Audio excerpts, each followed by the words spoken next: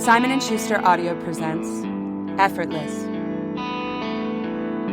by S.C. Stevens. Read by Rebecca Ross.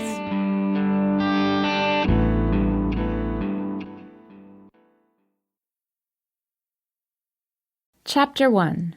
My Boyfriend, the Rock Star. According to the Channel 4 weatherman, it was the hottest summer on record in Seattle. Since I'd only been there a little over a year, I took the kind man's word for it. As I was jostled, smashed into, and bumped up against, I felt the afternoon heat in the clammy skin of every person who touched me. It was revolting to have strangers rubbing up against my body. It was even more revolting when some of those people decided that being crammed together like sardines gave them the freedom to invade my personal space. I'd smacked more hands off my butt in that one afternoon than in the entire time I'd worked at Pete's bar. Sweat poured down the back of my t-shirt, and I momentarily cursed my fashion choice. As I glanced up at the cloudless azure sky, the midday sun hit me square in the eye, blinding me. I rolled up the short sleeves of my midnight black shirt, then went to work tying a knot above my belly button, just like Mary Ann from Gilligan's Island. But then I smiled, remembering why I was wearing it and what I was doing in this crowd of sweaty bodies. As I stared past the few rows of glistening people in front of me to an empty stage, I was overcome with nervous energy. Not for me. No, all my nerves were for my boyfriend. Today was his and his band's big day. In anticipation, I bounced on my feet as I waited for him to bound up onto that stage. I knew he was going to rush to that microphone at any moment, and the waiting crowd was going to let out an ear-splitting scream. I couldn't wait. Hands next to me grabbed my bare arms. "Can you believe it, Kiera? Our boys are playing Bumbershoot!" I looked over at my best friend, my coworker, and my confidant, Jenny. Her face wasn't pouring with sweat like mine. She looked gloriously dewy. The spark of excitement lighting up her eyes was identical to mine, though. Her boyfriend was also playing at the Seattle Music Festival for the first time. Squealing in my growing eagerness, I clutched her arms in return. "I know! I can't believe Matt actually booked them here." I shook my head, impressed that my boyfriend was performing in the same venue that Bob Dylan would be playing at later tonight. Hole and Mary J. Blige were scheduled to perform in the next couple of days. Jenny looked over when some stranger collided into her. He seemed completely stoned. Glancing back at me, her blonde ponytail lightly flicking my face, she shrugged. "Evan says he worked really hard to get them this spot. And it's prime.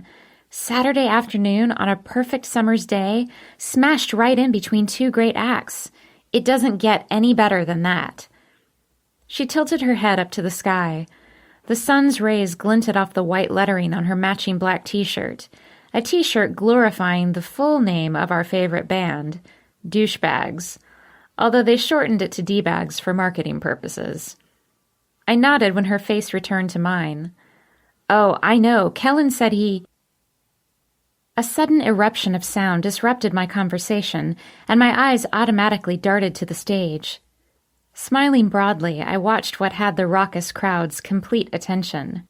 Our D-Bags had finally decided to grace the crowd with their presence.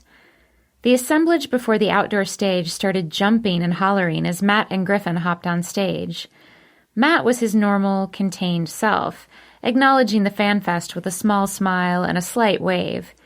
He quietly walked to his microphone and strapped on his guitar. I hollered for him, but the cacophony of noise drowned out my voice, and the guitarist didn't hear me. His light blue eyes scanned the crowd nervously as he adjusted the strap on his shoulder. On the opposite end of the spectrum, Griffin, Matt's attention-seeking horn dog of a cousin, ran up and down the stage, smacking people's hands and pumping his fist in the air. His pale eyes scanned the crowd, and although I wasn't yelling for him, he actually heard me. Spotting Jenny and I back a ways from the front, he pointed at us. Then he lifted his fingers up to his mouth in a V shape and did suggestive things with his tongue that made my cheeks flame hotter than the steamy sunshine I was standing in. I immediately averted my eyes. Several people around Jenny and I laughed and looked at us. My embarrassment tripled. Jenny saucily exclaimed, "Ew, Griffin!" then started laughing with the crowd. I shook my head, wishing my sister Anna wasn't at her photo shoot for the Hooters calendar today, so she could maybe attempt to keep her pseudo-boyfriend in line. Evan entered during the middle of that display and, seeing Griffin sexually harass us, looked over our way. He smiled and waved, blowing a kiss to Jenny. She snatched it in the air and blew one back. His smile expanded, but once he acknowledged us, he twisted to take in the scene, and his dark eyes seemed awed by what he saw. I laughed at the look, happy that the good-spirited man was taking a second to enjoy his success. Then the screams grew so loud, my ears started ringing. I actually cringed in pain. The girls beside me, looking all of 14, started clutching each other and chanting, "Oh my God, there he is! Oh my God, he's so hot! Oh my God, oh my God, oh my God!" I grinned and shook my head, amused at how my rocker boyfriend could affect people. Of course, I completely understood. Lord knows he had completely affected me in the beginning, still did. Just watching him confidently strut onto the stage he owned with every fiber of his being, my body tingled for him. Kellen slowly walked toward his microphone, or perhaps it was his regular pace and my mind was operating in slow motion. For whatever reason, it seemed to take him forever to get to his destination. He raised one hand, waving to the electrified crowd clamoring for him, and he ran the other back through his thick bedhead hair. The heat and sweat made the sandy brown mess stick out even more haphazardly. He looked completely edible. I bit my lip as he sauntered to his microphone stand. He scanned the crowd as he adjusted the height of the stand. I knew from experience just what the front row was feeling as those midnight blue bedroom eyes washed over them. Kellen had a way of looking at you that made you feel like no one else existed in the world, even if a crowd was around you. Add that to the sexy half-smile on his face, and you got a man who could ignite you with just a glance. He was igniting me now, and he hadn't even spotted me yet. As his face turned away, hopefully searching for me out in the masses, I studied his jawline. Strong, masculine, so freaking sexy it hurt. The girls behind me obviously thought so too. From among the shrieking, I clearly heard, "That is going home with me tonight," and, "God, that man is completely fuckable." I resisted the urge to turn and tell them that he was mine and instead focused my gaze on him. I knew I shouldn't be jealous or irritated by his fans, but their remarks were a lot less cute than the previous comments from the pubescent girls. As Kellen's eyes finished inspecting the first half of the crowd, they shifted over my way. Like magic, he spotted us instantly. Jenny waved, then whistled with her fingers in her mouth. I flushed and smiled as those amazingly intense eyes locked on mine. He nodded at me and mouthed, "I love you." The idiotic girls behind me started moaning that he'd said it to them. Again, I ignored my desire to tell them that he was mine. It wouldn't change their feelings toward him one tiny bit, and it would only create endless questions about our personal life. Questions I did not want to discuss with complete and total strangers. I'd put up with enough of that at school before Kellen and I had even started dating. Instead, I discreetly mouthed that I loved him too, and gave him a couple of thumbs up. He laughed at my move and shook his head in amusement, clearly confident that he'd completely kick ass on stage. And he would.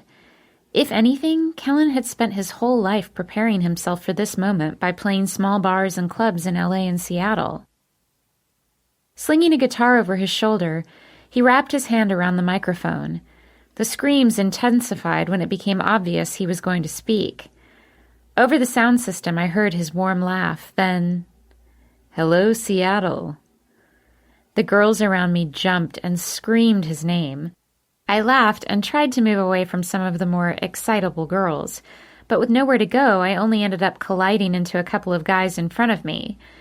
I was muttering apologies when they glared back at me as Kellen's voice hit me again. "We're the D-bags. in case you didn't know. He paused for another long screaming session. And we've got something for you, if you want it. He raised an eyebrow and gave some of the women in the front row a look that was a little lascivious for my taste. But I knew it was an act. While his face clearly said, "Screw me later," that wasn't what was in his heart. I was in his heart. Heck, I was tattooed over his heart. Well, my name was, anyway. I smiled, enjoying the fact that not a single woman here was aware of his hidden art. Well, besides Jenny. He held up a finger to quiet the crowd. They surprisingly responded. "Do you want it?" he asked suggestively. The throng jubilantly indicated that they did.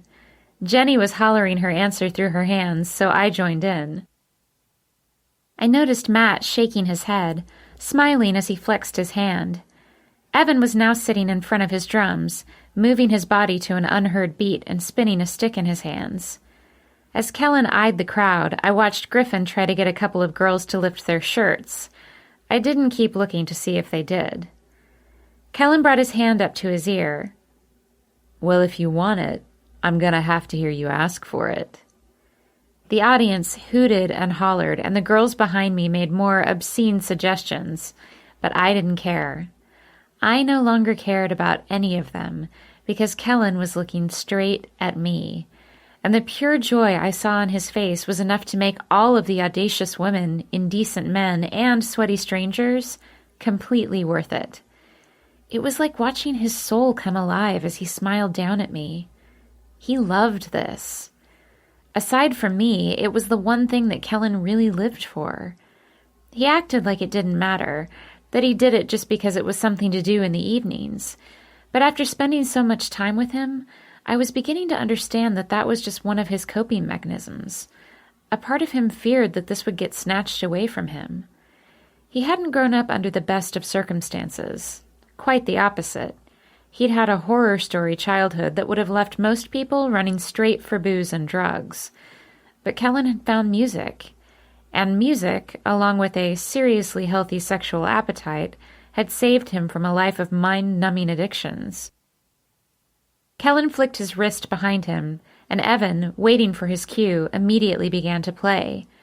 The song was fast, catchy, and even though I've heard it a bazillion times, I started jumping up and down with excitement. There was just something electrifying about the crushing, noisy bodies rubbing against me, the deafening vibrations of the amplified music, and the hot sun beating away on all of us. It gave me a rush. I could only imagine what Kellen was feeling. His voice cut through the music, perfectly on time. No matter what he was feeling off the stage, Kellen was a professional on the stage. The countless practices and small shows around the area had paid off well. His voice was spectacular. A high-pitched feminine squeal surged throughout the crowd as his voice drifted throughout the arena. He was singing an older song, a D-bag classic, and several people around me were singing along. Since I'd watched Kellen write songs before, it was awe-inspiring to witness his lyrics being repeated back to him, especially by a crowd this size. He beamed as he strummed and sang. A distractingly sexy half-smile was on his lips. It never failed to amaze me that he could play his guitar and sing at the same time. Me? I could barely do just one of those things. Jenny waved her hands in the air and cheered for her man. I did the same, happy that I could come out and support him today. Support them all today. Well, maybe not Griffin. The song ended with a thunderous reaction from the crowd, even impressing the guys directly in front of me. I was ecstatic for Kellen and the boys. They deserved the success. Kellen put his guitar away for the next song and popped the microphone off its stand. This stage was wider than Pete's, and with more room to walk around, Kellen also had more room to flirt. Moving into the next song, his eyes seduced the crowd in ways that I was only used to them seducing me. It annoyed me a little, but I let it go. He was just excited to be here, eager to play. He'd slipped back into the aggressively sexy guy that I'd first seen on stage. The salacious behavior had seemed over the top to me on that very first glance that I'd had of him, but the audience here was eating it up. Hands were stretching out to him from everywhere, even from rows behind me. I wasn't quite sure what those women expected him to do. Stage dive? I furrowed my brow, hoping he didn't do that. He could get hurt, or fondled to death. As he propped a foot on a speaker and leaned out to grab a fan, I idly wondered why that one. Did he like her hair? Was she the most excited one in that section? Did she have the biggest voice? Shaking my head at my insecurities, I pushed them out of my mind. He had so many things to concentrate on up there, he probably wasn't thinking at all, just reacting to a fan asking for more attention. And they could certainly touch him.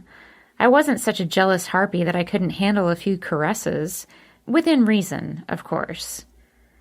And Kellen was good with keeping most of his flirtations on the stage. He would never look or act that way in our daily life. You wouldn't even know he was practically a rock star when he wasn't performing. Really, he seemed a little lazy to the untrained eye. But I knew his mind was always busy, even if he was just slinging back cold ones at the bar. As the temperature increased throughout their set, I wondered if Kellen might strip down. It wasn't a preposterous notion. He'd done it before while singing on stage, a couple of times from what I'd heard. He was wiping off the sweat with the lower half of his shirt whenever he got the chance, pulling it up to reveal his gloriously defined abdomen. With the eruption of screams when he did that, I was sure the crowd would approve if he chose to remove it altogether. The bulk of them, anyway. I wasn't sure how I felt about women oogling my boyfriend in that way. I wasn't sure how I felt about his tattoo being exposed either. That idea almost bothered me more, but after a quick wipe, he always let his plain white t-shirt fall back into place. I preferred to believe that he liked keeping his tattoo a cherished secret, shared only by the two of us. And it should be. Even though it was on his body, it was incredibly personal for each of us. It kept him connected to me while we were apart. It also helped seal us when we reunited.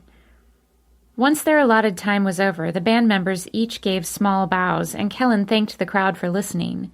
He was happier than I'd ever seen him as he backed away from the stand. His eyes flicked down to mine in the crowd. No, I was wrong before. The look he was giving me now was the happiest look I'd ever seen on him. The crowd around us started shifting, some staying to watch the next show while others left to check out another venue. Bumbershoot had dozens of artists playing at any given time, from the big names to the locals like the D-Bags. After attending the show last year with them, when Kellen and I were merely friends, well, as much of friends as we'd ever been, it was a little surreal to see their name on the lineup posters.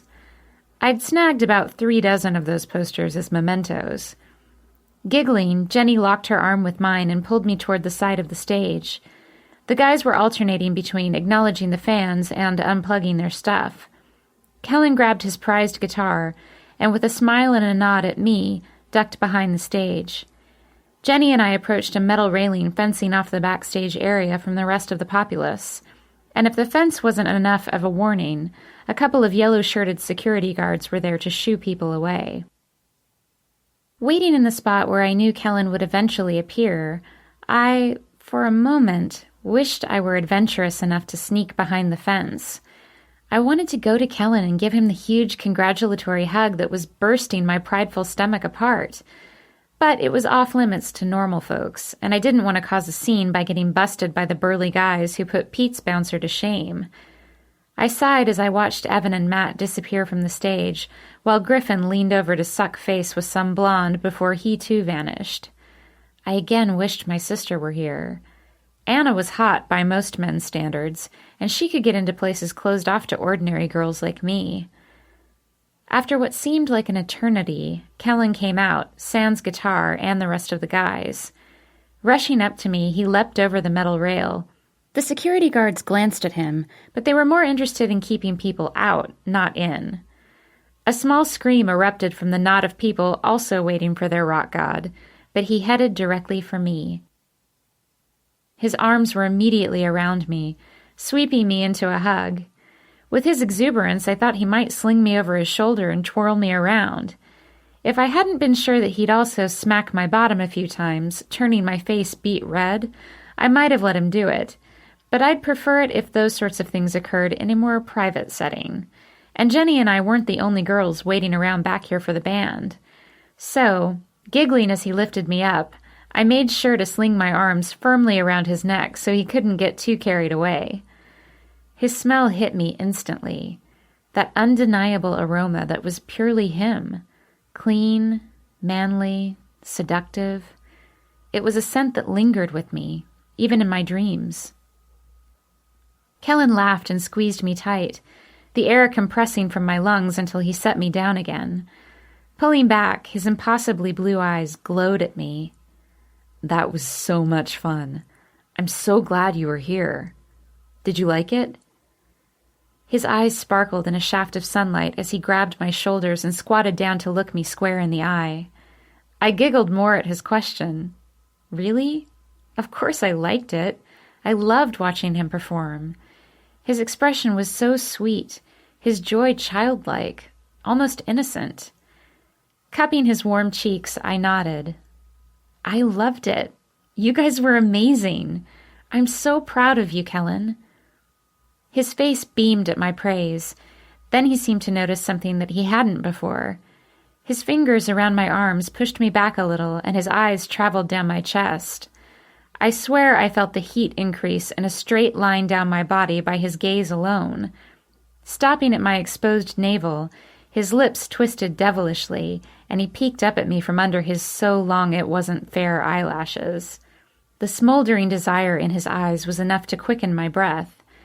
Kellen's innocent moments never lasted very long.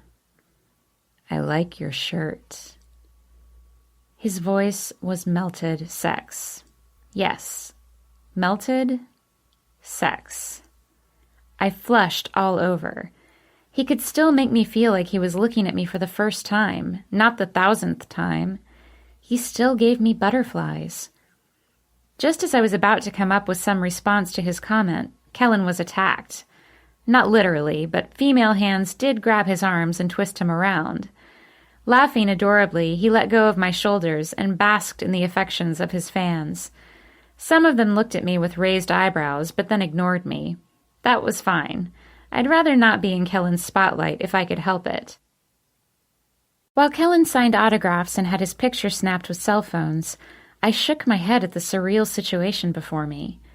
I constantly forgot that he was a little famous. I mean, I was used to the girls at Pete's, but this wasn't Pete's. Watching that popularity follow him to such a public venue was kind of hard to wrap my head around. As I watched, the next girl in the crowd clamoring for him to notice her pulled down her tank top to expose the cups of her bra. She begged him to sign her chest. He glanced back at me really quick, but then he did it, and there was plenty of room to sign his full name, if you know what I mean. My cheeks flamed hot, and I felt a knot of tension in my stomach. Yeah, I tried to be cool about his lifestyle, but his face in her chest while he signed away with a Sharpie was a little much, as were her hands on his ass. Just as I thought to shove the vixen away, a firm hand rested on my shoulder. "He loves you, Kiera. He's just playing." I looked over my shoulder at Evan. He'd come out from behind the metal fence while I'd been preoccupied with watching Kellen. Kellen could do that to me, make me oblivious to the world. My habit of getting so wrapped up in him that everything else around me blurred into the background was sort of a weak point in me. I was working on it. Evan grinned at Kellen as he slung his tattooed arm around Jenny's waist.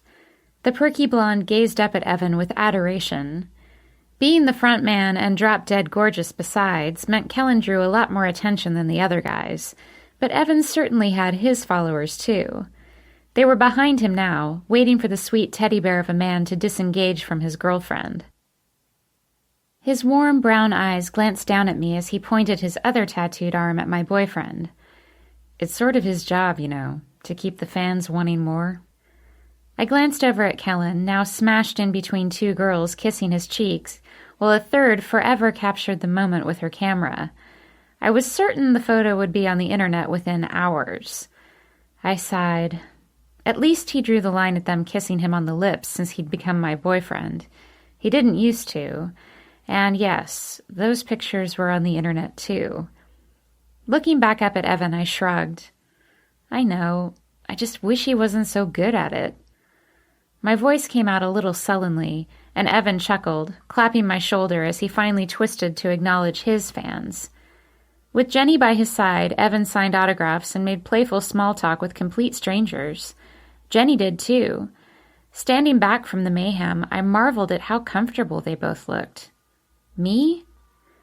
I'd rather die than make multiple introductions over and over again. My eyes darted to Kellen's broad back. A woman had her hand resting inappropriately low on his backside. I quickly averted my eyes. There was no point fueling my jealousy by watching. Instead, I glanced over at where Matt had quietly joined the fray. He looked just as uncomfortable as I felt. He enjoyed playing, being on the stage and creating and making music. That was where his passion lay, not in the people-pleasing part. But he nodded politely, posing for a couple of pictures and signing a couple of t-shirts.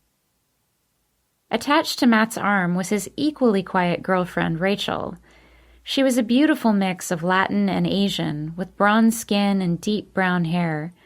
She held the hand of her spiky-haired blonde boyfriend, not looking jealous by the attention he received, but not looking like she wanted to partake in the socializing either. Not one for crowds, Rachel had watched the show from the lawn nearby. She was reticent and far more bashful than I was, which was saying a lot. Rachel was Jenny's roommate. She and Matt had started seeing each other last spring, around the same time Kellen and I had officially become an item. The low-key pair was still going strong. Their personalities blended very well. They were adorable together. The last D-bag to stroll into the waiting crowd was not so adorable. I rolled my eyes as Griffin sauntered into my line of sight, his hands fondling anything that he could. Some girls smacked him, others giggled. He always returned to the giggling ones. His form of signing autographs usually involved tongue. It turned my stomach watching him. Honestly, I didn't get what my sister saw. Matt's near-identical-looking cousin released a girl he'd just deep-throated and swung his head around, looking for more prey. Unfortunately, his horny eyes fell on me. His thin lips twisting into a familiar curl, he started walking over my way. I instinctively started backing up. Griffin was one person who I liked to keep some distance from. He had a tendency to be a little grabby. Tucking his chin-length blonde hair behind his ears, he threw his hands out to the side, conveniently brushing against a fan's breast as he did. "Kiera, my future lover. I'm thrilled you came to check me out." His hand went down to his cargo shorts and cupped his stuff. "Did you like what you saw?" he asked, tilting his head. Wanting to gag, I twisted to leave. Close enough to grab me, he sidled up and snatched my hand. I thought he was going to place my palm on his junk, and my eyes widened in horror. Suddenly, my fingers were torn away from his. Stepping between us, Kellen shoved Griffin's shoulder back. "Fuck off, Griffin," he muttered, shaking his head and rolling his eyes. The bassist shrugged and found some other girl to touch him. I breathed a sigh of relief and sank into Kellen's side. "Thanks." Chuckling, Kellen kissed my head. "No problem. I know how much you love conversing with Griffin." I cringed as Kellen waved goodbye to some of the lingering fans who were possibly hoping he'd stay behind and chat with them all day. No, Griffin was about my least favorite person to talk to. Rotating us around, his arm firmly attached to my waist, Kellen started walking us away from the private area and back to the main part of the park. Almost subconsciously, like they'd follow him anywhere without giving it a second thought, his band members started trailing after him. Looking back, I watched Matt and Evan strolling along with their arms around their girls. Griffin strolled along with his hand scratching his privates. In a way, they did follow Kellen anywhere. When his parents had died, Kellen had ditched everything to come up here, and they'd followed him without a moment's hesitation. They'd been here ever since. Fixing my focus back on the man beside me, I slung my other arm around his waist, cinching him tight. I couldn't imagine what that day must have been like for him. It was true that Kellen had good reason to hate his parents. They were abusive, cold-hearted bastards, blaming Kellen for all of the miseries in their lives. But still, they were his family, the only close family he had. Their death had deeply affected him. He was only 19 when they died. Tired of their abuse, Kellen ran away to Los Angeles right after high school. Right after the graduation ceremony, from the way he told the story. He didn't tell them he was leaving, and they didn't bother searching for him. Kellen told me once that when he finally called them a few months after his disappearance to tell them of his whereabouts and to let them know he was, at the very least, still alive, their response had been apathetic. It was as if they'd completed their jobs and he could live or die on his own. It was a miracle Kellen wasn't completely messed up. Jerks. It took Griffin coming up and clapping Kellen on the back to snap me out of my dark thoughts. With Matt and Rachel behind him, he pointed to a band playing in the distance. I could hear the heavy rock beat in the sweltering air. "We're gonna go check out some of the other bands. Coming?" Kellen looked back at Evan and Jenny, but they were happily gazing at each other, too absorbed in their own quiet conversation to hear the discussion through the multitude of bodies walking back and forth around our group. A few females passing by looked at the four guys like they seemed familiar, but none of them stopped for more than a couple of seconds. Looking down at me, Kellen started to ask me what I wanted to do. My body answered for me. My stomach growled so loud that even Jenny broke away from her tender moment to laugh. I closed my eyes for a moment while I felt Kellen's body chuckling softly at me. Cracking just one eye open, I attempted to glare at him. He found that even funnier and laughed a little harder. Glancing up at Griffin, Kellen shook his head. "I think we'll get something to eat first." Smacking Griffin's back, he added, "We'll catch up with you later." After watching the physically similar cousins walk off, melding into the crowd around them, Kellen smiled down at me. "Should we get some food in you, Noisy?" I smirked and rolled my eyes, but then his lips were on mine and I couldn't have cared less that he was teasing me. With his hand brushing over my cheek as he ran his fingers through the hair above my ear, his warm lips expertly leading mine as he forced a small space between our mouths, and the tip of his tongue flicking out to briefly touch mine, I didn't care about much of anything anymore. My hand reached up to securely tighten in his hair. I tried to angle him so his gently probing tongue was all over mine. All over my body would be nice, too. Chuckling, he broke free from my mouth. Just that brief intimacy had my heart racing, my breath quickening. It took so little for him to turn me on. Grinning crookedly, he tilted his head. "Do you need a minute?" he whispered, raising an eyebrow. Gathering my senses, I smacked his chest and started to storm off. Wasn't I just thinking earlier that I needed to work on not letting Kellen completely absorb me? I had a feeling I'd be working on that one for a while. Feeling a little dazed, I headed off to where I thought the food was. Laughing a little harder, Kellen grabbed my elbow and twisted me in the other direction. Smiling in that seductive, devilish way that he could, he nodded his head at the concrete path opposite of where I was going. "Food's that way." His smile widening, he added, "Unless you had something else in mind?" I instantly pictured finding a secluded spot on this massive campus and letting that tongue do all sorts of marvelous, wondrous things to me. My breath hitched. Shaking the steamy thoughts out of my head, I started marching up the path toward the one craving I was willing to cave into here. I was not about to indulge in public sex with my rock star boyfriend. As much as he would like that, I did have some self-control. Still chuckling, still amused by me, Kellen easily caught up and slung his arm back around my waist. Smiling down at me as Evan and Jenny fell into step behind us, he murmured, "So adorable. What am I going to do with you?" By the time we reached the pizza stands, I'd thought of at least a half-dozen things he could do to me. Once we were all full of food and music, and enough memories to cement this day into our brains forever, we rendezvoused back at the staging area so the band could collect their instruments. Except Evan. Due to the cumbersome nature of drums, all the bands used the same set. The big acts were the only exception to the rule, as they preferred to use their own drums. With guitar cases slung over their backs, our group garnered more attention than before. Despite a designated park exit for the band members, Griffin, being Griffin, insisted on heading out the main gate. Out of all of them, Griffin enjoyed the limelight the most. He was already living up his 15 minutes.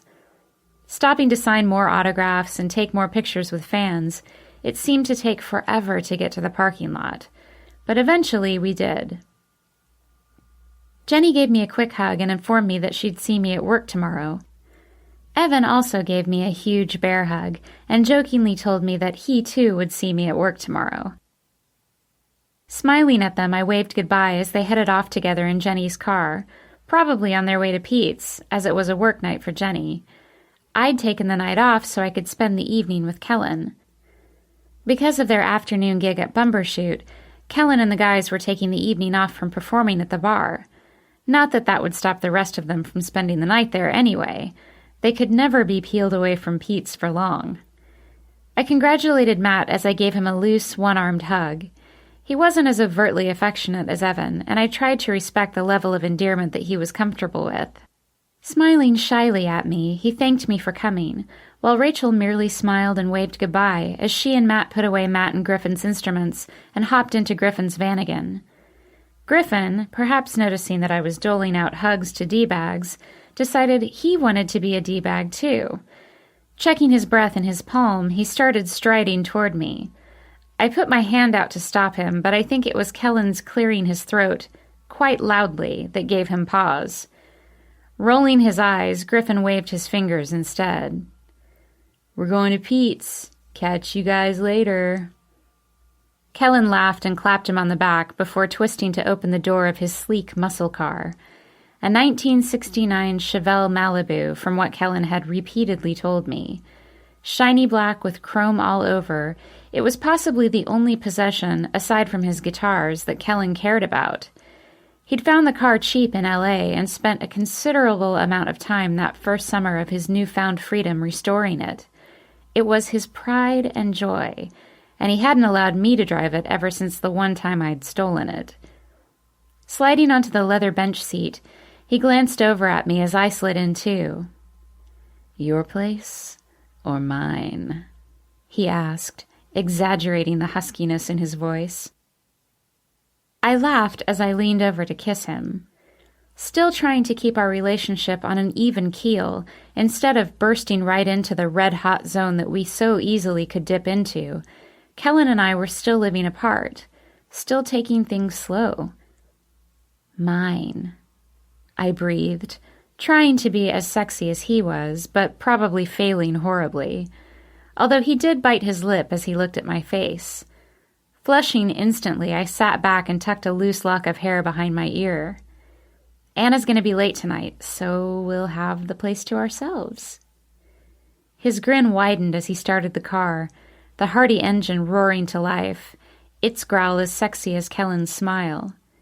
Feeling the heat on my cheeks, I shook my head and added, "School is starting soon, so I should start going through my stuff." That wasn't really what I wanted to do tonight, but his intense gaze was rousing my body up, and I hated how much he could see himself affecting me. I wished I could be more subtle around him. Twisting his lip, he seemed to contain a laugh. "Uh-huh. School stuff. All right. I'm great at school stuff." His mouth breaking out into a heart-stopping grin, he pulled his car away from the place he'd just completely rocked. Chapter 2. Peace. 20 minutes later, we pulled into the parking area of the apartment that I shared with Anna. Kellen still wore a fantastic smile on his lips as he shut the car off. I knew he was still on an adrenaline high from being on stage. While I could think of no greater torture than being the center of attention in front of hundreds of complete strangers, not to mention singing in front of them, Kellen lived for it. He was grinning ear to ear, humming one of his songs as he met me in front of his car. Smiling up at him, I looped my arm through his. I had no desire to live his life, but I would happily bathe in the after effects of it.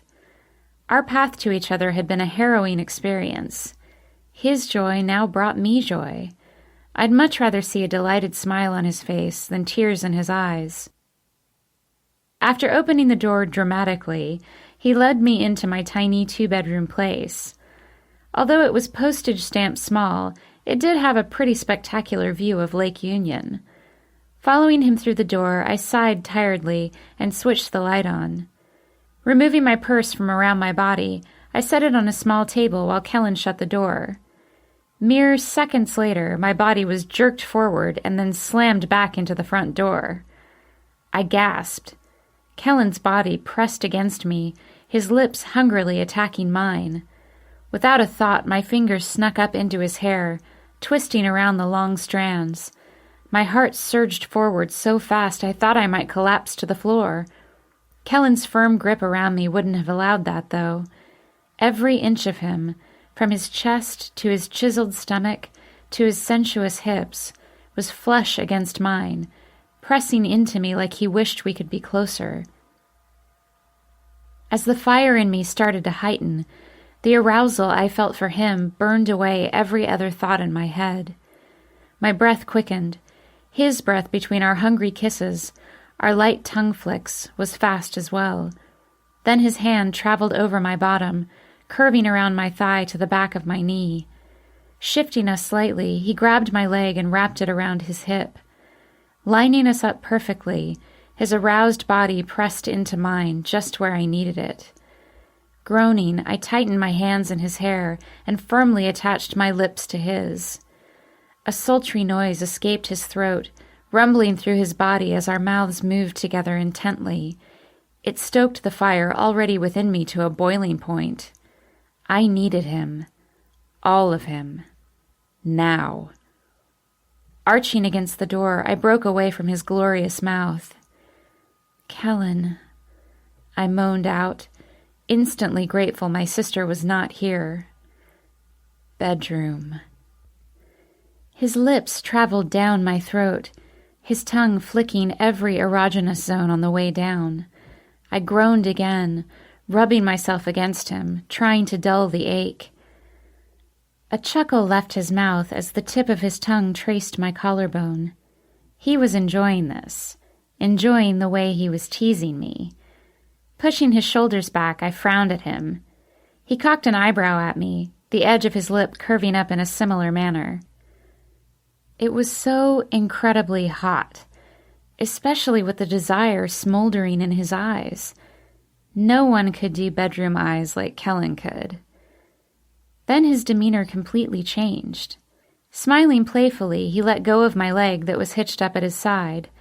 Cocking his head as he watched me struggling to breathe like a normal person, he took a step back. "Are you ever going to move back in with me?" he asked, his thumb coming up to trace the line his tongue was sliding down earlier. I blinked at his sudden change of direction, my head feeling sluggish as I fought against my desire to push him back into the living room and take him on the monstrously ugly orange couch. I was pretty sure he'd let me. Wondering if he'd really just asked about us living together again, I took a sidestep away from him. It was also a sidestep toward the hall, toward my bedroom, and the smolder in his eyes came back a little. Smiling impishly, he nodded his head that way. "Because I really hate having sex on a futon." Winking, he added, "Not that I won't, though." Smirking at him, I reached out and grabbed his hand. "You're the one that kicked me out," I said, managing to keep my voice light, even though the memory was a painful one. Backing us toward the hall, I watched a flash of pain wash over his face. It was gone instantly, though. Shrugging, he laughed. Well, it sounded like a good idea at the time. My hallway was a short one. Anna had the larger room at the farthest end. Our tiny, shower-only bathroom was in the middle, followed by my room, which was closest to the door. Kellen's place wasn't all that much bigger, but it seemed like a mansion in comparison. Stopping in front of my bedroom door, I put my other hand on his chest. No, it was a good idea. My hand traveled up his neck to cup his cheek. He leaned into my touch. You and I needed space. We needed to get our heads on straight. He smiled a little, then sighed. Well, now that they are, why don't you come back? His voice lowering, he stepped closer to my body and wrapped his arms around my waist. I know we've taken things slow, but I still want to move forward. With you. I swallowed at the warmth in his voice, the love in his eyes. I wanted that too. I really did, but I was trying to be a stronger person, my own person, and I knew that if I moved back in with him, he'd be my world again. I'd drown in him. Smiling encouragingly, I ran my fingers back through his hair. The serious look in his eyes softened as I caressed him. In as reassuring of a voice as I could muster, I whispered, I think it's better if we keep waiting. Switching my hand to run my thumb over his cheek, I added, I've sort of come into my own, being with my sister. I don't want to fall right back into needing a man to feel complete. I bit my lip, hoping he wasn't offended. His insanely blue eyes inspected my face, taking in every feature. Inhaling deeply, he squeezed me a bit tighter.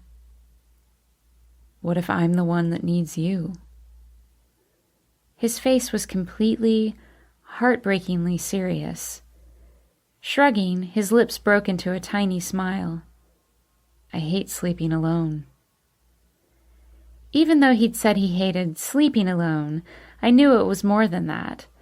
Kellen hated being alone. Oddly enough, it was something we had in common. But knowing we needed the separation, I threw on a bright smile.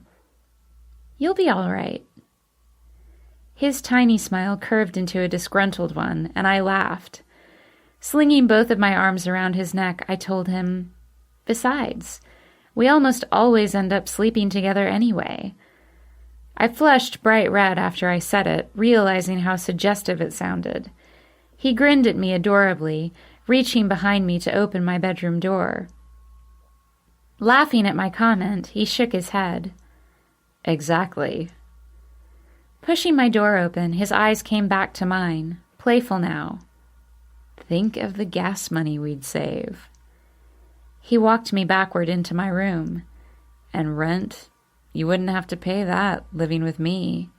You could work less, concentrate on school more. He smiled and shrugged like it all made perfect sense. And logically, it did. Emotionally, though, my instincts told me that we were in a good place right now, and maybe we shouldn't mess with that. Freeing one hand to flick on my light, I sighed. I like my life, Kellen. I finally feel well-rounded. As he closed my door with his foot, his hand slinked down to cup my backside. Smiling devilishly, he murmured, Yes, I know. Very well-rounded. I smacked him on the shoulder as he chuckled. Then he sighed, pulling my body flush to his and kissing me softly. Fine. I melted into his lips, savoring the taste of him, all wrapped up in the smell of him. Pulling apart, he kicked off his shoes with his toes and frowned at my lumpy futon. But that seriously sucks. Can I at least buy you a decent bed? Smiling as I stepped out of my flip-flops, I grabbed his hand and pulled him toward the bed he hated. He was right. It was lumpy with a heavy bar in the middle that dug into your back, but it was a large one and there was plenty of room on it to roll around. Backing up to the edge of the futon, I grabbed the bottom of Kellen's t-shirt. Of course. You can even help me break it in. His seductive grin in place, he helped my fingers remove his clothing. You may have sold me on this idea. Laughing, I ran my hands down the wondrously etched lines in his chest. His breath hitched when my fingers traced the black ink of my name swirled over his heart. Nothing in this world was as beautiful to me as that tattoo, except the man bearing it. Anything that ends with sex sells you, I giggled. Kellen playfully pushed my shoulder back, and I sat down on the bed that sagged a little in the spot that was technically the sitting area when the futon was folded up. Scooting into the center of the bed, the hard support bar apparent under my body, I felt heat rush through me as Kellen leaned over the edge of the mattress. His eyes peering up at me, he huskily murmured, "True." My breath hitched as I watched him crawl over to me on his hands and knees. Leaning over me as my breath became embarrassingly fast, his eyes scoured the length of me. Feeling the pure sex appeal radiating from him, I swallowed. It amazed and mystified me that this man was mine, any time I wanted him. It was still a little miraculous to me that out of all the women in the world he could be with, he continued to choose me. I still didn't see why. Smiling as his lips came down to mine and my hands traveled back up that smooth, perfect chest, I whispered, "Whore." He laughed in my mouth as his body settled beside me. "Tease," he breathed, his hand coming up to run through my hair. I laughed at the terms that we'd once used to hurt each other with, now being used as affectionate phrases. That was how it was with Kellen. Cold one minute, red hot the next. Going slow was how we were working on keeping our relationship consistent. Kellen didn't seem at all concerned that we'd burn out, but I sometimes worried about it. After all, he could have anybody. Even if he was experiencing something profound with me that he'd never had before, a true, deep-to-his-core love, my greatest fear was that now that he'd been opened up to love, he could find it again with someone else if he wanted to. God, I hated that thought. Pushing back my doubts, I concentrated on what I knew with certainty. Right now, Kellen wanted me. Right now, Kellen loved me and only me, and at this very moment, my sister was not expected home for hours. Dressed only in his worn denims that hugged him so perfectly, his sculpted chest above me as he leaned over my body, Kellen worked his mouth softly against mine as the fingers of his free hand spun around a dark lock of my hair. My fingers were busy as well. They moved up to his wonderfully messy head of hair. It was so much fun to bunch it around my fingers, and I couldn't resist giving it a light tug. He grinned against my lips. Then my fingers trailed down his neck, enjoying the lean muscles and the light pulse of his veins under the skin. From there, they decided to swoop up and over his shoulder blades, lingering for a moment on the tensing and relaxing muscles as he played with my hair. Their only natural course after that was straight down his back. My lucky fingers delightedly roamed the smooth, lean expanse of skin on its way down to his waistband. Of course, halfway there, they decided to head back up to those shoulder blades and retrace the path down to his waist. But this time I lightly scraped my nails across his flesh instead of using the softer, gentler finger pads. "Don't tease me," he muttered as he sucked on my lower lip. I laughed lightly as I remembered harshly digging through that perfect skin once before, in an espresso stand no less. I felt my face heat as blood rushed to my cheeks. It had been sort of an embarrassing moment for me. Kellen pulled back from our kiss to look over my features, probably noticing my flushed cheeks and understanding my expression. His fingers ran along my cheek before sweeping over my lips. Do you have any idea what that did to me when you scratched me? His lip twisted devilishly at the memory, while my blush surely deepened. Not being able to speak, I merely shook my head. He smiled wider and leaned over to my ear. I think that's what made me come. My eyes closed for a second at hearing him say it, and I chuckled despite myself. I didn't realize you were so kinky, I whispered. He laughed out loud. You're the one that cut me.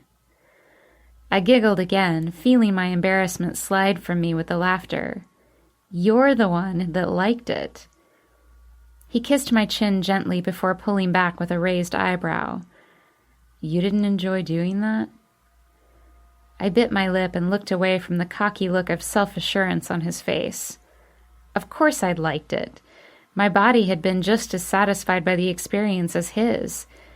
A bit of guilt washed through me. I did feel bad for hurting him, for drawing blood. That was a little more than was called for. Surprising him, I shoved his shoulders back. He grunted and said, "Hey," as he tried to crawl back over me. Laughing, I kept him away with one hand while I squirmed out from where I was partly entangled in his legs. Before he could complain or manhandle me back into place, I straddled his hips. As he was facing sideways, he started to flip onto his back. I could tell by the huge grin lighting up his face that Kellen assumed this was heading toward intimacy. He was turned on by the idea of me forcefully taking the top position. But then again, Kellen was always turned on. I laughed harder as I shoved his shoulder down, keeping his chest on the mattress. Once I was firmly seated on his lower spine, he twisted his neck to look back at me. What are you doing? My hands played over the expanse of pristine flesh before me while I answered him, a little huskily. Well, I do feel guilty about hurting you. He twisted around a little more as his lips smirked at me. I did mention that you made me come, right? I felt that flesh return at hearing him say the word again. Come. It wasn't even a dirty word, really, but hearing it pass his lips reminded me of toe-curling, blood-boiling, life-altering moments of ecstasy. Just hearing him say the word made me want him even more. Smiling, I pushed back that feeling. For now. I just want to make sure you're not damaged. I traced my hands up his back, leaning over him so my hair brushed his skin. It delighted me to notice him shiver when my long locks stroked his back. His eyes flicked over my face and his voice dropped. I only have one scar that can be attributed to you. His eyes rested on mine, and my breath caught at the love I saw in that gaze. I didn't think I would ever get used to seeing how much he adored me. It made all the flirting I had witnessed earlier irrelevant. None of those fangirls would ever receive that look from him, nor would they ever have this level of intimacy with him. Not anymore. Evan was right. He played with them, but his heart was mine. I nodded, surprised at how my eyes were misting. My mind replayed the memory he was referring to, and I bit my lip. It was ages ago that he'd taken a knife wound while trying to defend my honor. It was one of the most amazing and horrifying moments of bravery that anyone had ever shown me. It amazed me that he'd stood up for me, and it horrified me that he'd been hurt. My fingers traveled down his ribs, touching the mattress as I curled them around his body. I leaned over and kissed the edge of the scar where I felt the roughness cutting into that once smooth skin. He sucked in a breath, his stomach clenching as my lips moved over the old wound. I smiled and pressed kisses across his back as I thought of another wound he'd been inflicted with because of me. True, this one didn't have an external scar. The fracture was reset without surgery, but I knew the damage that lay beneath the surface. My hands ran up his arms, squeezing the left one, broken many months ago during a fight with my former boyfriend, Denny. I leaned forward and kissed that arm, and his eyes softened as he watched me. I knew he understood my gesture. I adore you for all your scars, I whispered as I leaned over and gave him a soft kiss on the lips. His hand came up to grip my head, keeping me ensnared in the loving softness of his kiss. He deepened it, and the fire of anticipation coursed through me when his tongue brushed over mine. My breath sped up, and I leaned into the kiss for a moment before I stopped myself. Skillfully, I pulled away from his hand, trapping me to his mouth. With a playful scowl, I smacked his shoulder. You stop that. I'm not done with my inspection. He sighed and rolled his eyes. Well, can you hurry up so I can make love to you and not this awful mattress? He pressed his hips against the bed beneath him for emphasis, and I laughed. Laughing himself, he muttered, We could switch positions when you're done. Ignoring that, I sat back on my seat at the base of his spine and turned all of my attention to his glorious back. He seemed fine. There were definitely no thin trails of puckered flesh from me tearing into him. I leaned forward to kiss his skin, and then I noticed them. They were faint, so faint that you wouldn't have noticed the scars unless you were literally an inch from his skin like I was, but they were there. Thin white streaks ran down his back, right where I had raked him. I smiled inwardly that a part of our crazy, intense night was still with him, maybe forever. As much as I hated that I'd caused him pain, I was a little happy that a reminder would be with him wherever he went. Ah, found him, I muttered. He started to ask me what, when I playfully guided the very tip of my tongue over the vague white line. He cut off what he was saying, and a shudder rippled through him. Emboldened, I let my tongue make a trail between his shoulder blades and up the back of his neck. Kellen squirmed and dropped his forehead to the pillow. His breath quickened. Another old memory seizing me, I very gently bit the back of his neck, making him groan. Before I could process it or stop it, he twisted beneath me, bringing his arms up to pull me down to the bed. All of the air whooshed from my lungs with the force he used to extract me from his back. I giggled when he crawled on top of me. His lips attacked mine and his tongue practically searching for my tonsils. I pushed him away from me. With desire clear in his smoky bedroom eyes, he growled, I said, don't tease me. I smirked and ran a finger across his parted lips. Payback. I raised an eyebrow at him. At least I didn't do that in a crowded club. His face started. It was almost like he'd forgotten about that very intense moment when he licked me in the middle of a packed dance floor. Denny and Anna had been somewhere in that club at the time. His brow scrunched together as his eyes turned recalcitrant. That wasn't very nice of me, was it? I slung my arms around his neck and shook my head. No, it wasn't. But I liked it. His guilty eyes turned playful again as he thought about that night. I couldn't resist. His fingers trailed up my arms, raising them over my head and causing delightful shivers to course down my body. You had your arms up here. He raised one over my head and brought the other one above it. Holding both wrists in one hand, he trailed his finger down my nose to my mouth. You were biting your lip as you danced. I bit my lip again as I watched his hungry eyes recreate the imagery of me that had pushed him over the edge. His finger glided over my lip and down between my breasts. I closed my eyes, but he kept going, dragging his finger over my still exposed belly button to my shorts. He played with the waistband before bringing a hand to my hip bone. And these hips. He leaned over me to lightly breathe on my face, our lips brushing together. These hips drove me straight to madness. He brought his lips down to mine and released my hands. I wrapped my arms over his head, firmly holding him to me. When we paused for air, I muttered, "You were watching me?" He ran his nose along my jaw, flicking his tongue for an occasional taste. Ceaselessly. His lips traveled back and forth along my jaw. "I have many things to atone for, and I hate what happened between us later. But I'll never be sorry for tasting your skin that night."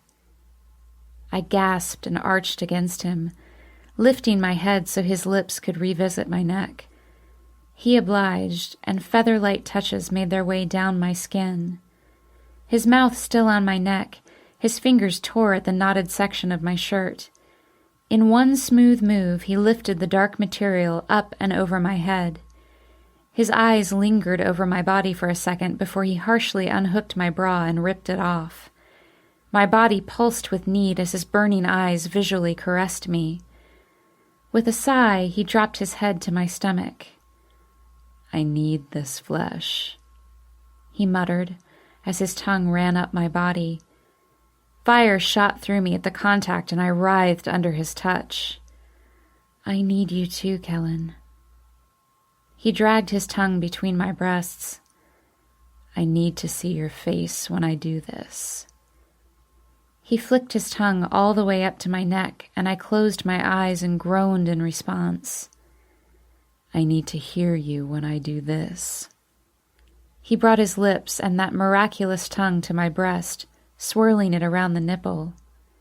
I arched my back and dug my hands into his hair. God, yes. His breath heavy, he brought his lips to my ear. "I need to be inside of you, as deep as I can go." My body ached with his words, my light shorts suddenly horribly uncomfortable as the pleasant tingling between my thighs shifted to a full-on, throbbing ache. I moaned loudly and tried to kiss him, but he pulled away. He hovered above me, and I opened my eyes to gaze at the Adonis before me, his expression burning with desire for me. He swallowed heavily. "And I need to hear you beg for it." His expression asking so much more than his words, he added, "Do you want me?" The throbbing that I didn't think could get any worse intensified, and my mouth found his. "God, Kellen. Please, yes, God. Please. I want you. I want you so much." I also meant more than just the words. He was asking me if he was truly the one I wanted to be with. I was telling him, as plainly as I could, that he was. I mumbled more pleas for him while our mouths enacted what we both wanted. With heavy breaths and frantic fingers, we pulled off the rest of our clothes, and he did exactly what he said he needed to do. Smiling as I woke up the next morning, I yawned and stretched. My arms and legs didn't collide with another warm body in my chilly bed, but that wasn't too surprising. Kellen was almost always up before me. I wasn't sure why, but the boy was an early riser. He got up at the crack of dawn nearly every day. He was also a night owl, usually staying up just as late as I did, even on nights I closed at the bar. The man was sort of miraculous when it came to sleep. It did eventually catch up with him, hitting him like a brick wall and knocking him out for 12 hours straight, but it amazed me how he could go for days on very little of it. Shaking my head at him, I inhaled deeply, my smile widening. My favorite smell in the world, besides Kellen's natural scent, was wafting through the house. Coffee. Kellen was brewing a pot in the kitchen. That was definitely one of the perks of waking up with him. Prying an eye open, I saw that he had left my bedroom door ajar. From the other room I could hear the pot percolating and the sound of Kellen getting cups ready. He was humming a song. Relaxing back on my pillow, I enjoyed the sound for a minute. I pictured him out there, singing away in just his boxers. It was a delightful image. The sound of a key entering a lock broke the stillness of the morning. It was immediately followed by the front door cracking open. Sitting up on my elbows, I frowned. Was Anna just getting home now? I knew she'd worked the night shift yesterday, and she'd mentioned that she was going out afterward with some of the girls from work. But this was late, even for her. Unless, of course, she slept somewhere else. Perhaps she met up with Griffin to congratulate him on his big event, but it just as easily could have been some random guy that she hooked up with. Anna and Griffin had a bizarre relationship. When they were together, they were inseparable, all hands and tongues and, grinding. But when they were apart from each other, well, you'd never even suspect their involvement with each other. They were very open about being with other people.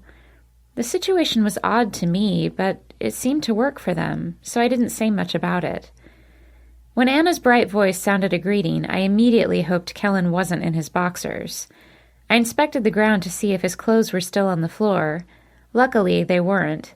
Although he and Anna were only ever affable with each other, I didn't need my sister oogling him any more than she already did. My sister had physically kept her distance from Kellen once she realized we were in a relationship, but her eyes lingered on him, appreciating the masterpiece before her as she would appreciate any other fine piece of art. I understood. I appreciated him daily. "Hey, Kellen. Good morning." "Morning, Anna. You're out late. Or early." Anna sighed as a heavy bag clunked to the floor. "Yeah, went to Pete's. Ran into the guys." Kellen chuckled lightly, probably surmising what I had guessed earlier, that she'd been entertained by Griffin until the wee hours of the morning. It hurt my stomach a little to think about what they'd probably been doing, and as I forcefully made my sluggish body stand up, I tried not to. Anna laughed huskily while I grabbed some lounge pants out of my dresser, quickly throwing them on my naked body. "I heard you guys did great at your big show," Anna sighed forlornly. "I'm sorry I had to miss it." Nonchalantly, Kellen replied, "It was just a show. Nothing you haven't seen before. Don't worry about it." I shook my head as I threw on a thin, comfortable shirt. Just another show? He was so indifferent about the whole thing. But I knew that it meant something to him. It excited him, invigorated him. He'd made that evident when he shoved me against the door last night. I bit my lip at that thought and quickly ran my fingers through my thick hair a few times, eager to see the passionate man again. Stealthily walking out of my room, I immediately saw Anna and Kellen in the kitchen. He was leaning back against the counter, facing me, his arms crossed over his chest as he carried on a quiet conversation with my sister. Her back was to me, her long, luxuriously shiny hair ridiculously perfect for the early hour. Watching them, I couldn't help but think that if my sister had had her way last year, the two of them would have ended up together and I'd be walking up on a couple instead of a couple of friends. As Kellen's lips curved into a small smile while he spoke softly, his hair a distractingly charming mess, I could easily picture them as the gorgeous pair they would have been. Raising my chin, I inhaled a big breath. That wasn't what happened. He'd never touched her. My sister had no idea what his lips felt like, what he tasted like, what his fingers felt like, what he sounded like when he was making love. She'd never heard him say, "I love you." But I had. Repeatedly. My confidence pushed aside my lingering insecurities as I meandered into the kitchen. They both twisted to look at me when I stepped into the small room. Kellen's small smile for Anna turned into a wide one for me, his deep eyes brightening. I slung my arms around his waist. "Mornin', sleepy," he breathed, kissing my head. Exhaling contentedly, I buried my head in his neck. "Good morning." My sister sighed. "God, you two are adorable." Smacking my arm, she rolled her eyes. "It's annoying." I smiled, laughing a little. "Good morning, Anna. Late night?" Grinning devilishly, she bit her perfect red lip and cocked an eyebrow just as expertly as Kellen. "Oh, yes." Her finger shifted between the two of us. And I can guarantee you it wasn't as cutesy as your night. I flushed and looked away from her, and she laughed, her voice throaty and seductive in a way that mine would never be. Kellen laughed with her, squeezing me tighter. I wouldn't say our night was cute, Anna. I flashed my eyes up to Kellen and smacked his chest, my face reddening even more. While our love life might be a bit tamer than he was used to, and tamer than my sister was used to for that matter, I didn't need him chatting about it. Grinning down at me, he said nothing further, and I relaxed. Kellen wasn't exactly an open book, and he generally didn't talk about his life much. Thankfully, that included our sex life. Anna snorted, and I looked back at her. Her face in a playful grin, she said, I know. She poked my shoulder. I know how hot you guys can get. My jaw dropped, and my face paled. She laughed and jerked her thumb toward the hallway. My bedroom is only one room away from yours, Kiera. Raising her eyebrows, she leaned in and muttered, Maybe the two of you could remember that in the future. I covered my face with my hand and twisted into Kellen's body. God, sometimes I did forget. Being with Kellen could be so consuming. Chuckling as he held me close, rubbing my back, Kellen casually answered her. We'll try to keep that in mind, Anna. Thanks. Laughing, Anna rubbed my shoulder. I'm just teasing you, Kiera. Go ahead and scream away. I don't mind. As I peeked at her from between my fingers, I watched her eyes rake over Kellen's body. Lord knows I would, she murmured. Kellen shook his head before kissing mine again. Winking at him, Anna patted my arm. Well, I'm off to bed. I'm beat. Twisting away from us, she started sashaying back to her room. The tight pants she wore emphasized the curve of her hips. Anna was definitely beautiful and provocative. Sometimes it was hard to live with her never-ending perfection. But she was family, and she'd swooped into my life when I needed her most. She'd helped me get back on my feet when both men in my life had dumped me. She'd secured a place for us to live when I had nowhere to go. She'd helped me heal my shattered heart when I was sure I couldn't. She'd even aided in restoring my relationship with Kellen. No, whatever her eccentricities, I loved her.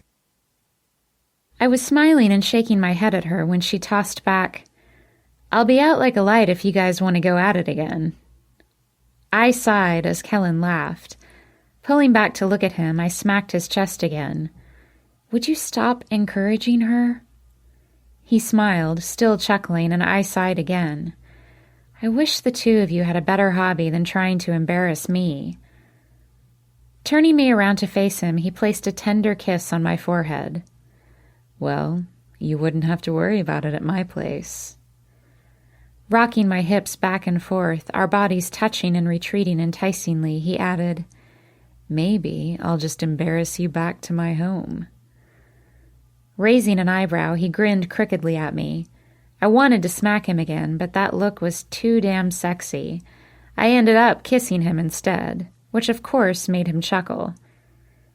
Kellen stayed with me all afternoon, helping me go over anything and everything that had to do with school. I was starting my last year soon. I had everything ready to go, all my classes lined up and all my books purchased, but going over my schedule helped ease my anxiety. I had no idea why I was still apprehensive about the first day of school. You would think that after 16 grades I'd be used to it all, but I wasn't. That first day of school phobia effectively caused me to defer college immediately after high school. My parents were furious about that, but I was too distressed to do it. My mom was experiencing a small cancer scare then. The doctors detected a malignant tumor on her breast and removed it. Even though they'd protested, I'd taken the opportunity to stay home with her while she underwent treatments. She hated the idea of me deferring school, but it worked out for the best anyway. It gave me the chance to give her some much-needed palliative care and allowed me to delay doing something that terrified me. My mother went into complete remission long before the school year ended. She begged me to quit wasting time and enter mid-semester. I'd already deferred for a year, though, so I took all the time I could. I might have delayed for another year, but eventually Anna became agitated at my indecision. She marched me down to the registry office after my year hiatus and forced me to enroll at Ohio University. And of course, once I was there, I was fine. The hardest part for me was always getting through the door. I was working on that, too. I suppose my deferment ended up being a good thing. I wouldn't have met Denny if I hadn't taken that year off to procrastinate. If I'd never met Denny, I definitely wouldn't have met Kellen. Even though I hated how we started, how much we had hurt Denny, I was still grateful that fate had led me to Seattle, to Kellen. Kellen thought my nerves were cute. He didn't seem to get nervous about anything. He could probably walk into the first day of school 30 minutes late, completely naked, and be absolutely fine. I smiled to myself as I reconsidered. No, people and places might not affect him, but feelings did. Telling me that he loved me for the first time had sure scared him, probably worse than all of my first-day jitters combined. Well, it was nice to know that he wasn't impervious to nerves. English was my major this year, a fact that Kellen teased me about incessantly. He seemed to think I'd be better suited for psychology. I'm sure he wanted me to take another class like the human sexuality course I had taken the year before. He was sort of incorrigible when it came to the baser instincts. Not that I had much room to talk, at least not when it came to him. I just couldn't resist him when he was near. After a full day of mapping out everything, right down to the most convenient route to my classes, it was finally time for me to go to work. Smiling as we walked through the apartment's parking lot, I proceeded to grab the keys from his hand. "Can I drive?" I asked playfully, walking backward in front of him as I tried to jiggle the keys out of the death grip he had around them. Scowling wonderfully, he shook his head and jerked his hand away. "No, you cannot." Stopping and putting my hands on my hips as he walked past me, I stuck my lip out. "Why not?" He took 2 steps and then stopped and walked back to me. His mouth was instantly sucking on my pouting lips. I instantly stopped pouting. With his lips against my skin, he growled, "Because that is my baby, and I don't share her." "I thought I was your baby," I managed to squeak out, my pulse quickening. Smiling, he grabbed my hips and pulled me into his. "You are." His lips returned to mine, his kiss deep and territorial. I felt that familiar fire starting to ignite, and I longed to yank off that bothersome t-shirt and glorify his body with my tongue. At that moment, he broke away from me and breathed, "And I don't share you either." A delightful, gooey, warm sensation permeated my body. I could have melted right there into the sidewalk. He laughed and pulled me to the car. I, quite happily, scooted into the passenger's side. Still smiling over his possessive declaration of love, I hardly noticed arriving at Pete's, my second home here in Seattle. Well, third, really. Kellen's place would always feel like home to me, even with all of the bad memories that lingered there. Parking in the stall that his Chevelle frequented so often that it was unofficially known as Kellen's Spot, he shut off his mechanical baby. If only he could turn me off so easily. I was still a little worked up. Not the best way to start my shift, but that was probably his true intention all along. He might have called me a tease, but that boy enjoyed making me squirm. I stepped out of his car right as he walked around to open my door. He frowned that I hadn't waited and let him be chivalrous. He held out his hand for me. I took it, and we strolled together toward the large rectangular building where Kellen found peace. While Pete's was comforting and familiar to me, the place provided solace for Kellen. He came here to play, to socialize, and at one time to pick up girls. But mainly I think he came here to escape life's harsh realities, to shut off his mind. While being conflicted over which man to give my heart to, I'd disrupted his sanctuary. The ordeal of dealing with our confusing relationship was a turbulent time for him, but his tranquility was back, and it clearly showed through the lazy smile that curled around his lips as we stepped through the door. Holding one set of the double doors open for me, he gallantly led me in, kissing my hand as it extended away from him. He generally did something physical when we walked through the door. Sometimes it was a peck on the cheek. Sometimes his hand snuck around my waist. But there was always something, some sort of announcement to the room. I was his. He'd wanted that when our relationship was a secret, and now that it wasn't, he let everybody know it, including Rita, the sulking bartender who was watching us. Rita had been a fixture at Pete's since long before Kellen's band arrived. From the second she had set eyes on Kellen, she'd shamelessly pursued him, husband be damned. It made me nauseous to know that she succeeded in having her way with him. She was at least twice his age, with over-tanned, leathery skin, over-bleached blonde hair, and a sense of fashion that left nothing to the imagination. I've never asked Kellen about their hookup. Honestly, I didn't want to know. Ever. Her lips twisted up when Kellen shifted his head to acknowledge her. All he gave her was a slight incline of a greeting, but by her reaction, you'd think he'd just walked up and licked her. All sultry smiles and hooded eyes that were, I'm sure, mentally undressing him, she leaned over the aged bar that ran the length of the wall beside the front doors. Practically purring, she murmured, "Hey there, Kellen." Kiera. My name was clearly an afterthought. I smirked at her and twisted to face Kellen. "I have to go put my stuff away. Usual?" I tilted my head and he ran a finger back through my hair, tucking a lock behind my ear as he bit his lip in that charming, attractive way. "Yeah. Thanks, Kiera." Smiling at him, I reached up to kiss his cheek.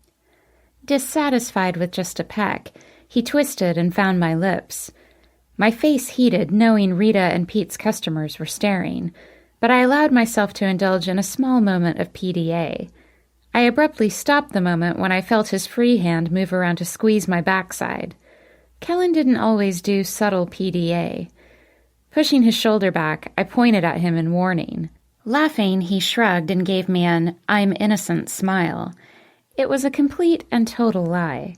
Kellen was nowhere near innocent, but the reaction was nevertheless adorable, and I rolled my eyes and laughed as I turned away from him. As I made my way to the hallway, I passed about 5 sets of tables with women who all had their eyes glued on me. They alternated between watching Kellen and watching me as Kellen made his way to the far corner of the room near the stage, where the guys traditionally sat. I could feel myself being assessed with every step I took. Self-conscious, I kept my head down and walked a little faster. It was one thing for Kellen to be admired by so many people. It was quite another for me to be judged on whether I was worthy of his affection. And by the leers and twisted lips I saw, it was clear I was falling short of their expectations. Again, I tried to not let it bother me, but the ego is a frail, tender thing. Exhaling in relief when I was through Kellen's admirers, I made my way to the back room where the employee lockers were kept. Jenny and Kate were leaving as I approached. Kate, a tall, graceful girl with the world's bounciest, most perfectly put-together ponytail, beamed at me. I'd seen her work a double shift 2 nights in a row, and her hair always looked well-groomed, like she'd just done it 5 minutes ago. I don't know what she uses on it, but she should look into endorsing the product. "Hey, Kiera, I hear the show rocked yesterday." A long auburn strand curled around her neck as she spoke. Her neck was so slim and elegant, it was practically begging to be draped in diamonds. I nodded eagerly as I worked past them in the doorframe. It was. They were incredible. I sighed, reminiscing about how perfect Kellen had looked on stage. They say some people are just born to be in the spotlight. Kellen was one of those people. Idly, I wondered what that meant for us, long term. Jenny tilted her head and looked at me curiously, her red Pete's shirt emphasizing the curves that men swooned over. She was the sweetest person, though, and completely devoted to Evan. "You okay, Kiera?" she asked. I nodded my head. Yeah, just nervous about school starting up. And Kellen becoming a bona fide across-the-globe rock star.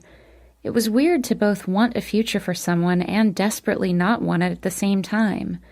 I wished him all the success in the world, but only if I didn't have to share him. Man, one more thing I needed to work on. Good thing college was all about self-discovery. Jenny smiled and patted my arm. Don't worry. You're super smart. You'll do great. I nodded, feeling ridiculous for worrying about school. Jenny was right. Kellen was right. I knew the grounds. I knew a lot of people there. I knew a lot of the professors. And I had a scholarship that nearly paid for all of the tuition. I had nothing to worry about. Nothing to fear but fear, right? Kate nodded with Jenny, her light brown, almost topaz eyes wistful. Yeah, you're so much smarter than me. I gave up after one semester. I frowned sympathetically, but then she swished her head to look down the hall. Hey, is Kellen here? I want to ask him about the show. Shifting to a smile as I pictured Kellen leaning back in his chair, people-watching while he waited for me to bring him his usual, I nodded. Yeah, he's here. I couldn't keep the dorky grin from my face, and they both giggled at me before shuffling off together. What? My boyfriend was a super hot musician with fabulous hair, a rock-hard body, and my name tattooed over his chest. Who wouldn't grin about that? I shoved my stuff in a locker and hastily threw my hair up in a ponytail. It was nowhere near as perfect as Kate's. Sunday nights were generally slow since the band didn't play, but there was still a lot of activity, and not having my hair flopping all over my face was a good thing. When I returned to the main part of the bar, I saw that my D-bag boyfriend wasn't alone anymore. Leaning back in his chair, a foot casually propped on a knee, he was chatting amicably with Sam, the bouncer. Sam was a big, burly, muscular guy. He sported a shaved head and an intimidating scowl on his face. It made him seem all the more menacing. He and Denny became friends when Denny had been here for high school as an exchange student. It was Sam who took Denny in after we broke up, when Denny just couldn't live with Kellen anymore. Understandable, given the circumstances. From what I heard, Sam and Denny still talked occasionally. Kellen had also attended school with Sam and Denny. It was how they'd all known each other. Although Kellen was a few years younger, he'd formed tight bonds with Sam and my ex, and it never ceased to amaze me to know that Kellen still talked to Denny too. Kellen and Sam were now conversing on more pleasant topics than last year's drama. Kellen wore a huge smile on his face and occasionally flicked his hands in the air, gesturing. Sam listened with a small grin on his usually imposing features. I surmised by his expression that Kellen was telling him about the show. Shaking my head, I went about getting Kellen's beer. I just couldn't get over the fact that my boyfriend had played a major venue. Even if his band didn't play anywhere else, that would be an awesome story to tell his grandkids. I smiled even wider as I approached Rita. Kellen with kids. Even the thought gave me goosebumps. A few hours later, the rest of the band strolled in. Kellen was at the front of the bar when they burst through the doors. Wanting information on yesterday's event, Kate had finally cornered him. I heard Kellen play it off like it was nothing, but Kate wouldn't let it go and asked him question after question, most of them along the lines of, "Weren't you nervous?" and "Didn't you feel like peeing your pants?" Kellen always laughed at her and told her no, but I don't think she bought his answer. After being hounded by her for a while, Kellen almost looked relieved when he twisted around to see his bandmates strolling in. Once the quartet united, the bar broke out in ear-splitting whistles and applause. I joined in with the merriment. I was just as proud of them as the patrons. Evan smiled as he looked around, his warm eyes grateful and appreciative. Matt seemed horribly embarrassed. His face flushed with color as he quickly looked back at the door like he wanted to bolt. Kellen chuckled and shook his head as he put his hand up in acknowledgement. They all looked thrown by the attention. Except Griffin, of course. He was throwing kisses with his hands in between deep, dramatic bows. If Kellen hadn't clapped him on the back to make him stop, I think he would have started in on an Oscar-worthy speech. Still shaking his head, Kellen said a polite thank you to the crowd once it was quiet enough to hear him. Matt immediately darted to their table, thankful to disappear. Laughing at the guitarist, Evan walked over to Jenny, lifting her into a mammoth embrace. Kellen shoved Griffin forward, but not before the bassist loudly exclaimed, "My Johnson is gladly accepting all forms of praise, if anyone wants to congratulate me privately." I rolled my eyes and looked away as Kellen smacked him across the back of the head. Seriously, my sister must have a screw loose to date that man, if what they were doing could even be considered dating. With the guys seated, Pete, the middle-aged, weary owner of the bar, came out to congratulate them. With a thin smile on his lips, he shook hands with each band member. While Pete looked far from unhappy at the prospect of losing the band, he didn't seem thrilled either. Kellen had told me once that Pete was terrible at booking bands. It was the main reason the D-Bags played here so much. Pete and his business partner Sal made a deal with the band, giving them exclusive rights to the stage every weekend. It gave the boys a home base to play from and a safe place to store their instruments. As for Pete and Sal, it gave them a reprieve from searching for bands that would bring in the customers. It was a win-win. The D-Bags brought in a lot of customers. From the slight frown on Pete's brow as he shook Kellen's hand, it was obvious that he was starting to believe his act might outgrow him, and then he'd have to start looking for talent again. Once Pete left the guys to their drinking, clapping Evan on the back as he left, the bar returned to normal. Most of the people started engaging in their own conversations, with only a few going over to congratulate the boys personally. Thankfully, none of those few were women congratulating Griffin in the way that he wanted.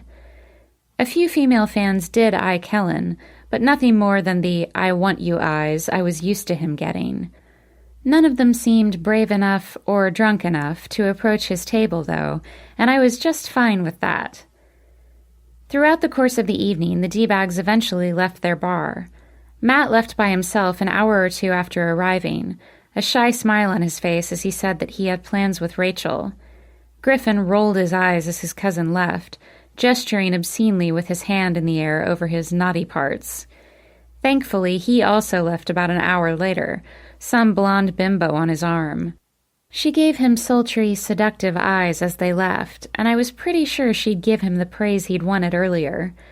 I shook my head and ignored the sight of Griffin leaving with another woman. It happened all the time. I had asked Anna about it once, but she only shrugged and said she didn't care. He was free to do whatever he wanted. So was she. Evan stayed until closing, escorting Jenny out when her shift was over. Kellen stayed too. Feet kicked up on a chair, he watched me with a deliciously provocative smile while I wiped off some tables nearby. And Rita watched him just as provocatively. Yep, everything was back to normal. Refusing to sleep in my lumpy bed for another night, Kellen drove us to his place later. A small, peaceful smile was on his lips as he pulled onto his street. I wasn't sure if it was because he was coming home after a few days away, or if he just enjoyed having me come home with him. I supposed it was a little of both. His tiny, white two-story house was dark as he turned off the ignition. When the three of us had lived here, Kellen, Denny, and I, the house was warm and alive with activity. Now that it was just Kellen, the house seemed a little quiet. As Kellen cracked his door, I thought maybe that was the real reason for his smile. Kellen preferred a bustling house. I'd pried that out of him when I asked him if he'd rent out his room again. With a slight frown, he'd told me, "I've thought about it, but I don't know. It feels like yours, and I don't want to give it to someone else." Those words had warmed me considerably, but when I asked him if he needed the rent money, he only shrugged and said, "No. Renting out the room was never about money." Sighing, he added, "I just don't like being there alone." God, sometimes he just broke my heart. Stepping into the entryway, my eyes drifted around the familiar space. It was sort of a double-edged sword for me. I loved being here with Kellen. I loved the memories of cuddling with him on the couch and making love to him in his room, but Denny was here too. His ghost seemed to linger in the spaces he'd been, leaning against the kitchen counter, drinking a mug of tea, lying back on the couch watching sports on TV, showering in the bathroom, sometimes with me, and our room. The first room we'd ever shared as a couple was the room that Kellen refused to rent out again. The ghosts were heaviest in there. So heavy that I refused to go in there. I couldn't even look at the door. Noting the closed door when Kellen and I walked into his bedroom, I thought that Kellen probably didn't go in there either. Like I said, double-edged sword. Propping his guitar case in the corner of the room, Kellen watched me as I sat on his bed. With soft eyes, his vision flicked to the closed door across the very short hall upstairs. "You all right?" Throwing on my brightest smile, I leaned back on my elbows. Kellen's face brightened considerably. Of course. I'm fine. That was mainly true. I was fine. I'd let Denny go, and I'd slowly begun to forgive myself for being unfaithful. But being here was sometimes difficult, and Kellen knew it. I think that was the real reason why he didn't pressure me more to move in with him. I just wasn't ready to deal with the ghosts every day. Sitting down beside me, he laid a palm on my thigh. It ignited me instantly. "I'm glad you're here," he whispered. Sitting up, I laced my arms around his neck. I had no choice. You wouldn't let me drive your car, remember? He chuckled and leaned in to kiss me. Lightly laughing myself, I threaded my fingers back through his shaggy hair and laid myself back on his pillows, bringing him with me. He was instantly engaged, hands running over my body, his own body sneaking into position alongside mine. As I thought of all the women who had wanted him this weekend, women whom he had flirted with only briefly, or politely acknowledged, or, in some cases, completely ignored, my heart swelled. He didn't want them. He wanted me. He loved me. And God, how I loved him too. Chapter 3. Distractions. Kellen's room was still dark when I peeled my eyes open. Moonlight filtered in through his window, highlighting the objects that he'd collected through the years. There wasn't much. Some paperbacks on his bookshelf, a few CDs scattered along the top of it, the Ramones poster I picked up for him last summer while out shopping with Jenny. Besides some pocket change and a couple of well-used notebooks, the only thing on his dresser was a bottle of some sort of hair product. Kellen said that a woman from high school had turned him onto the stuff and he'd been using it ever since to manage the mess. I was fairly certain from the slight smile on his face when he said it that he literally meant the words woman and turned on. His high school years scared me a little bit. Other than our clothes strewn about the floor, the only other things of note in his room were his guitars. His main guitar, the one still tucked away in its black carrying case, was leaning against the wall beside an older, clearly worn one. Since Kellen never played with the older guitar, I figured he kept it for sentimental reasons. Plain and seemingly inexpensive, he told me it was the first guitar he'd ever had, and the only possession he'd taken to L.A. with him when he'd run away. It was quite possibly the only thing from Kellen's childhood that was a happy memory for him. And, since his parents had literally thrown out all his possessions when they moved to this house that he inherited, it was also the only memento of his youth. His childhood scared me too, but for a completely different reason. As I fingered the silver guitar pendant around my neck, a symbolic keepsake from Kellen that never left my body, I twisted my head to look at what had awakened me. With sheets tangled and twisted around his body, his bare chest silver in the faded light pouring in through his window, Kellen moved restlessly beside me. His brow furrowed, his face distraught. He was shaking his head and murmuring something I couldn't make out. I twisted around to touch his cheek, but he flinched away from me as if in pain. "Kellen?" I whispered. "You're dreaming. Wake up." His hand fisted the sheets near his hip. His breath picked up as he shook his head again and whimpered. Carefully adjusting my body into a comforting position beside him, I leaned over and soothingly hushed him. Draping my arm over his chest, I could feel how rapidly his heart was racing. Tears pricked my eyes as I wondered what he was dreaming about. With Kellen, it could be any number of horrible things. Leaning my head against him, I kissed his shoulder. "Wake up, baby. It's just a dream." He started saying, "No." Then, "Please." His face cringed away from me. His legs drew up to reflexively curl into a ball. Kissing his shoulder again, I lightly shook him. "Kellen, wake up." Taking quick, shallow inhales, his body trembled under my fingers. Just as I considered turning on his lamp to wake him up, he gasped and his eyes flew open. Immediately propping himself up on his elbows, he shied away from my embrace. Looking around with wide eyes, he seemed lost, like he didn't know where he was. With his breath still quick and his body quivering, he swallowed over and over. I reached out and cupped his cheek, forcing his gaze to mine. His confused eyes narrowed. "Kiera?" I nodded, scooting closer to him. "Yeah, it's me. You're okay. It was just a dream, Kellen." His rigid posture slumped back, and he closed his eyes and hung his head. "Just a dream," he muttered. My heart cracked a little watching his face. Kellen's nightmares weren't really just dreams. They were more like memories. I wasn't sure which ordeal Kellen had been reliving, but I knew it had terrified him.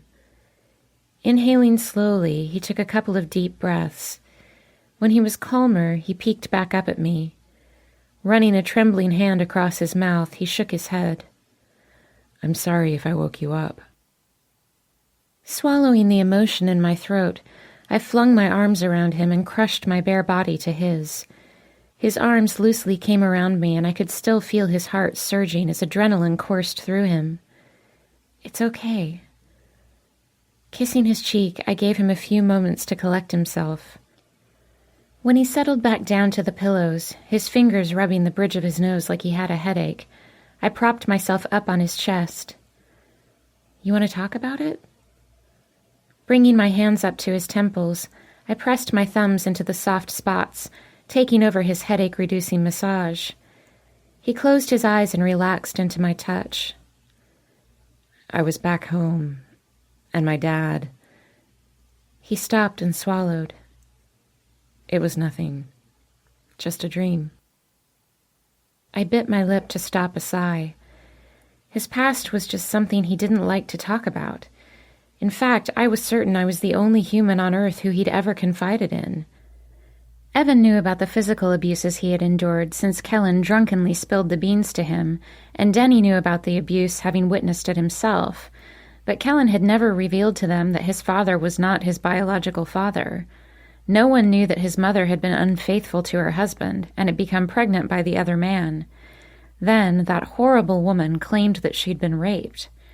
Because of the lie, or maybe because of the truth, the man who raised Kellen had brutalized him repeatedly, and his mother had done nothing to prevent it. I hated them both. "Are you sure you don't want to talk about it?" I whispered, kissing his jaw. He stirred, inhaling deeply. Opening his eyes, he gently pushed me off him and rolled me to my side.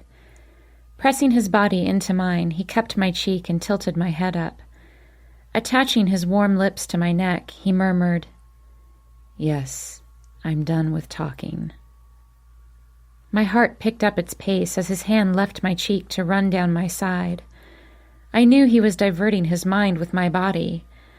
I knew it, yet I couldn't seem to stop him from doing it. He pushed me onto my back, leaning over me as his lips worked their way down my throat. My fingers automatically locked into that marvelous hair as every section of skin that he touched on me suddenly burned. My breath was embarrassingly fast as his hand rubbed a circle into my hip. He was purposely avoiding every spot that I most wanted him to touch, and it was driving me crazy. I shoved his head down a smidge when he kissed along the top of my breast, and he chuckled before conceding. All thought of his earlier grief was gone from the both of us as his mouth closed around a nipple, his tongue drawing a circle around the peak. Aching, I cried out and rocked my hips toward him. With a deep sound of satisfaction rising up in his throat, he seemed just as pleased being the one giving the pleasure as I was receiving it. As his teeth lightly dragged across my tender flesh, his finger, equally light, ran between my legs. I was ready for him. I think I was in a constant state of semi-arousal just being near him. I arched my back and ran my hands over my face and through my hair. "Oh, God," I muttered, as his finger down below matched the movement of his tongue up above. The two hot spots were making every coherent part of my body melt away. I couldn't even come up with my own name at that moment. Chuckling again, he peeked up at me with a devilish smile. "No, just me," he whispered. The part of me that could still get embarrassed wanted to smack him, but then he switched to the other breast, and my head dropped back, my eyes closing. Oh, God, yes. Groaning a bit himself, he left my breast and slid his tongue up my neck. His finger also changed position, sliding inside where I wanted him. Working his way up to my ear, he sucked in a quick, erotic breath. "I love it when you say that," he whispered huskily. I groaned and found his mouth, not even caring anymore that I hadn't brushed my teeth. He didn't either, eagerly kissing me just as fiercely as I kissed him. His finger moving gently inside me was joined by another. I moaned, clutching his hair. His thumb joined the action, swirling around the most sensitive part of my core. I cried out again, my hands switching to his shoulders, forcibly trying to move him on top of me. He resisted, chuckling and groaning almost simultaneously. "I love how much you want me," he muttered, his mouth moving to my jaw. My body moving in perfect rhythm with his hand, I squirmed and whimpered. I hated how easily he could reduce me to a begging, quivering mass of hormones. And I loved it, too. "Yes, I want you. Now, please." I could feel him grinning as he placed kisses along my skin. He did love it when I asked for it. Pressing his body into mine, I could feel how much he wanted me too. I whimpered as he pulled his hand away from me, but then he settled himself between my legs, the hard length of him resting tantalizingly close, and my complaint shifted to a moan. Then he did nothing. Nothing but continue to kiss me. It was torture. Pure, blissful torture. Having him so close sent my body into overdrive.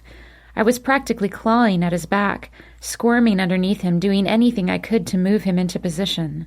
I couldn't, though. He held himself against me, but perfectly out of reach. It drove me crazy.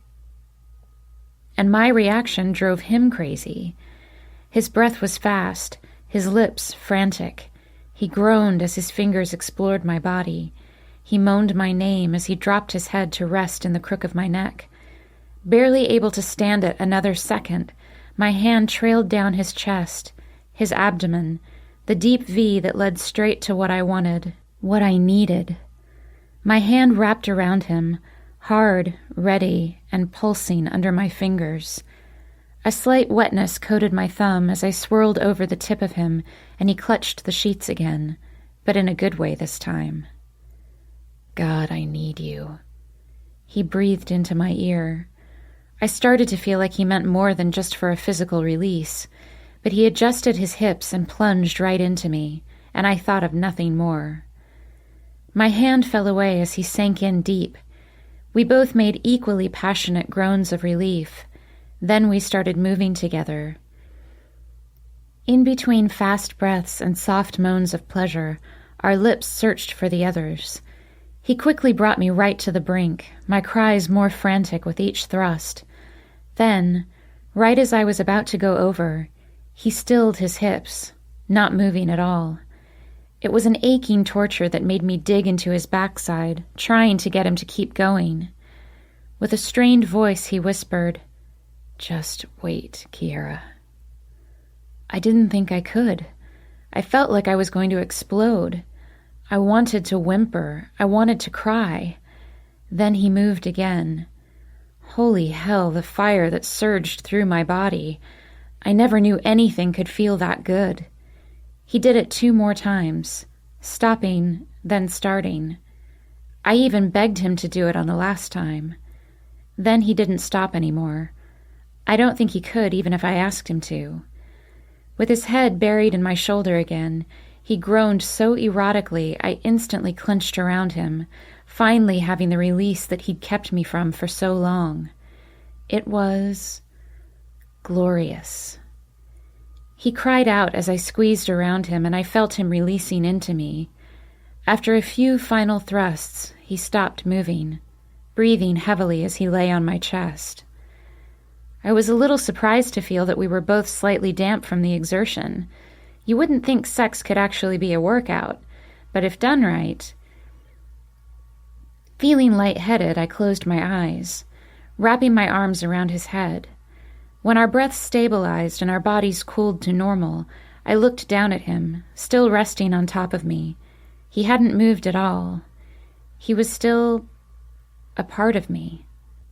Hoping he hadn't fallen back asleep like that, I poked his shoulder.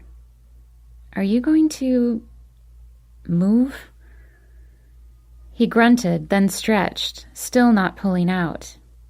"No, I'm good." I giggled as I threaded my fingers back through his hair. "You can't stay there, you know." I felt myself flushing horribly and was instantly glad the room was still dark. He peeked up at me, the moonlight glinting off his mischievous eyes. "I'm just saving us time." He grinned crookedly as he moved his hips a little. He was still sort of semi-aroused, and the movement sent a shiver through my body. My eyes fluttered before refocusing on his smug, attractive face. He raised an eyebrow. "You know, for when you're ready for round 2? Rolling my eyes, even though a part of me was considering it, I shoved his shoulders off me. He laughed genuinely, finally removing himself and slinking to my side. "I was just being practical," he murmured, nestling into my body and kissing my shoulder. His eyes closed as peace washed over his face. Sighing, I kissed his forehead, making his smile widen. Curling into him, I thought of his face before that little romp. What he'd done to block out the memory had been pretty spectacular, but now that it was over, I was thinking about it again. I hoped he wasn't thinking about it anymore. I didn't really want to bring it up, but I did want to make sure that he was okay. "Are you all right?" I asked, running my hands up his chest. He made a deep, satisfied noise in his throat. "Completely," he murmured, his smile a charmingly crooked one. I smacked his shoulder and he opened an eye. Seeing that my face was serious, his smile faded. His finger came out to tuck a damp lock behind my ear. "I'm fine, Kiera," he said, his tone more subdued. I nodded, burying my head into his shoulder as he put his arm around me. I kept a close watch on him for the next few nights, but he slept soundly from what I could tell. Only the normal nighttime adjustments that we all make during sleep, not the restless thrashing that comes from nightmares. I didn't stay with him every night, but more often than not, I fell asleep by his side. It was comforting having our bodies touching as I drifted into dreamland, but I think it meant so much more for Kellen. He would pop into my apartment at the crack of dawn after gigs at other bars and clubs around the Seattle area.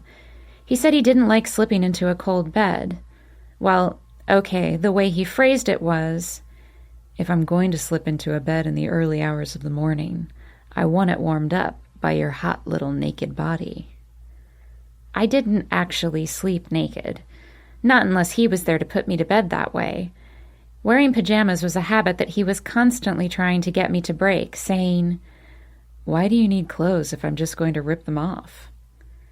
But the gist of his comment was that he wanted to be warm with me, not cold and alone by himself. But after a few weeks of watching him closely as he cuddled next to me, I stopped worrying about the dreams that sometimes plagued him. Instead, I became increasingly anxious about my upcoming re-entry into higher learning. I had a demanding schedule this year, which meant it would be necessary for me to study nearly every waking moment I had. While I was one of those weird people who thrived on the challenge of school, I wasn't looking forward to so much of my free time being absorbed with it. But Kellen was patient, and a pretty good study buddy, when he wasn't trying to distract me with sex. And the fact that he was free during the day meant we could still spend a great deal of time together. But I meant what I said when I told him that living with my sister brought balance to my life. I was aware that I needed to spend time with other friends besides Kellen. So when Jenny invited Kate and me to try out a new art class with her, I obliged. We met every Monday and Wednesday morning, usually stopping for espresso afterward. The Monday before school commenced was my last class. If a grade was given for this course, well, I would have received my first F ever. "Well, Miss Allen, it's a very nice use of color." Our instructor was a kind, retired high school art teacher who taught the class in her home. She patted me on the back and with a tight-lipped smile complimented me on the only positive thing that she could say about my elementary-level bowl of tropical fruit. Although I had worked on the portrait for 3 weeks, it looked like something a 6-year-old had drawn and colored in one afternoon. Artist, I was not. As she walked over to commend Kate on her perfectly proportioned apples, I wondered if the retired schoolteacher had been around when Kellen was in school, and if she had taught him. Maybe he'd taken her class. Maybe she'd been his teacher, complimenting him on his sketch of the female form. Instantly, I started to wonder if maybe she'd taught Kellen in more ways than one. A scowl formed on my lips. A light laughter broke my train of thought, and I looked over at Jenny watching me. "It's not so bad, Kiera." With the end of her pencil, she pointed to my pathetic attempt at realism. "It's sort of Picasso-ish." I frowned, but then laughed with her. Picasso wasn't really what I'd been going for, but then again, art was subjective. One man's garbage was another man's Monet. Maybe I had a future in it after all. Looking over at Jenny's drawing, I reconsidered. No, out of all of us, Jenny was the artist. She'd moved on from fruit bowls ages ago and was now sketching people. What she created with just a pencil blew my mind.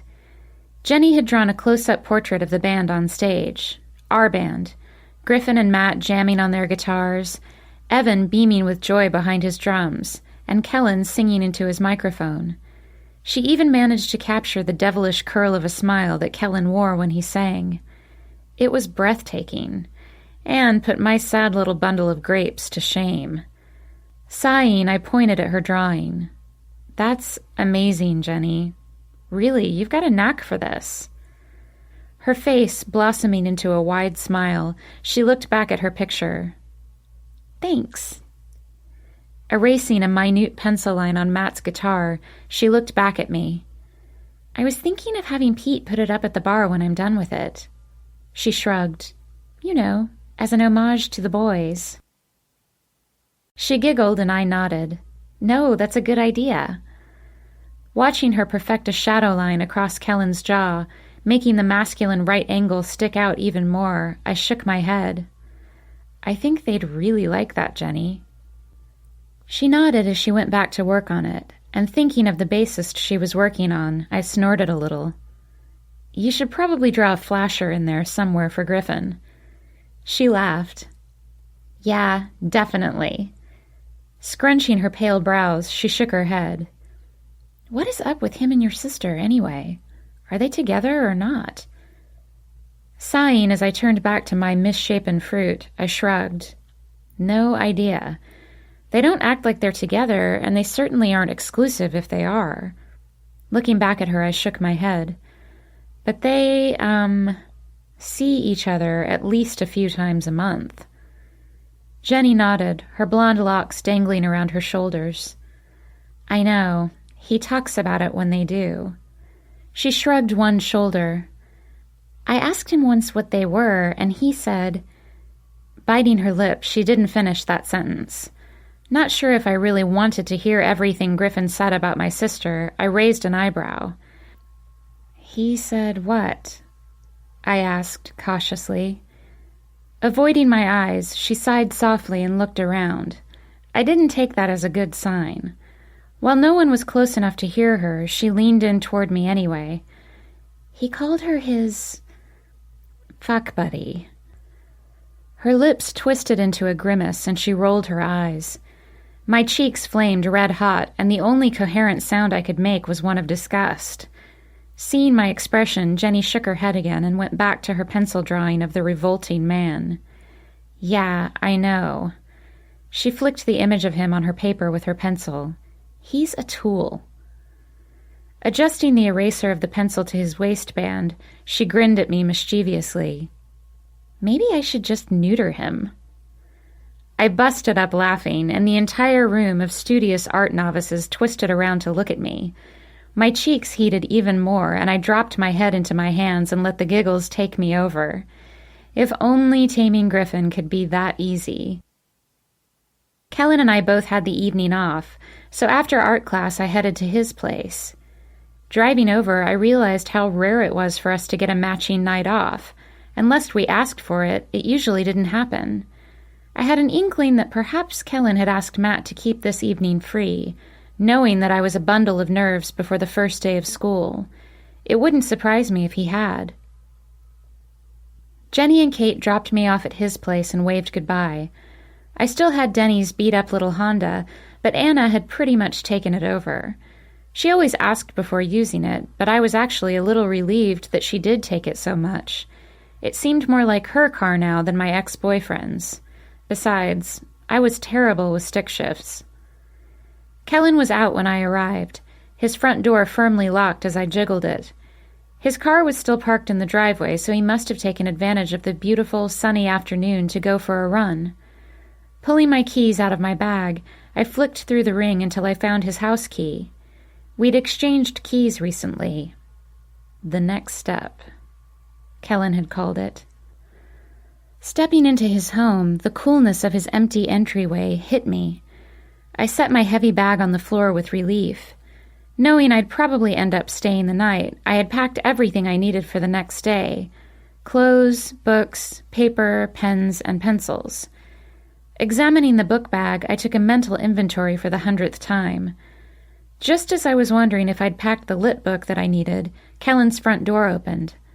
I glanced over at him, looked back to my bag, then snapped my head back to him. He must have overheated while running. His shirt was draped over his shoulder.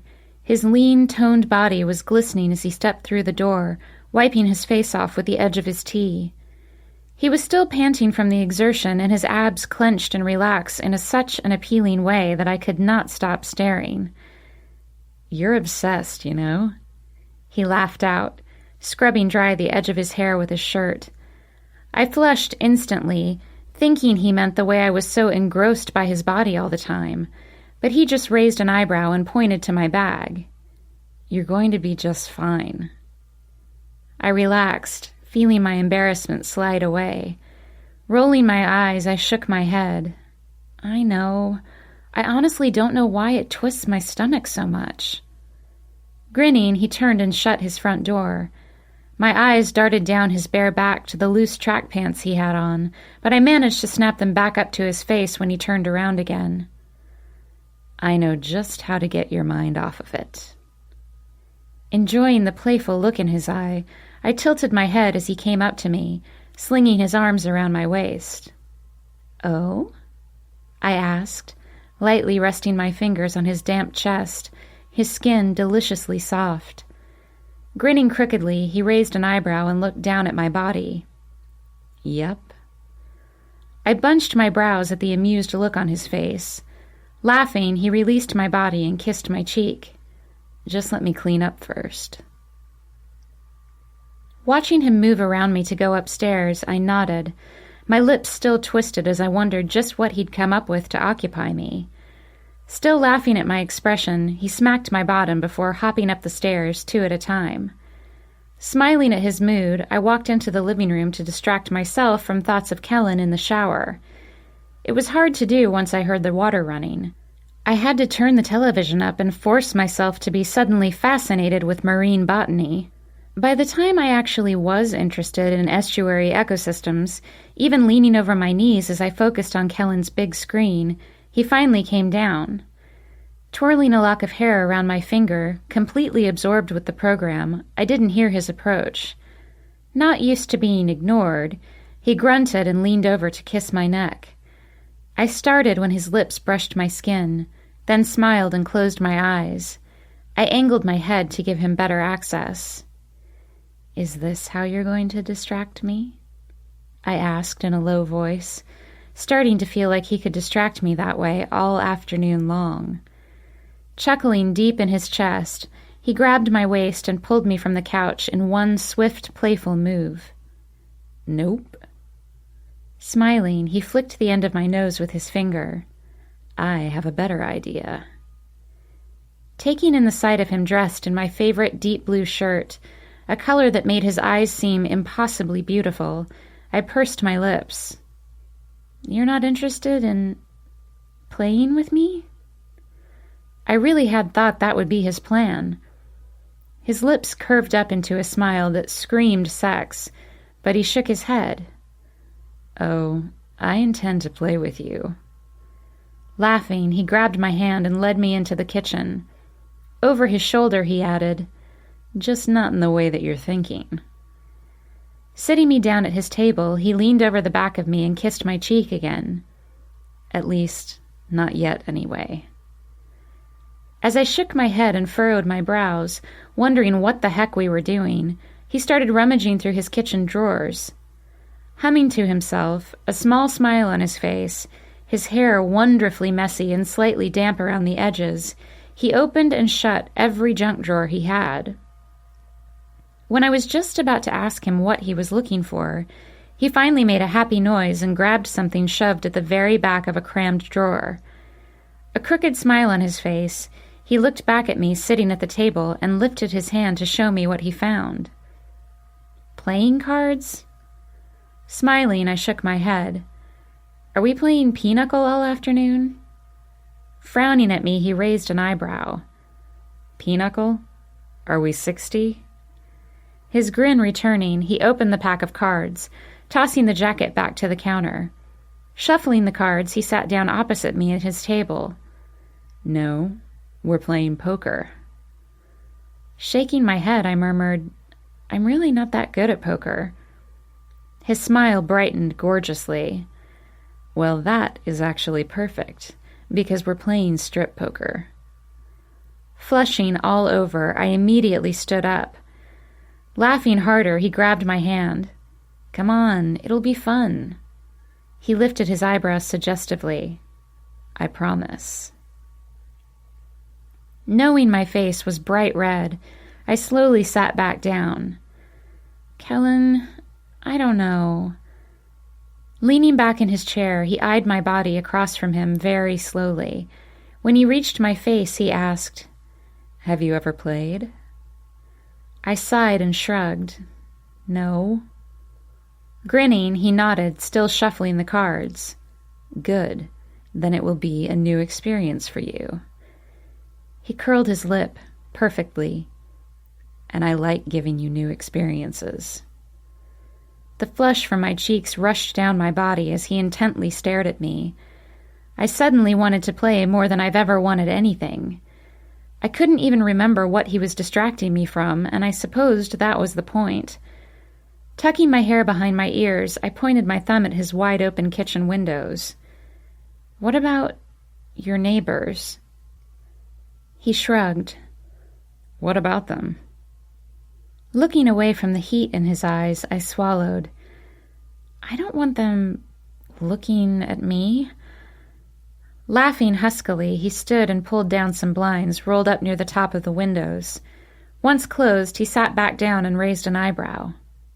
Better? I nodded, not believing that I was actually considering this. Smiling at me, he laughed again. Would it make you feel any better if I told you that I'm not very good at this either? Laughing more, he shook his head. I'm generally the first one naked. My eyes widened as I flashed down his body. You've played? I asked, quite stupidly. It was Kellen, after all, the man who used to have threesomes like they were everyday occurrences. Of course he'd played strip poker. He'd probably played far more intense games that I did not want to think about. He only smiled and nodded to my question, his face amused. Then he started dealing cards and explaining rules. I sighed listening to them, then mentally thanked myself for wearing a bunch of light layers today. Over the course of the afternoon, I lost my shoes, socks, jeans, and all but one of my short-sleeved t-shirts. Kellen was no better off, having lost his shirt on the very first hand and his jeans on a really bad bluff. Thank goodness girls generally wear more clothes than boys. More relaxed than when we'd started this little game, I laughed watching him reach down to take off his last remaining sock as I set down a pair of queens in triumph. Shaking his head, he muttered, "Trumped by the queen. Story of my life." Giggling, I kissed the air and dealt another hand. Scooping them off the table, he fanned the 5 slick cards in his hand as he studied them. We were playing traditional poker, not the Texas Hold'em style that's all the rage on TV. Much like his car, Kellen liked the classics. His face was expressionless as he leaned back in his chair. Not that I really noticed his face. His bare chest was far too appealing. He looked very comfortable being nearly nude by the refrigerator.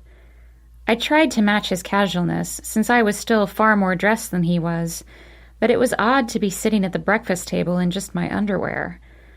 I played with the necklace at my throat while I studied the cards in my hand.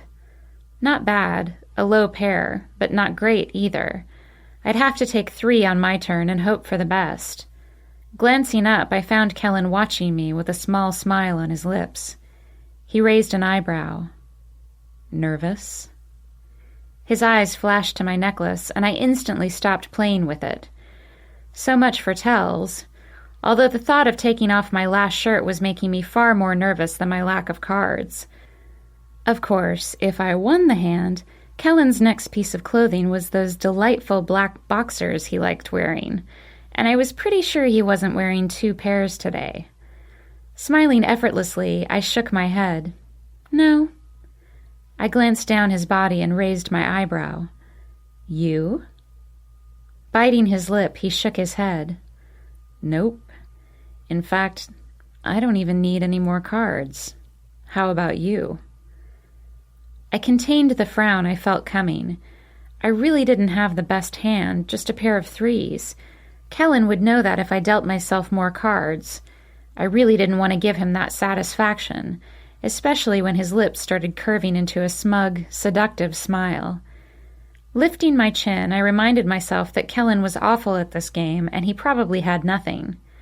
Smiling softly, I shook my head. Nope. I'm good. He ran his tongue over his bottom lip, then dragged his teeth over it. It was freaking hot, and my mouth dropped open a little. Yeah, I know, he whispered, laying his cards down. Blindly, I laid mine down, too. Still staring at his mouth, I didn't notice what he had. When he chuckled, I finally blushed and looked down. Crap.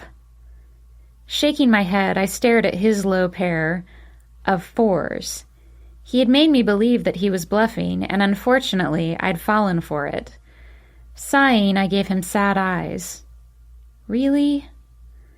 Laughing, he leaned back and crossed his arms over his chest. Deal's a deal, Kiera. His smile not leaving him, he blatantly stared at my chest. Sighing again, I plucked at the fabric near my waist. It wasn't as if he hadn't seen me before. It wasn't as if I didn't still have a bra on. But there was something nerve-wracking about casually taking off my clothes in broad daylight with Kellen staring holes through me but not being anywhere near me. It quickened my breath. "How did you ever talk me into this?" I muttered, lifting the fabric up and over me. With my plain, white, practical cotton bra exposed, Kellen's eyes started to smolder. Running my hands along my arms, I resisted the urge to hide myself. It helped that Kellen looked at me as if I were wearing the sexiest lingerie on the planet, like my slight curves were the most voluptuous he'd ever seen.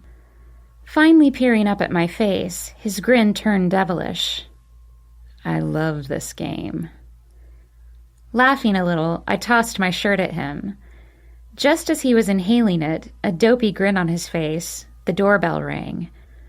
I immediately tried to snatch it back, but he stood up with it and took a step away from me. His face lit up as he set it on the counter. "Oh, good. Food's here." Crossing my arms over my chest and my legs over each other, I was instantly conscious of how little I was wearing. As Kellen stood tall and straight, hands on his hips, he seemed oblivious to the fact that only one piece of dark, loose fabric was hiding him away from the world. "What food? What are you talking about?" I squeaked out, feeling my cheeks heat. Grinning, he shrugged. "I thought you might be getting hungry, so I ordered some pizza on your last bathroom break." As I gaped at him, he turned to leave the kitchen. "Kellen!" He looked back at me, and I flung a hand out at his glorious, but mostly bare body. His hands patted his chest, then his hips. "Oh. Right." Smiling, he walked over to his pile of clothes near the table. I expected him to step into his jeans and pull them up, but he only rifled through them to get to a pocket. Seconds later, he pulled out his wallet. "I should probably pay them, huh?" I sputtered something unintelligible, and he leaned down and gave me a brief kiss. As my hand was still gesturing to the expanse of smooth, muscled skin he was showing, he finished standing and hurried out to grab our food. In just his boxers. Shaking my head, I grabbed his shirt by my feet and held it up over my chest. It wasn't as if I could be seen from the entryway, but if they saw Kellen like that, well, then they would probably assume that he wasn't half-dressed alone. It made my cheeks blush, and I sank my head into my hands. Well, that's what I got for being with a man who had no idea what being self-conscious felt like. He knew he looked good, and he didn't care who else knew it too. Some days I'd give anything for that sort of confidence. Yeah, that was also on my list of things to work on. I heard him open the door and greet someone. Then I heard giggling. Female giggling. I sighed. Of course the pizza person would be a girl tonight, on the night that Kellen decided to answer the door in his skivvies. I pictured him leaning against the door frame, every wondrous muscle distinct and defined, as Pizza Chick drooled all over our pepperoni. At least my name on his chest would be distinct and defined for her, too. "Sorry, girlie, but the hot man handing you a 20 belongs to me. See, it says so right there on his pec." I smiled and rolled my eyes at myself.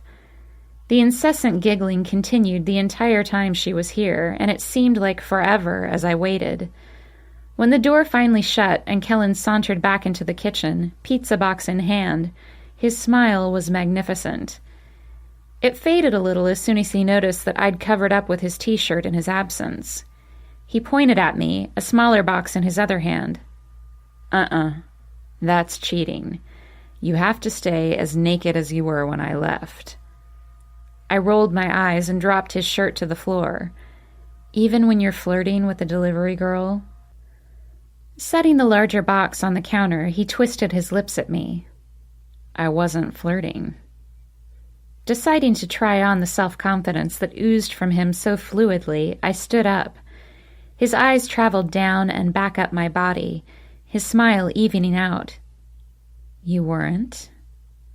Coming up to stand in front of him, I leaned back on a hip and mimicked a pose that every sexy underwear model used. Pointing at the smaller box in his hand, I asked, "Then what's this?" Shrugging, he bit his lip. She had some extra breadsticks. She said we could have them if we wanted. I shook my head, and he chuckled. Quickly setting down the box, he wrapped his arms around my waist, pulling me tight to his body. I laced my arms around his neck while his lips traveled up my throat to my ear. I can't help what women find appealing. His mouth danced over mine, soft and feather-light, while his hand ducked inside my underwear, cupping my bottom. But I only find you appealing, he murmured. Breathing heavily, I attached my mouth to his. He could have given her a lap dance for those breadsticks, and I wouldn't have cared. Well, okay, I would have cared, but I would have let it go. He was the object of many people's affections, but I was the object of his. Just as I considered removing the last piece of his clothing, he stepped away from me. Grabbing my hand, he twirled me out from him and then back to him. Laughing, my hand touched his chest for a moment before being whirled away again. His laughter joined my own, and with only the merriment of our joy as music, we danced in his kitchen. In our underwear. We didn't return to our game. We just snatched up greasy slices between dips and twirls. Eating and laughing, Kellen completely swept away any lingering nerves I had about school. He also successfully wiped away any remnants of self-consciousness.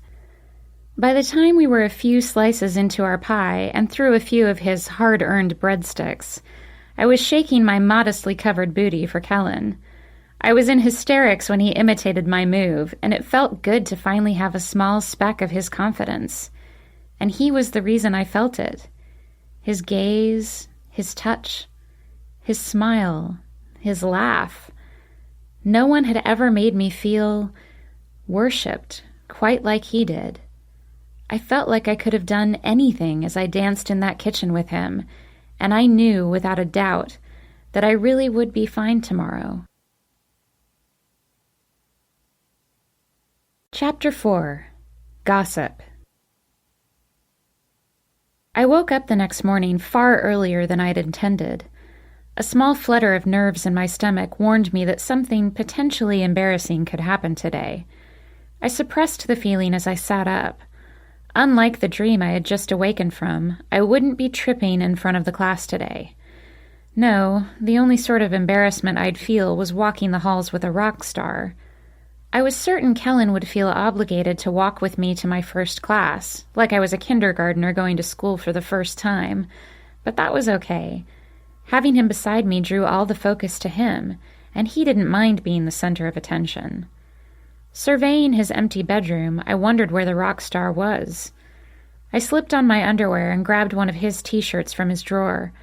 It smelled amazing as I slipped it over my head, and I briefly considered wearing it to school. My first class today was British literature with a focus on turn-of-the-century feminism, but surely those long-deceased, forward-thinking writers would understand the allure of Kellen Kyle's clothing. Knowing I was up way too early, hours before I needed to get ready, I headed downstairs to find Kellen.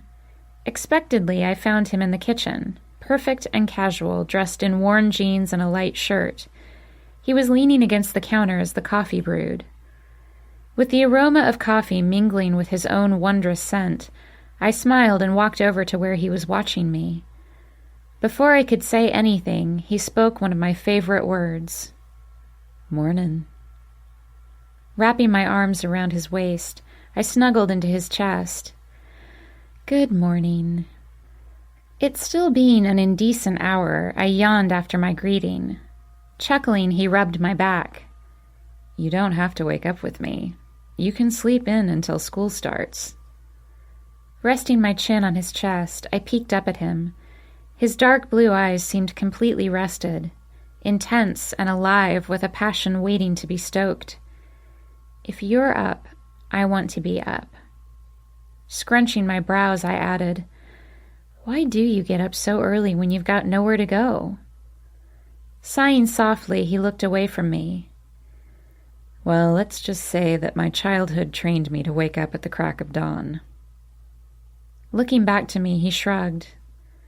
Waking up on my own was preferable to being woken up. Shaking his head, he softly added, I guess the habit stuck. Now I can't seem to stop waking up early. I hated the abuse his parents had inflicted on him at such an early age, and the effect it still had on him, even years later, despite the abusers being dead and gone. Seeing the melancholy in his eyes, I shook my head and forced myself to smile brightly. Well, I'm glad you do. Quiet mornings with you are some of the best memories that I have. His sad smile widened into a peaceful one as he ran his fingers back through my hair. Me too, he whispered. I always looked forward to you coming down to see me. He shrugged. Even if it was just for a little while, it still made me feel like we were together. His smile started to fade, and I reached up to cup his face. We were, Kellen. We were together, even if it was just for a little while. Memories of all of our stolen moments together flooded me as I touched his face. The laughter, our quiet conversations, holding him, being held by him, being angry with him, being insanely jealous over some harlot he'd been with the night before, even though I had no right to be. Falling in love with him. Most of it had started right here in this kitchen, waiting for the coffee pot to finish brewing. Lost in the memories, lost in the dark blue depths of his eyes studying mine, I nearly jumped out of my skin when the phone rang. Kellen chuckled at me as my heart raced about 1,000,000 miles per hour. I smacked him on the chest as he gently pushed me back and walked over to the obtrusive thing. The shrilling stopped as he picked up the corded handle. Hello? Leaning back, Kellen smiled at me as I took some deep, calming breaths. Then his eyes shifted over to stare out the window as he listened to the voice on the other line. Hey, Denny. Long time no hear. My eyes widened as I listened to my boyfriend greet my ex-boyfriend. It was odd. I knew they still talked. I still talked with Denny too. It just rarely happened when Kellen and I were in the same room. Shifting my weight, I considered leaving Kellen to have a private conversation with the man who I knew he still considered family, despite everything. Just as my body turned away, Kellen's voice stopped me. Yeah, she's right here. Hold on. I turned back to Kellen, holding out the receiver of the clunky green phone to me. Shrugging a little, he whispered, He called for you. His face and voice were smooth as he said it, but I thought I saw a slight crease in his brow, and I wondered how he really felt about me still talking to Denny. He had nothing to worry about. Denny and I were completely over, not to mention separated by more than 7,000 miles since Denny had returned home to Australia. I smiled comfortingly and grabbed the phone from him. Kellen remained where he was against the counter, making no attempt to leave me to my privacy. I understood. The butterflies in my stomach flared up as I brought the receiver to my ear. It had been a while since I talked with Denny last, a couple of months actually. The time apart was making me nervous to talk to him again. Well, that and Kellen was standing a foot away from me. Remembering that Denny was still a good friend to both of us, I relaxed as I greeted him. Good morning, Denny. He laughed, the sound instantly taking me back to the countless lazy afternoons we'd spent together in Ohio. It tightened my heart a little. Over or not, I still missed him. Actually, it's evening here. Did I wake you? His accent was thicker now that he was back home. It was delicious to the ear, and I laughed at his comment, remembering the massive time change between us. No, Kellen and I are up. I bit my lip, remembering that he'd called me here and asked if I was awake, which meant he figured I'd spent the night, which meant he probably also assumed I'd slept with Kellen, in the figurative sense. And he was right, if he thought that. I hated him thinking about it, much like I still hated to think about him with his current girlfriend, a sweet woman named Abby who he'd been with for a while, longer than Kellen and I had officially been together. He didn't react to me lumping myself together with the man who'd stolen me away from him, though. Kellen, however, smiled devilishly. "Ah, good. Did I miss it?"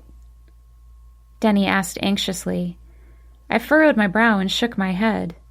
Miss what? Kellen repeated my gesture, and I shrugged at him. Denny quickly filled in the blanks for me. "Your first day back to school. Is it today, or did I miss it?" My mouth dropped open as I understood why he was calling. "Did you call just to wish me good luck on my first day of school?" Tears stung my eyes that he would still be so sweet to me. He shouldn't. Not after everything I'd done to him. He should curse my name and vow eternal vengeance on me. But that just wasn't Denny. I heard him clear his throat and pictured him running a hand through his chunky dark hair, a goofy smile on his beautiful face. "Well, yeah, I know how nervous you get about stuff like that." He paused and my throat dried up, amazed and stunned by his level of forgiveness. Kellen narrowed his eyes at my reaction, but didn't say anything. In the silence, Denny asked, "Should I not have called, Kiera? Is this weird?" Swallowing repeatedly, I shook my head. No, I'm sorry.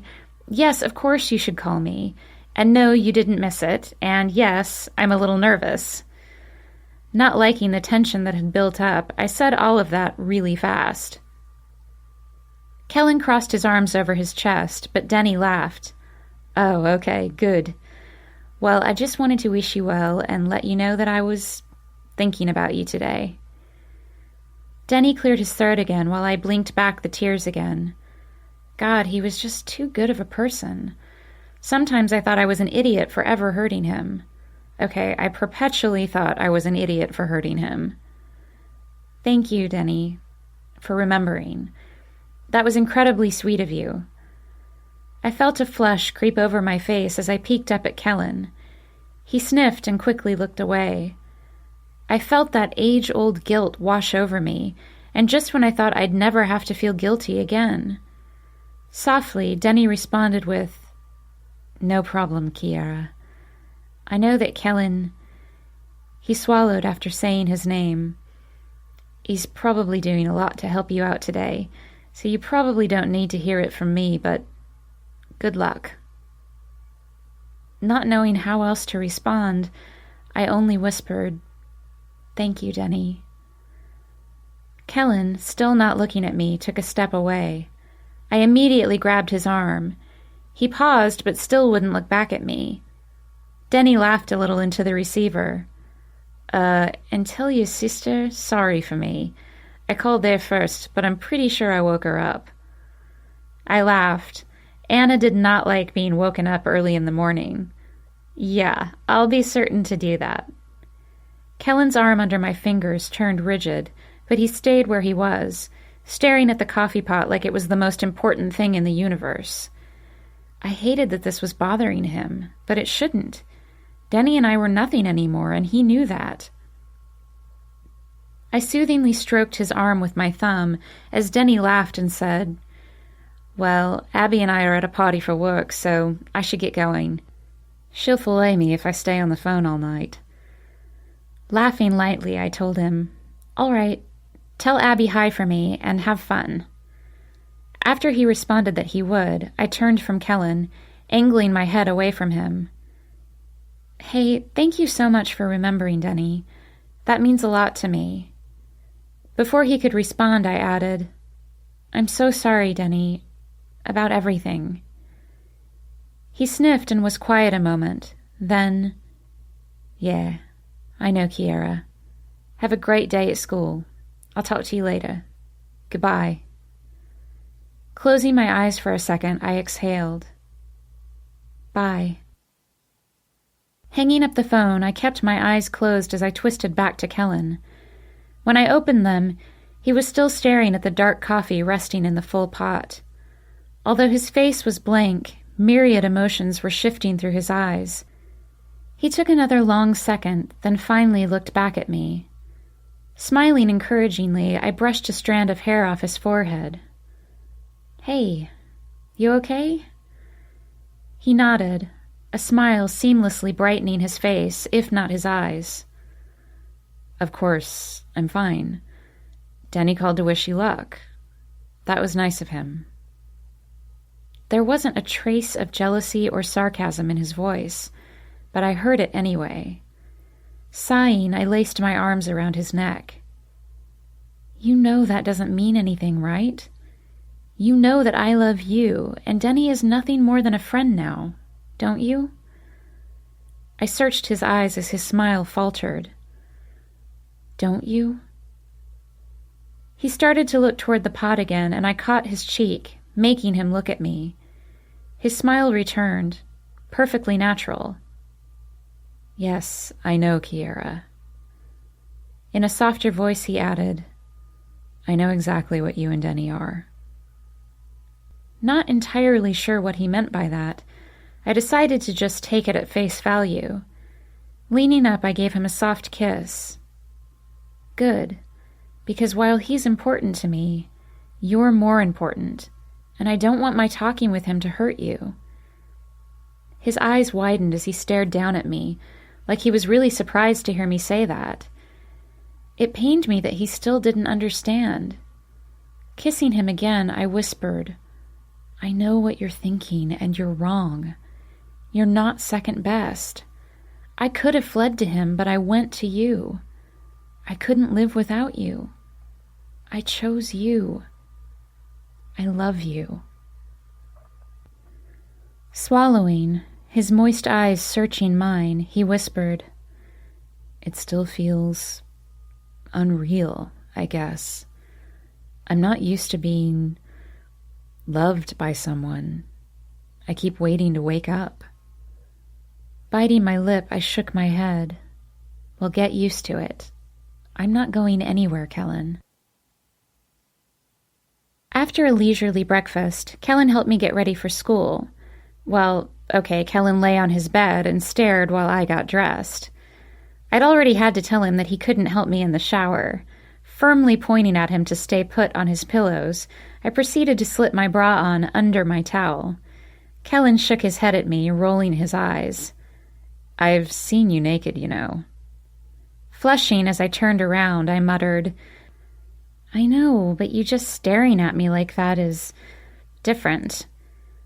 He snorted, and I peeked over my shoulder at him as I slipped on some clean underwear, also under my towel. Grinning crookedly, he raised an eyebrow. "It's just skin, Kiera." Sitting up and scooting to the edge of the bed where he could just reach me, he grabbed my knee. His hand started to slide up my leg. "And it's far too beautiful to keep covered up." Loving the shivers he was sending up my body, but knowing that I couldn't lounge in bed with him today, unfortunately, I stepped away and again pointed to his pillows. "I don't need to get you any more riled up than you constantly are by giving you a peep show." Expertly slipping on my jeans while the towel was still firmly wrapped around my chest, I watched him chuckle and relax back down on his mattress. "Fine," he muttered sullenly. "I'll just remember that the next time you're staring at my body." I paused in the process of pulling my blouse out of my bag and met his eye. Knowing that I actually did stare at him quite a bit, I sighed and let the towel drop to the floor. His smile was glorious as he took in my plain, cream-colored bra, and I looked away, embarrassed and a little turned on by his attention. Quickly counting to 5, figuring that was long enough for him to get a decent mental picture for the day, I tossed on my fitted button-up shirt. Pulling my long hair out of the back, the bulk of it still damp, I rolled my eyes at the heat in his expression while he continued to stare at my covered-up chest. "Men." My throat clearing finally brought his eyesight up. Locking gazes with me, he smiled devilishly. "Well, now I'm turned on, and you can't go. You're just going to have to stay here with me today."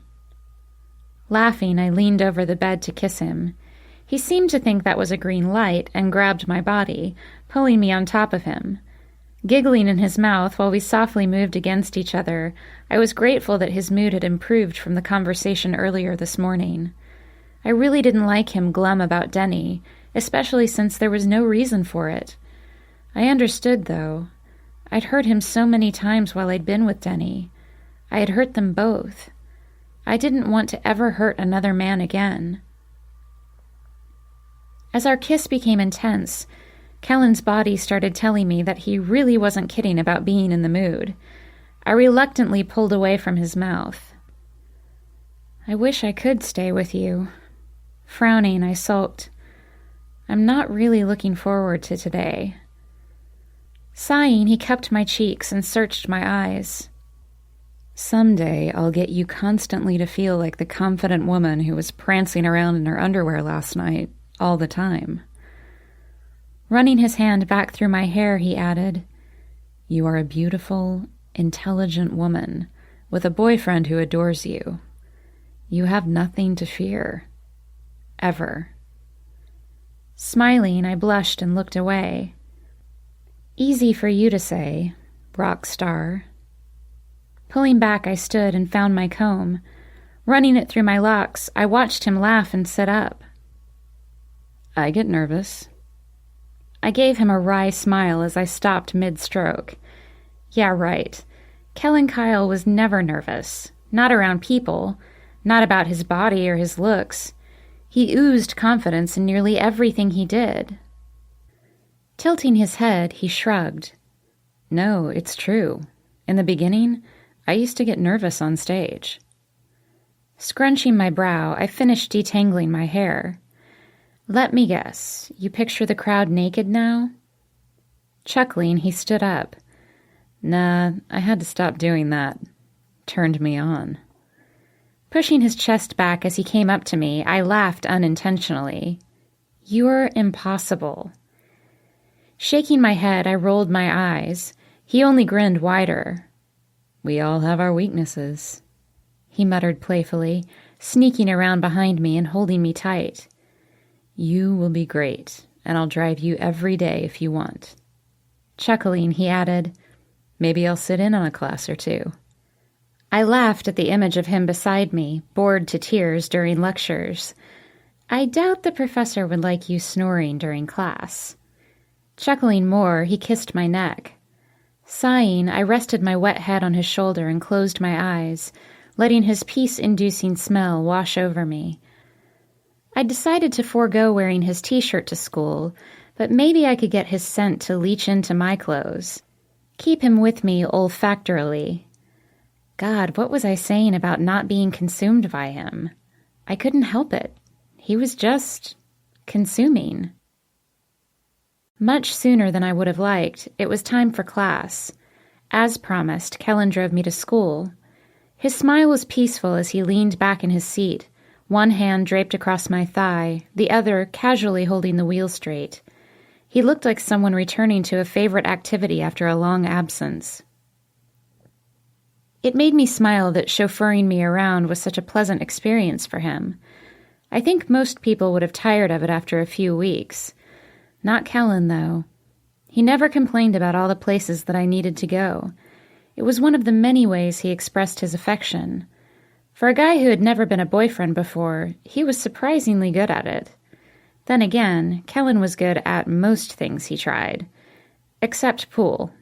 And, as I had found out last night, poker.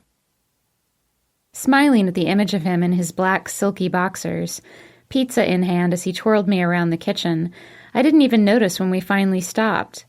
I blinked and looked around when he shut off the car. The University of Washington. Located on the other side of Lake Union from the heart of downtown Seattle, it was a massive campus, more like a small city. Several of the local businesses surrounding it survived solely on the influx of college students arriving every year. I knew this area pretty well after my time here. I wasn't really that nervous about knowing where my classes were. It was more walking into a room of strangers that tangled my nerves. I was not a big fan of being the focus of people's attention, which made walking beside Kellen both a blessing and a curse. It was a blessing because I loved having him around, and also because when he was with me, people tended to stare at him. Kellen just possessed a certain aura. He drew people to him. The face, The hair, the body, the swagger. Everything about him made you notice him. And for girls, the intense inspection of him was usually long and thorough. It was a curse because now that we were a couple, he was a fountain of affection.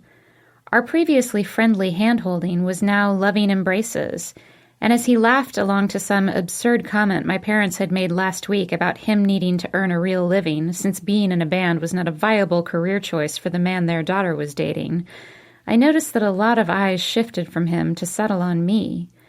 Much like what frequently happened at the bar, I was being judged on whether or not I was worthy of belonging to the rock god.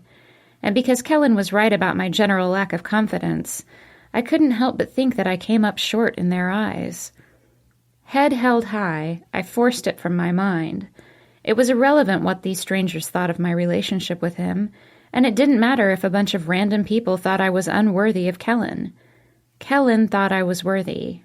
And really, that was the only opinion I needed, right? Laughing along with him, I nearly ran right into a small cluster of people stopped in the hallway. Kellen pulled me back right before I collided with a man who seemed about 7 feet tall. He hovered over Kellen, who was at least a couple of inches over 6 feet himself. The dark-haired boy had a huge smile on his face as he pointed at Kellen.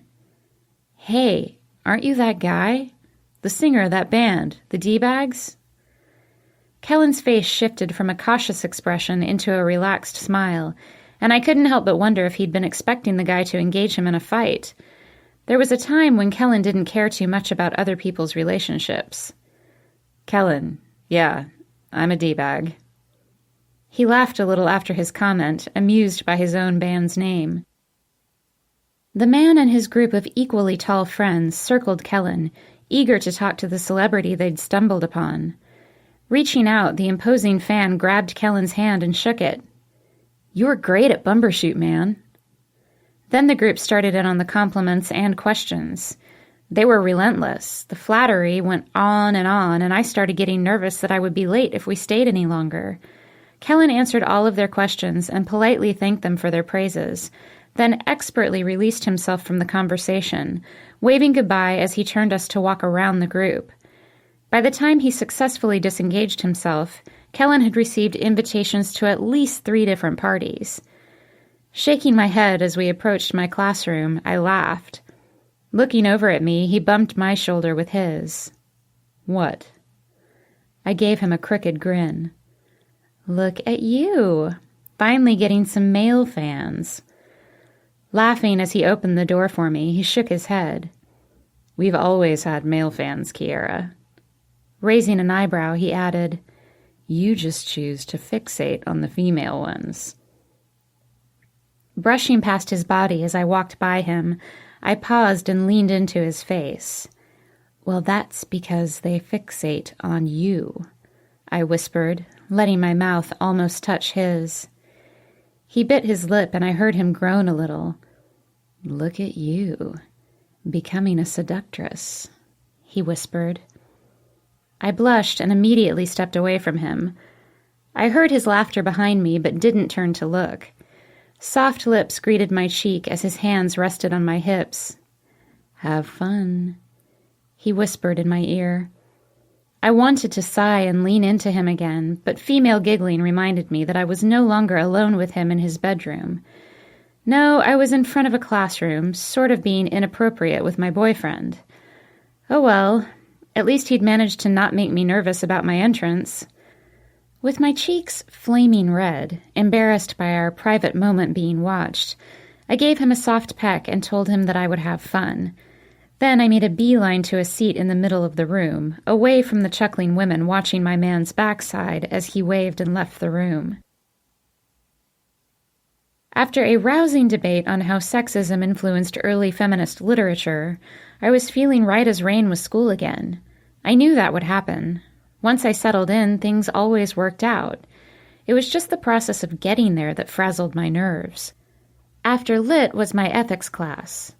Now that I was comfortable, I was looking forward to this course, although I had a feeling I would be doing a lot of soul-searching in it. Ethics and I had crossed paths recently, and I was not sure that I'd fallen on the right side of the morality line. No, I was pretty sure I'd failed miserably. Kellen and I both. It would probably be cathartic for me to write a paper about it. Walking into an aesthetically beautiful and functional structure, my eyes came across a face I hadn't seen in a while, someone I didn't really care to see again. Hovering by the front doors, I watched a familiar redhead with tight, bouncy curls chatting to a couple of her friends. I recognized all three, Candy and her cohorts. They'd each interrogated me about Kellen last year, mostly Candy, since she found sleeping with him to be such an enjoyable pastime. Well, that diversion was no longer available to her now. She'd just have to get her kicks somewhere else. With a small smile playing on my face, I watched as they cackled and strolled down the hall a few paces in front of me. I sighed when they all walked into my designated classroom. I'd had a class with Candy before, last spring actually, when Kellen and I had finally reunited. I guess I had another class with her now. And of course, this would be the class I'd have every day. And an ethics class to boot. Joy. I bet the universe was laughing its ass off at the irony. Shaking my head and rolling my eyes, I walked into the room amid a small flurry of butterflies in my belly. They settled quickly once the people already seated looked up, then looked back down. Well, all but three.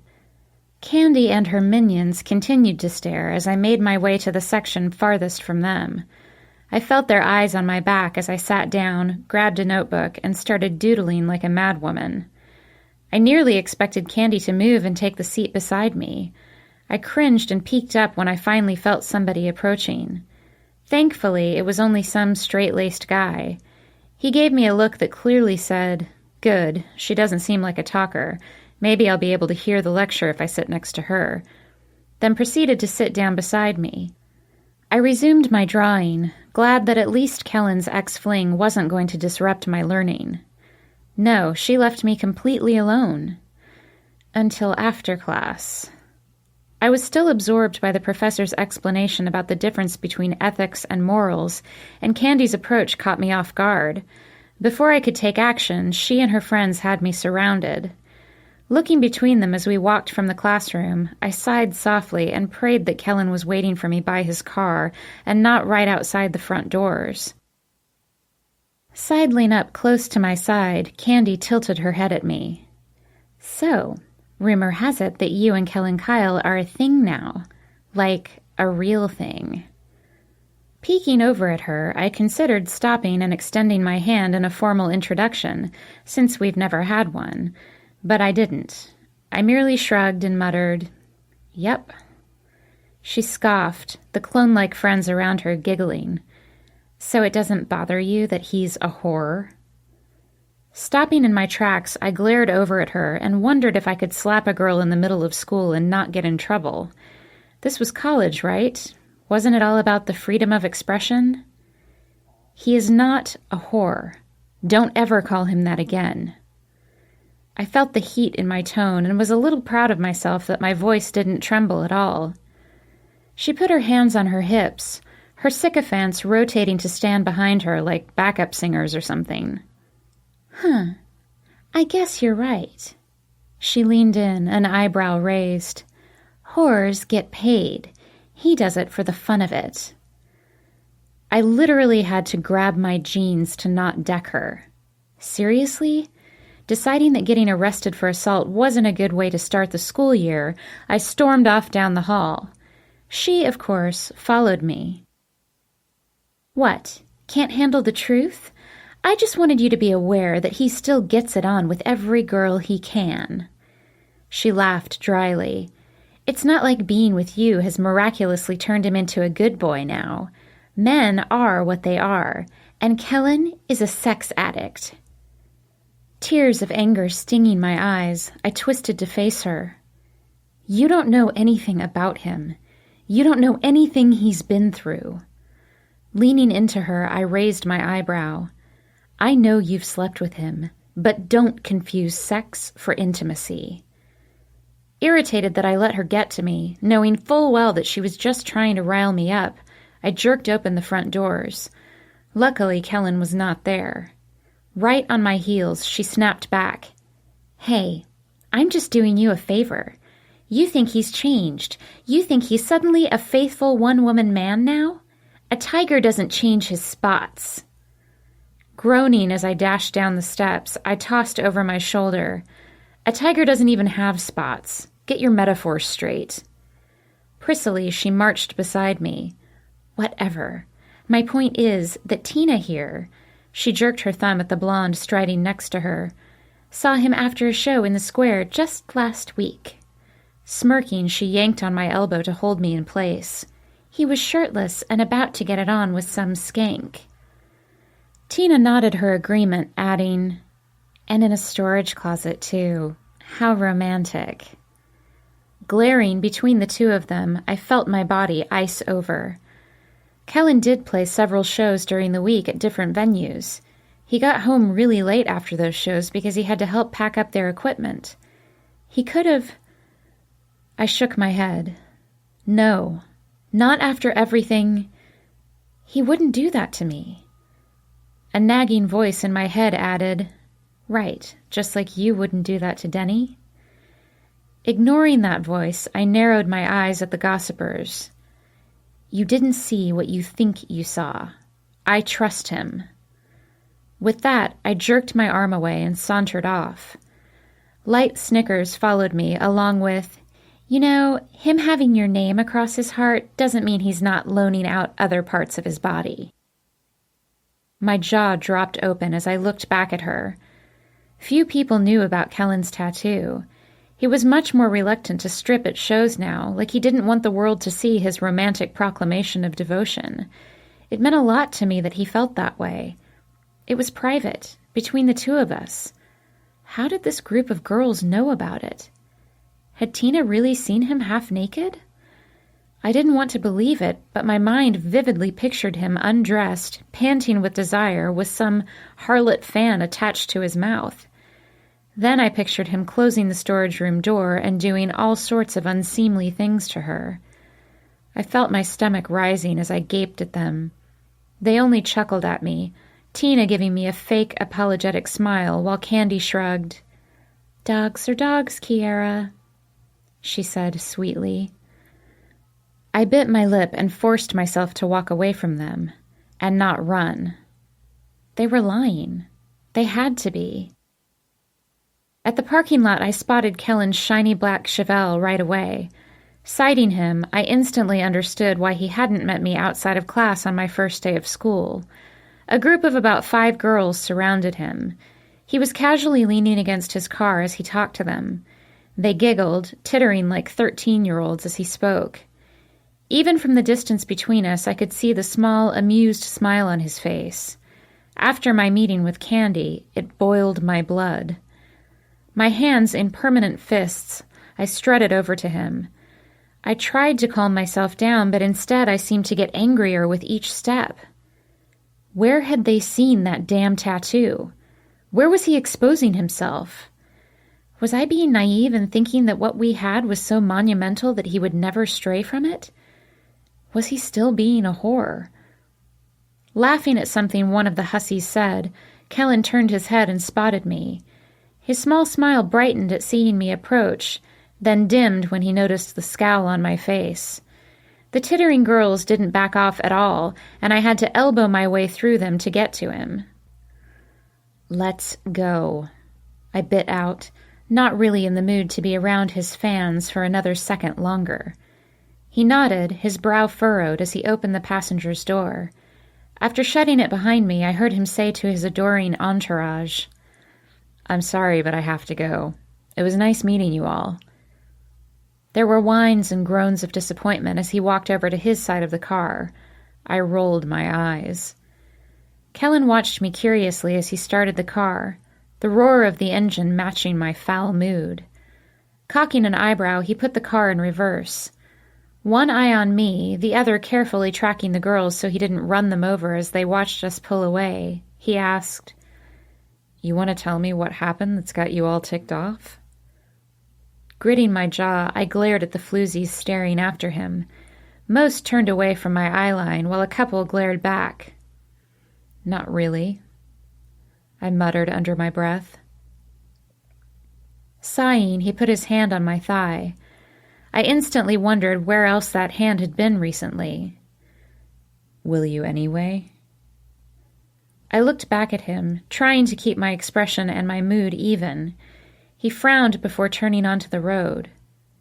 "You're the one that said we should talk things out, and you look like you need to talk something out."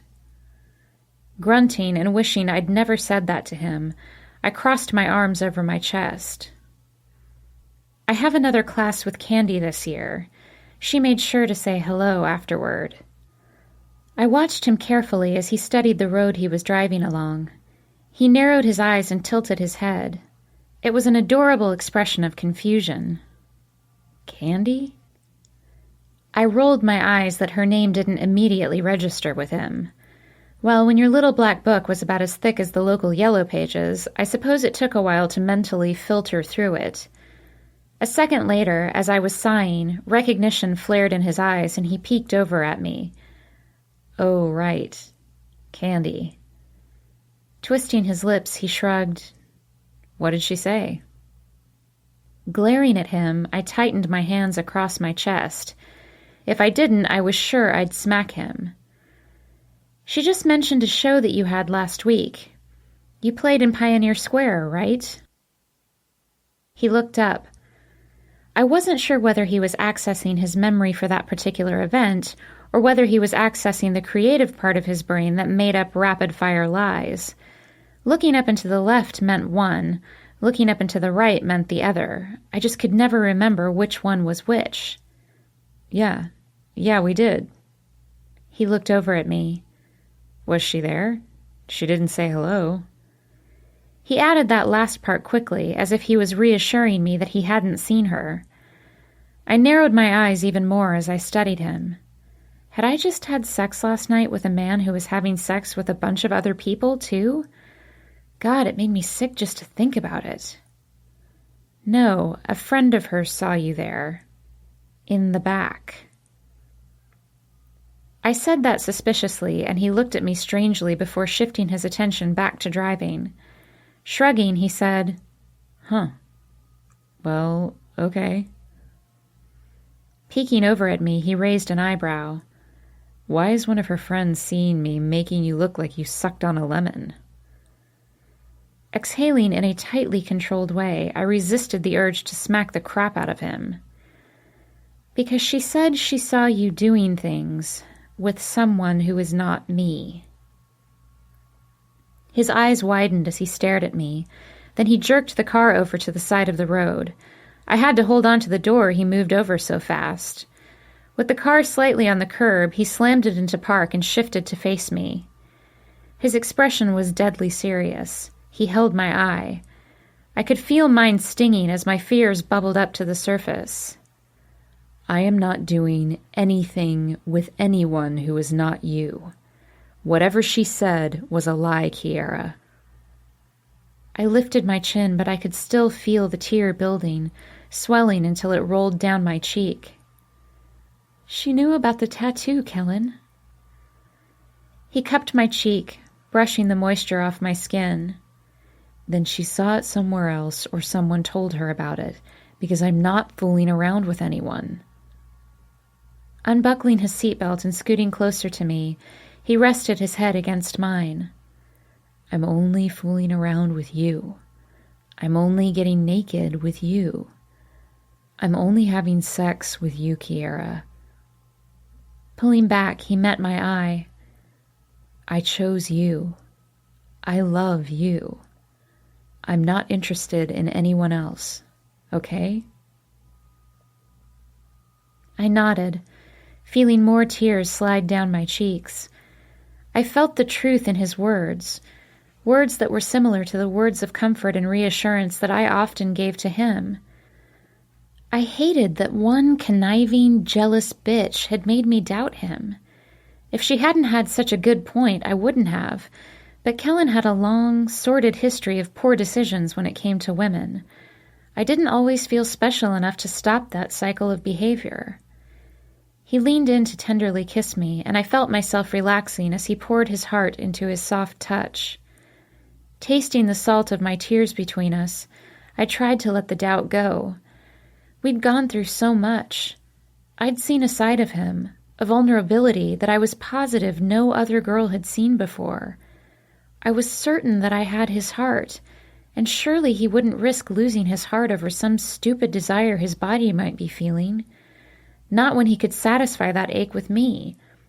Not when I would take him into my bed every night, and the brand new bed that he just purchased for me the other day too.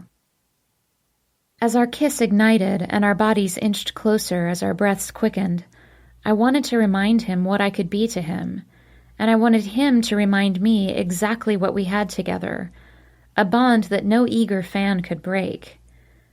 Knowing that I had a couple of hours before work and an empty apartment, I dragged my lips up to his ear. "Show me that you want me, Kellen. Take me home." He had the car back in drive and flying down the road a microsecond later.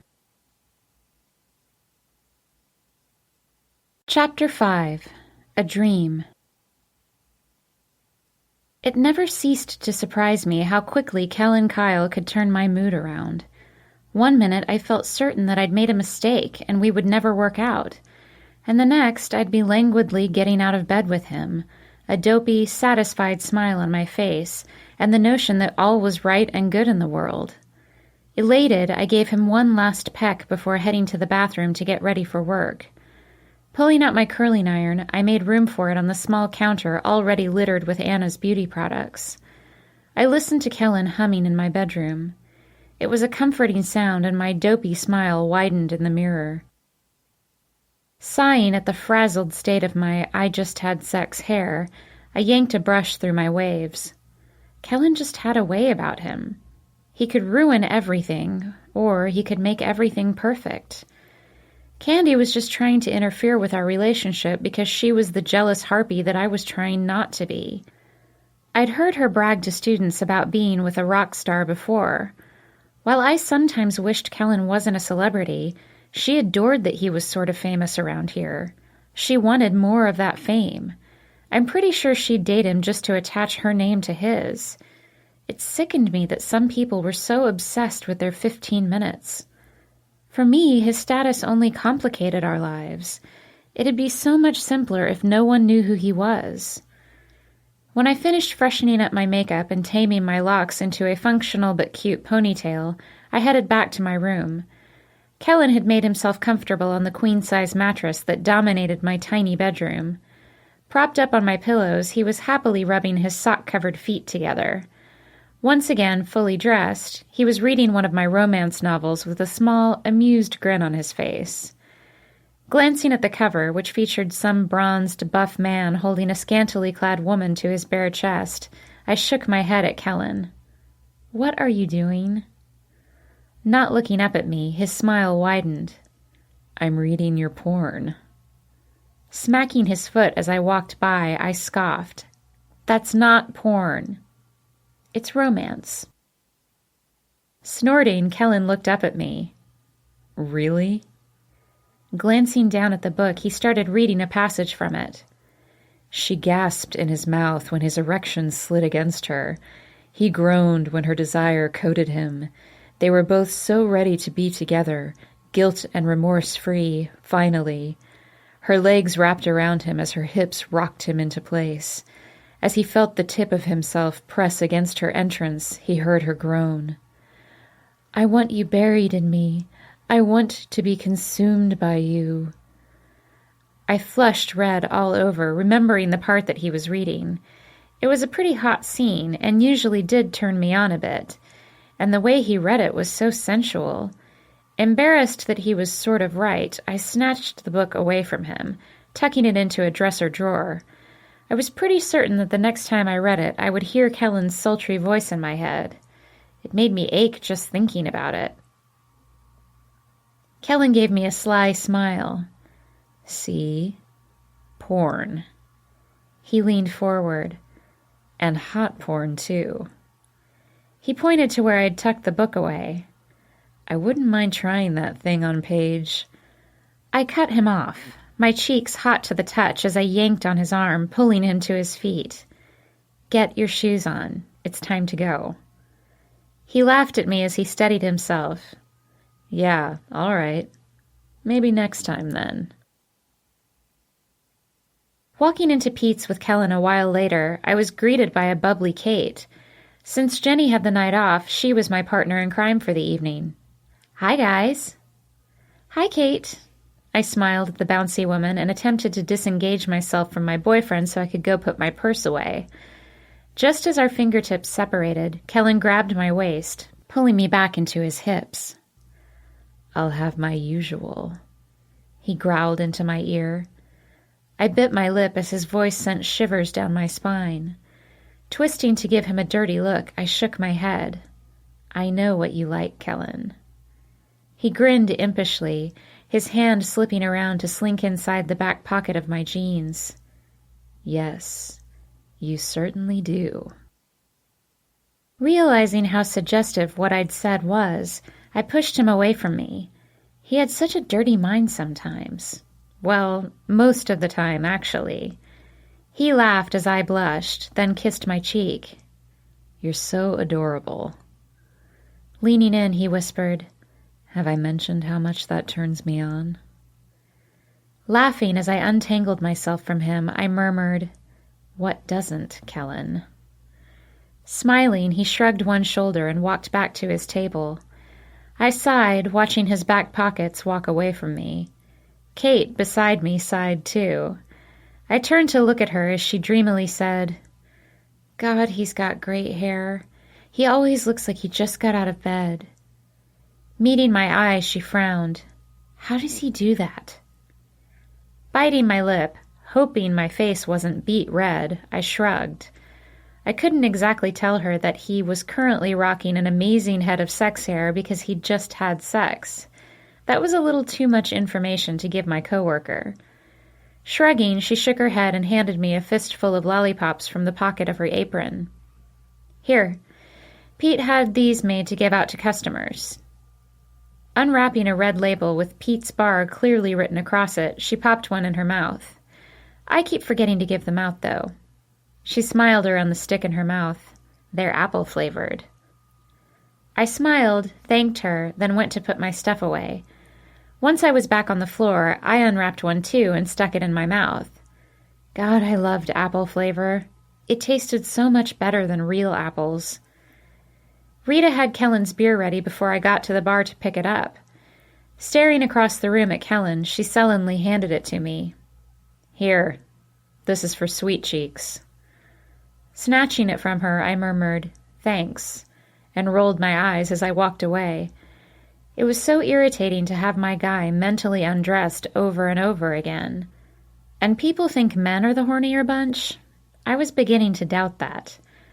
Pulling the sucker out as I approached Kellen's table, I handed him his drink. Here you go, your usual. He smiled at me as he took the beer from my hand. His other hand reached up and grabbed the hand holding my sucker. Closing his fingers over mine, he brought the treat to his lips and closed his mouth around it. Not breaking eye contact, he sucked on my lollipop for a moment, then let it go.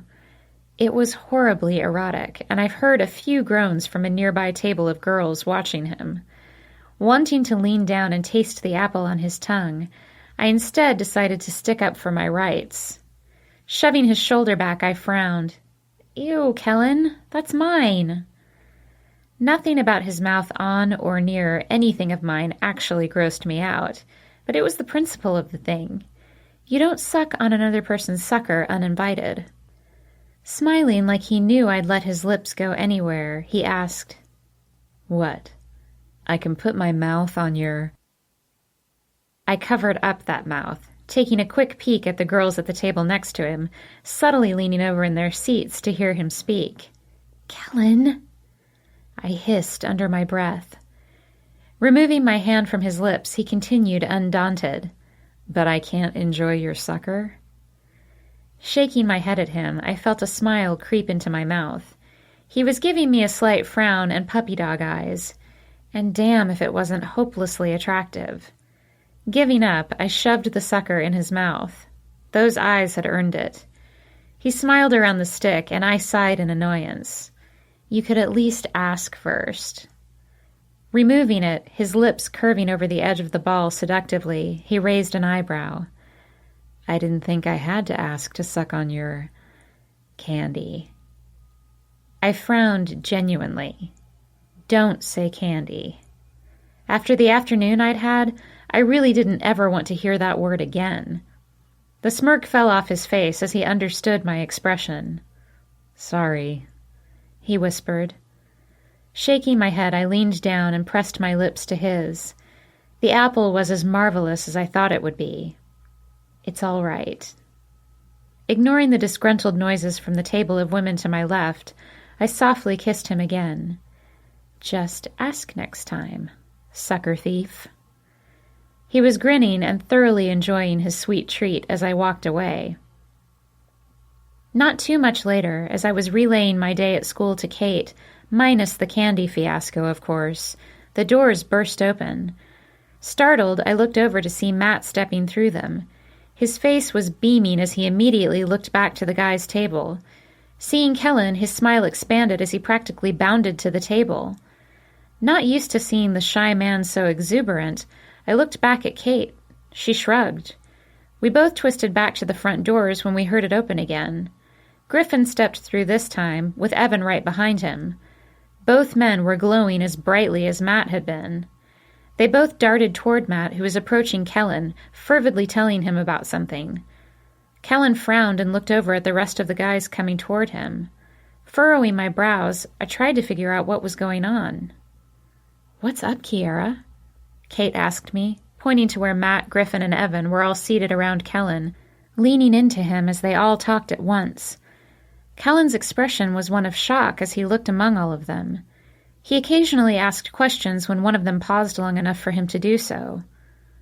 "I have no idea," I murmured, stepping away from her to find out. Kellen's eyes snapped up to me when I was almost within earshot. I paused when he leaned back and ran a hand over his mouth. His eyes looked worried, really worried. Suddenly, my feet felt like lead, and I was afraid to move any closer to him. I thought it was good news by the look on the guys' faces, but Kellen didn't look like he'd just received good news.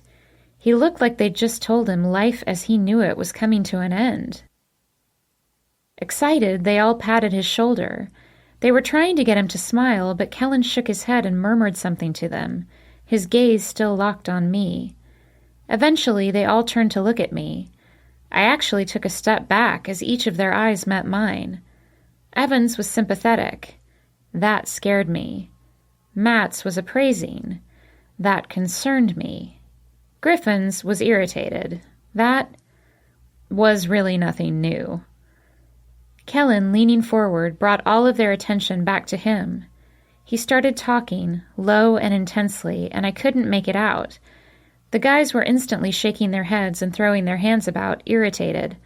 I'd never seen the group fight before, and I had the horrid feeling they were somehow fighting about me.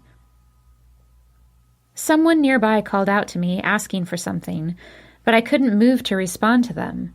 Something big was happening. Something that Kellen wasn't thrilled about, but the rest of the group was. Something that seemed to involve me. Ice poured through my body as I tried in vain to snap the puzzle pieces together. Griffin suddenly shouting, "Oh, come on, Kellen! Fuck!" made me flinch. Kellen raised a calming hand to Griffin and quietly said something, shaking his head. Griffin shook his, crossing his arms over his chest.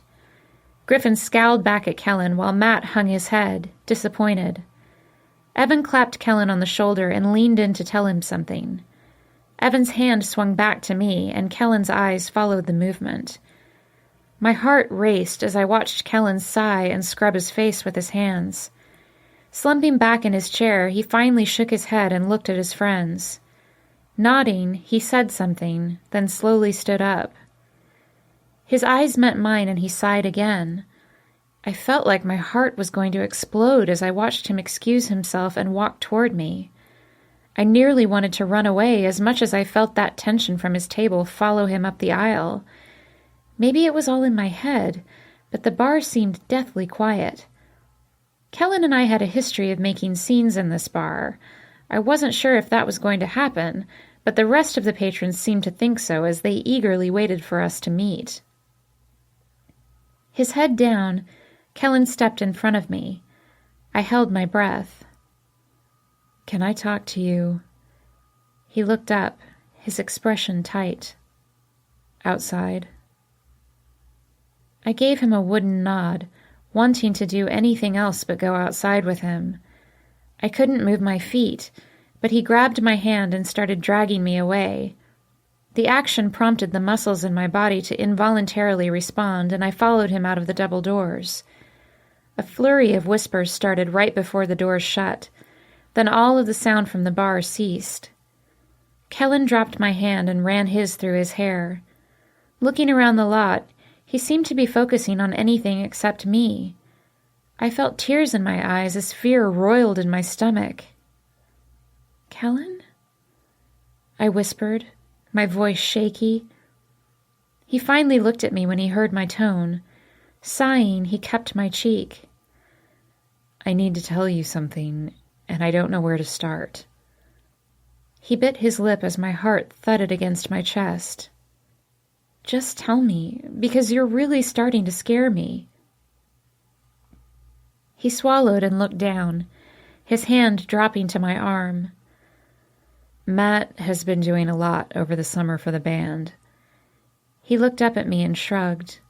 "Lining up more gigs, scoring that equipment so we can work on soundproofing Evan's place, getting us that spot at Bumbershoot." I nodded. None of this was news to me. My heart on hold, I waited for the part that was. Stepping up close, Kellen began stroking my arm. "A band that he's been trying to get in with saw us at Bumbershoot. They were impressed and—" He sighed, his other hand coming up to wrap around my fingers. "They want us to join them on their tour," he whispered. I blinked and pulled away from him, his face torn in the moonlight. "You got invited to join a tour? An actual band tour?" Nodding, he shrugged. "It's a pretty decently sized one. About 6 other bands are already on it, from what Matt says. We'll be a last-minute addition, bottom of the lineup, but on it, at least." Amazed and overwhelmed with pride, I threw my arms around him. "Oh my God, Kellen! That's amazing!" He sighed as I hugged him tight, and I pulled back to look at him. He wouldn't look at me, and the brief joy I felt faded. Cupping his cheek, I stroked his skin with my thumb. "You're not excited about this?" Feeling my heart turn to lead, I began to understand. Because of me, right? Meeting my gaze, he shrugged. "It's a 6-month tour, Kiera. Coast to coast." I bit my lip. My eyes started stinging as I considered just what that meant for us. He'd be leaving for quite a while. Forcing a smile, even though I wanted to feel as melancholy as he did, I shook my head. "It's okay. 6 months isn't so long. And you'll have breaks, right? I'll still get to see you?" He nodded and looked down. "I don't have to go, Kiera." Looking back up at me, he shook his head. "I can tell the guys no." My mouth dropped open as I realized what the band had fought about. He'd told them no in the bar because he didn't want to leave me. I searched his face in disbelief. "This is your dream, Kellen. And this could be it for you. This could be your moment. Your chance. Isn't this what you want?" He shrugged, looking over my shoulder to the bar. "I'm fine with my life the way it is. Playing at Pete's." He looked back at me. "Being with you." Running my hand back through his hair, I pressed our bodies together. "But you know you're too talented to keep doing that forever, Kellen. Even though I'd like to keep you to myself, I know that I can't hide you away from the world." He looked at the ground and I sank down to meet his eyes. And it's not just your dream, Kellen.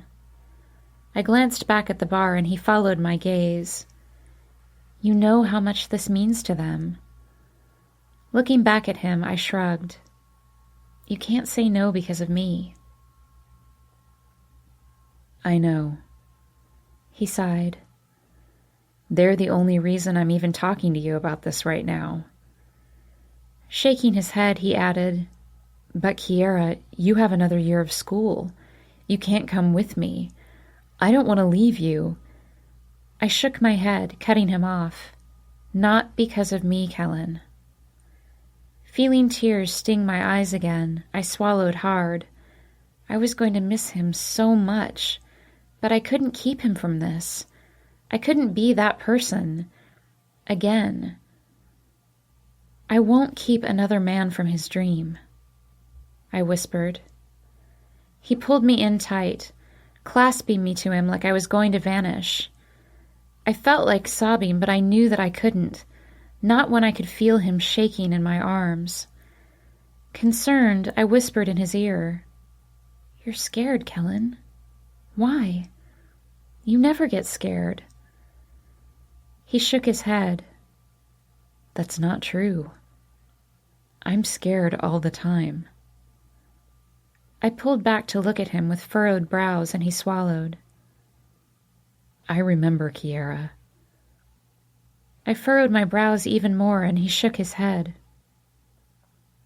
I remember when Denny left you, what it did to you.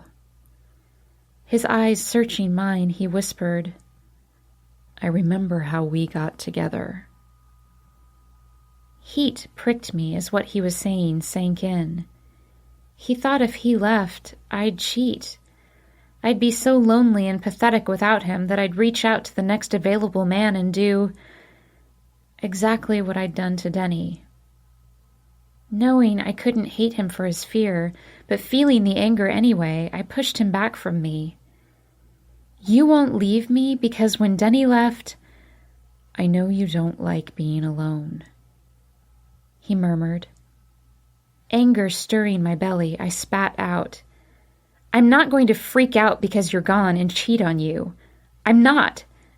I wouldn't. I stammered, trying to come up with something that didn't sound childish. Why would you think I would do that to you? Because I was there. When Denny thought the exact same thing. When he thought you'd never cheat on him either. He sighed and tried to wrap me in his embrace again, but I kept him at arm's length. I tried to raise my chin, but I felt it quivering as my emotions ran rampant. That's not fair. I've grown, Kellen, and you and I were a completely different situation. You can't throw that in my face. Looking apologetic, he shook his head. I do know that. And I know you've grown, Kiera, but still. Closing his eyes, he looked away. Open-mouthed, I could only shake my head at him. Are you always going to wonder about me? I whispered. I wished we had the sort of relationship where we could smile and congratulate the other, wishing him well, knowing that nothing bad would happen. We didn't have that, though. We had a relationship filled with doubt and fear, even though I sometimes tried to naively pretend that we didn't. Peeking up at me, he raised his eyebrows. Just like you wonder about me? Just earlier today you thought I was cheating on you. You won't worry when I'm gone? I mean, if I go on the road for months with Griffin, it won't cross your mind? My eyes narrowed as I considered just what kind of trouble he could get into with that D-bag. Well, now it will. I crossed my arms over my chest and glared at him until he turned away. He sighed, looking out over the parking lot. I sighed as well, my posture relaxing as my residual anger faded. I couldn't be angry at him for wondering about something that I often wondered about too. I guess we'll just have to try and trust each other. When he solemnly nodded, his gaze dropping to our feet, I looked around at where we were. Outside, alone. A second wave of understanding hit me. Cupping his cheek, I brought his gaze back up to mine. Did you tell me this out here because you thought I would break down? Nodding, he whispered, I remember that night that Denny told you he was leaving. I remember holding you while you cried. For him. I saw you when his plane left. You were devastated, like a part of you had left with him. I don't want to hurt you like that, Kiera. His eyes saddened as he looked over mine, over my completely dry ones. Kissing him softly, I rested my forehead against his. Are you upset that I'm not more upset? Was this a test? Sighing, he shook his head. I wouldn't test you, Kiera, but I did think you'd at least cry. Maybe beg a little. He tried to turn away again, but I held him in front of me. I will. Trust me, when you actually leave, I will be a blubbering wreck. But I meant what I said, Kellen. I've grown. A lot has happened since Denny left me that first time. I've done some maturing. Remembering how I was back then, I shook my head. I was so scared to be alone. I shrugged my shoulder as he watched me. I still don't like it, but I'm more secure now, I think. Mistakes in the past have aged me some. He cracked a small smile. Ah, the wizened 22-year-old. My smile was a small one as well, but some of the earlier tension evaporated in it. Kellen, you may have a lot more experience, but don't act like you're not the same age I am. I've seen your driver's license. Grinning crookedly, he raised an eyebrow. The real one? Shaking my head at him, I held his face. Do you think I loved Denny more because it bothered me so much when he first told me he was leaving? Shrugging, his smile turned sad. Can you blame me for thinking that?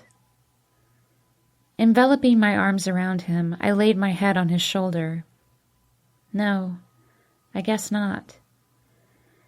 We were silent a moment, rocking slightly as we held each other. I waited a moment longer, peace and a bit of sadness creeping into me. I didn't love him more than I love you, Kellen. Pulling back, I met his eye. I love you more. I love you enough to let you go and live your dream. I shrugged. Don't you see? I love you more. He smiled softly, and I brushed some hair off of his forehead. Running the backs of my fingers down his cheek, I whispered, and yes, I will miss you more than you can possibly imagine. But I know that you have to do this, Kellen. And you know it too. Stubbornly, he shook his head. No, I know that I have to be with you. Everything else is just details. I smiled and kissed him. Against his lips, I murmured, This isn't just your dream, though, remember? Sighing, I pointed back to the bar, to the other people his decision involved. There's Evan and Griffin and Matt. He's worked so hard for this. He watched my fingers, then sighed. I know. I laced my arms around his neck. And that's why you'll do this. It's their dream too, and you can't take it away from them. For me. For us. Leaning his head against mine, he closed his eyes. I know. We rested against each other for an achingly long time. Then Kellen pulled back. I guess I should go tell Matt the good news, he said, a little sullenly. I nodded, biting my lip and fighting the tears starting to sting. I'd always suspected this would happen one day, just not necessarily today. When does the tour start? Looking down, he quietly said, First part of November. Now I looked down, too.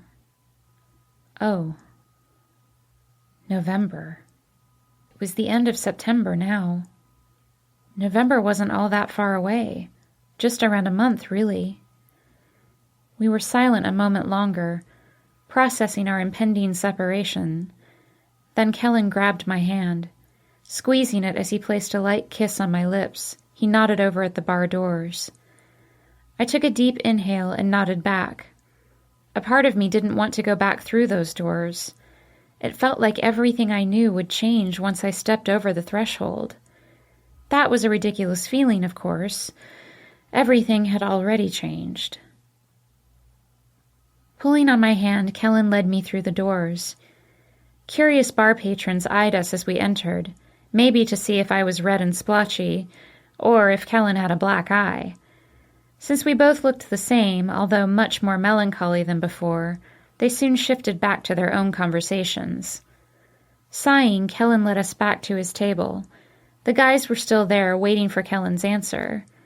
Since he was the front man for the band, they couldn't do much without him. They could certainly replace him, head out on their own with another singer, but it wouldn't be the same without Kellen's talent.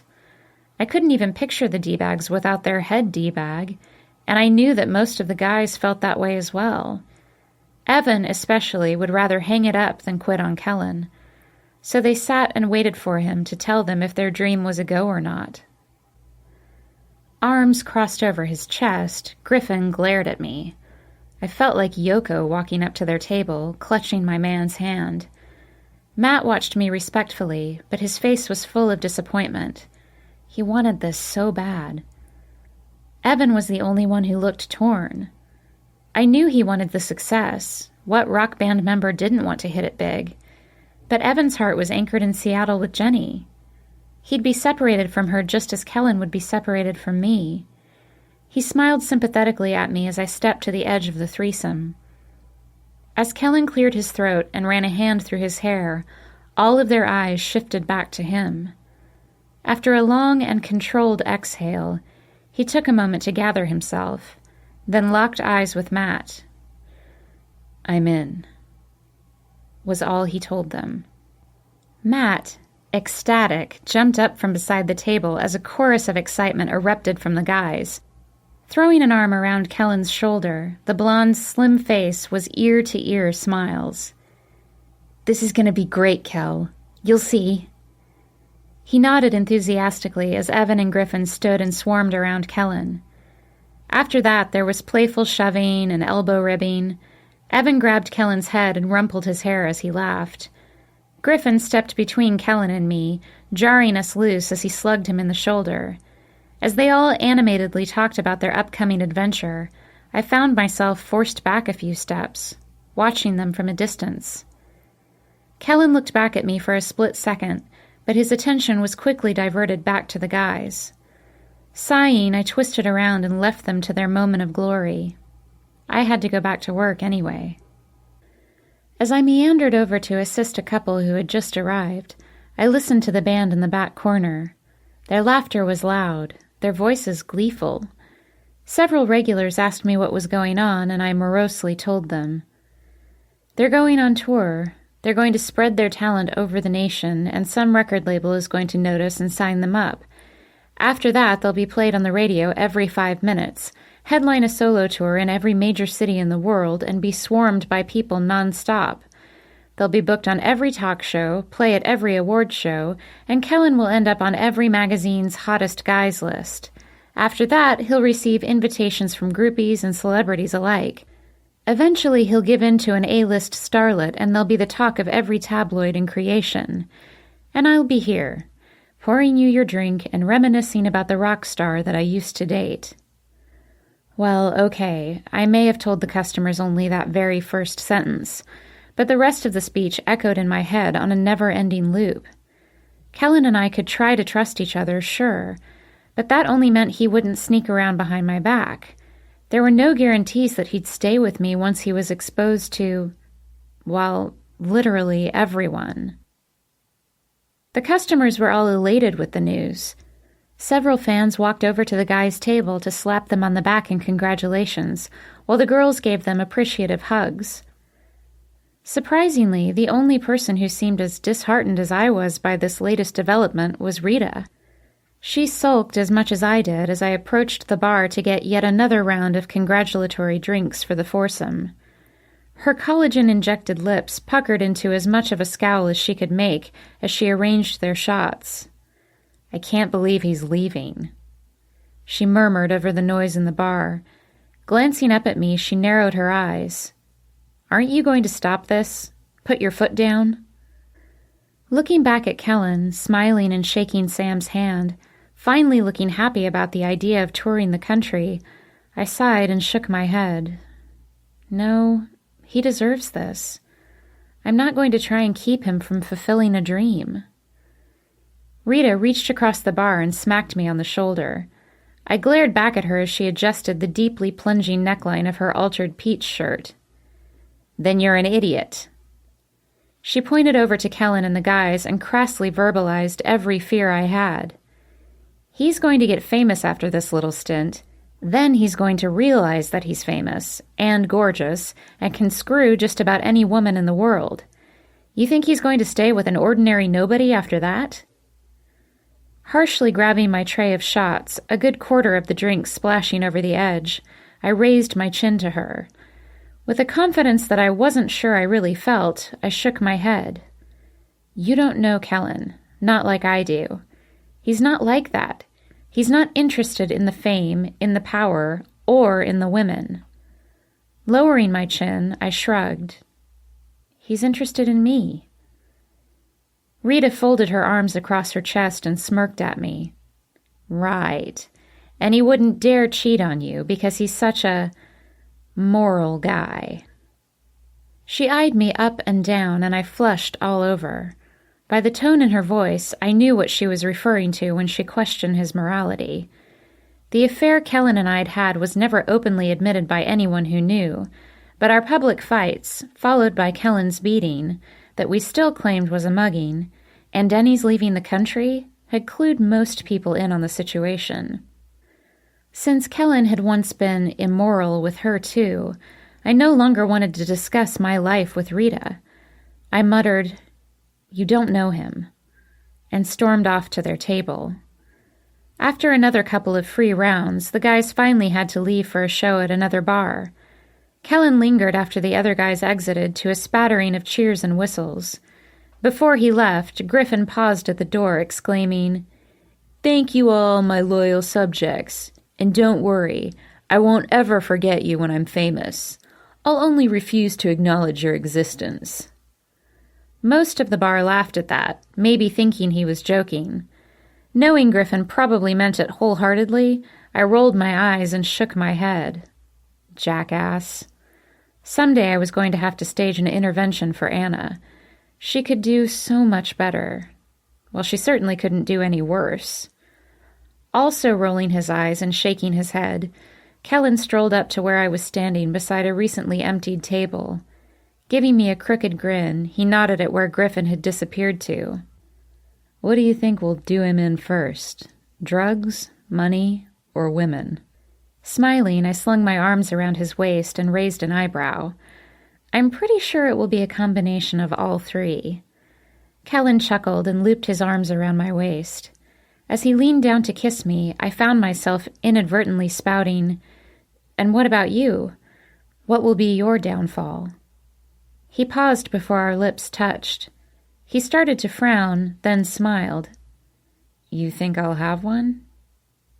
Embarrassed that I had asked, I shook my head, then shrugged. "It has occurred to me that you're on the path to fame, and fame brings certain hazards with it." Sighing, knowing now wasn't really the time to have this conversation, I stared up at him. "You'll be surrounded by so much temptation." I bit my lip. "And I've seen behind the music. I know what gets offered to rock stars." He narrowed his eyes, but then laughed. "Wait, behind the music? You've already mapped out my career, haven't you?" Smiling devilishly, he ducked down and looked me in the eye. "So what is it? Booze? Gambling? Buying too many yachts?" I twisted my lip at his comment and smacked him on the chest. No, for you it's women. Sighing, I shook my head. Always women. The smile on his face faded as he looked over mine. You have to trust me, Kiera. His smile returned a little, but it was tinged with sadness. Just like I have to trust you. The sudden seriousness in his face instantly shifted to an impish grin, and the air of heartache around us lifted. I know I'll never find anything out there that will top you. But really, it's quite possible that you may lose interest in me once I've sold out and hit the bottle. Maybe you'll decide you can do better. Start dating one of the Jonas Brothers or something. Laughing, even though my stomach hurt a little at our conversation, I smacked his chest again. Leaning up to kiss him, I muttered, Never. You're mine. Washed up or not. Chuckling against my lips, he murmured, Good, because none of that is going to happen. Pulling back, he raised an eyebrow. It's just a 6-month tour with a bunch of other bands, most of which are small and unsigned, just like us. And when we're all crammed together on a smelly bus, I'll be wishing that I was back at home with you. Leaning in, he rested his head against mine. And when the 6 months are up, that's exactly where you'll find me. In bed with you. I nodded against him as tears stung my eyes. I hope so, I whispered. I know so, he whispered back, his voice just as wistful as mine. Then his lips crashed down to me, and my hands came up to positively tangle into his hair, holding him against me. Kissing much more aggressively than we usually did in public, I let the feeling of being watched evaporate and only concentrated on his touch. He was mine. I was his. This didn't have to be a life-altering event if we didn't let it. It could just be a brief separation while he did something amazing that most people would never get the chance to do. We would both stay faithful to the other, and then we'd be back together and all the happier for it. After that, well, I'd tackle that hurdle once it was upon me. Chapter 6. Time Flies. You are told from the moment you enter school that time is constant. It never changes. It is one of those things in life that you can always rely on, much like death and taxes. There will always be 60 seconds in a minute. There will always be 60 minutes in an hour. And there will always be 24 hours in a day. Time does not fluctuate. It moves on at the same constant pace at every moment of your life. And that was the biggest load of crap that I've ever been taught in school. Truth was, time did fluctuate. It was easy to lose hours or even days in the blink of an eye. Other times it was a struggle to get through a mere hour. It ebbed and flowed as relentlessly as the tides, and just as powerfully too. The moments that you wanted to last forever were the ones that washed away all too soon. The moments that you wanted to speed up slowed down to a snail's pace. That was the truth of the matter, and my life was fast-forwarding, and there was nothing I could do about it.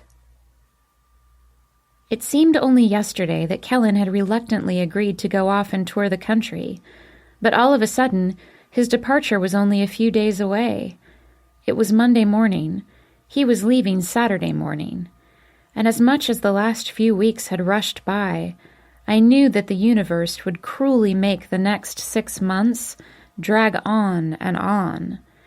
I knew that I would feel every second of our separation, and it was going to suck. But I had to let it happen. I would not selfishly guilt another man to give it all up for me. I would never do that to anyone again, no matter how much it hurt. Hearing a knock on my apartment door, I snapped myself out of my thoughts and slapped on a smile. Kellen was also having a hard time with our upcoming separation. I didn't want to make it even more difficult by being forlorn in his presence. Over the past few weeks, I'd perfected the art of feigned excitement. Not that I wasn't excited for him and endlessly proud of him. I just didn't want him to go. If he could somehow have it all but stay close to my side, well, then my forced smile would be a natural one. Walking past a folding card table, a wobbly contraption that my sister and I were calling a fancy dining table, I smiled at the present sitting on top of it. When I opened the front door, Kellen was leaning against the frame. He smiled crookedly at me. I bit my lip as I absorbed his features, then stepped back so he could enter. Stepping through, he murmured, "Mornin'." Attaching his lips to my neck, he swung me around and pulled my hips into his. Closing the door behind him, I giggled quietly. My sister was still asleep. "Good morning yourself." Sighing, he slinked his arms around my waist. "I'm going to miss taking you to school every day." He sighed. Shaking his head, he added, "You'll nearly be graduating by the time I'm back." Stepping up my smile, even though my heart was breaking, I tilted my head at him and stroked his cheek. "At least you'll be back in time for the ceremony. You can watch me walk down the aisle." Smiling softly, he cinched me a little tighter. "I'd love to watch you walk down the aisle." My heart starting to race a little, I suddenly wondered just what aisle he was referring to. I opened my mouth, not sure what to say, but Kellen looked over his shoulder and noticed the bright red gift bag. His expression genuinely gleeful, he looked back to me. "What's that?" Releasing him, I giggled again. "It's for you. Sort of a going-away present." Frowning, he shook his head at me. "I know money is tight for you. You didn't have to get me anything." Pressing myself against his back, I shoved his shoulders toward the table. "I got a good deal. It didn't cost me much, and it's sort of a present for the both of us." Slowly walking toward the gift, he turned his head back to me and grinned devilishly. "Is it handcuffs? Did you get the furry kind? Because those feel really nice against your—" I smacked his back and turned his head away from me so that he couldn't see the blush spreading over my cheeks. "No." I felt him chuckling as he picked up his gift, but my head was busy imagining him locked to my bed, naked. That would be one way to keep him near me. Rolling my eyes, I contained a sigh. And of course, he'd had enough experience with handcuffs that he had a style preference. Still laughing a little, he pulled the tissues out of the bag. When he got to the real present, he pulled it out and looked back at me, confused. "What's this?" Now I laughed as I moved around to stand beside him. "Well, I know you're a little behind on the times, but they call that a cell phone. It works just like your corded one, but you can walk around with it." Leaning in, I whispered, "You can even use it outside." Giving me a dry look, he shook his head. "I know what it is. What's it for?" Smiling, I pulled a matching one out of my jacket pocket slung over a nearby chair. "It's so we can keep in touch while you're gone. So you can always get a hold of me, and I can get a hold of you." I shrugged, feeling my throat starting to close up. "So we can try to stay close, even though we'll be really far apart." I watched his eyes search mine as he swallowed a few times, like his throat was closing up too. Nodding, he leaned in and kissed me. "I love it. Thank you." I closed my eyes as we kissed a few times, savoring every second that his skin was on mine. Pulling back from me, his breath a little heavier, his eyes slightly hooded, his gaze focused on my mouth. I got the distinct impression that if he hadn't had to take me to school in a few minutes, he would have swept me up and taken me to my bedroom. And even though I knew school was important and I needed to focus on my last year, I wanted him to. His eyes flashing up to mine, he gave me a breathtaking grin. "Can I sext you on it?" I blinked at his question, then felt my cheeks flame red hot again. Not giving him an answer, I grabbed my jacket. Just as he was chuckling, tucking his new phone away in his leather jacket pocket, I heard a bedroom door open. Kellen turned toward the sound, ready to greet Anna, but the person who stepped out of the door was not my sister. He was also not dressed. Scratching his freely swinging man parts, Griffin yawned and squinted at us. "Dude, what are you doing here so early?" I immediately looked away from the naked man. Kellen smirked and shook his head. "It's 10:30, Griffin." I heard Griffin snort, but didn't look back at him. "I know, man. It's fucking earlier than shit."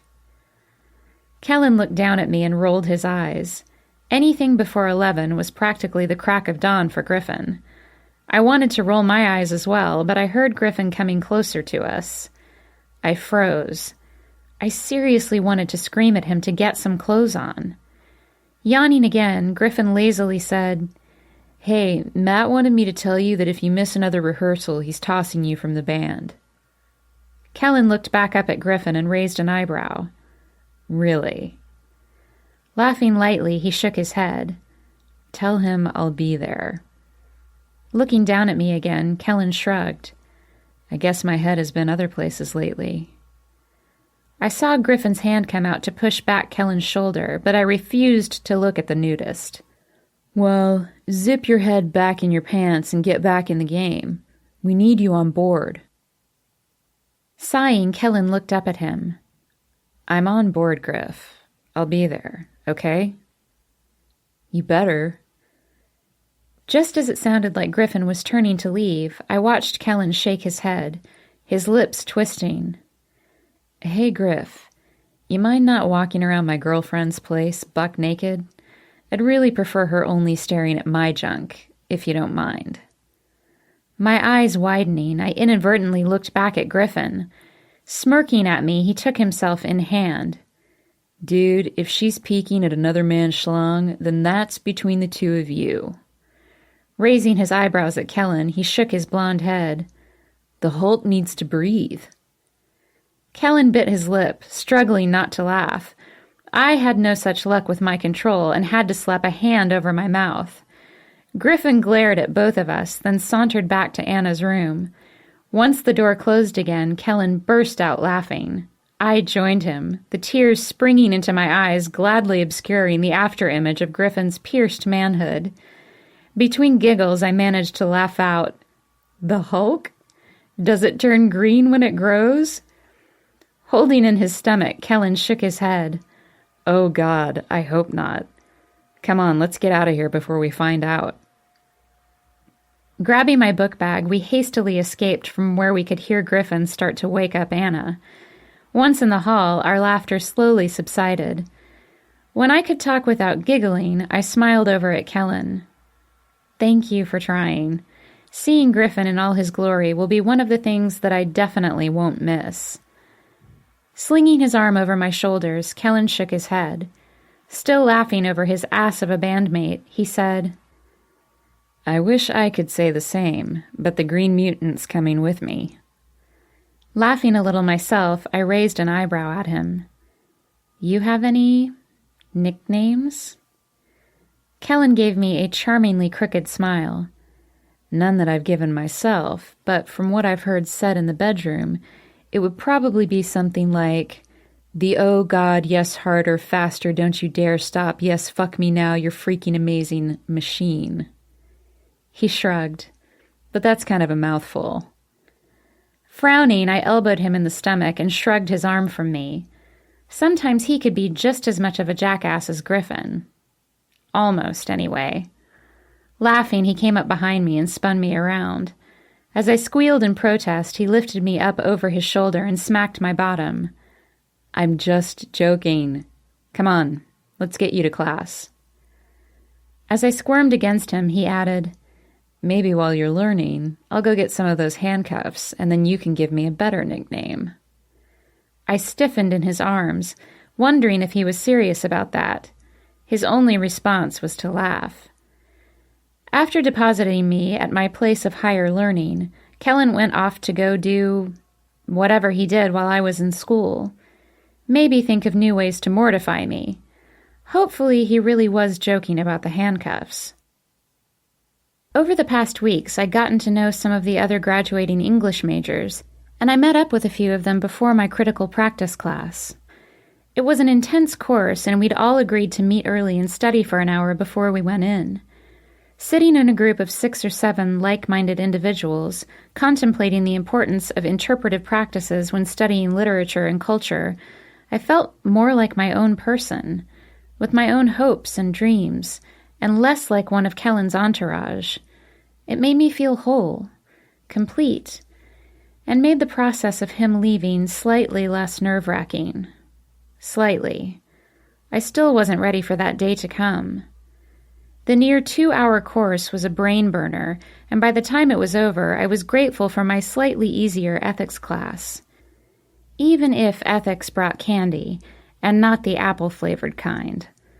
Gritting my teeth, I did what I did nearly every day when I walked into the classroom. I ignored her and her friends. It was fairly easy to do since she'd started ignoring me too.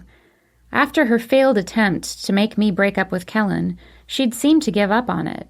Either that, or she was busy plotting and scheming a more masterful plan than merely spreading gossip. I liked to believe the woman had more important things to do with her time, though. Quickly absorbed in the lecture, I forgot all about Candy sitting a few rows in front of me with her friends. Once the class was over, I grabbed my belongings and started going over the paper I planned to write tonight during my shift. The paper was on the ethical responsibility of various websites. I was thinking of doing mine on a popular medical advice site to illustrate how important it is to give potential patients the correct information. Already outlining my debate in my head, I bumped into Kellen in the hallway. Grabbing my shoulders, he held me in place in front of him. Lost in thought, I blinked at him stupidly for a second before smiling and engulfing him in a hug. "Hey, you're picking me up inside." Laughing at my obvious comment, he scuffed up his hair with his hand. "Yeah, it's pouring out there. I thought I'd go for a swim instead of waiting in my car."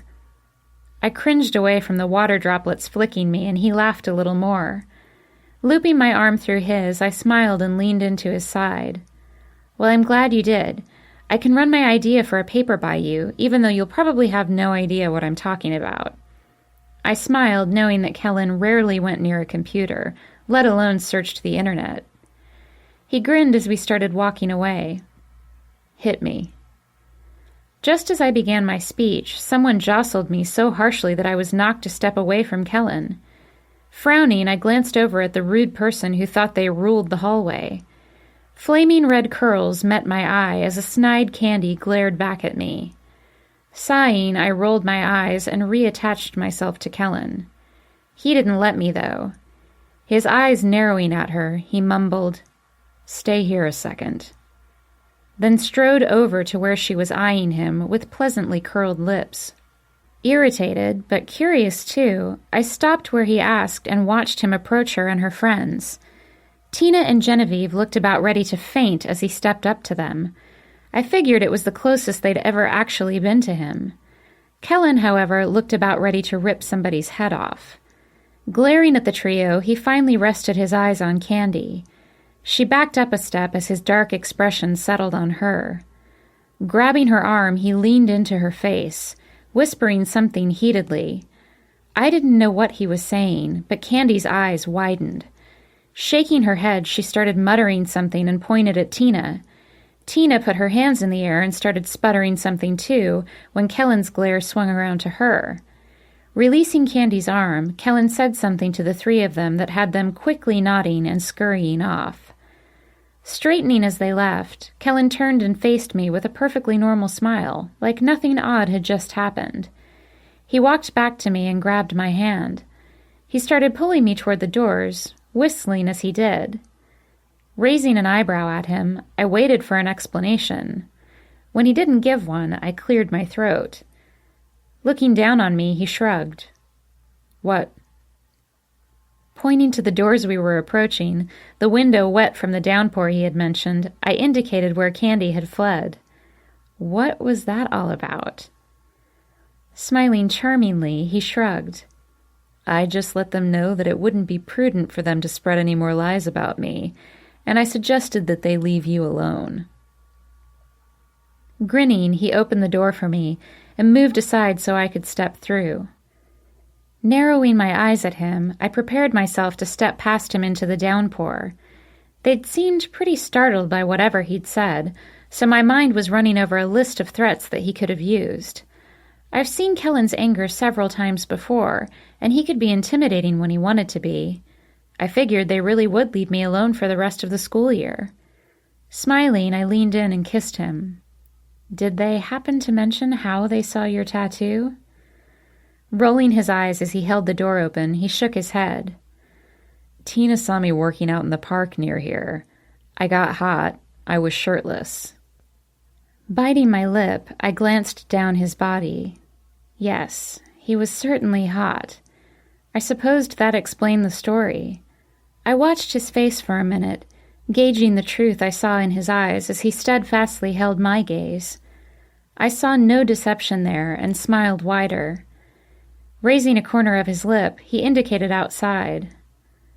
"Are you going to head out there? 'Cause the store's getting heavy." Laughing, I kissed him lightly, and then sucked in a quick breath, preparing to make a run for it. Halfway down the steps, I felt like a waterlogged rat. Groaning, I dashed for the parking lot and wished I'd brought an umbrella. Coming up behind me, Kellen smacked my bottom. "Hurry up, Pokey, you're getting soaked." Laughing, he ran his fingers back through his hair. The mess slicked back in a way that reminded me of a less pleasant moment in the rain with Kellen. I pushed aside the memory and focused on his body, twisting away from me and running hard. Adjusting my bag, I yelled out, "No fair! You're not carrying anything!" He only looked back at me and chuckled. By the time I got to the lot, he was already in his car, feet propped up on my side of the seat and leaning his back against the driver's side door, with his eyes closed like he'd fallen asleep waiting for me. I batted his shoes as I stood in the rain, but he ignored it and continued to take up my spot. Cursing that I was still getting soaked, I crawled over his legs to lie on top of him. That got his attention. His eyes opened with a wide smile. Twisting my body to shut the door, I unhooked my book bag and tossed it into the back seat. His arms came out for me, pulling my soaked body into his soaked body. Scooting down the seat, he laid his back against the cushion. He adjusted my legs so my hips straddled his. "There, that's better," he muttered, lifting his head to kiss me. Assaulted by more wet memories of him, I pulled back. His eyes were lustful as he stared at me, his breath heavier, and not just from the exertion of running all the way out here. My wet hair hung down around my face, the long strands dripping on his clothes. His scent beneath me mixed with the smell of clean water, both of them stirring something within me. Cupping his cheek, I stroked his rain-softened skin with my thumb. Looking over his midnight blue eyes, the specks of water glistening in his hair, the full, partly opened lips, the strong jaw, I sighed. "You're so attractive," I whispered, my words oddly in tune to the pounding rain in the background. "You're the sexiest man I've ever seen." Feeling completely alone with him in here, even though it was the middle of the afternoon, I leaned down to kiss him. His soft lips melded with mine, tasting, searching. After a brief moment, he frowned and shook his head. "I may not always be." Shrugging, one hand clenching and unclenching my hip, while the other indicated his face, he added, "This could vanish overnight, you know. I could be mauled by a bear while walking down the street tomorrow." He lifted an eyebrow. "Would you still want me then?" I smiled at his comment. "Of course. Your face isn't the only thing that makes you attractive, Kellen. Your looks aren't why I love you." He smiled, his hands running up my back, urging me down to him. Before our lips met again, I gave him a pointed glance. A bear? Really? Chuckling, he pulled me all the way down to him. As our hips met, rocking lightly against the others, the windshield quickly fogged up. I felt bodies hurriedly walking past the car, but with the noise of the rain and the windows tinted with moisture, I felt like we were the only two people around. As our breaths and kiss heated, Kellen murmured, "God, now I'm going to have to do something I never thought I would." Moving up to kiss his cheek, I dug my hips into his. "What?" I breathed, the tip of my tongue lining the edge of his ear. He sucked in a quick breath, his hips under me rising off the seat. "I'm going to have to take you in this car," he murmured back, his voice low and husky. He was suddenly moving underneath me, trying to twist us around so he was on top. I quickly sat up before he was successful. While I felt alone out here, I knew we weren't, and I wasn't about to advertise what we were doing by rocking the car. He sat up on his elbows, breathless. Spreading out his hands, he frowned. "Why did you stop?" Biting my lip and carefully moving away from his hips, I pushed his feet off the seat so I could sit comfortably. Pointing at him as menacingly as I could, I sternly said, "Because you have a rehearsal to get to, and if you blow it off again, Matt is going to kick you out of the band." Sitting up, he wrapped his arms around me. "It's my band. They can't kick me out." He started kissing my neck, and I tried to not lean into it, tried not to start panting with desire and clawing at his clothes. Pushing him back, I dug my finger into his chest. "I'm not having sex with you in the parking lot of my school." He glanced around, his eyes playful. "No one will notice." Looking back at me, he raised an eyebrow.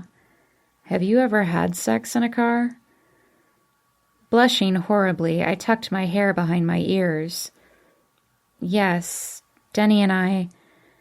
I didn't finish that, and Kellen's playful grin faded. Releasing me, he scooted over to his side of the seat and nodded. "Oh, yeah. Your road trip." Sighing, he dug his hand in his pocket and took out his keys. I tilted my head to see his face better, to see if he was upset or not, but I couldn't tell from the angle. "Hey, you all right?" Smiling, he looked back at me as the car roared to life. "Yeah."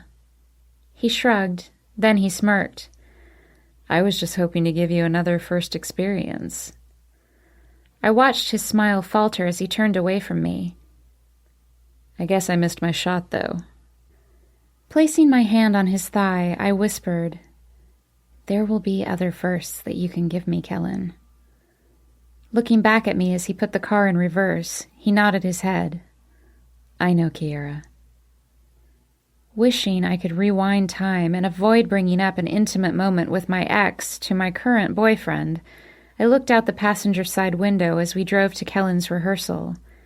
The guys generally met once a day to create new material or work out kinks in the older stuff. Since it was how they made their living, they were all surprisingly dedicated to it. Well, except recently. Lately, Kellen had been blowing off rehearsals to spend some quality time with me. Matt was in a snit over it. Even though the band was technically Kellen's since he created it, Matt was the one who directed it. He lined up the shows, worked on marketing, arranged rehearsals, and he demanded professionalism from the quartet of easily distracted 20-somethings. The band was Matt's baby. Heading over the bridge connecting the U District to the heart of Seattle, I watched the towering Space Needle fill my window. It was beautiful, iconic, and it held a soft spot for me, as it was where Kellen had poured his heart out to me. He'd opened up and divulged secrets about himself that he hadn't revealed to anyone ever. It saddened me incredibly that Kellen's life could have been so different if he'd just told someone about the abuse. Perhaps then Child Services would have intervened and placed him in a loving foster home. Anything would have been preferable to his nightmare. Looking back at him, I put my hand over his knee. He smiled at the contact, quickly glancing at me before shifting his eyes back to the road. A small, dark part of me wondered if Kellen had only been attracted to me, stayed with me, fallen in love with me, because his messed-up psyche craved the pain I had given him. Maybe he had a masochistic streak. If so, I certainly stoked it. Repeatedly. It truly was a miracle that he took me back. Sighing, I leaned over and placed my head on his shoulder. He relaxed his head against mine, his hand coming out to rest on my thigh. As the needle left my vision, tall skyscrapers holding thousands of businessmen and women trailing along after it, we approached the industrial district. That was where Evan had his loft. It was a perfect spot to rehearse, since he didn't live in a residential area like Kellen and the others. The few neighbors that he did have didn't seem to mind the noise, so long as the guys didn't play too late into the evening. Driving past the two sports stadiums, Kellen arrived at Evan's place. He switched off the ignition, opened his door, and grabbed his guitar off the back seat. I got out and waited for him near the front of the vehicle. Thankfully, the earlier squall had passed, and only light droplets fell on our damp bodies. When Kellen stepped beside me, his hair still attractively slicked back from the rain, he smiled and nodded toward the stairs leading to the loft. Evan lived above an auto body shop. The mechanics loved it when the boys practiced during their shift. They even sometimes requested that the guys leave the door open so the music would resonate downstairs. One of the mechanics informed me that listening to the band play made going to work feel like going to a rock concert. I understood the sentiment. They constantly made my job feel that way. One of the garage doors opened as we walked by. A man was guiding a car that was backing out of the garage so the driver didn't accidentally back over the mechanic's pit. Once the car was free, the man smiled and waved at Kellen. "Where you been, man? Matt's gonna evict you." Kellen rolled his eyes and shook his head. "Yeah, that's what I hear." The man laughed while a grease-smeared woman got out of the car she'd just parked along the curb. She walked up to Kellen and bumped his shoulder with her fist. "Knock 'em dead on tour, Kel." She sighed dramatically while I glanced up at the rain falling on us. Maybe the woman could flirt with my man inside, where it was drier. Shaking her shaggy crop of dark hair, she frowned. "We're gonna miss you around here. It just won't be the same with Evan's place empty." Kellen smiled back at her, and I mentally frowned at the warmth I saw on his face. I knew Kellen had female friends. Jenny was one of them. But I instantly wondered how friendly this mechanic girl had been with my boyfriend. I squeezed his hand tighter, subconsciously leaning into his side as he said, "I doubt that, Rox. You probably won't even know we're gone." Raising an eyebrow, Kellen leaned over to her. "Besides, it will finally be quiet enough around here for you to work on that book."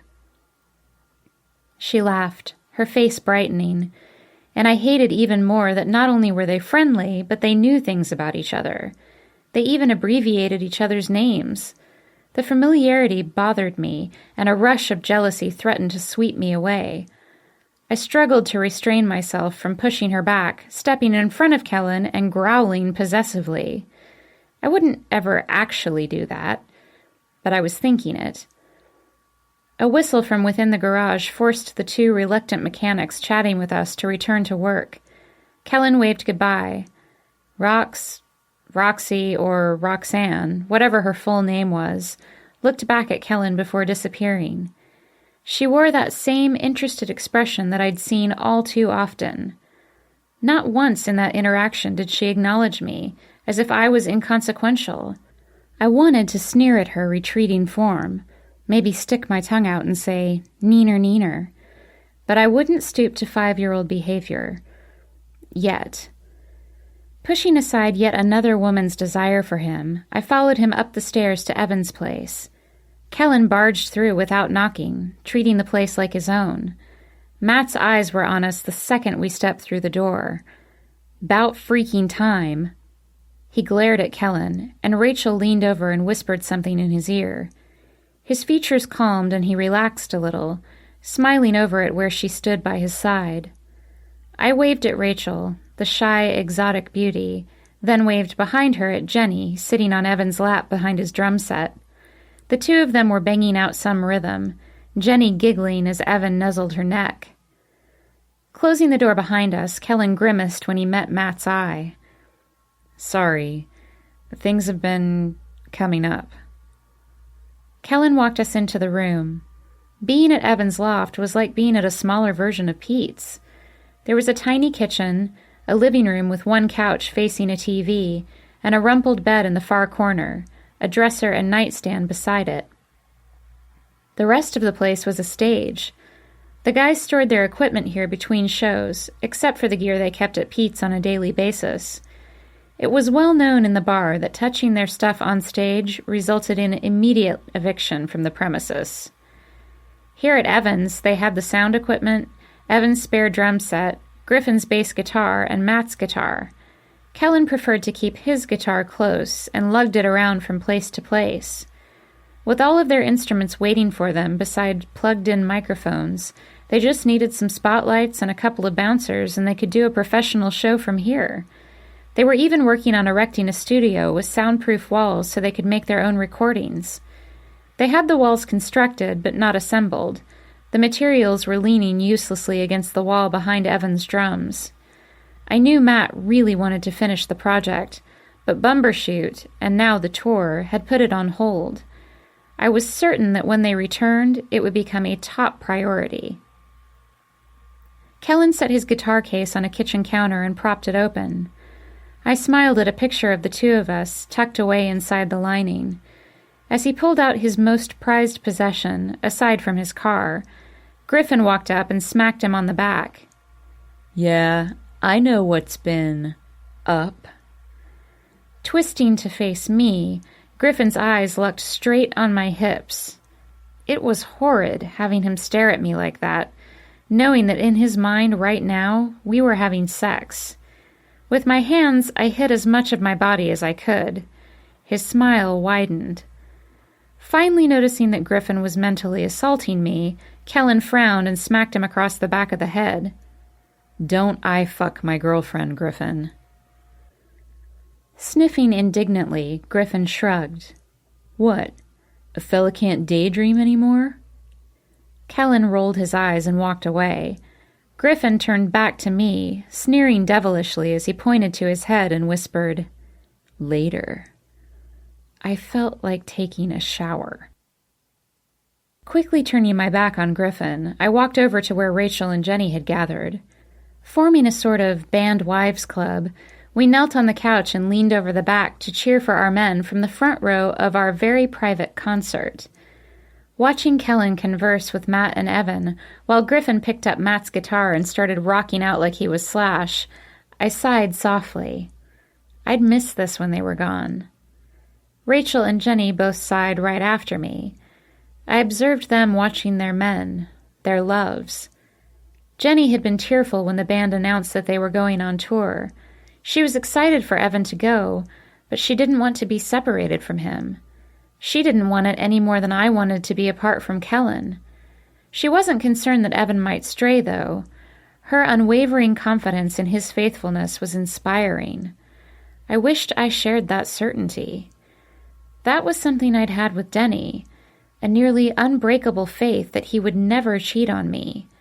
It was a comfort that had somehow slipped away from me once I cheated on him. Now I sort of felt like anybody could do anything to anyone. It was a horrible feeling to have. Rachel looked over at me, her deeply tanned skin looking a little pale. I can't believe they're leaving Saturday. She shook her head and shrugged. Where did the time go? I sighed again, having had the exact same sentiments earlier. I know. I looked back to the guys. Kellen had slung his guitar across his chest and was nodding at Matt, while Matt mimed guitar chords in the air. Evan watched the interaction between the two, occasionally nodding. Griffin was tuning them all out, bowing to his imaginary crowd. Shaking my head, I muttered, "It seems like just yesterday that we watched them play Bumbershoot." Jenny sighed, sitting back on her heels. Matt's having a going-away party at his place after their performance Friday night. She sighed again, forlornly. Their last performance. I swallowed as I looked over at her. Her eyes were just as glassy as mine. It was so difficult to let people follow their dreams, especially when those dreams took them thousands of miles away. Nodding, I leaned over and hugged Jenny, who was sniffling a little. Rachel's arms circled around the both of us, and we started our left-behind girlfriend pity party. We were interrupted by the sound of soft chuckling in front of us. As we broke apart, we all looked up at Kellen, smirking as he looked down at us. "Group cuddling and I wasn't invited?" he asked, raising an eyebrow suggestively. Jenny and Rachel giggled, and I smacked him in the stomach. Chuckling a little harder, he grabbed my hand and pulled me across the couch into his body. I squealed, but his lips came down to mine, and I instantly stopped. Forgetting that everyone was around, I closed my eyes and tangled my fingers in his drying hair. Losing myself in the moment, I moaned a little when his tongue brushed against mine. Nervous giggles met my ear, but I didn't care. I only snapped out of it when I heard someone shout, "Hey, we playin' or screwing the girls?" Kellen and I separated as we both looked over at Griffin grinning mischievously. Grabbing his pants, Griffin shook his head. "I'm cool either way. I just need to know which instrument to pull out." Kellen frowned and stood up straight. I flushed bright red and laid my head down on the couch. Jenny and Rachel laughed, Jenny's hand sympathetically patting my back. From above, I heard Griffin being hit hard.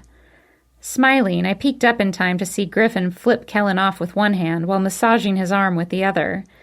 Kellen stifled a smile as he took his spot behind his microphone. Locking gazes with me, he waited while Evan tapped out an intro. Matt and Evan started the song perfectly, their instruments filling the space around us. The room vibrated with power and energy, and I giggled, loving it. Kellen smiled, watching me appreciate his craft. Griffin joined in a few beats later, Kellen joining the fray last. With all of their sounds mixing and surging perfectly, Kellen started to sing. He was perfect. He elongated words and phrases effortlessly. He sucked in quick breaths suggestively. His voice was clear, strong, pitch perfect, amazing. I could listen to him sing all day long. If I had an iPod loaded with his music, it would be on endless repeat. The song was a new one that they were preparing. Matt wanted to include it on the tour. Their first performance of it would be Friday night, as a sort of thank you to the die-hard fans who had stuck by the band from the very beginning. Matt worked the rehearsals around everyone's schedules, so they sometimes played later in the evenings when I was at work. I did, however, make an effort to get to the practice sessions before my shift. I just loved watching the creative process. I'd watched Kellen write the lyrics in his kitchen over coffee, and I'd watched him, Evan, and Matt shuffle through the melody at the bar. It was amazing to watch an idea in someone's head blossom into a powerful song about coming to a personal crossroads and emerging out the other side a stronger person. It was a beautiful piece. I liked to think that the song was somehow about us. When they came to the chorus, Kellen frowned and abruptly stopped singing mid-verse. He looked over at Matt, and eventually the other instruments died out, Griffin stopping last. Matt frowned and shook his head, and Kellen pointed to his guitar. "What are you doing? That's the bridge, not the chorus." Matt sighed and raised his hand into the air. "Dude, that's what I've been saying. You're so spacey lately." He pointed back to Evan. "Since you've been missing rehearsals and leaving us without a singer, Evan and I have been tweaking the music. We flopped the two sections, and it sounds about 1,000,000 times better." Frowning, he stuck his hand on his hip and shook his spiky head.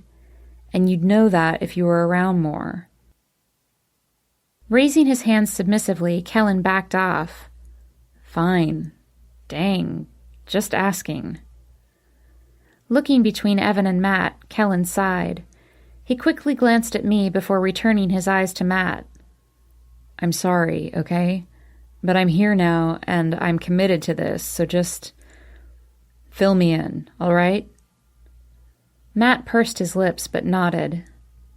"Any other changes I should know about?" Kellen asked. Matt started to shake his head, then tilted it to the side. Oh, well, we added a solo for me before the last chorus. He smiled just slightly and raised a pale eyebrow at Kellen. Kellen looked away, a small smile on his lips. Chuckling a little, he shook his head. I guess that's what I get for being a flake. Settling his eyes on me, he smiled a little wider. Worth it, though. He muttered to me, then louder to the guys. Okay, back to where we left off. They finished the song with no more interruptions from Kellen, and Matt reveled in his new mini solo while Kellen shook his head, amused. At the end of the song, I had to agree with Matt. The changes were small, but overall the song did sound better. They were going to rock Friday. When the guys were finished rehearsing for the day, it was time for Jenny and me to start our shifts. The guys followed us over to Pete's, eager to relax with a beer after their hard day at work. I had to roll my eyes as I handed it to them. Sometimes I was envious of how easy their lifestyle was. Drinking, partying, and playing music all night, being swarmed by fawning females. But I saw how seriously they took it, and I knew how hard they worked behind the scenes to keep their success going. Truly, their job was probably just as taxing as mine. At least my work hours were finite. Theirs were 24/7. This was reaffirmed for me when a couple of college girls worked up the nerve to approach their table later in the evening. They chatted with the fans amicably. Kellen politely brushed off the blonde's affections and shook his head when she nodded to the front doors and raised her eyebrows in a clearly sexual way. I frowned disapprovingly as I watched the display, wanting badly to accidentally dump my tray on her. No, aspects of their job were never ending. Unfortunately. Chapter 7. History Lessons. After getting chastised by Matt for missing practices, Kellen was diligent about not missing any more. Unfortunately, things worked out so that I couldn't go to another rehearsal, so I saw less of Kellen in that last week than in all the weeks before.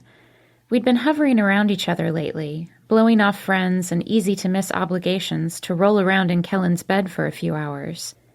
It was inexcusable of us, really, since his practice was important and the few classes I skipped had also been important. But we'd needed the time together as each looming day brought our separation to the forefront. So having that cycle of irresponsibility broken by Kellen, who was suddenly focused again, was a struggle for me. I adapted, though, throwing myself into work, school, and friends. And Kellen made our time apart interesting by trying out his new cell phone. He interrupted me a few times during class by texting highly inappropriate comments. Most of them made my cheeks flush bright red. Honestly, he was too seductive, even through technology. But eventually, Friday was upon us. When I awoke in my spacious bed, there was a feeling of goodbye in the air. I woke up with Kellen's arms around me, my cheek resting on his chest. He was stroking my hair in a soft, repetitive fashion, his fingers gently tucking strands behind my ear so I knew he was awake. Stretching, I lifted my head and looked up at him. Midnight blue eyes, deeper and more beautiful than the darkest oceans, stared back at me. Smiling, he ran the back of his finger down my cheek. "Mornin'," he whispered. Smiling, I leaned up to gently touch my lips to his. "Good morning." We didn't say anything more, and I laid my head back down on his skin and held him for at least another hour. He held me as tightly as I held him, occasionally kissing my hair. It was one of the most comforting experiences I'd ever had, and I knew a part of me would remember this morning forever, tucking the memory away to pull out at a later date when I was missing him so much I physically ached. After what felt like a fast eternity of bliss, it was time for me to get ready for school. I grudgingly pulled away from Kellen, but he came with me, a playful smile on his face. That impish grin followed me into the bathroom, all the way into the shower. Watching the stream of water flowing down the lean muscles of his frame, I let him pamper and caress me. He lathered me with soap and affection, touching me everywhere but refraining from turning the moment into a sexual one. He only washed me, and I, in turn, washed him. It was comforting, too. When the water turned chilly on us, he wrapped himself in a towel and headed out to make us some coffee. I smiled at the low-slung cotton riding just over his backside and hastily got myself dressed so I could rejoin that half-naked body. I threw on a pair of jeans and a few layered t-shirts and opened my door just as my sister opened hers. Blinking sleepily, even though it was well past 11, she scratched her wildly attractive bedhead. "Hey, sis. You headed out to school?" Nodding, hoping my sister didn't decide to go to the kitchen for any reason since Kellen was only rocking a towel skirt, I stepped in front of her line of vision. "Yeah, pretty soon. Kellen's taking me, so you can have the car today." Anna nodded and yawned. She had the car most days, so that really wasn't news to her. Stretching so that the tight t-shirt she'd slept in rode up her bikini-clad hips, she nodded toward the kitchen. "He in there? I should wish him a good show tonight." Hearing Kellen humming, I tried to block my sister's vision even more. She might not care if I saw her boyfriend in all his glory, but I didn't need her oogling Kellen in his. That was my job. "Yeah, he's making coffee." When she smiled and took a step toward me, I grabbed her shoulder. Looking down at her scantily dressed body, I raised an eyebrow. "Would you mind putting on some clothes before you go waltzing out there?" Covering a yawn, she shook her head. "He doesn't care, Kiera. I'm like a sister to him." Sighing at the impossible beauty of the sex pot before me, I shook my head. "Please?" Maybe seeing my expression as I wistfully glanced over her curves, she finally nodded.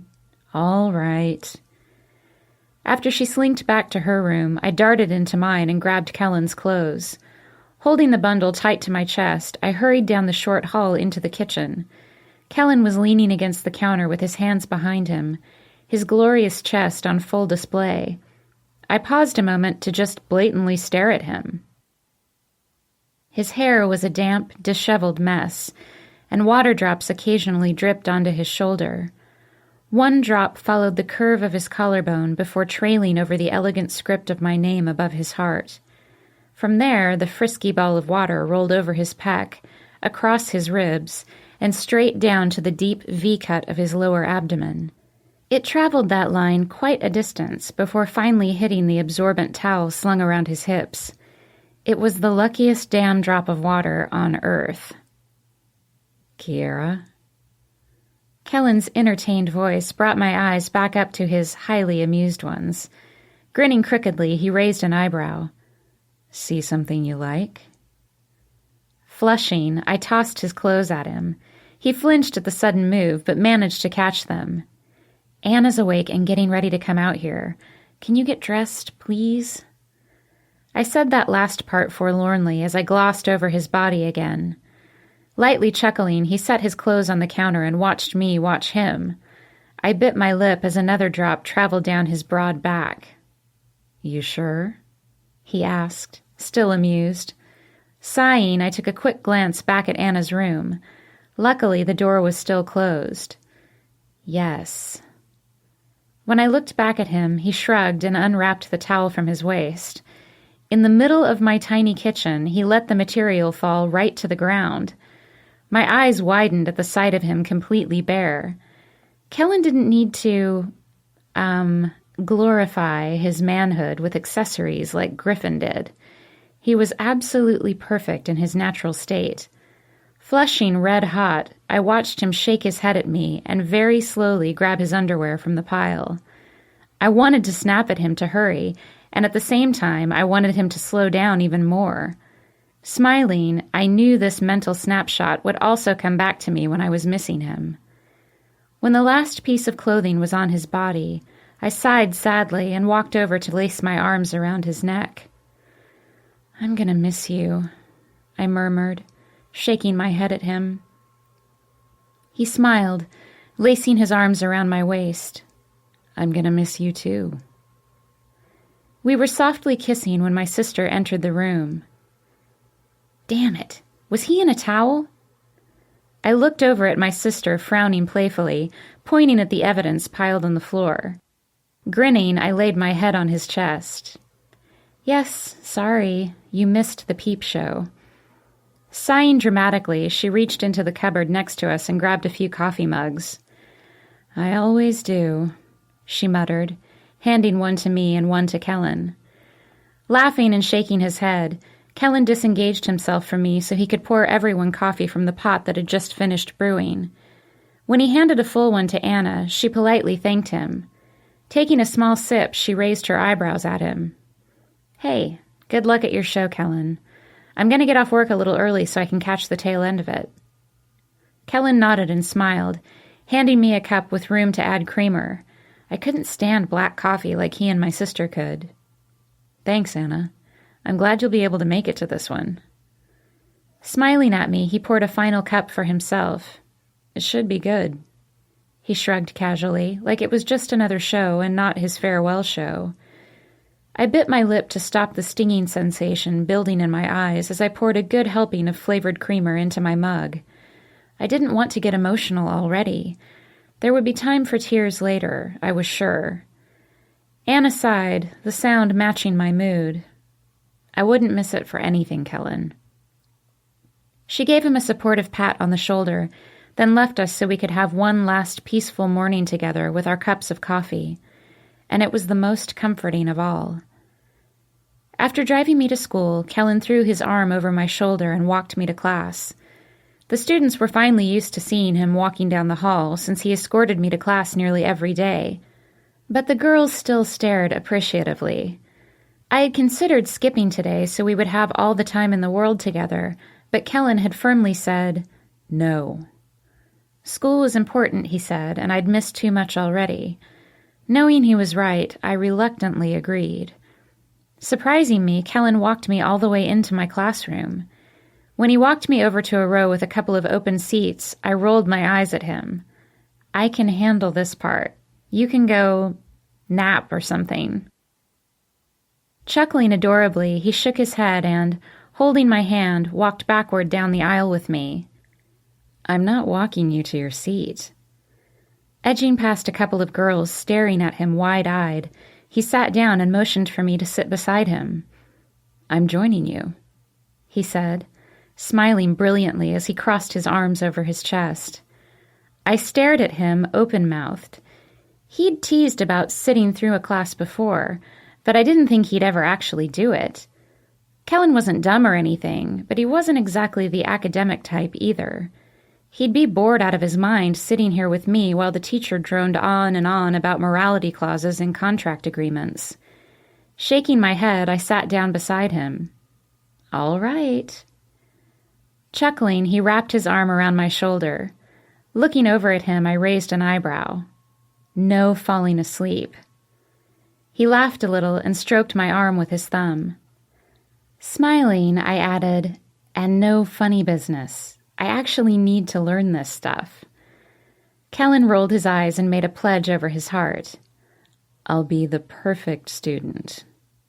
Facing forward, he whispered, and if I'm not, you can punish me later.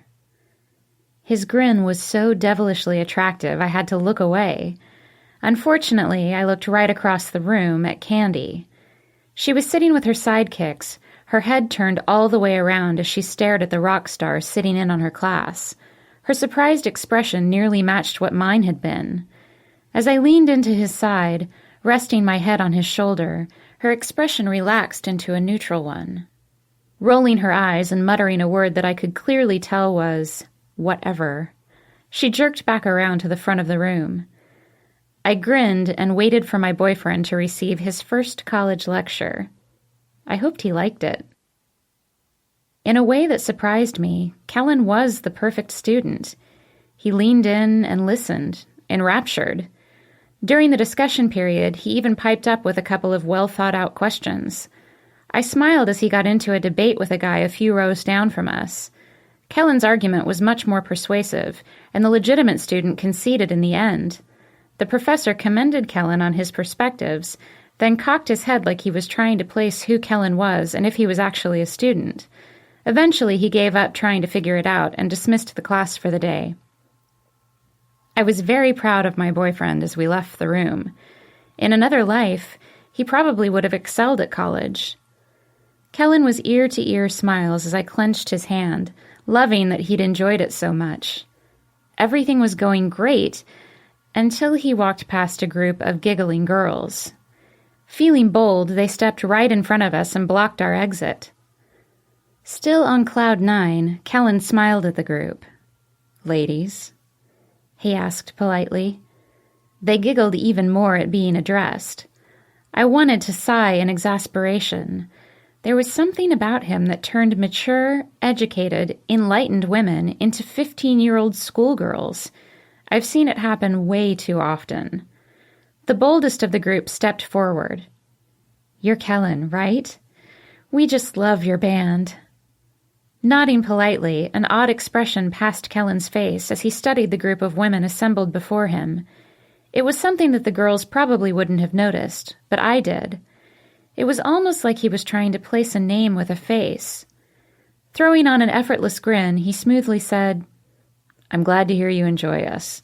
Our last show is tonight at Pete's." Leaning in, he husked, "I hope you guys can make it." His tone was so suggestive that I actually raised my eyebrow.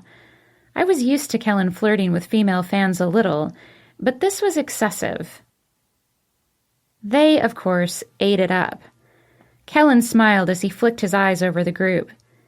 He kept looking at the girl in the back, and I curiously started examining her too.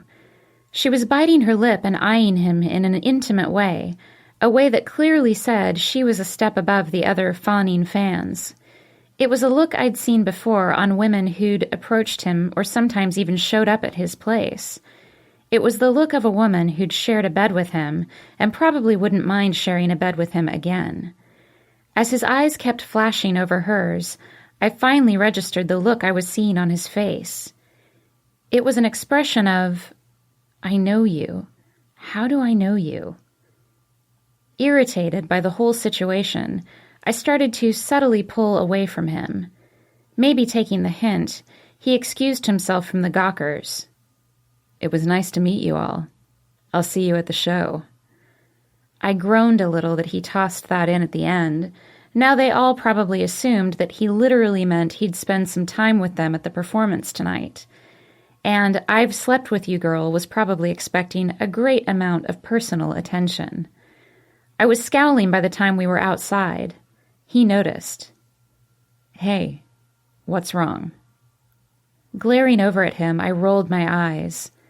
"I hope you all can make it. See you there, ladies."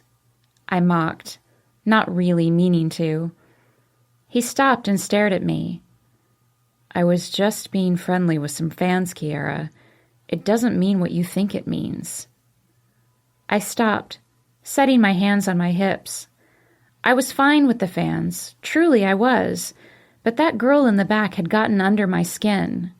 It was so weird to have so many people know what being with him was like, in that way. And they kept popping up everywhere. This girl, Candy, Rita, and I was pretty sure about that mechanic chick too, and that was just in the small circle that I saw often. I knew the list was much, much longer than that. Pointing back to the building, I snapped out, "You've had sex with that girl." He blinked at my tone and my words, then his face heated. "And?" I blinked that he didn't even try to deny it. And, not having a real argument, I sighed and hung my head. "And I'm tired of running into girls who know what making love to you feels like." He sighed and stepped into me, cupping my face. His voice and face softer, he shook his head. "No one but you knows what making love to me feels like." Raising his eyebrows, he rested his head against mine. "I didn't even know what making love was like until you." Pulling back, he indicated the building. "What happened with that girl was just sex, a mindless, physical act that had no meaning or feeling behind it. It was just pleasure, and I don't even really remember it." Squatting down, he met my eye. I remember every single time with you. Even before we were together, being with you haunted my dreams. I couldn't forget, even when I wanted to. His thumbs brushed over my cheeks as I felt tears falling down them. You seared me. That's making love. That is something that none of them have over you. You are unforgettable. And I love you. Sniffling, I swallowed a couple of times before I could finally say, I love you too. He kissed me then, and I felt the passion and the truth in his words. They'd had him, but not like I had him. For some reason, I was different to him, and I was eternally grateful for that.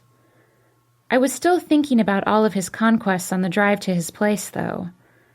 Feeling a little melancholy, I sat on his couch after we walked in his door. He sat beside me, a little cautiously.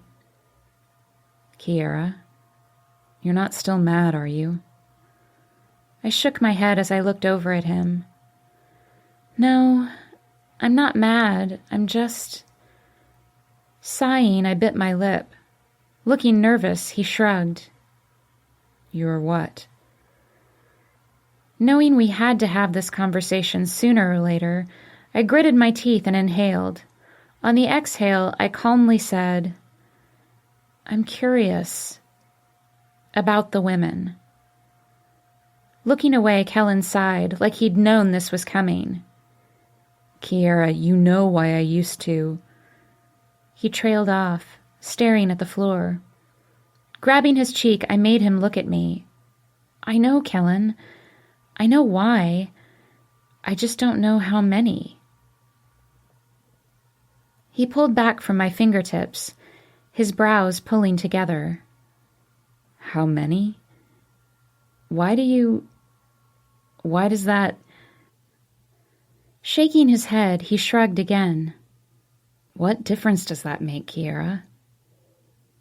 Sighing as I stared at the floor now, I shrugged. I don't know why, Kellen. I guess I just want to know how many others I could potentially run into.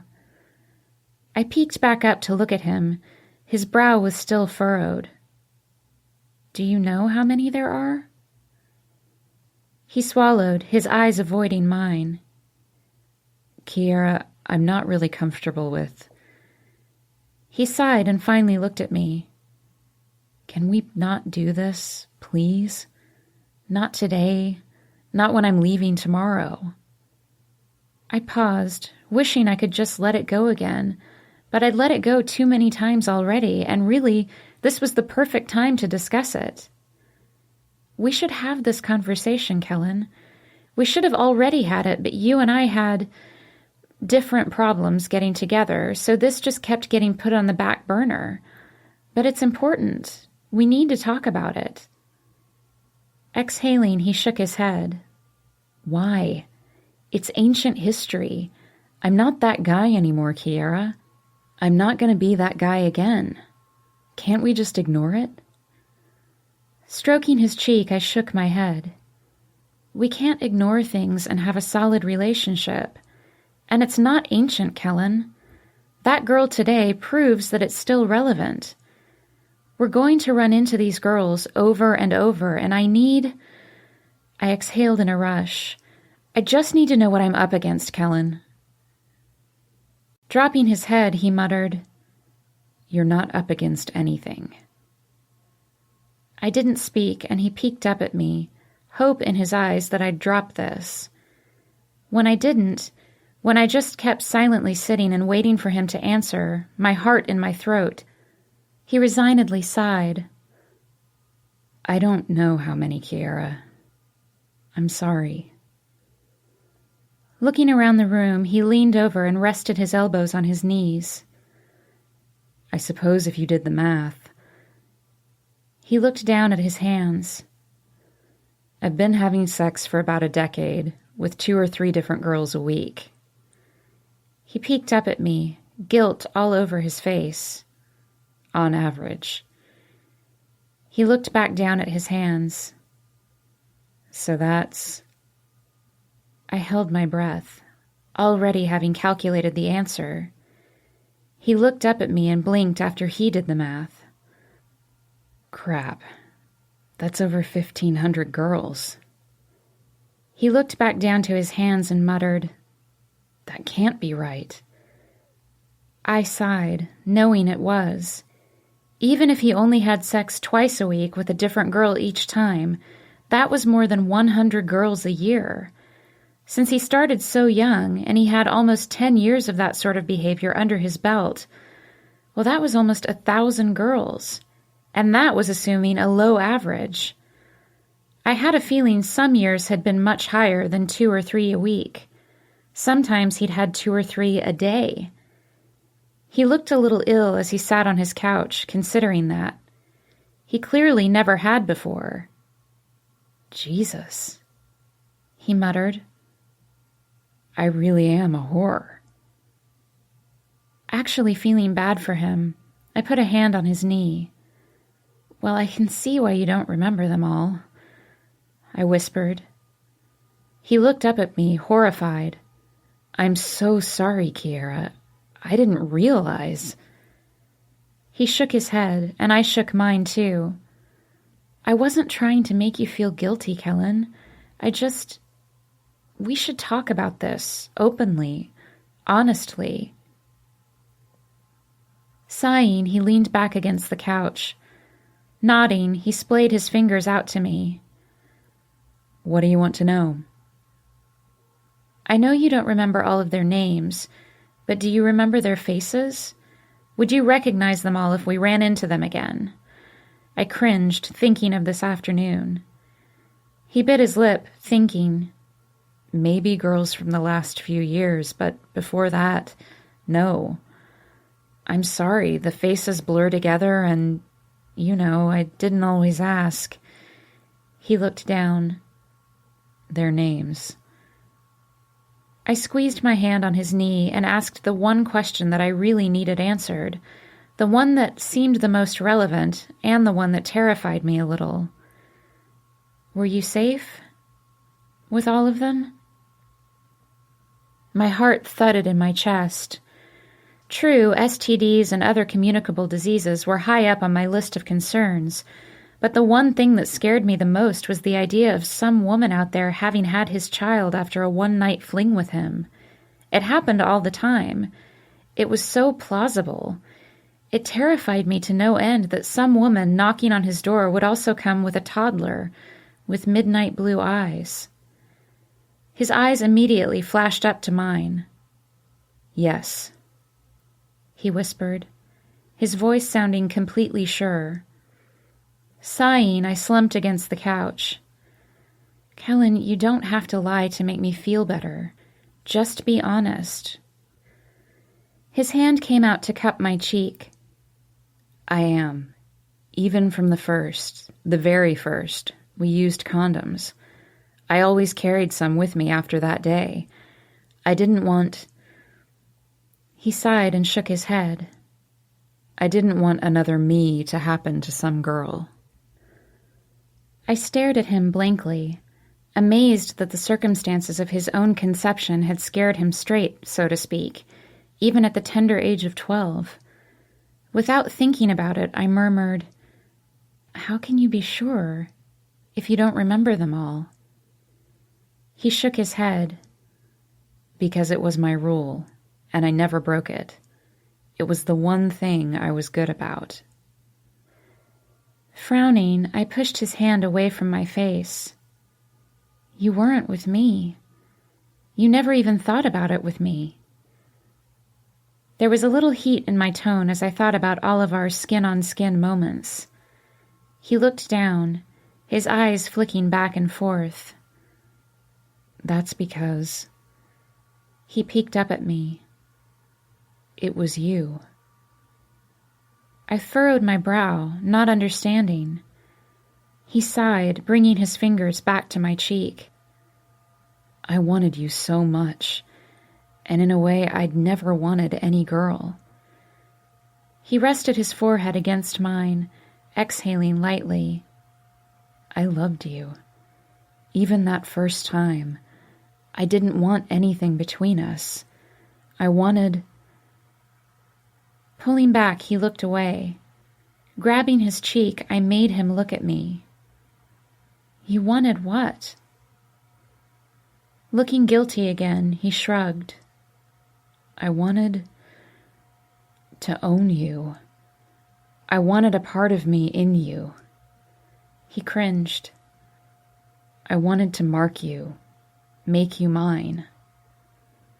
Sighing, he shook his head. Because I knew you really weren't, but it made me feel closer to you to think that way. He lowered his eyes as mine watered. I'm sorry. I shouldn't have done that. Swallowing, I brought his mouth to mine. I love you too, I muttered between our lips. Grabbing his head, I pulled him back as I laid myself down on the couch. He went freely, settling himself over the top of me as our mouths moved in perfect sync. Breaths heavier, our kiss intensified, and my body melted under his, ready for him to stake his claim on me again. But when I tangled my fingers in his messy hair, lightly scratching his scalp, he pulled away from me. Staring down on me, he shook his head. Don't take this the wrong way, but can we not have sex right now? Can we just cuddle until you have to go into work? I just want to be close to you for a while. Shifting my fingers to brush some stray hair from his forehead, I searched his eyes. Yeah, of course. He smiled lightly and kissed me one last time, before shifting to lie beside me. His head on my shoulder, he wrapped his leg over mine and laced our fingers together. Kissing my knuckles, he sighed softly. I love you, Kiera, he whispered. Kissing his forehead, I rested my cheek on his head and absorbed the feeling of his body sprawled across mine. I had been wrong before. This was the most comforting thing ever. We stayed that way, cuddling and silently comforting each other right up until it was time for me to go to work. Immediately upon entering the bar, Sam handed Kellen a shot of something. A big grin on his imposing face, the huge bouncer clapped Kellen's shoulder. Here, man. It's your night. Drink up. Kellen swished it back without hesitation. Thanks, Sam. He laughed a little as he handed the empty glass back to him. I never thought you, of all people, would hand me alcohol. Kellen laughed a little more, and Sam rolled his eyes, his smile dropping. Well, since you're not going to end up on my doorstep tonight, I'll allow it. I frowned at Kellen, remembering his confession about getting himself obliterated at Sam's doorstep because of me. I'd had to deal with the inebriated idiot that night when I had no idea why he'd gotten tossed. It was a little surprising that he could joke about that evening now. But that was Kellen, resilient. I suppose with his life, he'd had to develop the ability to bounce back. Sam shook his head, then laughed and clapped Kellen's shoulder again. We're gonna miss you, Kel. Walking away from Kellen, I thought I heard Sam mutter, Drunken idiot. Ignoring that last part, Kellen shouted back, Thanks. I tried to walk with Kellen to his table, but with every step we took, someone halted him, offered him a drink, and toasted their congratulations. He happily took all of them, slinging them back and thanking the person offering it. After the fourth such stoppage, I gave up walking with him, kissed him on the cheek, and told him that I had to get to work. He nodded as he took another shot. Shaking my head, I hoped he slowed down enough so that he could actually give his final performance tonight. It would be quite a disappointment to his fans if I had to drive the drunken idiot home in an hour. By the time I officially started my shift, Kellen was surrounded by a boisterous crowd. Everyone seemed to want some time with him before he left tomorrow. I was grateful that we'd already had our tender moment back at the house, although I was somewhat saddened by the fact that our private time was over. I'd have to share him from here on out. About an hour into my shift, the rest of the band showed up. The place erupted into fanfare with the whole group assembled. It was easily 10 times louder than the applause they'd received after Bumbershoot. Everyone was proud of their boys and wanted to wish them well. The bar was bursting at the seams, and it was still a few hours before the show officially started. Hearing the ruckus, Pete popped out of his office. He sighed despondently at the sight of his entertainment moving on from him, then shook his head and raised his hands into the air. The place quieted as everyone twisted to look at him. Kellen worked his way through the crowd to stand near his bandmates and locked eyes with Pete. Smiling at the singer, Pete said, "Kellen, boys, you've done wonders for my little pub, and I'll never forget that. If and when you return, you will always have a place here." Kellen smiled, his eyes drifting to the floor. The other D-bags beamed, smiling at each other. Sniffing in a clearly emotional way, Pete shook his head. "Anyway, a round for everybody. On the house." The bar erupted in cheers, and my eyes widened. There were a lot of people here. As Pete went over to chat with his band, Jenny, Kate, and I got busy distributing free beers to the exuberant masses. It felt like an eternity before we satiated the crowd, but eventually, with Rita and the day bartender Troy helping out, we did. As a content murmur filtered through the place, I leaned against the bar and sighed, already exhausted. Kate and Jenny leaned against the bar with me, one on either side. Kate blew a stray piece of hair out of her eyes, the first stray piece of hair I'd ever seen on her. I'm gonna miss those guys, but phew, this is gonna be a long night. Rita popped over behind us, pouring us each shots. "A round for the ladies." Troy walked up to her side, and Rita gave him a suggestive smile before pouring him one. "And you too, I suppose." I hid my smile from her, not bothering to tell her that I was pretty sure Troy would never be interested in her the way her smile insinuated. I was pretty sure Troy's interests lay elsewhere, like in my boyfriend. Clinking glasses, we all took a quick shot. It burned going down, but afterward it was warm and calming, just enough to help me get through tonight's chaos.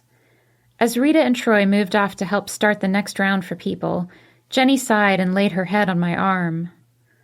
"I'm going to miss Evan, and the guys.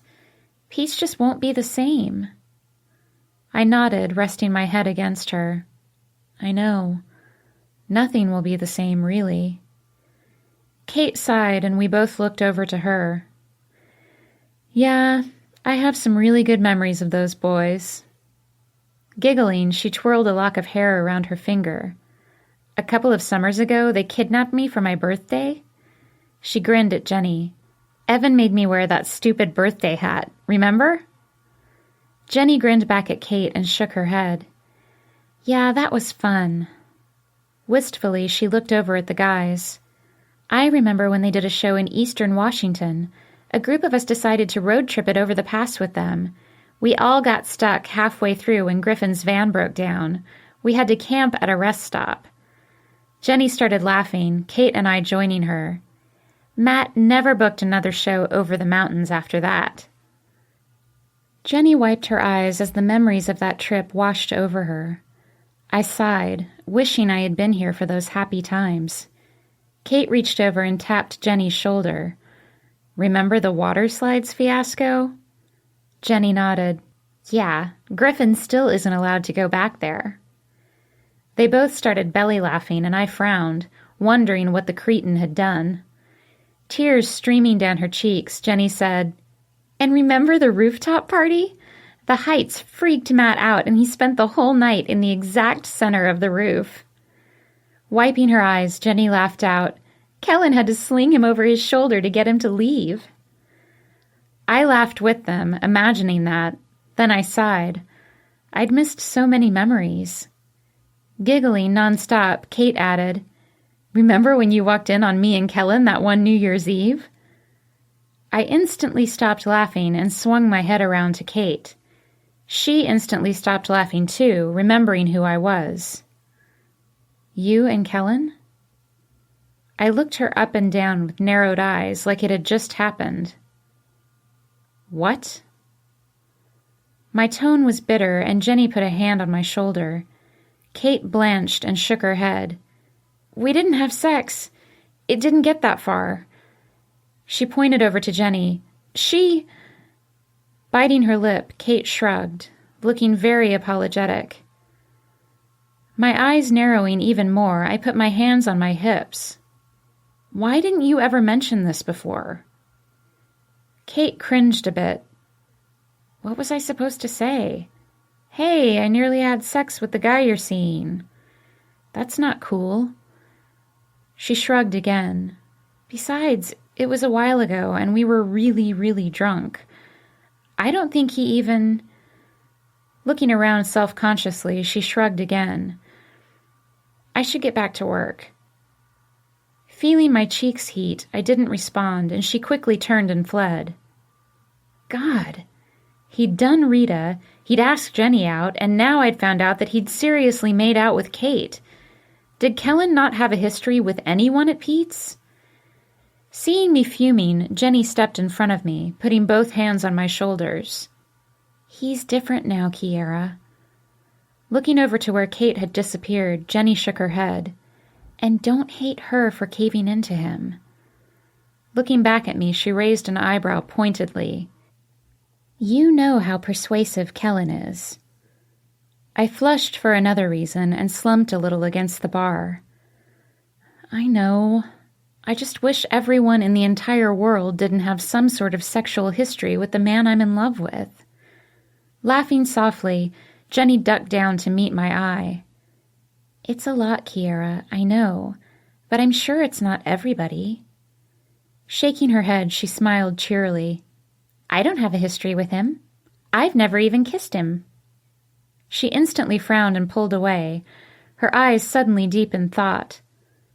My mouth dropped as she shook her head, her frown lines getting deeper.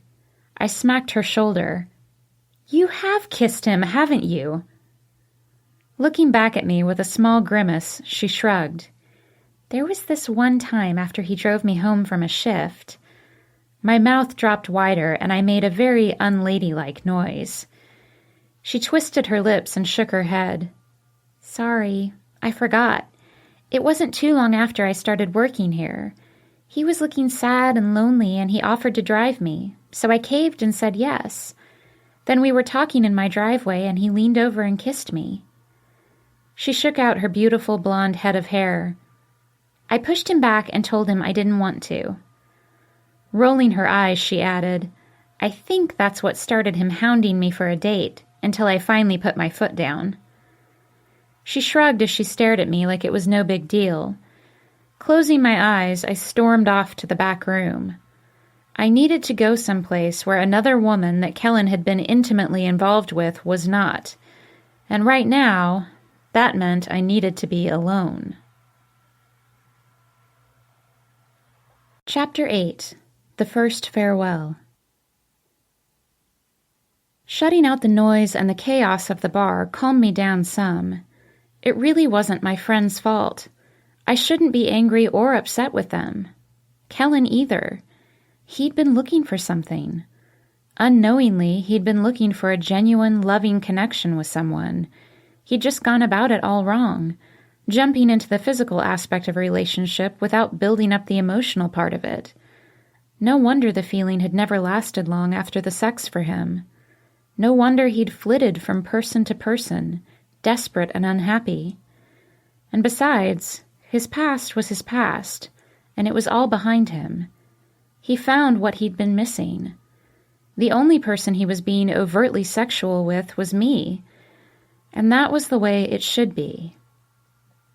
Lightly laughing as I organized stock shelves that didn't need organizing, I tried to imagine the funnier stories the girls had told me about the group. I could just picture them all drinking stale coffee at some middle-of-nowhere rest stop, complaining about Griffin's crappy car. Smiling at the image of Kellen in wet board shorts at a water park, I refolded the stack of Pete's shirts for the third time. Eventually, I would need to get back out there. Maybe after I filled all the extra salt shakers. Vaguely, I heard the sound of the door opening and closing, the noise of the bar increasing and decreasing.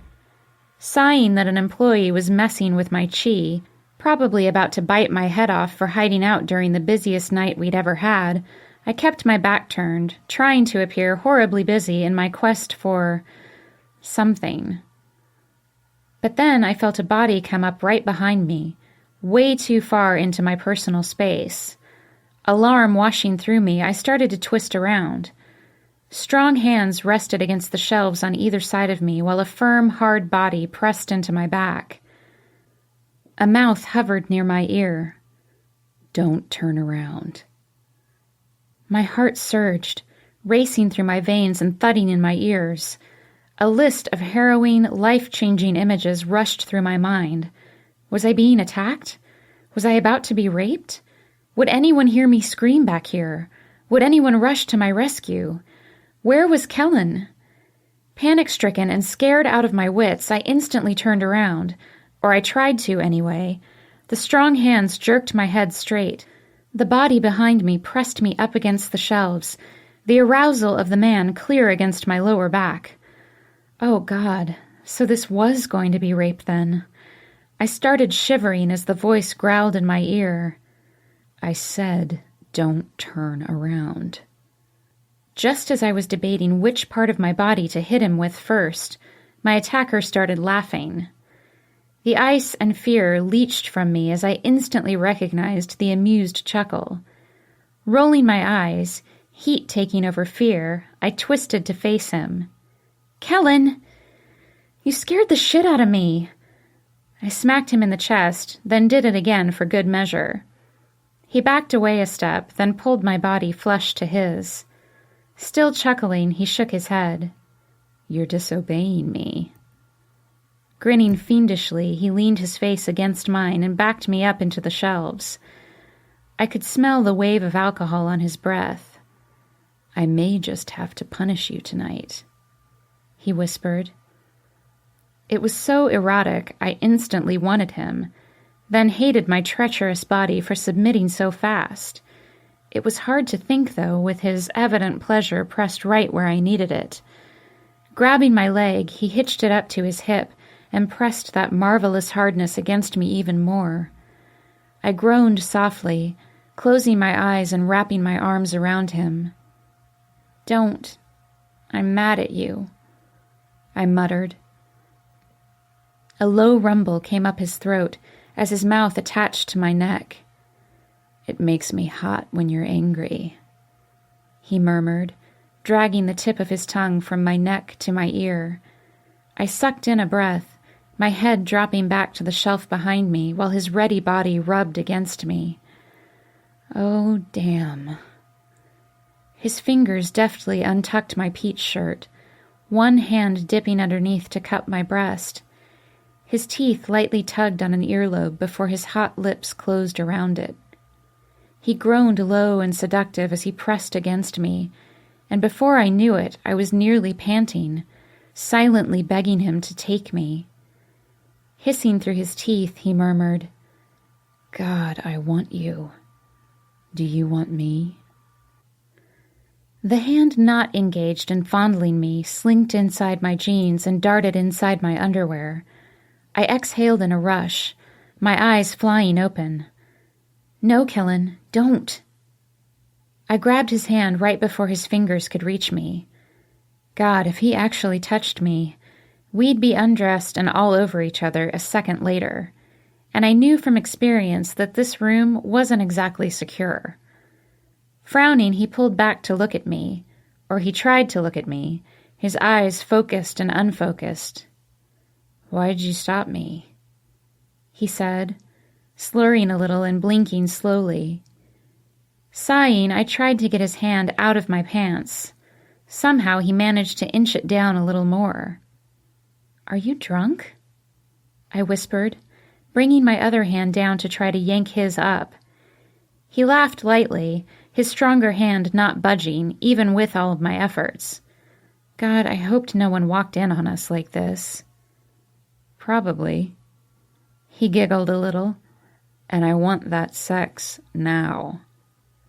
Shaking my head, I set my mouth in a firm line. No, I'm not having sex with you in the back room. Frowning, he brought his lips to mine. I resisted, but he teased me with light flicks of his tongue against my skin, and I had no choice but to let him in. My grip on his hand relaxed just a fraction, too. Why not? He murmured. I had Pete fix the door. It's locked, if that's what you're worried about. His hand slid down a half-inch lower, and I let it. Besides, it is my big night. Summoning all of my willpower, I pulled back from his mouth. Why would you have Pete fix the door? He shrugged, heading back toward my lips. I like it back here. This room holds happy memories for me. Avoiding him, I raised an eyebrow. Happy?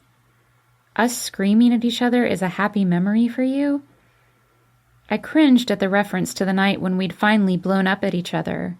It was the worst verbal fight I'd ever been in, and hoped to ever be in again. He grinned lazily, the alcohol flowing through his veins clear in his features. Remember what I said about you being angry making me hot? The tip of his finger brushed over a curl below, and I hissed in a breath, yanking his hand up a smidge. He grinned wider, then exhaled softly. I told you I loved you in this room. His voice wistful, he shook his head. I should have said it earlier. Seeing the love in his drunken gaze, I smiled and released one of my hands from his arm to stroke his cheek. Yes, you should have. Sighing, I shook my head, and I should have said it back. His expression turned serious for a second, and then he lowered his head against mine, closing his perfectly deep eyes. Yes, you should have. Giggling, he added, You always were stubborn as shit, though. It took you forever to admit you even had feelings for me. Pulling back from him, I frowned as deeply as I could with his hand still down my pants. He giggled more and leaned over to kiss me. What? You know I'm right. His tongue brushed against mine, and I moaned, considering letting him do whatever he wanted with me. He did get the door fixed, after all. Maybe sensing where my head was, or maybe too drunk to care, his hand slid down to cup my body. I groaned, aching with the need for him to lift a finger and touch me. He didn't, though, just held his hand there and passionately kissed me. His breath was harder, and as my fingers reached down to tentatively touch his arousal, I could feel that it was harder too. Wanting to scream, okay, just take me, I suddenly remembered the chaos we'd left in the bar. Releasing my hand from him, I pushed his shoulder back. You have to go play, Kellen. Narrowing my eyes, ignoring the throbbing in my body, I looked over his slightly glazed face. Can you even do that? Laughing, he nodded. There's a lot I can do when I'm drunk. He laughed again, and I frowned, also remembering the earlier revelations from my coworkers. Yeah, I hear you make out with Pete's waitresses on New Year's Eve when you're wasted. He looked at me blankly, a dopey, satisfied smile on his face. Then he frowned. What? Rolling my eyes, I yanked on his hand, still happy and content on my privates. Kate, you ass. You never told me you almost had sex with her. Jenny, too. He rolled his eyes and slurred. I never got anywhere near sex with Jenny. She said no. And Kate doesn't count. I narrowed my eyes, leaning into his face. He blinked as he readjusted his vision to look at me. What do you mean she doesn't count? He shrugged slowly. Almost doesn't count. Grunting, I successfully yanked his hand free from my jeans. He openly pouted at me as I handed his hand back to him. He even gave me puppy dog eyes. Smiling in spite of my objections to his comment, I shook my head. What am I going to do with you? His smile turned lascivious as his eyes locked on my pants. I could think of a few things. Chuckling, I physically turned him around. Hopefully his situation wouldn't be too apparent to the patrons when I stormed him back out to the bar. That could be a little embarrassing for him. Then again, maybe not. Kellen didn't get embarrassed by things that would mortify most people. He'd probably just shrug and drink another beer. He sighed morosely while I pushed him forward. I chuckled again, realizing something. He looked back at me once we got to the door. Frowning, he muttered, "What's so funny?" Smiling at the look of insolence on his face, I grinned and laughed a little more. Well, Casanova, since you are obviously living it up on your night, guess what I get to do later? He grinned again, bringing his still-ready body around so he could press it into mine. Unfortunately, I was still ready too, and it felt really, really amazing when we pressed together. I started to close my eyes, but opened them when he mumbled, "Me?" Pushing him back, I raised a finger in warning. No. Smiling innocently, I reached behind him to open the door. I finally get to drive the Chevelle again. He frowned and instantly started protesting, but I shoved his drunken ass through the door. There was no way I was letting him drive to the after-party.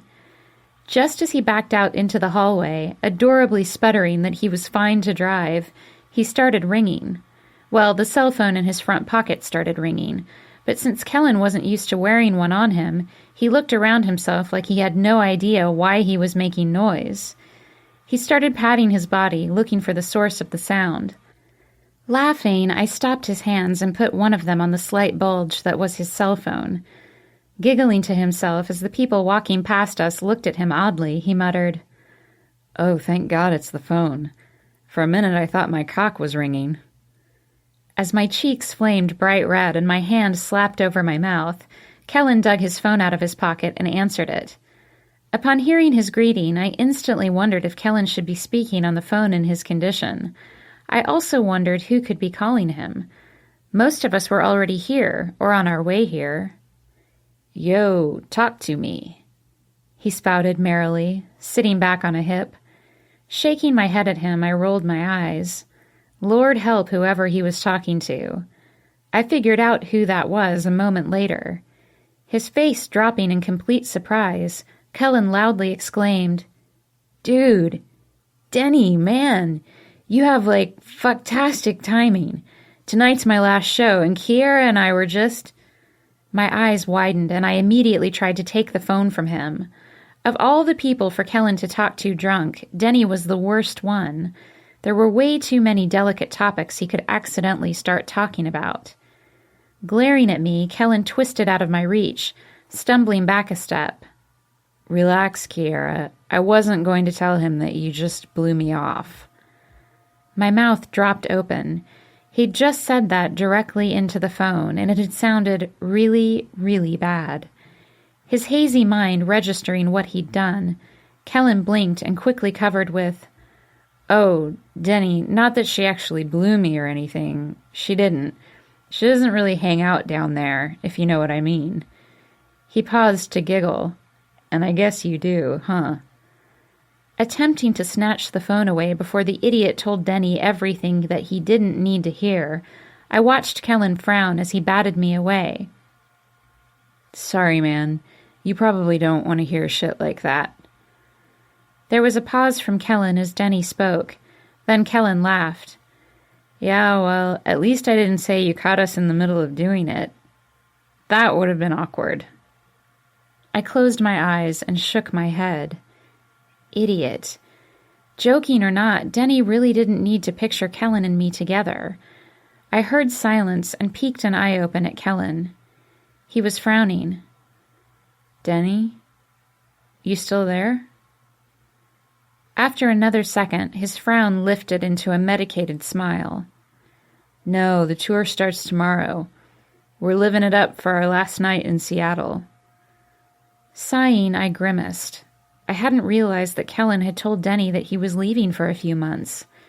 I could just imagine what Denny thought about that. Denny probably wouldn't say anything directly, but I was sure in his head he was making some comparisons to when he'd left me. Wondering how to get Kellen out of saying something stupid to his friend, potentially ruining the already tenuous relationship that they had, I tried for the phone again. Kellen held me back at arm's length as he blabbered on. Yeah, I know. 6 months, Denny. On a bus, man. An actual tour bus. Can you believe that shit? Kellen paused, then tilted his head. Yeah, I'm seriously buzzing. Why? Taking advantage of Kellen's brief moment of confusion, I snatched the phone out of his hand. Denny was laughing when I put the cell up to my ear. Hey, Denny, it's me. Sorry about that. He's been celebrating. Still chuckling, Denny murmured, I can tell. Hey, how are you? I knew he was asking about Kellen's upcoming departure, but I answered like I didn't know he was asking that. Oh, I'm doing great. Work's busy and school's crazy, but I'm getting by. There was a pause and I studied Kellen. He'd crossed his arms over his chest and was tapping his foot like a petulant teenage girl. I bit my lip to not laugh. After the silence, Denny seriously said, No, Kiera, I meant with Kellen leaving. Sighing, I closed my eyes and concentrated on the phone. Yeah, I know that's what you meant. I'm fine, really. Opening my eyes, I smiled at Kellen. He smiled back, wobbling a bit on his feet. This is a big moment for him, and I'm not going to ruin it by... I bit my lip, not wanting to say it to Denny. Sighing, I heard him fill in the blanks. By breaking up with him so he gives up everything to rush back to you even though it's too late? Swallowing, I turned away from Kellen. Denny. Clearing his throat, Denny sniffed into the phone. Hey, sorry. I didn't mean to go there. I really didn't, Kiera. Sounding uncomfortable, he cleared his throat again. Look, I'll call back later when he's sober. I just wanted to wish him good luck on his tour.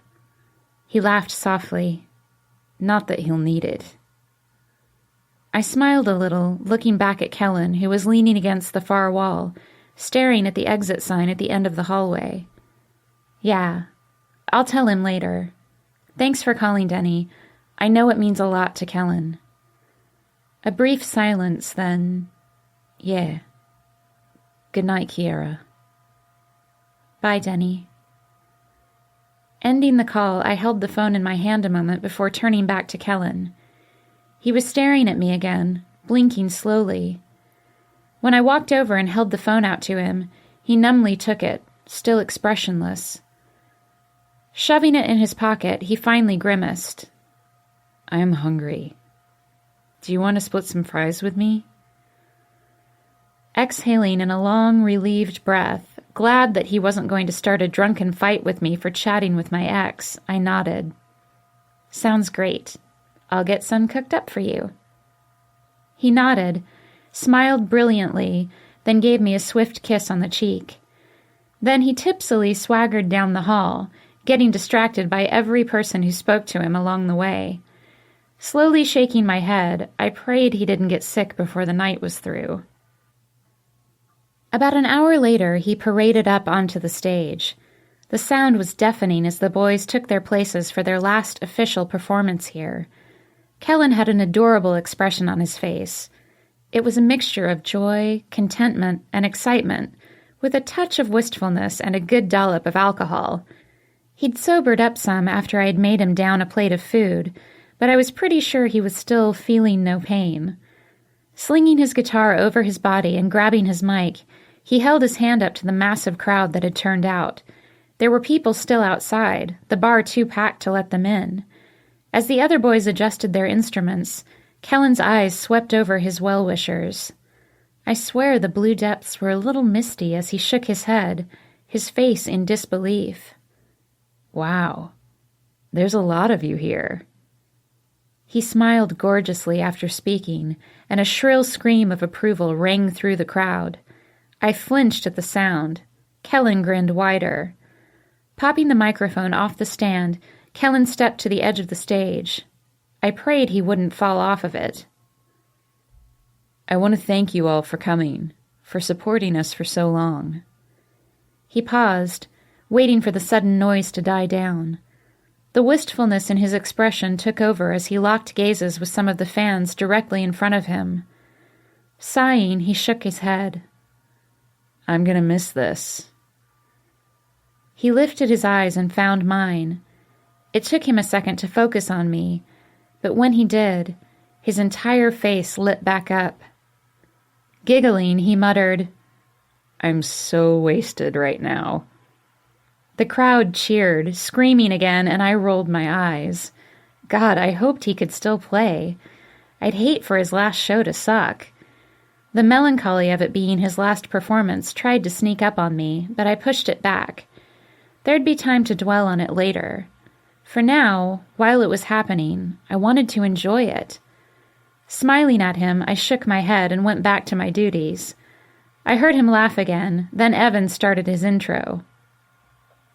They played their new song first, and I listened intently for any sign that Kellen was off.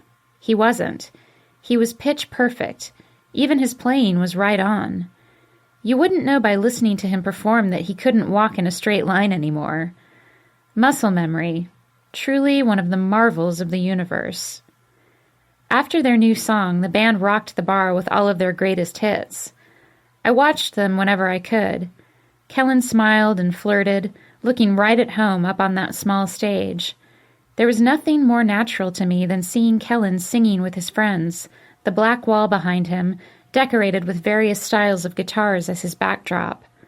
While I was thrilled about Kellen's potentially exciting future, I was going to miss this.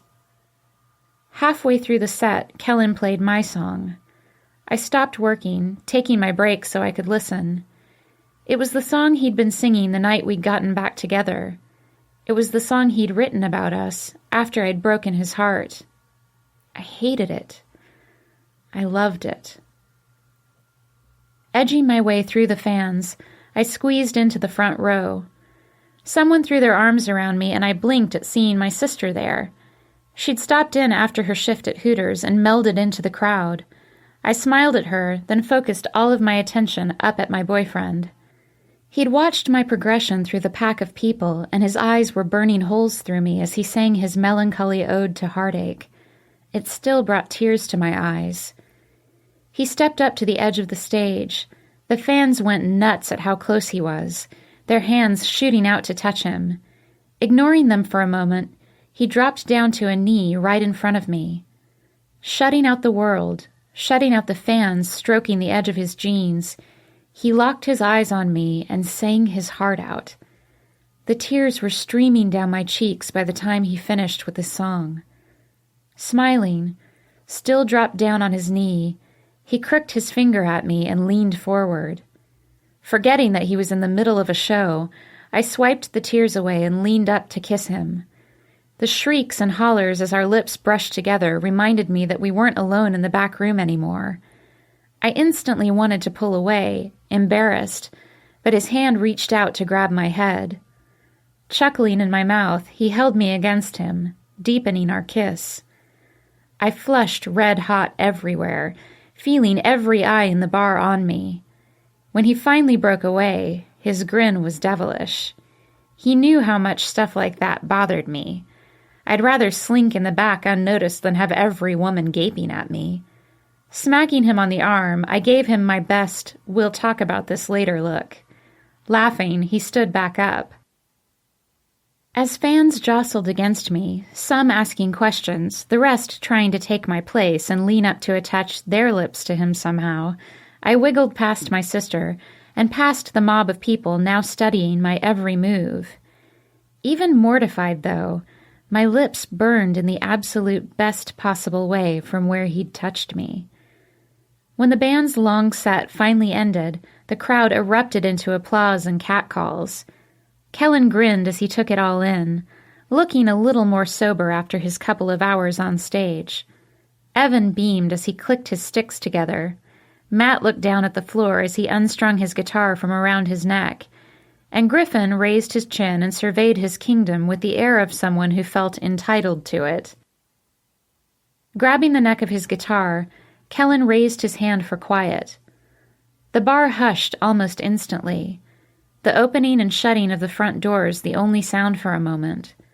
Smiling warmly, Kellen said, "The band and I would like to thank you all again. You're the best fans we could ever have asked for, and we're going to miss playing for you every weekend." He paused, absorbing the sight of everyone enraptured by him. Then, grinning wickedly, he pointed over to Matt. "Now let's all go over to Matt's place and get royally fucked up." There was an ear-splitting noise of agreement by the crowd as Matt frowned at Kellen. Griffin patted him on the back as the group hopped off the stage. Kellen put his guitar back in its case and slung it over his shoulder. He was the only one who didn't just leave his instrument at the bar. I thought that maybe Matt and Griffin might grab their instruments this time too, since they weren't coming back, at least not for a really long time. But then I remembered that the girls and I were planning on packing up their stuff. Evan's drums, the guitars, and all of their sound equipment. We were closing up shop for them so the guys didn't have to do it after the bar closed tonight, so they could relax and enjoy their last night in Seattle. As I dwelled on that, Kellen pushed his way through the people to get to me. It was a process. At every step, the crowd stopped and fondled him. He even brushed past "I've slept with you" girl that we ran into at the school earlier. She and her friends had accepted his invitation to see the show. Glancing up at me, he quickly disengaged himself from her. I couldn't stop the small grin on my face at the disappointment in hers. When he finally made it to me, he threw his arm around my shoulders. Sighing in my ear as he hugged me, he muttered, "I can't believe that was our last show here." Pulling back, he shrugged. "This place is home to me." Shaking my head, I ran my knuckle over his cheek.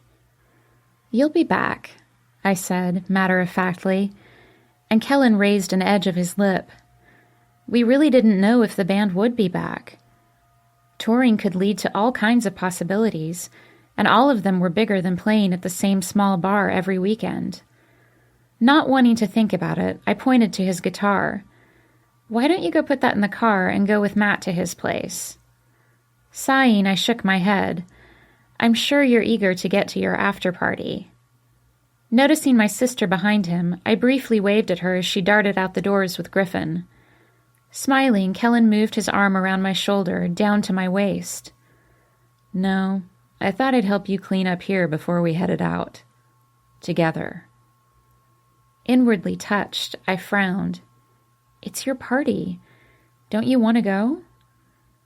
I looked around at the mass of people leaving the bar and the mess they'd left behind.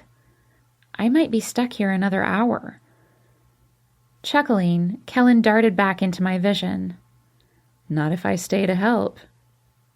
Smiling, he shook his head. "Besides, I want to spend my evening with you, not a bunch of drunk people I barely know." Grinning, I leaned up to kiss him. "Okay, good. Then come back here after you put that away." He nodded against my lips, and laughing a little, I added, "And don't forget to give me your keys." Pulling back, he raised an eyebrow at me. "I sobered up on stage. I'm completely fine to drive." Furrowing my brow, I narrowed my eyes. "You remember telling Denny earlier tonight that I don't hang out down there?" Kellen's eyes widened as he remembered that horribly embarrassing conversation that he'd drunkenly had earlier. Biting his lip as he backed away from me, looking for all the world like he was worried that I'd slap him again, he mumbled, "Oh, right. Yeah, I'll get those keys to you." I smiled knowingly and nodded. Yes, letting me drive his buzzed butt was the least he could do for me after that little comment. Kellen ended up chatting with some of the longtime regulars instead of actually helping me, but that was all right. At least he was still with me, throwing me smiles whenever he looked my way. That was preferable to him at a party with a bunch of women who'd love a chance to give him a very intimate farewell present. They'd probably have no qualms about hanging out down there. When the last customer had finally left and the place was clean enough that the day crew wouldn't cuss us out too bad, Kellen and I finally headed out to his car. Kate, Jenny, and even Rita all followed us as I led the way to Matt and Griffin's place. Sulking the entire time I drove, Kellen told me to head to the outskirts of the city.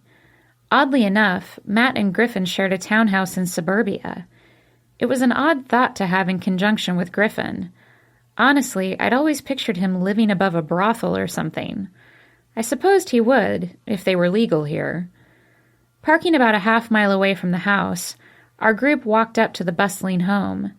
As Kate and Jenny relayed funnier memories to Rita, making her laugh, I looked around the cramped neighborhood and wondered when the homeowners would call the cops on the noisy rockers in their midst. Kellen opened the front door and walked through, another home away from home for him. The noise of the stereo hit me first, the bass deep and thumping. Then the rustle and hiss of dozens and dozens of bodies filled my ears. The sound only amplified when Rita shut the door behind her. Kellen smiled back at me and nodded his head in the direction he wanted us to go. Taking a second to put my bag and jacket in the already crammed full coat closet, I grabbed his hand. He started leading us directly through the mass of people in the living room. Matt and Griffin's place was spacious compared to Kellen's. The open floor plan created ample space for dancing in the center of it. A group of clearly intoxicated partiers were already doing just that. A rotund guy was doing some sort of seductive shimmy, shaking his beer belly to a group of giggling girls. Kellen chuckled at him as we passed, patting his shoulder to give us space. The girls instantly locked onto Kellen, ignoring the dancing joker in their midst. I clutched Kellen's hand tightly, and we finally made our way through the gyrating swarm to the dining room, where another group of people were sitting at a 6-foot-long dining table. The table had seen better days, the hard wood scraped and dented, but the dipsomaniacs in the room were too preoccupied with their drinking games to care.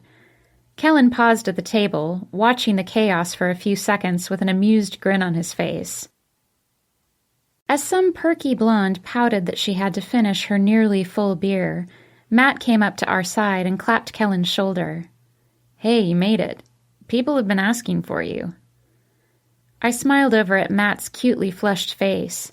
His eyes were slightly unfocused. I figured he'd been indulging at his going-away party. Rachel, behind him, placed her chin on his shoulder and smiled over at me. Her eyes were clear and bright. If Matt was caving in, she was not. I smiled and waved at her, instantly grateful that at least one person at this party was being sober and responsible. Smiling over at me, Matt raised his eyebrows. "Hey, Kiera. We got everything. What's your poison?" Glancing behind him into the kitchen, I noticed every beer and liquor on the planet covering the long counters. They seemed better stocked than Pete's. Laughing at Rita, who'd slipped into the room the other way and was now serving drinks like she did back at the bar, I shook my head at Matt. "I'm good, really. Thanks." Matt nodded and let it go. Kellen twisted around and frowned at me. You need a drink." Twisting my lip at him, I raised an eyebrow. "You're going to peer pressure me to drink?" He smiled and rolled his eyes. Leaning into me, he placed his lips on my ear. I had to stop breathing for a second as his breath washed over my neck, igniting my body.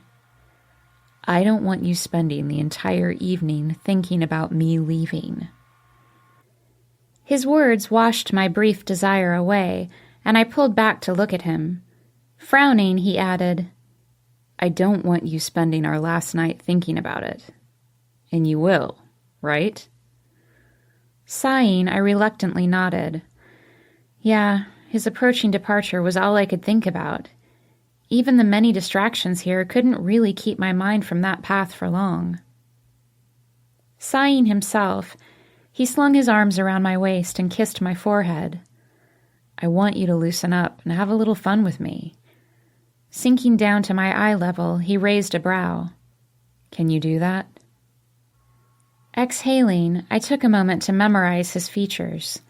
Twisting back to Matt, who'd spent our brief discussion sucking on Rachel's neck while she tried to get him to stop, I tapped his shoulder. When he blinkingly looked at me, I pointed to the alcohol flowing freely around the room.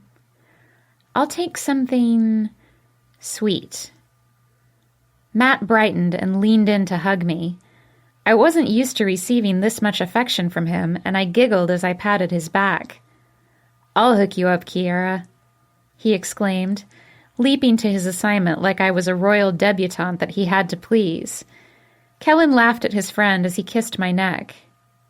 "Thank you," he murmured in my ear. I was about to tell him that he wouldn't be thanking me later if I got tipsy and threw up in his car, but just at that moment a scream sounded over the music in the living room. Kellen and I stepped back so we could peek into the large room. I started laughing instantly. Evan had found Jenny and had picked the tiny woman up and slung her over his shoulder. Jostling her a little bit, he was playfully smacking her bottom while she squealed. While Kate tried to help her down, Jenny laughed and clung to her teddy bear of a boyfriend. Spotting me, she lifted her hand up. "Kiera, help me!" Evan twisted around to look at us, also rotating Jenny around in the process. She kicked her feet, but Evan had her tight. Smiling at Kellen and me, he waved a quick greeting. Kellen waved back and chuckled. Smiling down at me, a playful glint began to glow in Kellen's eyes. My eyes widened as I stepped back. "Don't even think about it, Kyle." Putting my finger in his chest as his playful grin turned impish, I backed up into a dining room chair. The girl sitting there drunkenly stood up and grabbed my shoulders. "Here, I'm done. You play." She forcefully plopped me down, and I sat in a whoosh. As soon as my bottom hit the seat, Matt was beside me, handing me a large glass filled with something orangey pink in color. "Here you are, Kiera. Something sweet." He laughed as he straightened. "Like you." I smiled at Matt and thanked him just as someone placed a pair of dice in front of me. Frowning at the brunette who'd handed them to me, I started shaking my head. I really hadn't intended to play. Rolling her eyes, she put the dice in my palm and made my palm drop them. The entire table mockingly groaned as I looked at a pair of ones. They all seemed to know what that meant. I had no clue. Kellen started laughing, and I glanced up at him, irritated. As Matt consolingly patted my shoulder, muttering something that sounded like, "I'll make you another one, Kiera," Kellen pointed to my glass. "Snake eyes means you have to pound your drink." My mouth dropped open as I stared at him. Rita handed him a beer, her hand resting a little too casually on his shoulder. Kellen raised his beer to me. "Bottoms up, babe." I smirked and shook my head. I wasn't really playing. The entire table started booing and groaning. Someone even threw a bottle cap at me. Kellen laughed and shrugged as I took a hold of my drink. Knowing that he wanted me to loosen up and have a little fun, and figuring this was as good a way as any, I tipped the drink down and forced myself to swallow it as fast as I could. It freaking burned. Whatever the hell Matt had made me was strong. By the end of the glass, I was coughing and my eyes were stinging. A pleasant warmth filled my belly and my head swam a little. I grinned up at Kellen as the table burst into cheers. God, by the approval level, you'd have thought that drinking was a sport, and I'd just scored the winning point. As Matt handed me another beautifully peachy drink, someone commented to Kellen, "Dude, your girlfriend can really suck him down. Lucky bastard." Kellen started laughing, but immediately stopped when he met my icy glare. Grabbing the commenter's jacket, Kellen hauled him from his seat. "My turn," he told him, sitting in his spot. I smiled as the dice made their way around to him. Jerk. I hope he got snake eyes too. As the evening progressed, my luck with the game didn't improve. I swear to God, every time anyone did anything, I was the one who had to drink. My glass never strayed from my lips long, and my head got fuzzier and fuzzier the longer I sat at the table. The drink, however, got smoother and smoother. It was practically candy at one point. The brunette bitch to the right of me, the one who had made me start this little fiasco in the first place, giggled and gave me 5 drinks. Just because. As I cursed and then started taking them, she adorably peeked her head at Kellen. "Sorry, Kellen. I'm really not trying to get your girlfriend drunk." I wanted to leer at her and mutter, "Yeah, you are," but I wasn't finished with my assigned drinks yet. Kellen smiled at the cute girl next to me, but before my jealousy could really start to flare up, his gorgeous blue eyes turned to mine. Even my slow head could appreciate the beauty in those dark depths. Keeping his gaze on me, he told her, "No. Go ahead. Get her drunk." Grinning devilishly, he added, "The odds of me getting lucky tonight will only increase if you do." I wanted to blush and be embarrassed, but really, I'd had far too much alcohol by that point. In between sips, I laughed and tossed out, "Since when have you ever needed help with your odds?" Surprisingly, I only slurred that a little bit. Kellen charmingly cocked an eyebrow at me while the table rolled with laughter. He'd sobered up a bit on stage, but with how long he'd been playing this game with me, he had to be as buzzed as I was. Smiling crookedly, he leaned forward on the table. "True," he murmured drunkenly. He was sitting kitty-corner to me at the massive table, but our feet were touching underneath it. Even with the table packed with people, the room crammed with watchers, with Kellen keeping his simmering eyes locked on mine, my body flaring with heat in response, we might as well have been alone. He ran his teeth along his bottom lip, the move so sexy I bit my own. Then he dropped his voice to a seductive level that I usually only heard when we were alone, wrapped in each other's bare arms. "But maybe I could get you to do that one thing with your..." Suddenly remembering that we were not alone and wrapped in each other's bare arms, I partially stood from the table, cutting him off. "Kellen Kyle, you shut the hell up." He laughed and sat back in his chair. Quite a few people in the room laughed with him, and I finally felt that blush creeping into my cheeks. He shrugged and shook his head. "Just saying." As I narrowed my eyes at him, making the room crack up even more, he stared at me in an unmistakably loving way. "You're such an adorable drunk, Kiera." Grinning, my mood shifting again, I stood up. He watched me curiously as I leaned over the table, completely pausing the drinking game as everyone stared at us. For once, I didn't care if they did. Kellen was my focus, and I wanted him to kiss me, even if I had to crawl over the table to get to him. Smiling at the image in my head, I crooked a finger at him. One edge of a lip curling up in a way that was dangerously attractive. He stood slightly and leaned over the table as well. Our lips met in the middle, my mouth parting as his tongue lightly brushed against me. My sloppy mind heard a few giggles and whistles, but Kellen's soft skin took up all of my concentration. I nearly wanted him to lay me down on this damaged beer-stained surface. As I was considering yanking him over the table so his entire body could be on mine, a particular voice broke through the chaos. "All right, we playing spin the bottle?" Kellen and I broke apart at the same time and glared over at the annoyance who had just distracted us. As Griffin strode up to the table, I suppressed a sigh. Well, I'd known he was here. It had really been only a matter of time before Griffin made an appearance. Glancing behind him, I noticed my sister leaning against a wall, a familiar, satisfied expression on her face. I instantly did not want to know where they'd been hiding. As Griffin stood behind Kellen, clapping a hand on his back, Kellen fully stood and shook his head. "No, we're not, Griffin." Ignoring him, Griffin reached down to the table. Finding an empty beer bottle, he laid it on its side and spun it in a circle. The table instantly started laughing at the new aspect being introduced to our game.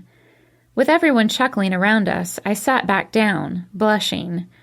I hadn't played Spin the Bottle since the 8th grade, and I was pretty sure I didn't want to ever play it with Griffin. Even my frazzled brain knew that much. The brunette beside me bit her lip as she stared at Kellen. I knew exactly where she was hoping her turn would land her. I had no intention of letting her wish be fulfilled. Breach of party etiquette or not, no one was kissing Kellen tonight but me. Griffin had an eager look on his face as he watched the brown bottle start to spin slower. As the room quieted in anticipation, I glanced over at Kellen. He was still standing in front of his seat, arms crossed over his chest as he watched Griffin with a smirk on his face. I wondered if Kellen was just as against anyone kissing me as I was against anyone kissing him.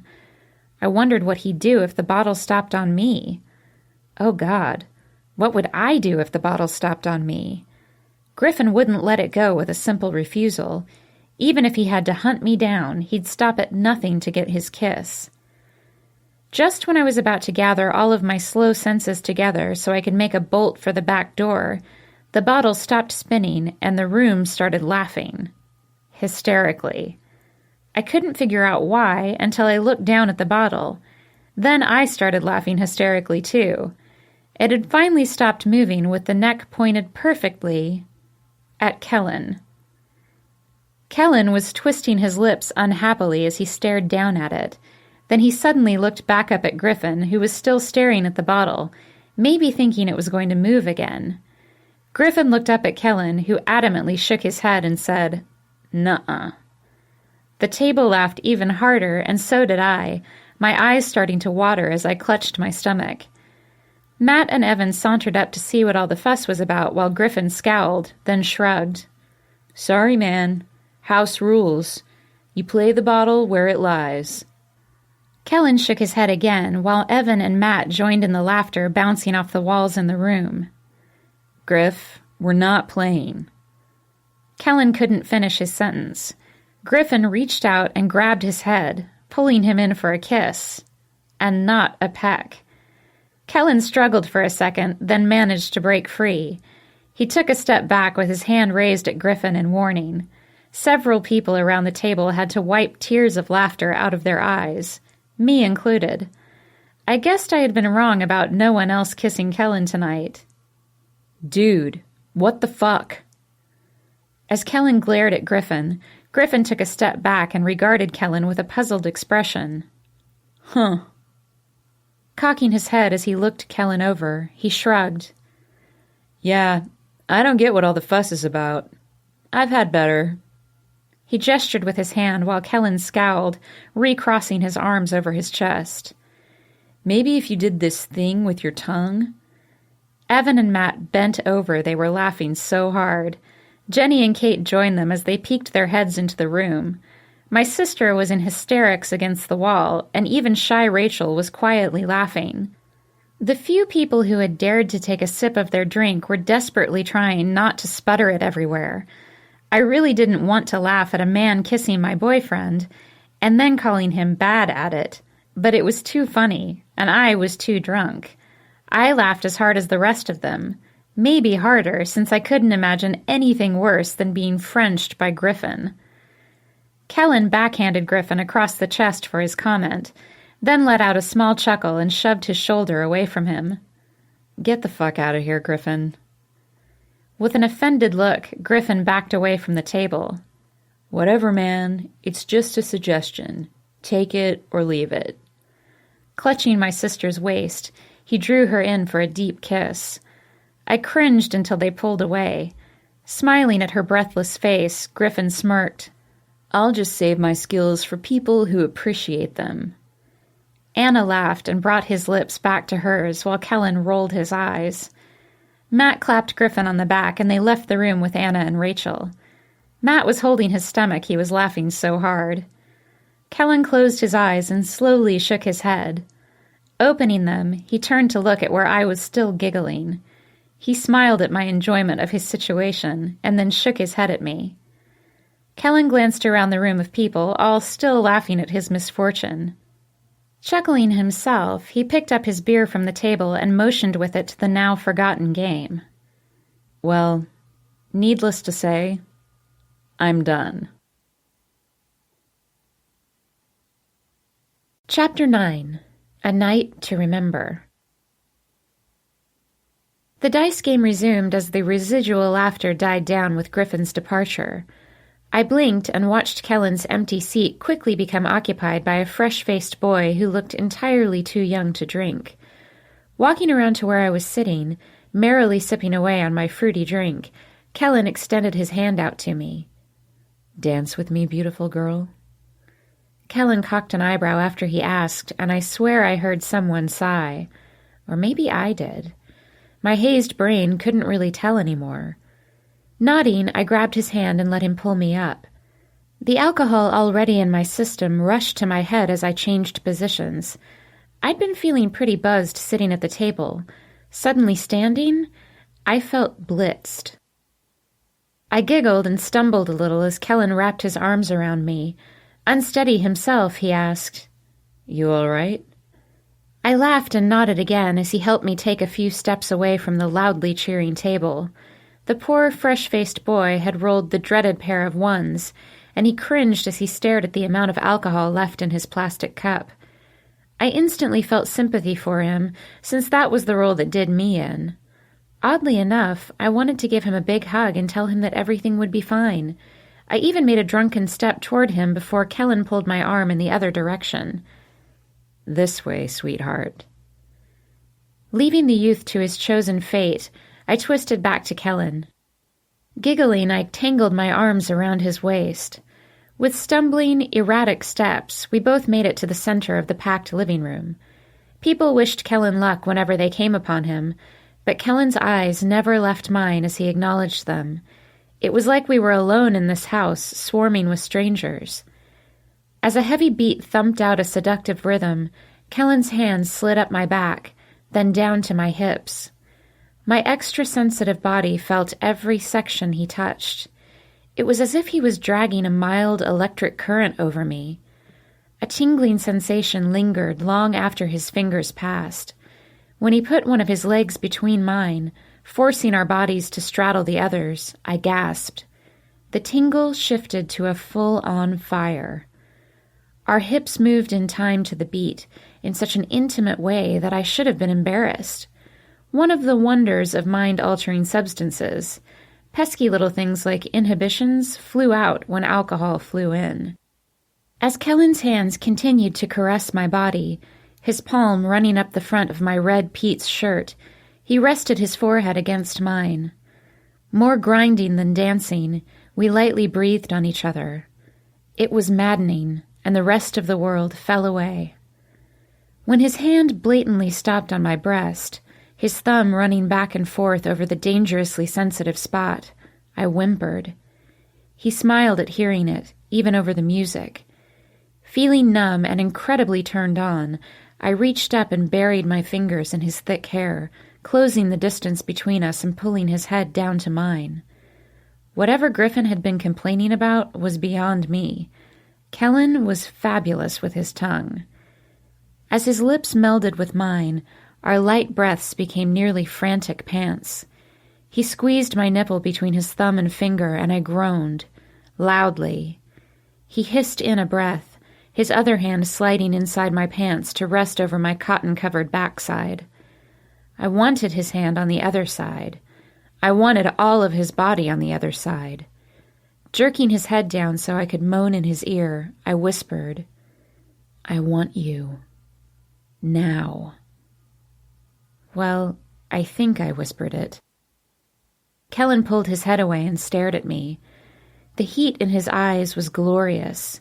Those "I want to have sex with you" eyes had a way of turning my insides into molasses, warm and gooey. Delicious. His eyes darted down my body as he adjusted the way our hips lined up. He didn't have to say a word. I could feel the hardening mass in his jeans that was telling me that he wanted me too. Right now. Licking his lips, he looked up at where we were, surrounded by a bunch of dancing drunk people in the middle of Matt's living room. Bringing his eyes back down to mine, he reached up to disentangle my fingers from his hair. Lacing our hands together, he nodded his head toward the hallway.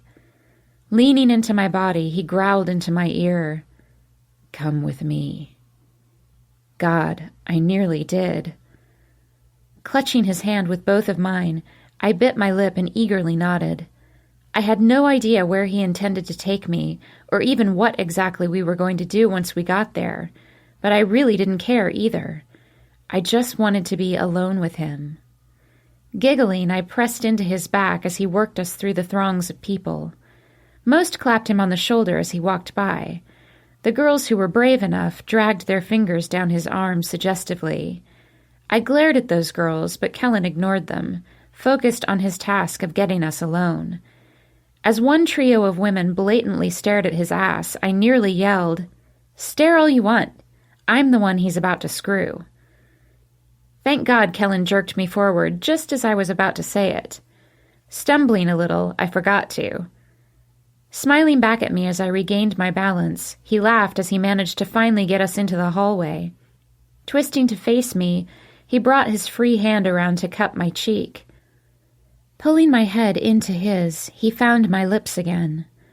I groaned as the sweetness of his breath hit me. I normally didn't care for the smell of beer, but Kellen could make anything sexy. Kellen walked us down the hallway backward while we made out, occasionally running us into a few partiers that didn't move aside fast enough. He stopped beside a closed door. I didn't know whose door it was or where it led, and as his tongue flicked along mine, I didn't care, just so long as he opened it soon. Missing the handle on his first attempt, Kellen tried again. He finally opened the door on his third try, and we hurried inside. He closed it blindly, flicking the light switch on afterward. As Kellen locked the door, I briefly looked at what room we were in. My light-as-air head hoped it wasn't Griffin's. Luckily it wasn't. It was the bathroom. Frowning, I looked up at Kellen. "This is a bathroom." He nodded, his mouth parted as his eyes locked on my lips. "Yeah, I know." I wanted to object or something, but his mouth came back to mine, and the only sound I made was a moan of delight. Wanting him so bad I ached everywhere. I threw my hands back into his hair and pressed my body against his. Our lips were frantic as the passion within us boiled over. Overcome with desire, I growled, "You always make me feel so good. I'm going to make you feel good too, Kellen. I want you so much." He nearly panted as my lips shifted to his neck. Kellen closed his eyes and let his head drop back. "Oh, God, I love it when you're like this." Breathing heavy myself, I peeked up at him. Like what? Drunk? I started to laugh, but his skin was calling me, and instead, I drug the tip of my tongue along his throat. He hissed in a quick inhale, then swallowed. "No," he breathed. "Confident. Like you finally get it." I pulled away to look at him, and he brought his head back down to stare at me. "Get what?" I whispered, licking the edge of his lip as I pressed my aching body into his clearly strained one. His eyes fluttered for a second before he refocused on me. "That I'm yours, that you can take me, anywhere, anytime, any way, that you own every piece of me." Heat and desire pooled in me. If I own you, then I want to take you. Now. Here. I want to make you come. I murmured, surprising myself. As he smiled crookedly, I pushed him against the counter, grinding my hips into his and yanking his head back down to mine. I wanted him so bad that it didn't even bother me anymore that we were in a tiny bathroom, making out in the middle of a raucous party. I moaned in his mouth, panting with need as his tongue brushed mine. His breath was equally fast as he cupped my bottom, pulling me tighter into his fully ready body. "God, yes. I need you, Kiera." He breathed into my mouth. "Can you feel how much I need you?" I could only whimper in response, my fingers brushing down his chest to pull feebly at the denim looped around the one button holding his jeans closed. People knocked and banged on the door, but we ignored them, and they eventually walked away, grumbling something my buzzed mind couldn't make out under the loud music streaming in from the living room. Breaths and hearts racing, our mouths attacked each other's. While my numb fingers tried unsuccessfully to unfasten his jeans, his slid up my ribs, sweeping my t-shirt with it. Giving up on the buttons since my drunken fingers could never unfasten them, I helped him pull my shirt over my head. My hands came down to his shirt as the beat boomed on through the door. Within seconds, his bare chest was before me, and I pressed our stomachs together, relishing the similar heat. Tangling my hand back through his hair, I forced his lips back to mine. His fingers slid across my necklace, feeling the symbolic representation of him on my skin. Then they slipped into a bra cup, pinching a nipple. I cried out, the sound echoing in the tiny room. Kellen? You in there?" A voice behind the door broke through our growing moans of passion, but I was far too drunk to care. I ignored the irritated person just as much as Kellen did. His mouth broke away from mine, sweeping the cup of my bra aside to lock around a nipple, his tongue swirling around the rigid peak. Groaning, I held his head to me and ground my hips into his, needing to feel that wonderful hardness, that connection full of erotic promises. "Dude, Kellen, I know you and Kiera are in there. People saw you two head that way. Open the door." Cursing, Kellen separated from me. I instantly went for his mouth, but he pushed me back a little and unlocked the bathroom door right next to us. Cracking it open, he scowled at the person on the other side of it. "What, Matt?" I laid my head on Kellen's chest and stared blankly at Matt looking at us through the slit in the door. He didn't look happy. "Are you about to have sex in my bathroom?" Without missing a beat, Kellen responded with, "Yes," and started closing the door. My hazed mind found it funny, and I started laughing.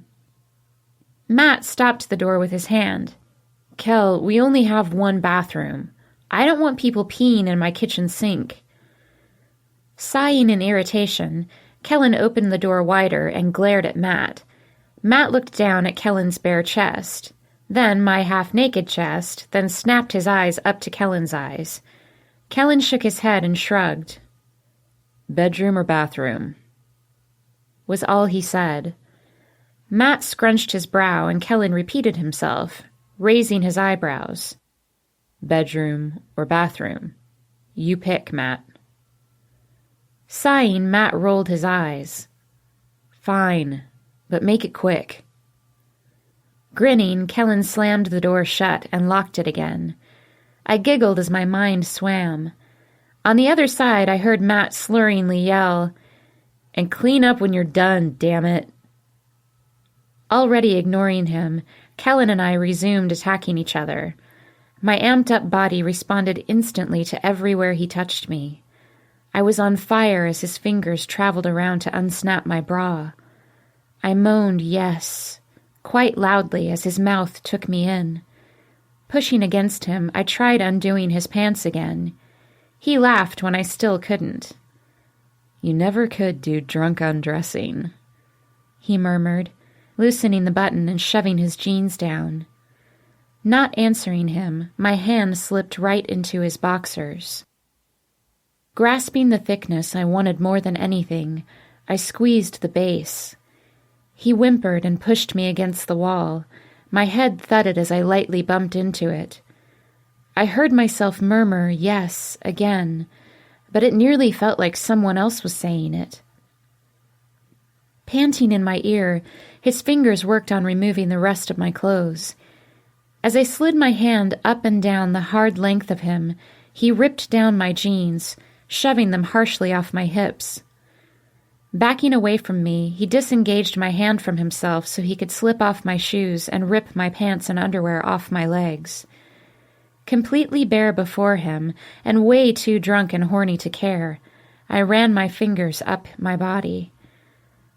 Cursing under his breath, he slipped off his shoes, then the rest of his clothes. Licking my lips at the sight of him, I moaned that I wanted him in me. It echoed around the room, and I smiled. Grinning devilishly at me, his own eyes unfocused, he shook his head. Not yet. I frowned as I leaned against the wall, watching him standing before me, but way too far away for what I needed. Then he dropped to his knees in front of me. My slow head couldn't figure out what he was doing, especially when he grabbed my leg and pulled it up over his shoulder. I realized right where his head lined up when he brought his mouth to my aching core. Crying out, I smacked my head against the wall again. What he was doing felt incredible, and as he sucked, swirled, and stroked the most sensitive part of me, I made noises that would have had me burying my head in embarrassment on a confident day. Just as I was moaning his name, rocking my hips against him, he separated from me. Stumbling back a step, he brought his mouth back up to mine and shoved his tongue inside. I tangled my fingers in his hair, pulling him flush to my body. It seemed deathly quiet in the house. I couldn't even make out the thump of the music anymore, but I could not have cared less. I needed him so bad. Groaning, I grabbed his throbbing mass and tried leading him to where I needed him. He stubbornly removed my hand. Tease. I want you inside me. Now. I begged out, panting. Pulling me away from the wall, he stumbled back a step. His finger came down to swipe across my wet flesh, and I cried out, "Oh God, please, take me, Kellen." Muttering yes to himself, he kissed down my neck, down my collarbone, and down to my breasts again. I swiveled against his hips, desperate for more. I was nearly ready to climax from the anticipation alone. Walking backward, he stumbled into something and sat down. He looked around, surprised, then laughed when he realized he was sitting on the closed toilet. He smiled, looking up at me, but I couldn't smile anymore. I had an ache that I needed him to finish satisfying. Straddling his hips, I lowered myself onto him. He stopped smiling when he penetrated me. Closing his eyes, he sucked in a quick breath through his teeth and dropped his head back to a stack of towels behind him. Oh God, Kiera. Yes. Watching him closely, I rocked my hips. The feel of him in me was the most fulfilling thing my drunken body had ever experienced. He cringed in ecstasy, biting his lip. I smiled, loving how I affected him, and loving how he affected me. Rocking against him again, I arched my back and cried out his name. He opened his eyes and looked up at me. You're beautiful, he murmured, caressing my chest, my hips. I bit my lip at his words, rocking against him again. The sensation heated up my numb core, and I quickly felt the desire rising to a nearly painful level. Dropping my head back, I cried out repeatedly in an ever-escalating rhythm. I couldn't stop myself. It felt so good. I was so close. Fuck, he muttered, sitting up to suck on my breast again. I moaned at how delicious that word was, but frowned on principle. Don't swear, I muttered, pressing into him harder so he slid even deeper inside of me. Standing slightly, I used my body weight to slam myself against him. It was hard, deep, and intense. He cringed and panted, grabbing my hips encouragingly. I'm sorry. Fuck. I'm sorry.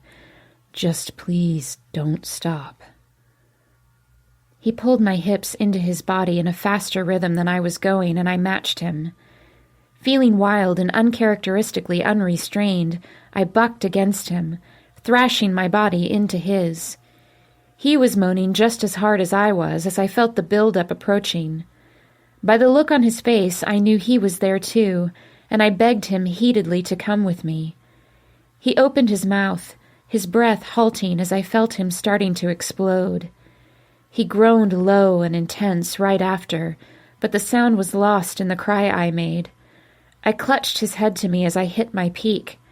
I swear my vision phased in and out, and not because of my intoxicated state. Every fiber of my body tingled with pleasure, starting from my belly and expanding out. My toes even curled as I rode out the sensation coursing through my body with a chorus of, "Yes, yes, Kellen, God, yes." As we panted against each other, holding the other tight, I thought I heard a strange sort of clapping and laughing from the hallway, but I was far too gone to care. "I love you," I murmured, burying my head in his shoulder. Sighing contently under me, he rested his head in the crook of my neck. "I love you too." We stayed like that for a minute more, until I started to shiver and people started knocking on the door again. Stumbling and fumbling around, we managed to get dressed with everything we'd come into the room wearing. At least, I hoped so. I'd have hated for Griffin to find anything of mine that I might have missed. When Kellen opened the bathroom door and we stepped through it, every eye turned our way. I blinked, my head swimming as I wondered why everyone was staring at me. Then the whistle started, and people nearby clapped Kellen on the back. Thinking they were still congratulating him on his upcoming trip, I shrugged and smiled. People laughed even more at my reaction. Biting back a smile, Kellen led me into the living room. Once we were in the center, Griffin approached us. I naturally took a step away from him, but grinning broadly, he stepped right up to me, handing me a bottled beer. "Kiera, I think I love you," he gushed. Cringing, I took the beer and drank it just so he'd back up a step. Laughing, Griffin smacked Kellen on the chest. "You are the luckiest fucking son of a bitch."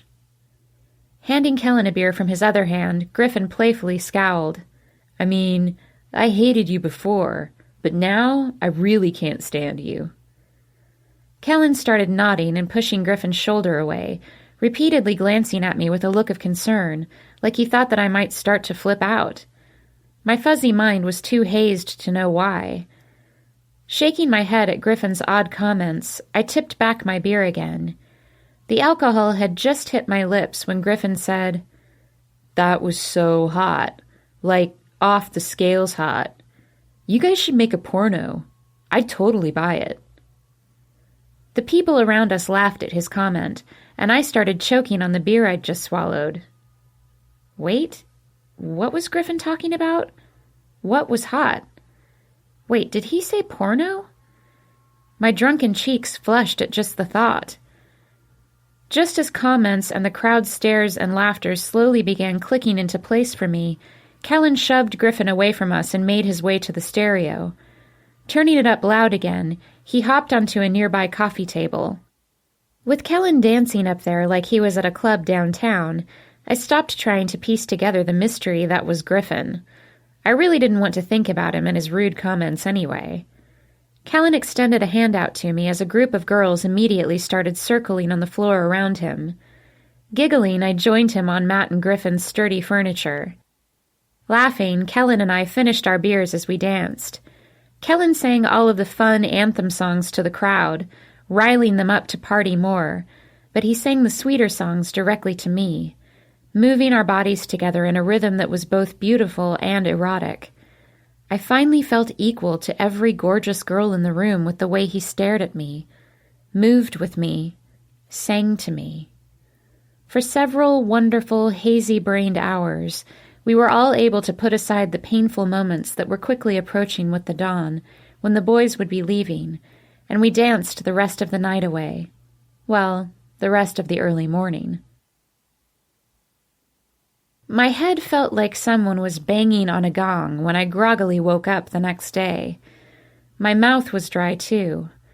So dry it hurt. I wanted water, but I was too afraid to move. I didn't want my banging head to turn into a spinning stomach. Peeking an eye open, I risked a glance at my environment. I really didn't see anything other than the body crushed against mine. A t-shirt filled most of my vision, and I froze, trying to remember how and when I'd fallen asleep. Everything from last night was so blurry that I wasn't even sure where I'd fallen asleep. Hoping against hope that the body lying underneath me was Kellen, I attempted to lift my head. The gong increased in volume. My vision flexed in and out. Finally, I was able to focus on a pair of perfectly plump lips. Exhaling in relief as I took in Kellen's familiar face, I focused on the rest of my body. Sore and a little achy, I was lying on top of Kellen, nearly head to foot. The two of us were cuddled up on a long, narrow couch, Kellen just inches away from the edge of it. It wasn't my garish couch or Kellen's lumpy one either. My arms were heavy as they rested on his chest. My legs tangled up with his felt leaden. Even my girly parts felt overworked, although I wasn't sure why.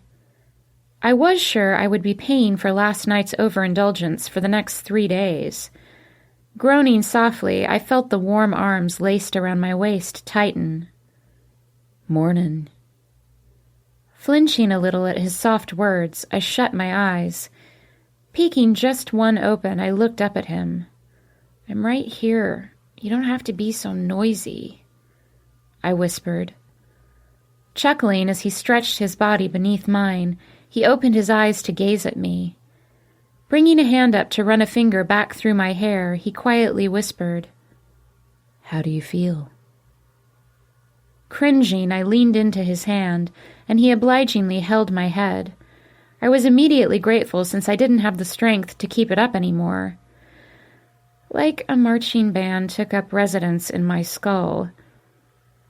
He grinned, looking tired, but in much better shape than I.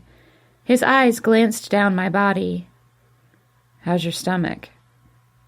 Not wanting to give my stomach the opportunity to revolt by giving it any attention, I shrugged. "It's fine. For now." Grimacing and trying to swallow with my completely parched throat, I added, "I'm mainly thirsty." Kellen nodded like he'd expected as much. "Matt's not up yet, but I'm sure he wouldn't mind you getting some water out of his fridge." He grinned a little wickedly, then added, "Unless you'd prefer the water from the bathroom." My eyes widened at hearing that we were still at Matt's. I supposed that was a good thing since neither of us had been in driving condition last night. We must have literally danced until we crashed. I vaguely remembered being tired and sitting down with Kellen. Sitting must have turned into lying, and that must have turned into sleep. Lifting my head off his hand, I took in his playful expression as he watched me. Shaking my head, very carefully as it was still throbbing, I furrowed my brows. "Why do you look like—" My thoughts drifted off as his comment stung my ears. The bathroom. Even vaguer memories of a tiny enclosed place echoing with heated sounds of sex filled my brain. Forgetting my head and my hangover, I sat up straight on his lap. He grunted a bit as my weight shifted to his sensitive parts. My eyes wide, I said at full volume, "Did we have sex in the bathroom?" We both cringed at my statement, and I rethought my assessment that Kellen was fine. Peeking an eye at me, he chuckled. My cheeks heated as I desperately hoped no one else had heard me say that. Slow and seductive, Kellen murmured, "Oh, yeah."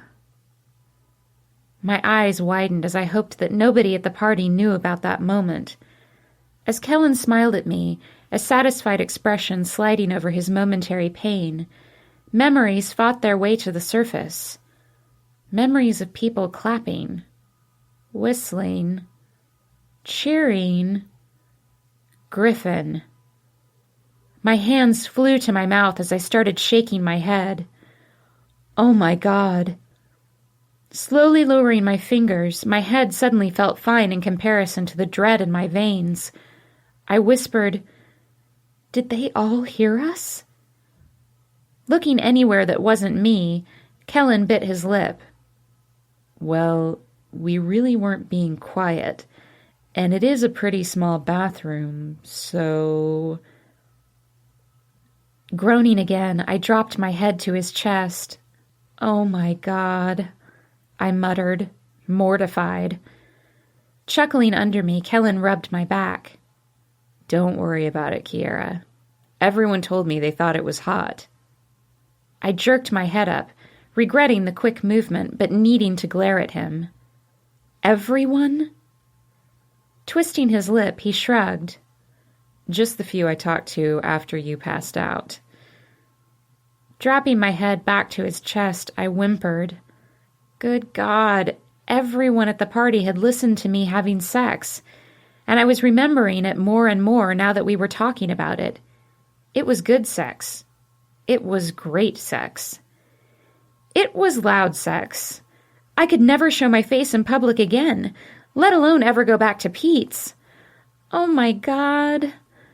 Still chuckling lightly underneath me, Kellen kissed my head. You were letting go, Kiera. I liked it. As I collected my embarrassment, mixing that pain with my aching body, Kellen whispered, Was that your first time in a bathroom in the middle of a party? I lifted an eyebrow and pursed my lips. Yeah, that was a definite first. Fully smiling, he laced his arms over my back, pulling the rest of my body down to his. Good, he replied spunkily. When I furrowed my brows, he shrugged and added, I like giving you firsts, remember? Not able to help myself, I shook my head and smiled at him. Remembering something else, I frowned. Did Griffin seriously say we needed to make a porn? Kellen twisted his lips and nodded. I groaned, sagging my head back down to his chest. Oh, because he heard us. Heard me. God damn it. Kellen laughed at my seldom use of swear words and rubbed my back soothingly. You'll live, Kiera. And on the bright side, it will be a night you'll probably never forget. I took a second to peek up and smirk at him before lowering my head back to his chest. He was definitely right about that. I would never forget Griffin telling me that he'd gladly buy my sex tape. And don't be embarrassed. I'm not. I lifted my head to look at him again, and he happily shook his.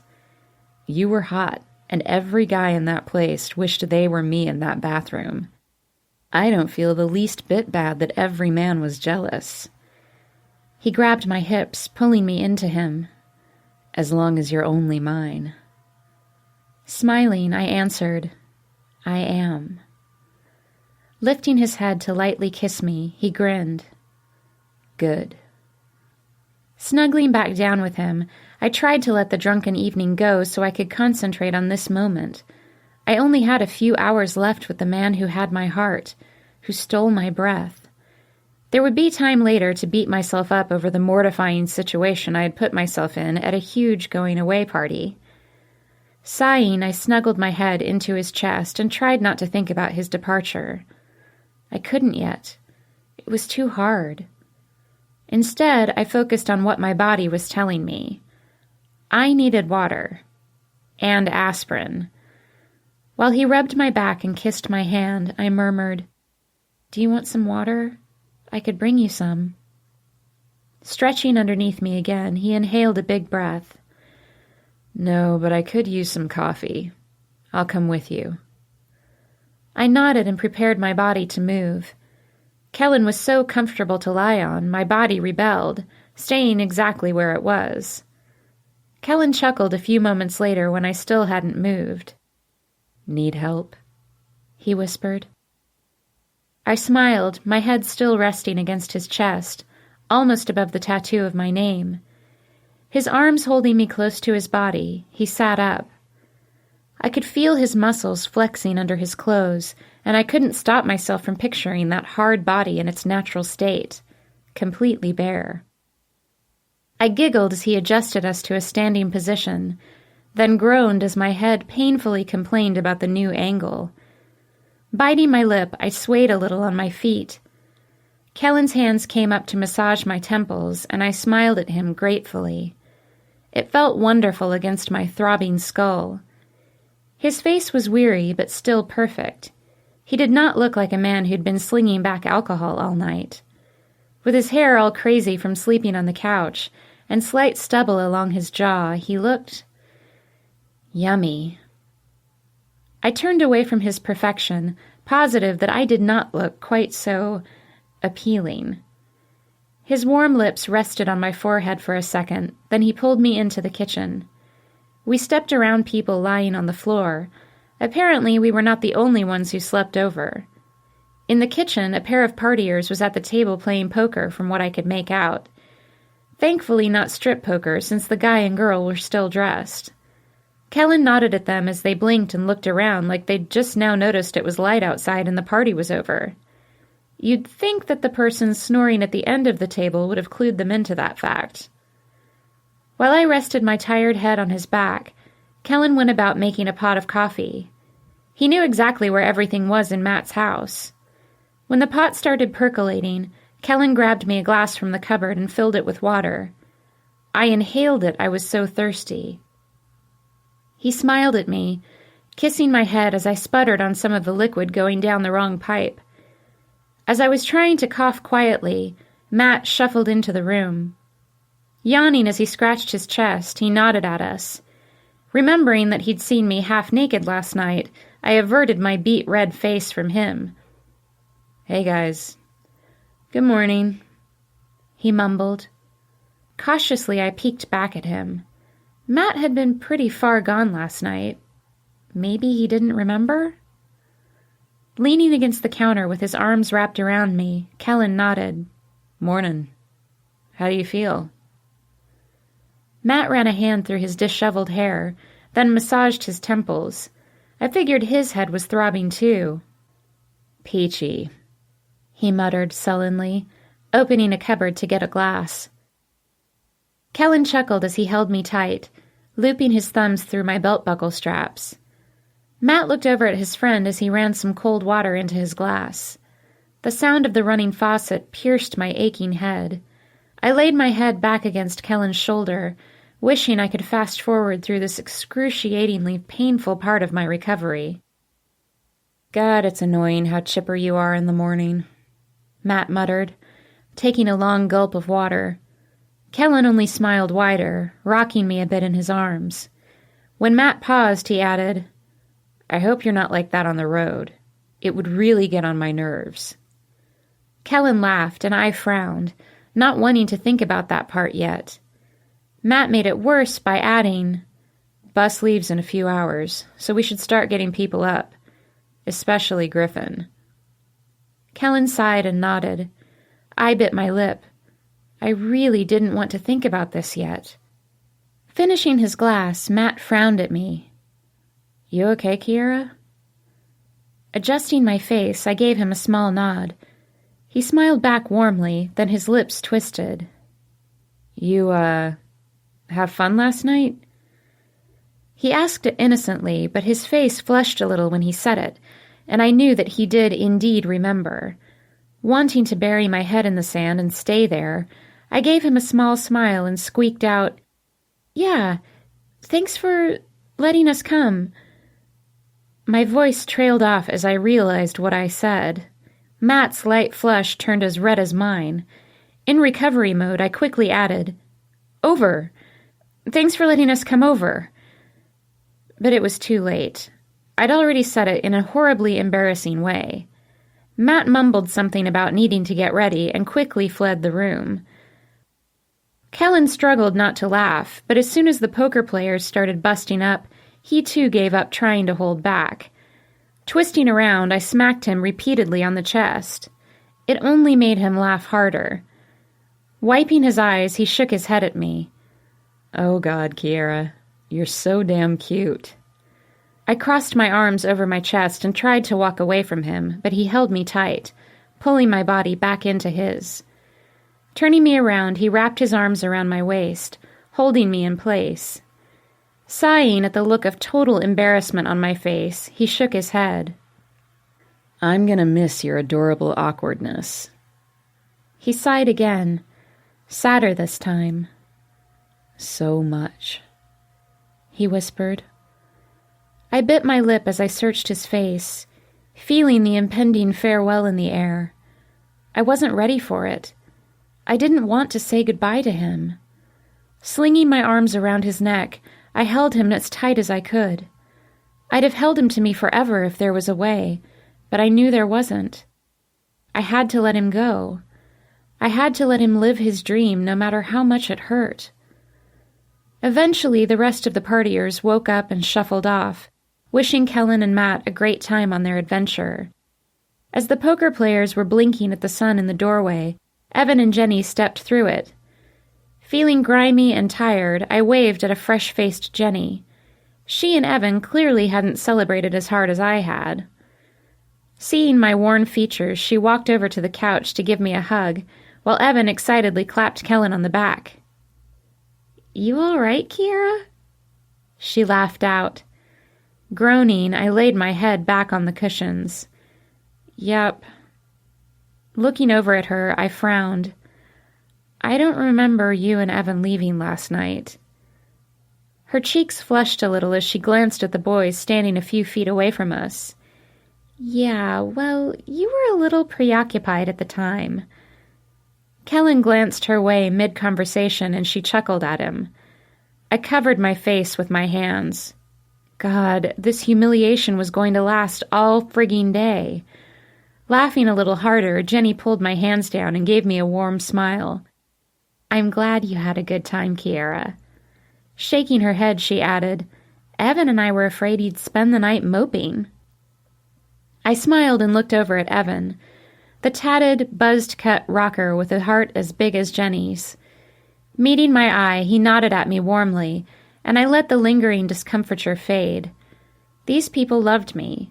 They wouldn't deliberately make me regret a carefree moment with my boyfriend, especially since the release was a much-needed one in light of our imminent emotional goodbye.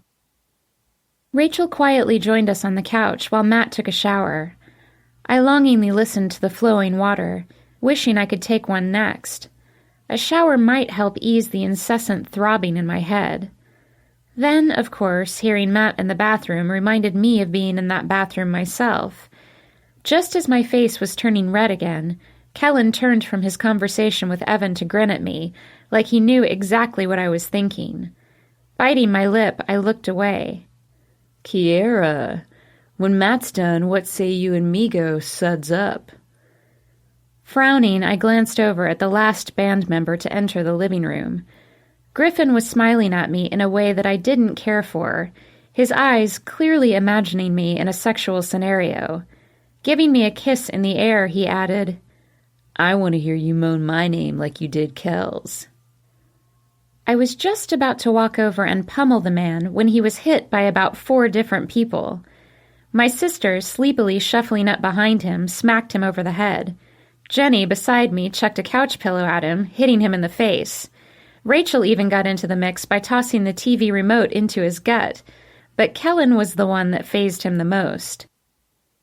Striding the few steps over to him, Kellen grabbed a thick section of his chin-length hair and jerked Griffin's face into his. Knock it off, Griffin, or I'll knock it off for you. His indigo eyes dark and cold, Kellen searched Griffin's face. By the chill in his voice, I knew that Kellen wasn't joking. He was finally fed up with Griffin teasing me, sexually assaulting me with his comments. As tension built up in the room, Evan placed a hand on Kellen's shoulder, trying to calm him down. Anna tried to push Kellen back, but Kellen didn't budge and kept his stony face an inch away from Griffin's. Griffin's light blue eyes looked scared for a moment. Then he started laughing. Did you want another kiss, bro? All you had to do was ask. Exasperated, Kellen finally released the idiot. The tension in the room immediately dissolved as Griffin doubled over. Dude, you should have seen your face. That was awesome. I really thought you were going to hit me. Kellen grunted and walked away as Griffin stood straight and draped his arm over Anna. Pointing at Kellen's retreating back as he walked into the kitchen, Griffin laughed out, "Say it again, Kel." Mocking his voice, Griffin growled, "Knock it off, or I'll knock it off for you." Anna smacked him in the chest, but laughed a little too. Sighing, Griffin shook his head. "Ah, that was classic." Chapter 10. This Isn't Goodbye. Once the boys had cleaned up and gotten their stuff ready, it was time to head out. Kellen had already packed a bag and shoved it in his trunk, probably figuring that the party would be an all-nighter. I hadn't, and was still wearing my Pete's uniform under my jacket as I slid into Kellen's Chevelle beside him. I hated the drive there. I felt like how an army wife must feel, driving her man off to war. All right, I take that back. The situations were nothing alike. Those women lived with the knowledge that they may never see their husbands again. Kellen touring wasn't nearly so treacherous, but it still felt the same. And in all honesty, the possibility that I could never see him again was there. Not because of him being killed in battle, but because he could be swept away by fame.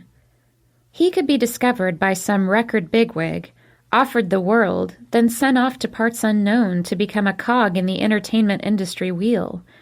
He wouldn't have time for me then, and if he was constantly surrounded by dying-to-please star effers, he might not want me then either. Rolling my eyes as I watched the taillights of Griffin's van and Evan's car, I reminded myself that Kellen wasn't interested in a woman who was only interested in his fame, and not in him as a person. He'd had that for years, and he wanted more. He wanted me. Even if this was his moment, he wouldn't give up on us. I just had to keep believing that. Setting his hand on my thigh, Kellen looked over at me. "It won't happen." I blinked as I looked over at him, wondering how he knew my thoughts. Smiling, he shook his head and pointed at me. "Whatever bad scenario you've created in your head, where I become a rich and famous douche and leave you high and dry, it won't happen that way." Frowning, I tilted my head at him. "I thought you said you couldn't read minds." Laughing, he twisted back to the road. "I can't. I just know how you think is all." Glancing back at me, he added, "You think you're not enough for me. You think I'll see all the hot tail in front of me and I'll dive into it without a moment's hesitation. You think I'll cheat because I won't be able to help myself." He scowled and I sighed. Shaking my head, I said, "And now you're thinking that I'll be so lonely and depressed, imagining you with every starlet wannabe out there, that I'll find comfort in another man's arms.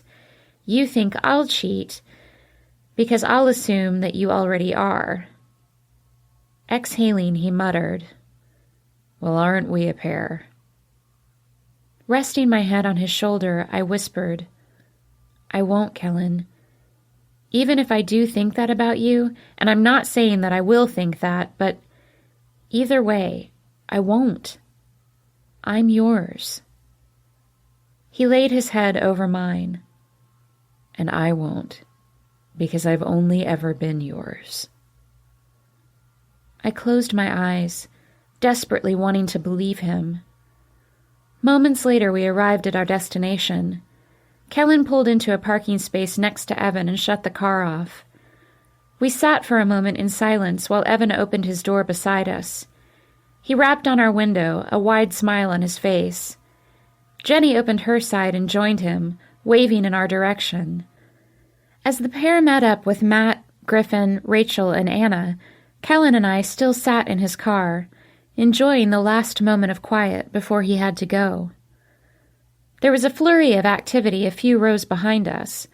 Several guys, who I assumed were members of other bands, were bustling around 3 long motorhome-like buses. Uniformed bus drivers talked with a few of them. There were a lot of guys around, girls fawning over them as they said their goodbyes. With a lot more passengers than buses, I figured Kellen was right about being cramped. He might not know the other band members now, but he certainly would by the end of the tour. At least with that many people already on board, there wouldn't be a lot of room for girls. Although, I supposed nothing would prevent them from caravanning after the buses, stopping at the various places along the way. That was a disheartening thought, and I immediately forced it to the back of my head. As I looked back at the mass of people at the very edge of the supermall parking lot, Kellen twisted the keys out of the ignition and handed them over to me. I blinked as I took them. Take care of her for me, okay? His deep eyes seemed reluctant to let the keys go as my fingers curled over them. My eyes widened. You're giving me your car? Slightly frowning, he shook his head. I'm just letting you borrow her. He lifted an eyebrow. I'll want her back. I smiled a little at the thought of cruising around in his muscle car, and his frown deepened. Make sure you get the oil changed and fill her up with premium, and don't drive on the hills if it snows, and no joyriding. Pondering for a moment, he quickly added, and don't let Anna drive her. Rolling his eyes, he muttered, I've seen what she did to Denny's car. I smiled, my fingers tightening on the keys. No, I wouldn't let Anna turn another one of my boyfriend's cars into her personal portable closet. I won't, I whispered. I'll keep your baby in mint condition, Kellen. He smiled because I'd personified his car, then sighed. It just seems a shame for her to sit in a driveway while you argue with Anna over who gets that POS Honda. Running his fingers through my hair, he shook his head. I want you to be able to get to wherever you need to go while I'm gone. Swallowing, I nodded. Somehow, Kellen handing over the rights to his baby seemed more final than staring across the lot at his future home for the next 6 months. My eyes stinging, I shoved the keys in my pocket. Kellen's eyes followed them for a second before he finally cracked open his door. Reluctantly, I followed suit. There was an excited buzz in the air as men loaded the band's heavy equipment, securing them into a couple of trucks that would follow the buses. 20-something boys everywhere were tucking bags and instruments under the bus, jabbing and mocking each other or kissing the few women in the crowd. Matt and Evan walked up to a couple of guys who I recognized.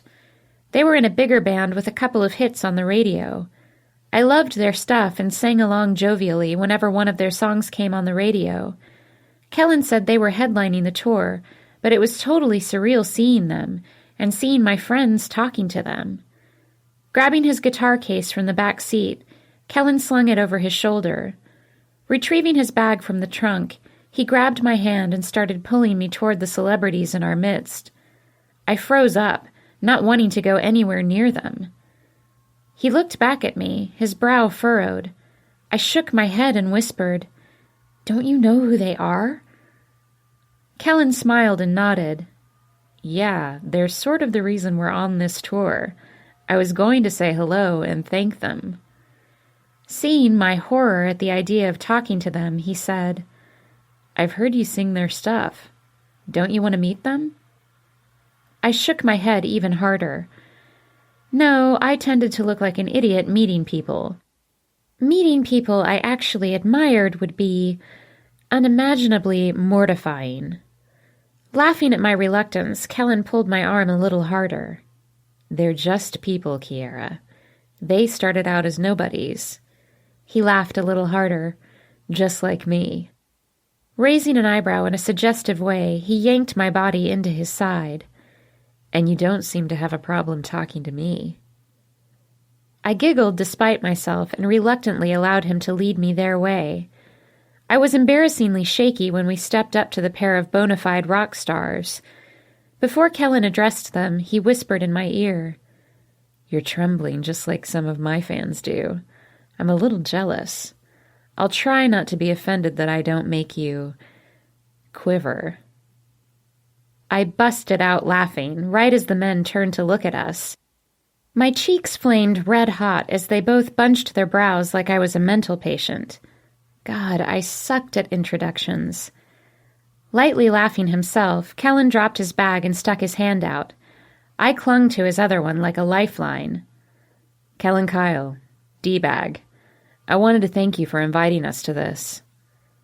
Justin, the blonde, phenomenal lead singer of the band, clasped Kellen's hand and shook it. Yeah, man.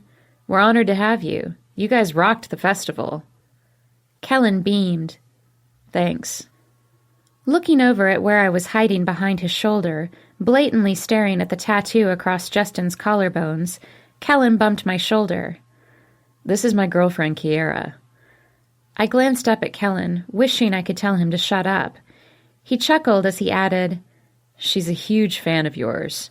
More so than she is of me, I think. Justin looked straight at me, and I wanted to crawl into a hole. He had pale eyes, and they held the same amused look Kellen gave when he ran into shivering, shaking female fans. Throwing on a professional smile, Justin extended a hand out to me. I was positive mine was clammy as all get out, and I really didn't want to gross him out by taking his, but I didn't have a choice if I didn't want to offend him either, so, reluctantly, I did. Tilting his fabulous head of layered hair, Justin casually said, It's always nice to meet a fan. What's your favorite song? As his skin touched mine, all coherent thought left my brain. I couldn't think of a title of any of their songs. Not a damn one.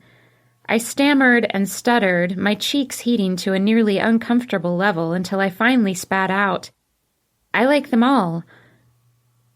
Kellen quietly laughed at me while I realized that I'd been shaking the rock star's hand for an inordinately long amount of time.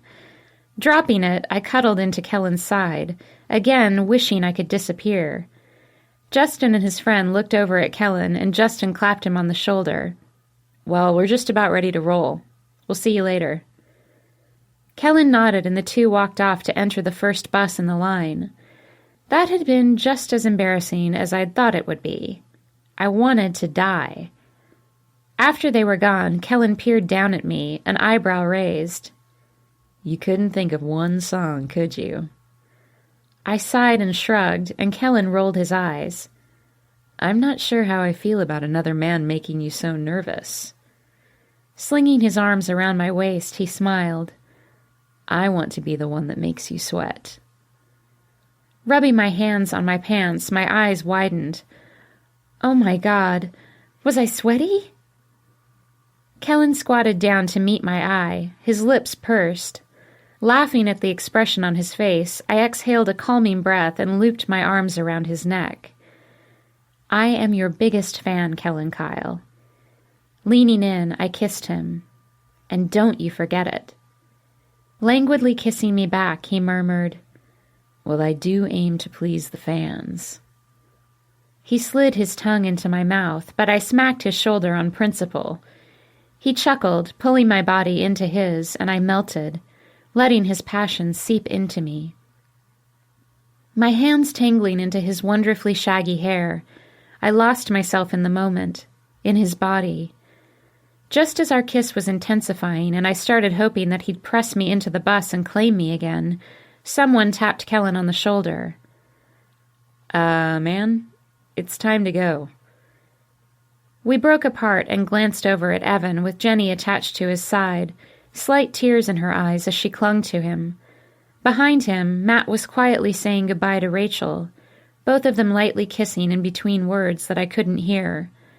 Griffin had Anna pressed against the bus. Kellen nodded as Evan reached down and picked up Kellen's bag for him, giving us a few extra moments. Straightening, Evan gave me a swift goodbye hug, and then he and Jenny walked to the doors of bus number 3. Not able to watch their painful goodbye since my own painful goodbye was upon me, I jerked my head back to Kellen. He swallowed and brought his eyes back to mine. Cupping my cheeks, he looked over my face, memorizing me. This isn't goodbye, okay? There are no goodbyes. Not between us. Whispering intensely, he lowered his forehead to rest it against mine. His scent overwhelmed me, and I inhaled it, savoring it. Tears were already stinging my eyes when he continued. This tour is just me being gone for another show. A really long one. But when it's over, I'm coming home to you, to slip into your warm, inviting bed like I always do. I nodded, not having any words. He swallowed again and closed his eyes. I'll still be with you every night, Kiera. Every night, no matter where I am, I'm crawling into bed with you. Our bed will be a lot bigger, miles wide, but it will still be just you and me inside it. Okay? I nodded again, and he whispered, This doesn't have to change anything if we don't let it. Swallowing, he choked out, So let's not let it. All right? Tears sliding down my cheeks, I sputtered, All right. Pulling apart from me, his own eyes moist, he searched my face again. Are you okay? Feeling the weight of his absence crushing down on me, I choked on a sob. Hating myself, but not able to stop the words from forming, I shook my head in his hands. No, I'm not okay. I've changed my mind. I don't want you to go. I don't want this. I don't want you to leave. I want you to stay here with me. I want you to give it all up and stay here with me. Please. Tears coursed down my cheeks as I started to sob. I hated that my feelings were coming out this way. I didn't really want him to give up his dreams. I just didn't want to see him go. I loved him too much. Surprisingly, he exhaled in relief. Smiling softly, he brushed the tears off my cheeks. Good. I'm glad to hear you say that. I really thought this wasn't affecting you. He kissed me twice, then pulled back and held my gaze. My sobs eased at the look in his eyes. I love you too, Kiera. So much. Shaking his head, his eyes moistening again, he added, I'm gonna miss you. Every second. I nodded and swallowed, trying to rein in my explosive feelings.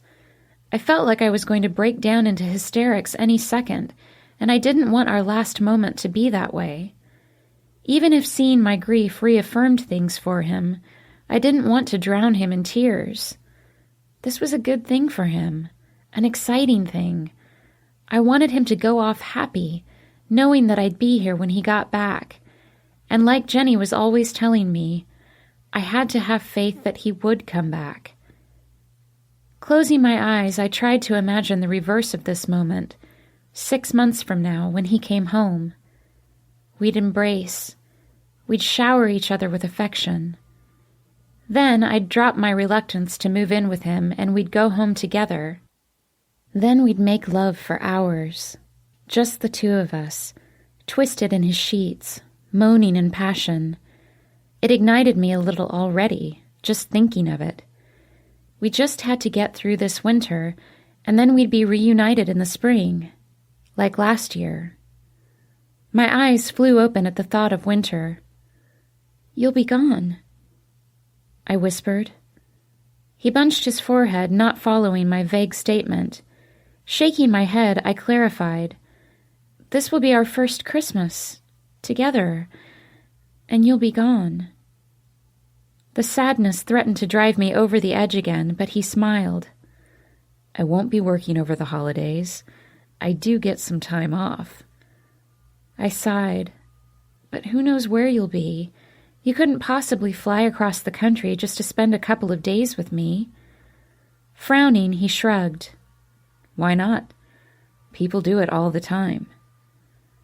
I shrugged, feeling like it was too much of a hassle to ask him to jump on a plane not once but twice during the busiest traveling time of the year. Tilting his head at me, he twisted his lip. Where will you be for Christmas? Shaking my head, I shrugged again.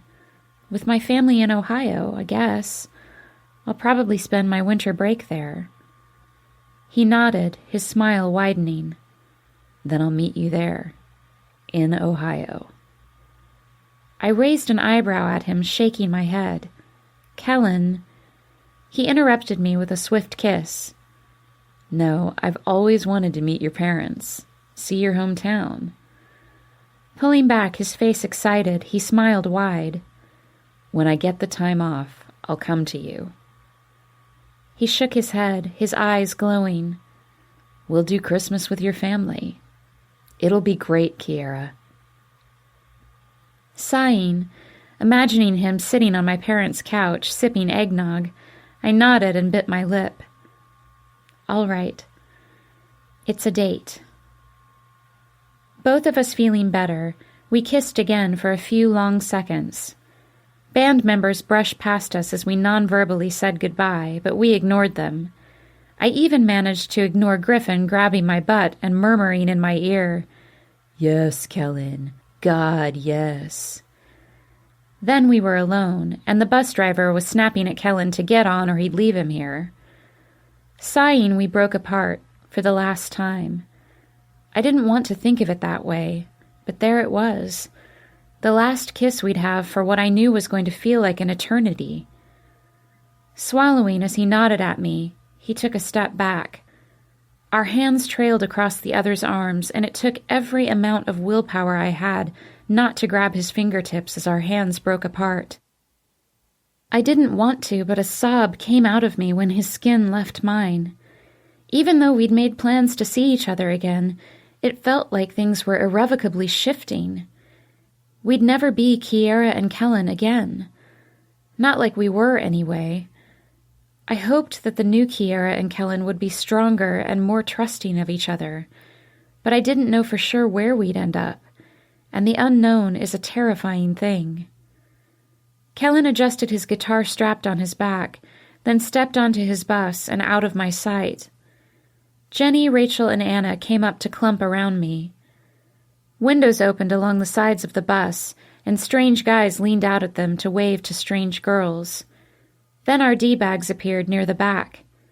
Kellen leaned on his elbows over the glass, lifting his hand in a small wave. Tears in my eyes, I waved back. With all of us girls sniffling, we watched, disheartened, as the bus rumbled to life. Stringing my arms over Anna and Jenny, Rachel leaning on Jenny, we all softly cried while our men departed for their war with fame. Even through my sorrow, I wished them luck. As the bus pulled away, the boys popped back inside it, closing windows after them. All but Kellen. He stayed propped out his window, watching me fade into oblivion as he sped away from me faster and faster. It was so metaphoric, a physical example of everything I feared our relationship would become, that I couldn't keep watching. When he was far enough away that he wouldn't be able to notice, I closed my eyes. Sadly, that felt metaphoric too. When I reopened them, the buses had vanished from sight, off to destinations unknown. The random girls wandering around the parking lot chatted briefly with one another in clumps before heading off to their separate vehicles. Most of them looked fine, like their boyfriends disappearing down the path to fame and fortune was no big deal. Shaking my head at the more chipper girls in the crowd, I wanted to run over and tell them, "What are you so thrilled about? Don't you know the odds are that you'll be replaced as soon as they become household names?" But I was trying to keep my head in a positive place, so I didn't. Sniffling back the tears, I suddenly wanted to go home and cry my way through a box of Kleenex. My friends had other plans, though. Jenny stepped in front of me, cupping my cheeks. Her face hazed in my watery vision as I stared at her.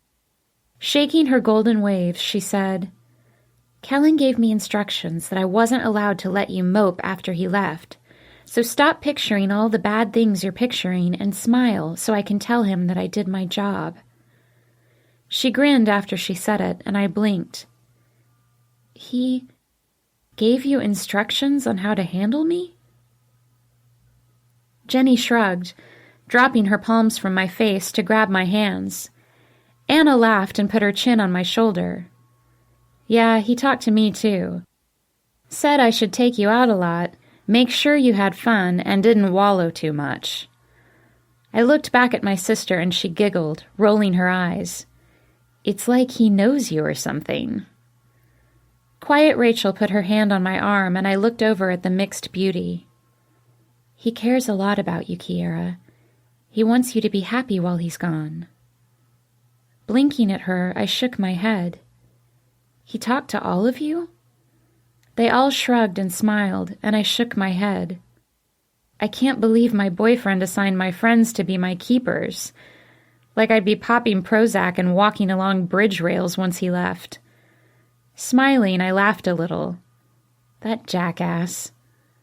They all laughed with me, and I took a moment to look over each woman's face. Even smiling, I could see a sadness in each of them, and I swallowed, remembering that I wasn't the only one suffering here. Putting my arm around Rachel, I asked, "I know I'm not the only one going through this. How are you guys?" Rachel shrugged, her deeply tanned skin flushing. "All right, I guess.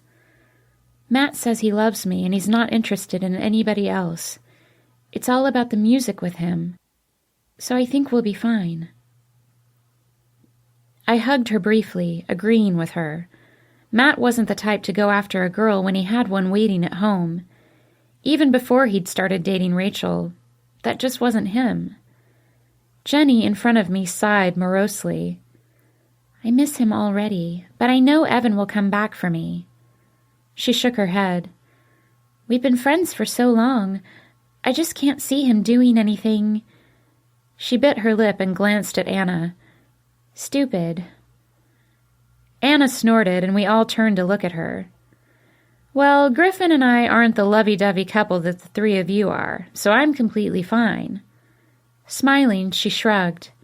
"He gives me what I need when he's around, and when he's not—" Her smile widened. "There are plenty of others who can." She winked at us, and I laughed and shook my head. At least Anna wasn't head over heels for Griffin and wouldn't get hurt over his antics. I was fairly certain that he wouldn't even try to be faithful and committed to her while he was gone. Hell, he wasn't faithful and committed to her while he was here. But she wasn't faithful to him either, and they both seemed fine with the situation. Jenny smirked and shook her head, while Rachel frowned. Being Matt's girlfriend meant she saw Griffin the most, since the twin-like cousins were inseparable, and if she was anything like me, she probably found him repugnant. Anna sighed and laid her head on my shoulder. "I will miss the multiple orgasms, though." She sighed forlornly. "No one can stroke me like that boy." Jenny giggled while Rachel's flush deepened. I reached over and smacked my sister's shoulder, pushing her away from me. "Ew, Anna. Too much information. Seriously." She laughed while I shook my head in disgust. I might have to go home and take a shower now. I felt a little dirty just hearing her comment, let alone the visual I now had. Anna chuckled, her finger looping around a perfect silky lock of hair as she raised her eyebrows suggestively. I was still shaking my head at her when my pocket vibrated. A bit startled, I reached into my jacket and pulled out my phone. The most glorious words imaginable flashed across the screen. Incoming call from Kellen Kyle. Giggling at the marvels of technology, I pressed the connect button and put the phone to my ear. "Hello?"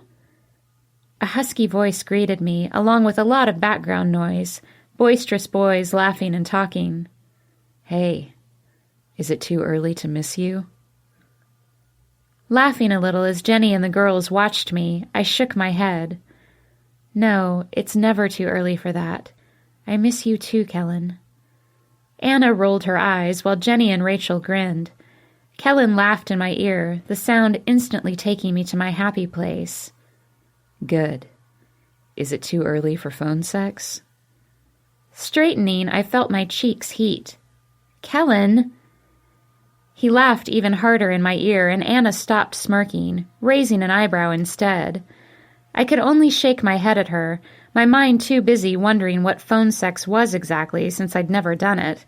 I couldn't imagine anything more horrifying, although The thought of Kellen panting in my ear, touching himself, moaning my name, thinking of me, it did send a rush through me. But there was no way I'd even consider it in the company I was in now. I stammered for something to say, and he chuckled, amused. "I'm just teasing, Kiera. I'm glad you're okay. I thought you might be a blubbering mess by now." Relaxing a bit as Anna, Jenny, and Rachel moved on to their own conversation, giving Kellen and me some privacy, I twisted my lip. "Yeah, well, your recruits have done their job well." My voice came out a little dry, and he laughed again. "Good, then part 1 of my plan has been successful." I blinked. Part 1? Wait, what plan? Vaguely I heard the girls start to make plans of their own, mainly to head over to Pete's to tear down the guy's equipment and move it over to Evan's place, since Jenny had the keys to his loft. My main focus was on Kellen, though, and this mysterious plan that he had. Chuckling a little, he murmured, "Just a little something to keep you occupied while I'm gone." I smiled, wondering just what he had in mind. I see. As Jenny tapped my shoulder, mouthing that they were going to head over there, I nodded.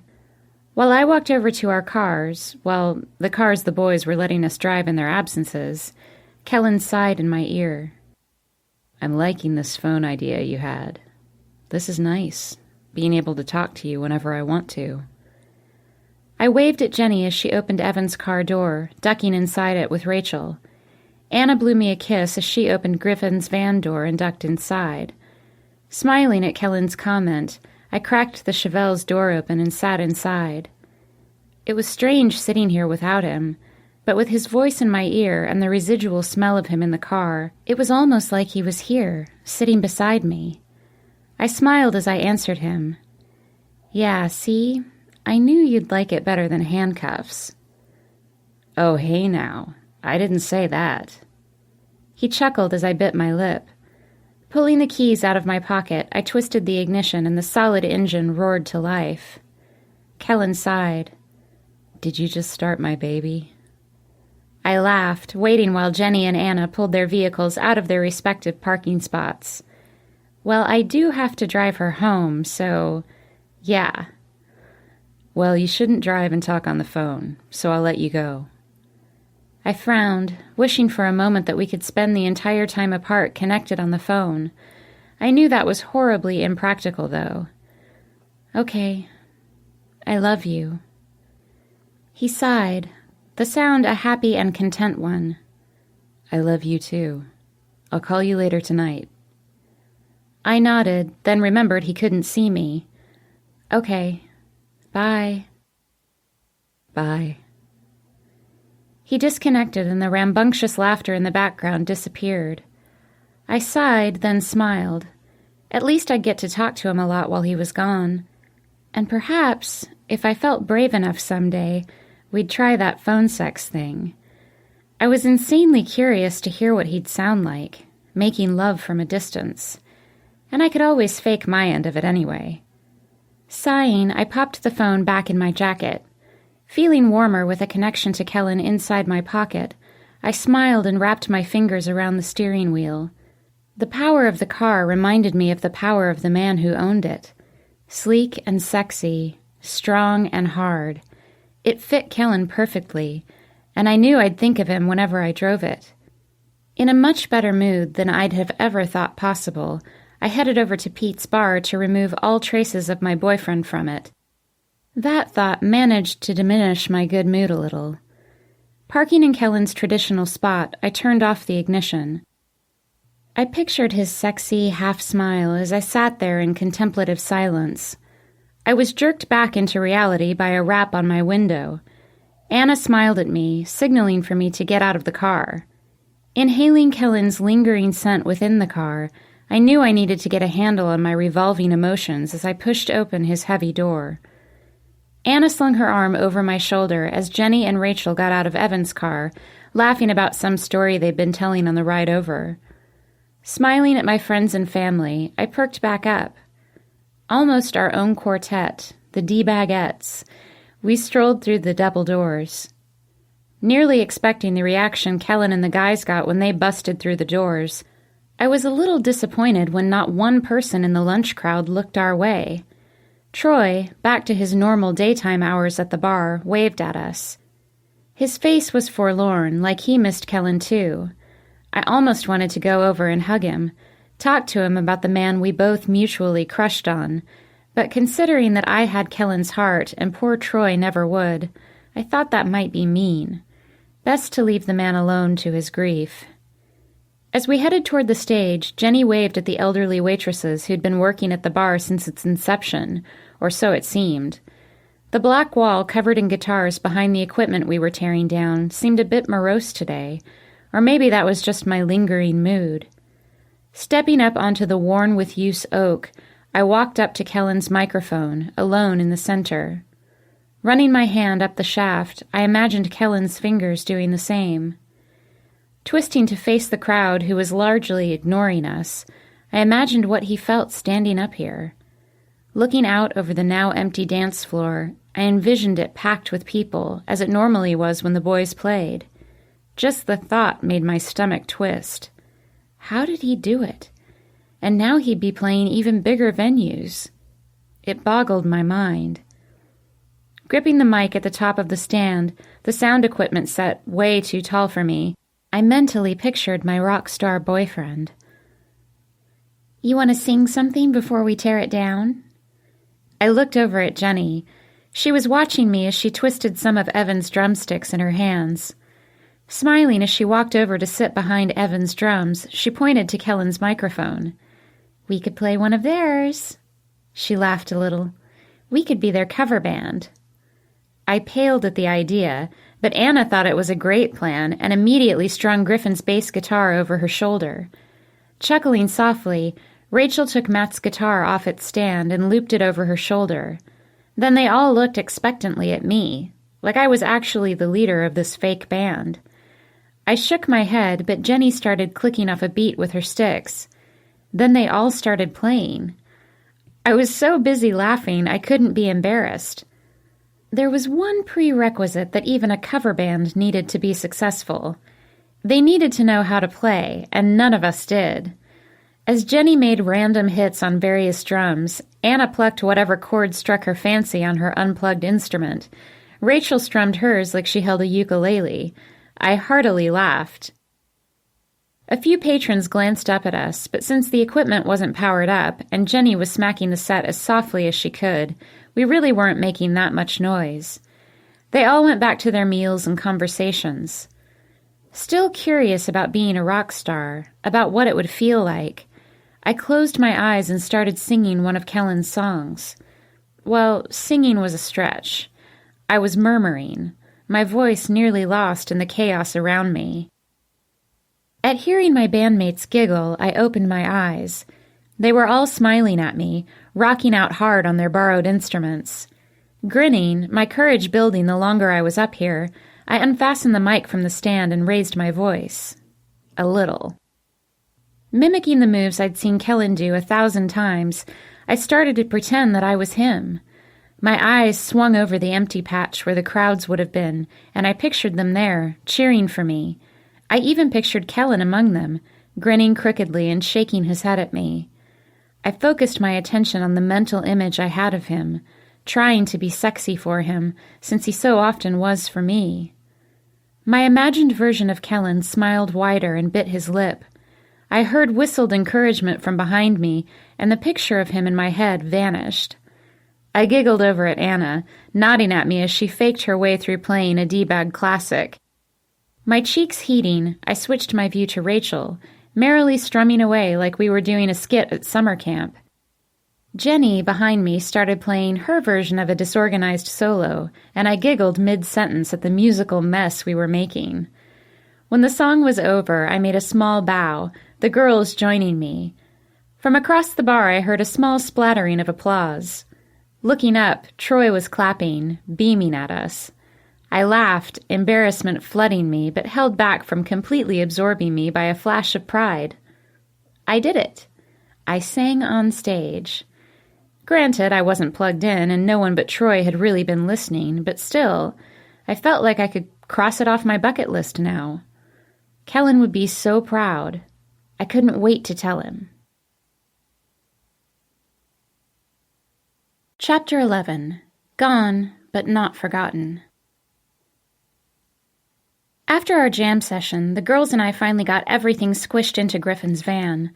I sighed when we all looked at the empty stage before us.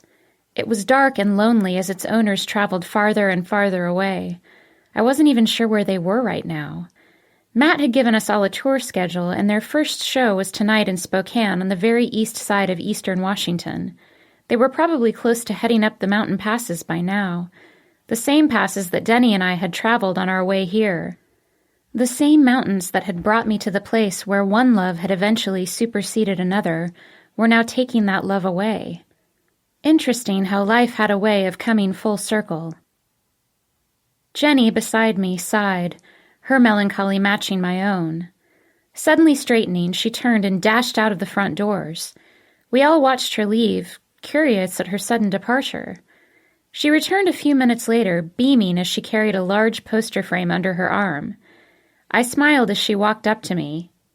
I nearly forgot I brought this. Twisting the poster around so we could all see it, she displayed the finished artwork that she'd been doing in class, the drawing of the band. I had tears in my eyes as I gazed at her perfect recreation of Kellen. Nodding at the stage, she smiled. It's wrong to leave that stage without a piece of them up there, right? I eagerly nodded and helped her rearrange some of the decorative guitars hanging on the wall so we could hang it. After centering it, we took a step back and admired her handiwork. She'd turned her pencil drawing into a stunning black and white sketch. It was incredible. She really did have a knack for it. Nearly wanting to place a kiss on the lifelike vision of my boyfriend, I slung my arm around Jenny's shoulders. It's perfect, Jenny. Laughing a little, I added, I think the boys won't be the only famous people to come out of this bar. She flushed and laughed, looking down. It's all right, I guess. Staring at it in awe, Anna and Rachel both assured her that it was better than all right. Before leaving, we said goodbye to the staff we didn't spend too much time with. Sal, the part owner of the bar, Hun and Sweetie, the longtime waitresses, and lastly, Troy. He seemed brighter with the addition of Jenny's portrait on the back wall. At least we'd made him feel a little better. Getting back into our cars, we headed out to Evans. Mechanic Girl was walking across the lot when I pulled up in Kellen's car. Her eyes instantly swung to the Chevelle. She looked highly disappointed when I stepped out of the vehicle and not her former... whatever. She waved at me, then stepped into the shop. Maybe she was going to go write her book, Groupie Lovin' 101. Exhaling, I rolled my eyes. Grabbing instruments from Griffin's van, I followed Jenny and Rachel up to the loft, Anna trailing behind us. I knew I was being too hard on Mechanic Girl, especially since I wasn't even really sure if she had been with Kellen or not. And even if she had, it was in his past and it shouldn't really matter anymore.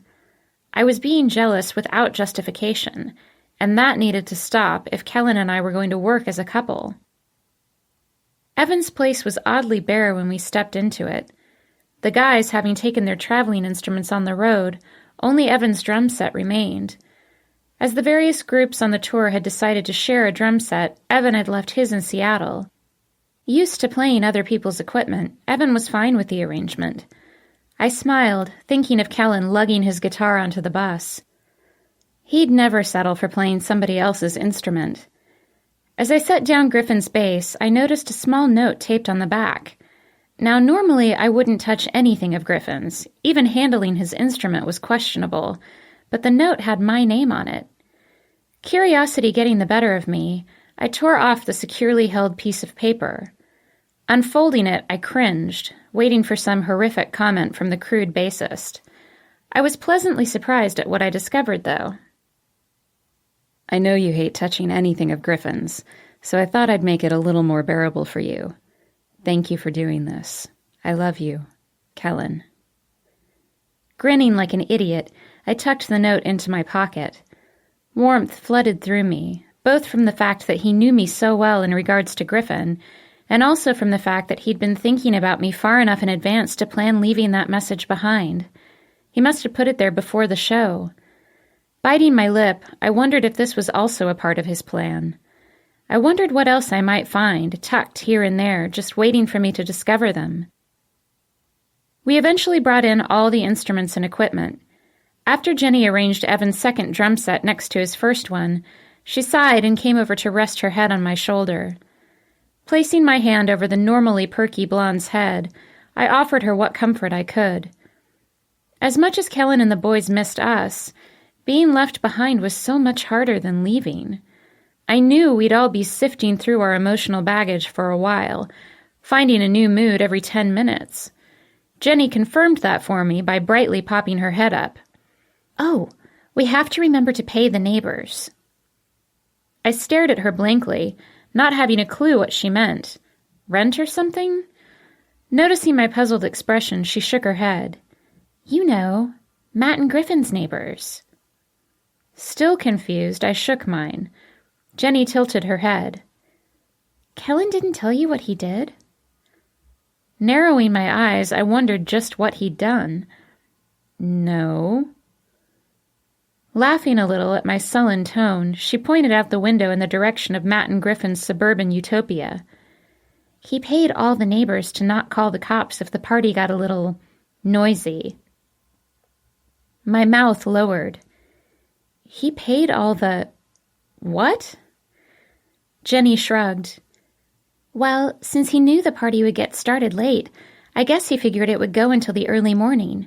Most suburbanites aren't okay with that, so he gave them money to encourage them to let it go for one night." She shrugged again. "He said if they did, he'd double the amount. We're supposed to deliver that payment." I shook my head at how much that must have cost him, and also he could give everyone a good time on the band's last night in town. Shaking my head, I glanced out the window. That must have cost him a fortune. I looked back at Jenny. "Is that even legal?" Jenny shrugged. "I don't know, but I told him I'd take care of it. He left some money here, somewhere." As Jenny began to search for the envelope padded with hush money, I frowned and put my hands on my hips. "Why didn't he ask me?" I muttered. Anna, resting on the couch with her feet up, heard me. "Probably because he knew you'd get that look on your face and object to him throwing his money away." She smirked after she said it, and I scowled at her. Damn right I objected. But still, I was his girlfriend, not Jenny. Slipping money under people's doors should have been my job. Laughter swung my attention around. Jenny and Rachel were in the corner of the room reserved as the kitchen, and were staring into a can of coffee grounds, chuckling. Curious, I walked over to them. Jenny shook her head, pulling a thick envelope out of the can. "Kellen and his coffee," she murmured. I flushed. My own memories of Kellen, coffee, and an espresso stand that I would never forget mixing erotically in my head. Not noticing my face, Jenny opened the envelope and did a quick count of the cash. When she got to the end of the wad, she pulled out a piece of paper. Seeing my name on the outside, she looked up and handed it to me. "Here, it's for you." I smiled as I grabbed it. I smiled even more reading it. "Don't be angry. I asked Jenny to do this because I knew you'd be upset with me for spending so much money. I had to, though. I had to give you a memorable evening, and preferably one that didn't end with us all being arrested. Although seeing you in handcuffs... Anyway, please don't be mad. I did it for you. You deserved a good night last night. You deserve everything. I love you. I miss you. Kellen." Gazing stupidly at his handwriting across the paper, I didn't notice the person reading over my shoulder. I noticed when she shoved me. God damn, he's sweet. I really wouldn't have expected that from him. Folding the note, I looked back at Anna. She giggled and hugged me. Kissing my head, she added, "You're one freaking lucky girl, sis. I hope you know that." Smiling, I raised my chin a bit. "I do." Squeezing my shoulders, Anna laughed a little harder. "And I'm lucky too. I'm going to have the hottest brother-in-law on the planet." I playfully pushed her away from me. He's not. Slinging her arm around Jenny, Anna continued, undaunted. Can't you just picture what my nieces and nephews are going to look like? Jenny laughed as Anna sighed. Those deep blue eyes, that jaw, those lips, that hair. Rachel quietly added. I flushed and smacked my sister on the arm for starting this whole embarrassing conversation. And as family, I had the right, no, duty, to wail on her. I'm pretty sure they had covered that topic in my ethics class. Stepping away from me, Anna leaned over to Rachel. And you know I'm going to have loads and loads of them because their parents can't keep their hands off each other. As I covered my face with my hands and shook my head, Anna sighed again. I'll have to get a bigger place, just so all of the beautiful little babies can visit me. Removing my hands, I rolled my eyes. Anna shrugged. Just saying. Finished with moving the equipment and instruments, I turned to leave the loft. I heard my sister murmur to the girls, I cannot wait to see our dad's expression when he finds out that a rock star impregnated his daughter. It'll be epic. They were all laughing as I left the room, my body heating at just the thought of one day carrying Kellen's child. It was a very nice thought. I wondered how Kellen felt about having kids. Maybe I should consider how he felt about getting married. First things first and all. I smiled as I opened the door to his Chevelle. I'd never truly considered marriage with Denny. Maybe because we'd been so young. Maybe because I always knew he'd never agree to it unless he was established in his career. With him, it had just seemed a distant goal that we'd eventually reach someday, and I hadn't felt the urge to make that day come any faster than was necessary. But with Kellen, well, my pulse raced at just the thought of wearing his ring on my finger. And besides the honor of being his wife, a ring on his finger might ward off every other girl out there. I paused as I inserted the key into the ignition. I didn't like that thought. I didn't want to marry him just so he'd be off the market. I wanted to marry him because he was my world. And he was. But there was an ulterior motive in being his wife that didn't sit well with me. Maybe I wasn't ready yet. I had to stop being so possessive with him first. I had to be so comfortable in our relationship that no one outside of it mattered. I had to learn to trust him. We both had to learn to trust each other, and this tour was just what we needed, really. It provided an opportunity to test our fidelity. I knew I wouldn't stray, and I prayed that Kellen wouldn't, but either way, we'd know for sure after this. Anna had to go to work, so she headed home, while Jenny, Rachel, and I completed Kellen's task for him. Giggling, we stuffed envelopes with thank you notes into the cracks of people's doors. None of us wanted to knock on the doors to deliver the money personally, since we weren't really sure if any of this was legal. We felt a little spy-like, dropping off the payment money, and I started to think that this was another thing I could cross off my bucket list. At this rate, I'd complete the entire thing while Kellen was gone.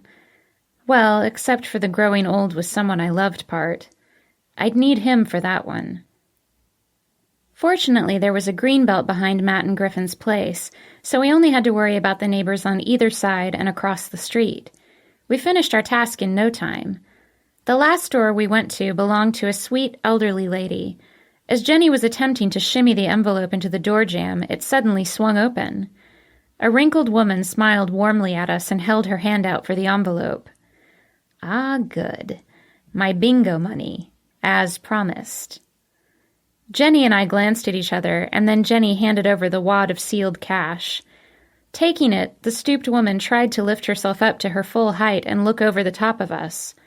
Rachel quickly ducked behind me, trying to hide from the woman who I was pretty sure couldn't see farther than a few feet away. Is that good-looking boy with you?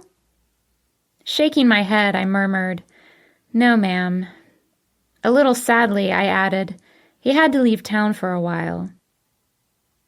The grandmother patted my arm consolingly. Well, that's too bad. She leaned in to whisper, He was very easy on the eye. I giggled as the woman leaned back. Yes, Kellen was very easy on the eye, effortless to look at. Shrugging her sagging shoulders, she added, "His bottom was very nice, too." Jenny snorted, then girlishly slapped her hand over her mouth. Rachel popped her head up over my shoulder and giggled at the spunky old woman. The neighbor's gnarled hand pointed across to where the party had been raging until the early hours of this morning. That was some celebration you all had. Her eyes glossed over, reminiscing. I used to tip back a few in my youth. Shaking her head, she grinned. It was illegal back then, so we all met underground in secret places. She lifted the envelope. We had to pay people to keep the coppers away, too. Shaking my head at her, I smiled wider. Man, she was way older than I had anticipated. I hoped I looked this good when I was in my 90s. Glancing at all of our tired faces, she squinted her graying eyes. You all look like you're suffering from the excess.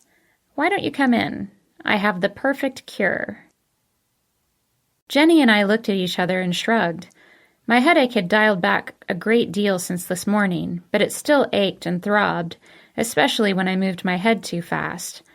I also hadn't eaten anything yet, so my stomach was feeling mildly queasy. I didn't want to push it over the edge, but maybe the former flapper knew a surefire fix. We're told to listen to our elders, right? Surely that includes hangover advice. So the three of us spent a good chunk of the afternoon consuming really horrid cups of tea with a surprisingly interesting old lady. I'd have to tell Kellen all about her when he returned. He'd get a kick out of her. I probably wouldn't mention that she enjoyed his backside, though. Afterward, I went home to get ready for work. Anna was long gone, and my home was empty. Running my hand along the back of Kellen's favorite chair, the chair he gave me when I involuntarily moved out of his place, I wondered where he was now. Probably in the middle of nowhere and out of cellular range. Sighing, I pushed it from my mind and went to take a hot, soothing shower. After partying all night, I felt absolutely grimy. The old lady's miracle cure kicked in once I was cleaned and refreshed, and amazingly, I felt 100% better when I stepped out of the shower. Better and starving. Dressed in my work clothes, my wavy locks haphazardly tied in a ponytail, I made myself a meal fit for a queen. Okay, it was a bowl of spaghetti, but I was so hungry it felt like the best meal on earth going down. Feeling full and content, more like myself, I pulled my cell phone out of my jacket and stared at it for a moment. Running my thumb over the screen, I considered calling Kellen. Maybe he was close enough to a large town that he could pick up a signal. On second thought, cell towers lined practically every freeway in the world nowadays. Maybe I was wrong about him being in the middle of nowhere. The middle of nowhere didn't really exist in our world anymore. With modern technology, you could be found almost anywhere you went. But we had just spoken this morning, and he'd promised to call tonight. I didn't want to be that girl. The obsessive girlfriend who checked in every hour on the hour. I wanted to fully live my life, whether that was with him or without him. That was the mistake I'd made with Denny, letting my happiness revolve around him for so long. When Denny had left for Tucson, it left a hole in my heart, a void that Kellen had easily filled. I didn't want to repeat that pattern. I had no desire for anyone to take Kellen's place now that he was the one leaving, so I had to fill his aching absence with something healthy, something all my own. I wasn't sure what yet, but I was positive that I could. Losing Denny the way I did, doing what I'd done to him, had forced me to grow up some. Guilt and regret flooding me, I dialed a number that I hadn't in a while, a number that I should really call more often. Bringing the ringing phone to my ear, I chewed on my lip while I waited for the other line to pick up. It did on the third ring. "Hello?"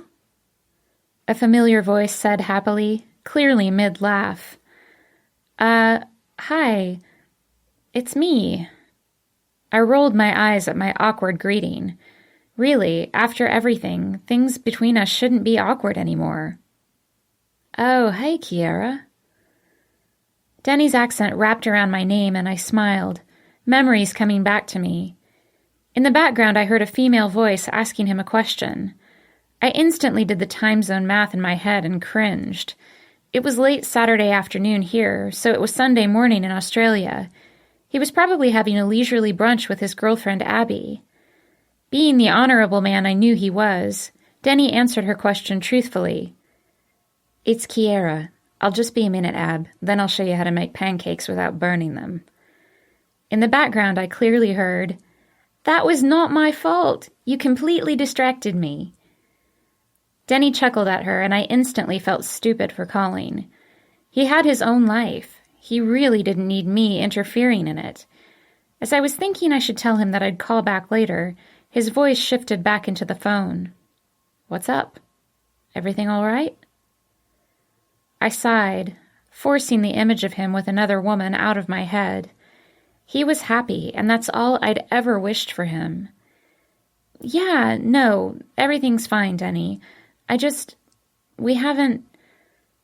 I sighed again, not knowing exactly how to put my feelings into words. I really needed to work on that since English is my major. It's just, we don't get to talk as much as we used to, and the last time we talked, things were awkward. I wanted to make sure you were okay. I bit my lip, hating that I'd brought up that conversation. Kellen, in his drunken state, had talked about our sex life with him. That was something Kellen was usually really careful not to do, since the night that we'd provoked Denny into fracturing Kellen's arm and nearly cracking my skull. Denny sighed. "Yeah, I already got a call from Kellen this morning, Kiera.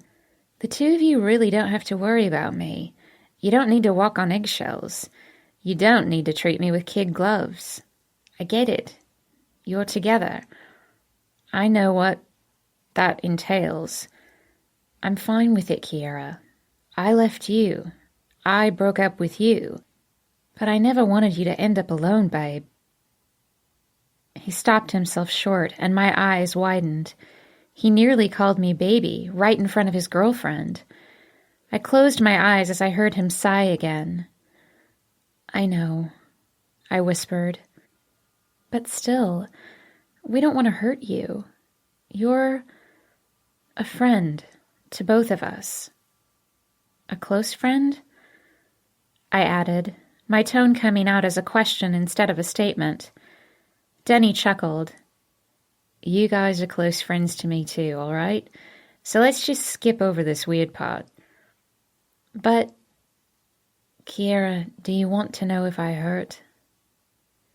He whispered, his accent thick with the emotion building it. "Yeah, sometimes I do. I mean, yes, it sucks that my girl cheated." I hung my head as he broke off his sentence with a long exhale. "No, it's not that you cheated, Kiera. It's that you fell in love. If you'd just strayed a couple of times, I probably could have looked past that. But you didn't. You fell in love. So yeah, that hurts, okay?" I sniffled, thinking I should never have called him. "I'm sorry." A long moment of silence was all I got. Then quietly, "I know, Kiera. You don't have to keep saying it. You can't help falling in love. It's not a reaction you can control. I get that. I really do. So please, quit apologizing. I don't want to hear it anymore." I swallowed and whispered, "Okay."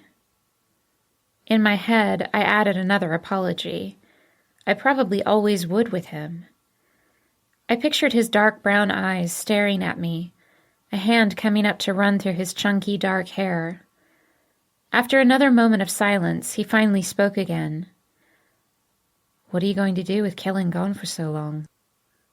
Almost like he didn't want me to take that the wrong way, he added, "I mean, what are you going to do to keep yourself busy?"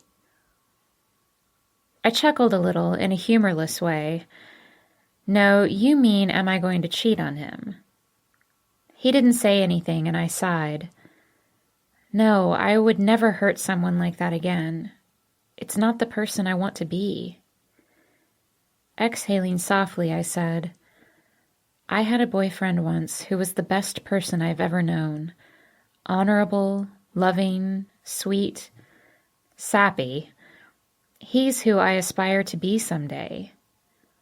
He chuckled now. Well, it sounds like you're an idiot for letting him go. I grinned, shaking my head. Yes, I don't think that's ever been in question. Denny laughed genuinely, and I reveled in the sound, my mind picturing the goofy grin he always wore, the warmth in his deep eyes. Once the moment of levity receded, he asked, What about Kellen? Do you think he'll be honorable? I blinked that he'd basically asked me if Kellen would cheat on me, as if he too questioned the solidity of our relationship. Yeah, I think so. I bit my lip, hating that I couldn't give Denny a definite and resounding, yes, of course, don't be ridiculous. That sort of bravado was pointless with Denny, though. We both knew Kellen's past, and we both knew how Kellen and I had first come together. Kellen was capable of being with someone in immoral situations. Our relationship was proof of that. Denny sighed. It was a sympathetic sound. I'm sure he'll be good, Kiera. He paused a minute while we both reflected on his statement. Softly, he added, He'd be an idiot not to be. I smiled and sighed, feeling oddly reassured and a little sad. It wasn't as if I had left a bad relationship for a better one. I had left a good relationship for a different one. Things would be easier if I could paint Denny as an abusive, emotionally cut-off asshole. But he wasn't. He was as close to the perfect boyfriend as they come. Truly, his habit of getting wrapped up in his work was his only real flaw, and that was pretty minor compared to the horror stories that I'd heard out there. Shaking my head, I murmured, Abby is very lucky, Denny. You're a really great guy. He laughed once. Yeah, I tried to tell you that. I laughed once, too. I know. I miss you. He didn't respond, and I quickly added, I should let you get back to your brunch. It sounds like you have some cooking to do. I did miss him. His friendship, his sweetness, his loyalty. But it was pointless and misleading to tell him things like that. Kellen had my whole heart. Denny started chuckling, and I could hear the joy come back into his voice. Yeah, Abby is many things, but cook isn't one of them. I don't even know how a person messes up pancakes. They're sort of unscrew-upable. I smiled, knowing that I couldn't make decent pancakes either. I guessed Abby and I had at least one thing in common. Well, two, really. We both deeply cared for Denny, just in different ways now. Goodbye, Denny. Goodbye, Kiera. Everything will be fine. I promise. I started to respond to that, but he clicked off the line. I hope so, I said anyway. The dust bunnies the only things around to hear me. Walking into Pete's a while later, I couldn't help but look up at the empty stage. Jenny's beautiful drawing stood prominently on the black wall, and seeing our boys immortalized helped to ease the ache. But I'd have preferred to walk in on the foursome slinging back cold ones. That was one of my favorite things about working at Pete's, waiting on the band. Even Griffin, in a weird, unexplainable way. It was a quiet night. With the band gone, only a handful of regulars came in. Pete let Jenny go home early, but Kate and I stayed to finish the late shift. At midnight, Kate handed me a note with a gleeful grin on her face. I bunched my brows together, wondering what she was up to. As her bouncy ponytail swished over her shoulders, she giggled and pointed at the folded piece of paper in my hands. Kellen made me promise to give this to you at exactly midnight tonight. Her topaz eyes lit up as she sighed.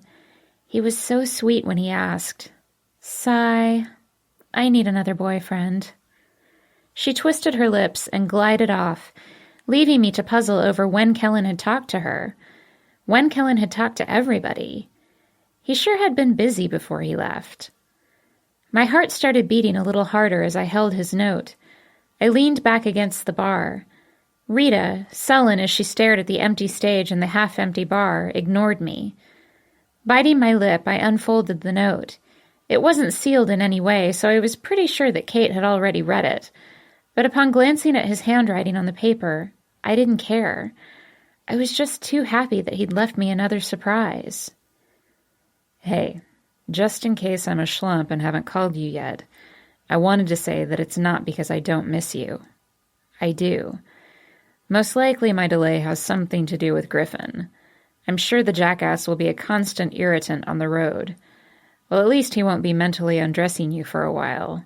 That's my job. And if I've never told you, I do it constantly. When you walk past me, I picture those slim hips bare under my fingertips. When you lean over to hand me my beer, I picture those firm breasts, your rigid nipples just begging for my mouth. My face flushing bright red, I stopped reading and glanced up at Kate across the room from me. Oh my God, had she read this? Noticing me staring at her, note in hand, she started laughing. I figured she had. Well, at least Kellen had given this to her and not Rita. I probably never would have gotten it if that was the case. My face heating even more, I considered reading the rest of the note somewhere else, somewhere private. But curiosity got the better of me, and hiding the paper as much as I could, I continued on with Kellen's erotic love letter. You wonder why I'm constantly aroused, and I guess I'm telling you. Your body fires me. Your fingertips brushing over my skin ignites me. Your breath washing over me inflames me. Everything about you is sensual, and you have no idea. None. When you stare at me with those smoky eyes, undressing me like I undress you, all the blood rushes down, and I want you. So bad. I'm pretty sure that wherever I am right now, I have an ache. A hard, nearly painful ache, because I'm thinking of you. I had to stop reading again as a painful ache started building in me. Good God. If just reading his words did this to me, hearing him actually say these things would probably undo me. Adjusting my posture, I glanced around the room and then returned to my scandalous note. My day isn't complete until I'm deep inside you. Your body wrapped around mine is the only way I feel whole. But don't think it's just sex and a physical response to you that I'm feeling. It's not. It's so much more. You've opened me in a way that leaves me bleeding, vulnerable. Being with you, making love to you, it only solidifies what I feel for you. I know that I've become one of those spouting, lovesick idiots, but what it all boils down to is 3 words that don't mean nearly enough. I love you. I closed my eyes, silently sending my own repeated proclamation of love out into the ether, hoping he somehow heard it. Reopening them, I read his last line. Anyway, I just wanted to let you know that I'm sorry for not having a chance to call you yet. And if I have called you tonight, well then, disregard this whole letter. Kellen. I laughed at his last line and shook my head. Glancing up, I noticed Kate still watching me, a wistful smile on her lips. Kate read a lot of romance novels in her spare time. I was sure she loved hearing Kellen's version of being romantic. Hot and sexy, but romantic too. Just like him. Letting out a long, stuttered breath, I shoved the note in my apron and pulled out an apple lollipop. The suckers were meant for the customers, but I suddenly needed something in my mouth to suck on. 3 hours later, when I was tiredly crawling into my bed, my phone rang, and the man who'd been cropping up throughout my day finally spoke to me again. Sounding energetically awake, he murmured in my ear, "Hey, gorgeous. Did I wake you, or are you just lying down?" Grinning ear to ear, I stretched out under the covers. Just crawled into my large, cold bed. Kellen sighed, the sound husky and sensual. Ah, God, that sounds nice. I wish I was there with you. Sighing, I laid my hand over where his body would have been. You are, remember? Our bed is just too big for me to feel you is all. He laughed, amused. Yeah, that's right. Well, I'd wrap my leg around yours and bury my head in your neck if I were closer. He sighed. I miss the smell of you. I bit my lip, imagining his perfect bone structure in front of me. I was going to say the exact same thing. He laughed again, softly. Hey, did you get any of my notes? Grinning like an idiot again, I rolled onto my back. Yeah, I did. I laughed. When did you find time to do all that? What do you think I do while you're at school? He laughed out.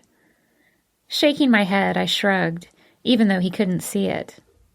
Sleep would be my guess. Kellen sighed, the sound full of love. Not this week. I had much more important things to do. My corresponding sigh matched his. Well, I loved them all. It nearly felt like you were still here. Good. That was the point. Did Kate give you hers? The way he said it was odd, like he wasn't sure how I'd respond to his seductive letter. I flushed in the darkness, remembering the steamy things he'd written. Man, he was good at expressing himself on paper. Yes, she did. I whispered, embarrassed even alone. And did you like it? He whispered, his voice husky again. Yes, was all I could get out. Good, because I meant every word. What you do to me, the way you affect me. I know you don't think you're anything special, and I think you sometimes feel like you're not attractive enough for me. But you are.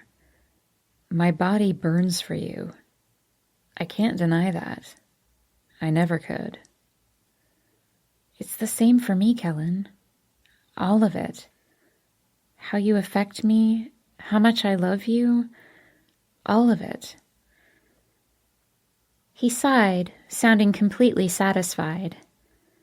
Good. I like that we feel the same. It makes me think everything is going to be fine. Once again, I heard the words that I'd nearly said to Denny rattling around in my head. I hope so. I didn't dare say them to Kellen, though. Instead, I shifted the conversation to where his current location was and what he did today. He described all of the radio interviews he had to call in for immediately upon arrival. I began to understand a little more of the time constraints he was under and why he wasn't able to call. Not that I'd really expected him to call. I knew he was busy. I knew I'd get to talk to him when he was ready. When he finished recounting his day, I gave him a recap of mine. He was just as proud and amazed as I hoped he would be when I mentioned the girl jam session we had, and Matt's neighbor fascinated him enough for him to suggest visiting her when he came home. I glossed over the phone call to Denny. It wasn't that I was hiding it or anything, but why bring up issues that might dredge up any insecurities in Kellen? I wanted him to feel good about our relationship, to know that Denny was no longer a concern for him. That romance was history, and while reminiscing about it sometimes brought up a smidge of the residual feelings from being in the relationship, it was just that, residual. More akin to enjoying a fond memory than anything relevant to my current emotional state. I wasn't certain if I could express that satisfactorily to Kellen, though, so I left it alone. Besides, he made no mention about his conversation with Denny today either. Some things Kellen and I just didn't need to talk about anymore. Chapter 12. Love from a Distance. I reluctantly opened my eyes in the morning. I'd been sleep-deprived since Kellen and the D-bags had left town.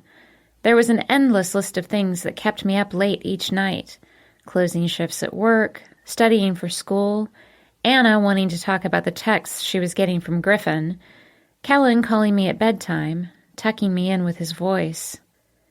With sleep stinging my watery eyes, I wondered if Kellen was feeling the effects of his own late nights on stage and on the road. Was he sticking to his normal pattern of early rising? His tour mates would not appreciate it if he was staying true to form. At least, not as much as I appreciated it. I'd had to make my own coffee for way too many mornings in a row now. Too many to recall. Sighing, I reached back with my toes to feel the vacant half of the bed beside me. Oddly, it wasn't vacant. I jerked my head around immediately. Kellen was lying right there, resting on his stomach with his head facing me. A huge grin spread across my face as I propped up on an elbow to stare down at him. Of course. How could I forget? His tour was over. He was home. I couldn't remember the time passing. That was kind of strange considering how much of it had blurred past, but I somehow knew that it had. 6 months had flown by and Kellen was home, in his bed. Looking around, my thoughts were confirmed. We were in his room. His Ramones poster was still perfectly pinned in place, his Bumbershoot poster right beside it. Odd. I'd really thought the time would drag. Not really caring how the time leap occurred, I leaned down and ran the back of my knuckle over his cheek. He moved his head a little, but his eyes remained closed in slumber. Sighing contently, I let my finger trail down his neck and over his shoulder blade. Sometime in the night I had become a bit of a bed cover hog and left Kellen with only the sheet.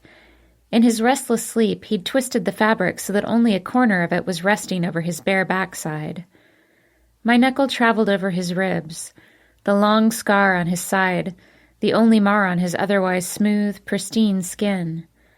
I bit my lip as I traced it, enjoying a personal detail about Kellen that only a handful of people knew about.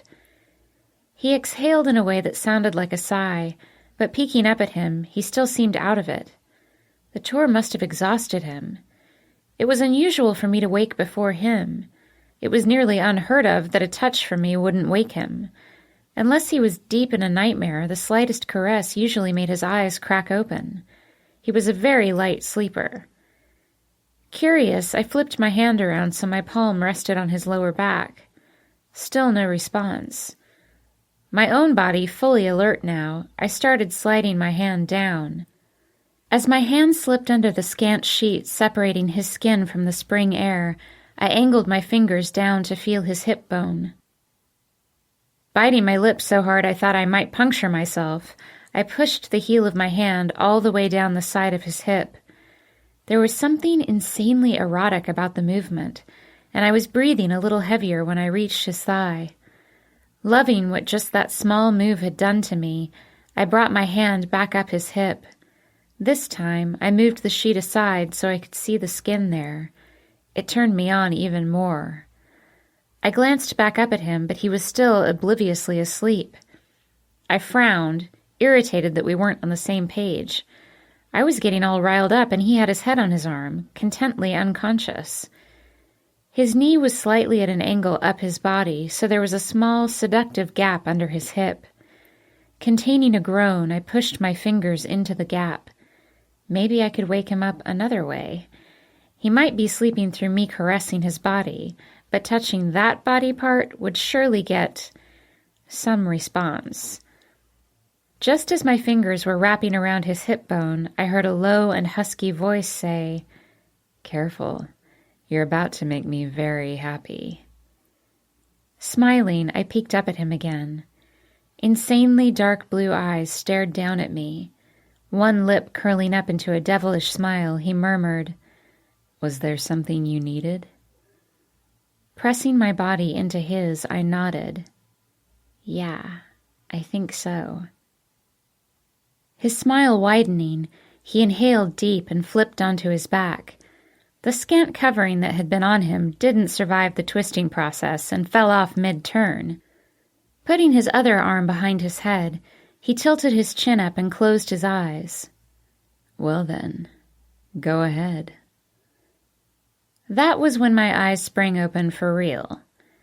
I knew I was really awake that time because my bed was completely empty. My bed was achingly empty, and I could remember every long second that had ticked by since Kellen's departure a month and a half ago. There was no glossing over time periods in reality. Every moment was cataloged in the brain, so every moment was known. You don't suddenly not remember 6 months passing, unfortunately. Sitting up in my bed, I cursed the erotic dream I'd been having. How unfair to wake up right as Kellen was exposing himself to me. I didn't even get to sneak a peek. Sighing, I tossed the covers off. My dream had left me in a mood that required Kellen's attentions. Irritated, I decided to get ready for school. At least some education would help douse the fire in my body. I turned the water all the way down to ice cold when I got in the shower. It didn't entirely take the heat of the dream away, but the shivering and shaking did help. When I got out, I had to hop up and down to get my circulation moving again. Teeth chattering, I smiled at a Post-it note on the mirror as I ran a comb through my hair. I'd found it the morning after Kellen had left. Sleepy and a little forlorn, I'd found it hidden inside my mirrored medicine cabinet, waiting for me behind my stick of deodorant. In Kellen's neat scrawl, it read, "Remember you're beautiful, and I'm thinking of you." After I taped it to the mirror, my sister had added a sticky note beside it. Hers read, "I'm jealous and I hate you, but you are beautiful." I shook my head at their written gestures. It still amazed me how much consideration Kellen had put into his departure. I discovered other notes tucked throughout my home. One in the coffee pot told me how many scoops to use to make the perfect batch. One in his car reminded me to drive slowly. One tucked in the back of my locker at work asked if I missed him yet. One at his house told me I could make use of his bed if I wanted to. It highly implied that I should enjoy myself, and if I felt like it, I could send him pictures. After finding most of the notes in that first couple of weeks, I assumed that would be it. But gradually, like a never-ending Easter egg hunt, I discovered others that had been carefully hidden. In my downtime, I searched for them. That was how I found my most prized possession. Kellen had hidden it so discreetly that it was by complete luck that I came across it. When my relationship with Kellen intensified and he started frequently staying overnight at my place, I'd given him a drawer of my dresser to store his stuff. And just because I loved him, I'd given him the top drawer. Wondering where the clever man would stash a note in my home, I rifled through his shirts and jeans. After checking all of his pants pockets, I started in on my drawer below it. Expecting him to leave something naughty in my underwear drawer, I was surprised to find it undisturbed. But upon closing the drawer, I heard a weird noise, like paper sliding against wood. Removing the drawer, I flipped it over and found my prize attached to the bottom. Barely breathing, I stared at it for a solid 5 minutes. It wasn't a note that Kellen had left there. It was a photograph. Artistically beautiful, the black and white photograph was of his body, fresh from the shower.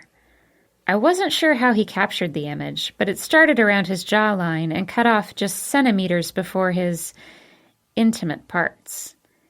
Everything in between was covered in beaded drops of moisture, rivers of it running across the curves and lines of his well-defined physique.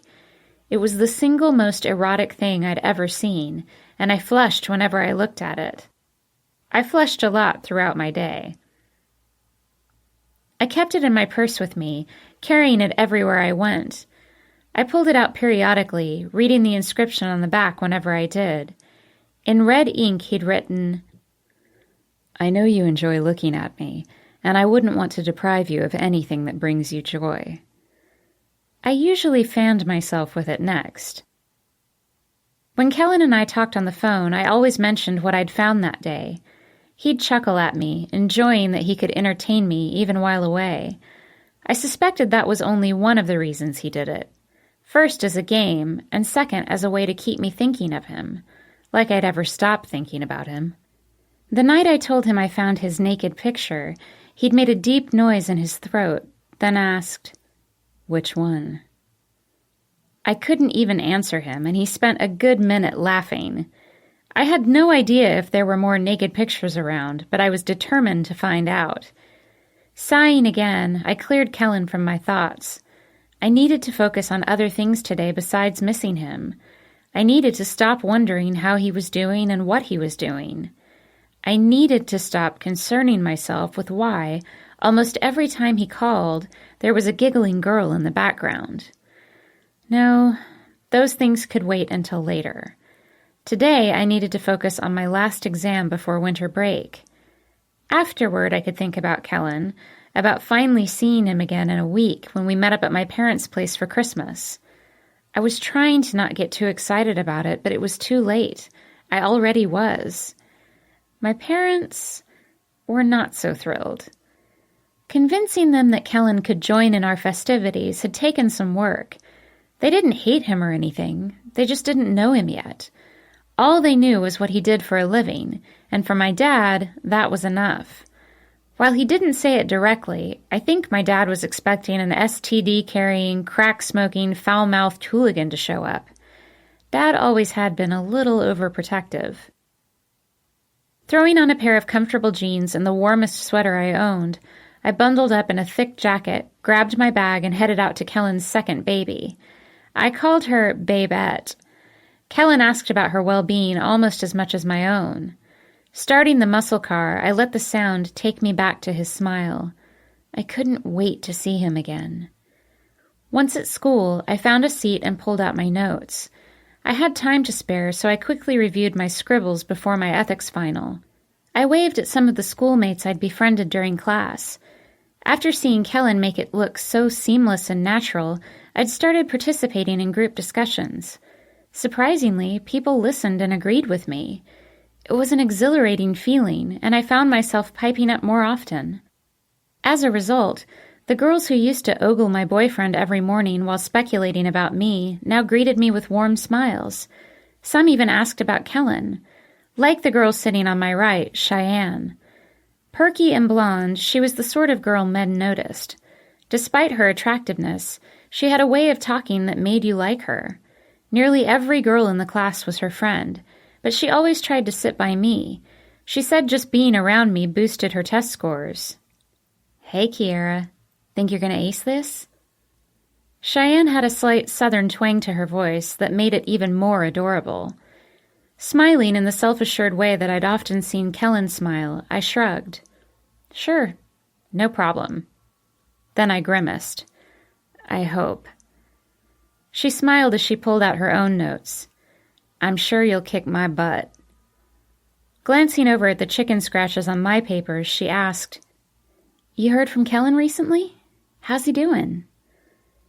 I sighed, trying not to think too much about those deep blue eyes that I missed, the impossibly sexy mess of hair. "Yeah, he called last night. They're doing good, working their way to the East Coast. He's somewhere in Pennsylvania, I think." Her eyes widened as she shook her head. "Pennsylvania?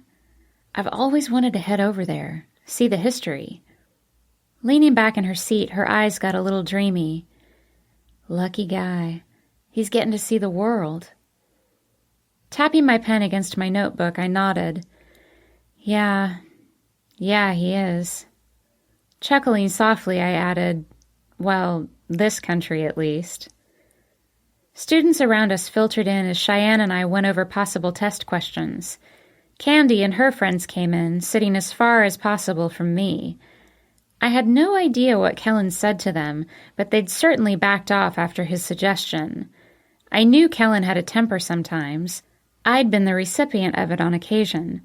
Perhaps Candy had never been reprimanded before. As I debated it, Candy turned in her seat.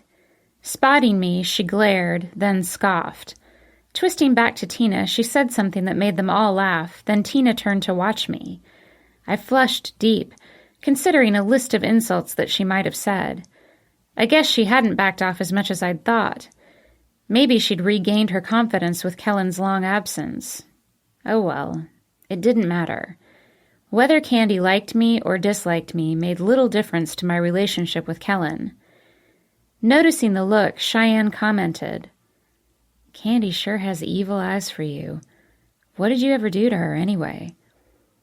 Leaning in, she smiled. You're far too sweet for anyone not to like. I smiled at Cheyenne warmly, thinking that she should have seen me last year. I'd been anything but sweet then, constantly betraying Denny and repeatedly breaking Kellen's heart. Casting off the lugubrious memories, I responded with, she wanted to be the one dating the rock star. Looking over at Candy, I smiled even wider. But the rock star wanted to date me. Wishing the dream I'd had this morning had been real, I sighed. Cheyenne laughed and muttered something about Candy needing to get over herself. A burly guy walked down the aisle in front of us.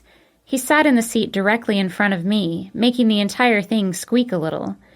As he shifted his position, I noticed a scrap of paper oddly stuffed into the edge of the seat, nearly invisible. Smirking, I wondered if Kellen had shoved it there, one last impossible note for me to discover. On a whim, I reached down and pulled the paper free. It took a second to jiggle it out, and Cheyenne watched me curiously. When I finally had it, she pointed at it. What's that? Probably nothing. Probably just my overactive imagination. Unfolding the wadded-up paper, I busted out laughing. I had to slap my hand over my mouth to not cause a scene in the starting-to-get-quiet room. It was from Kellen. On the tiny piece of paper, he'd written, "Quit thinking of me naked and study. It's the ethical thing to do." Still chuckling, I shook my head. How did he know I was having erotic dreams about him?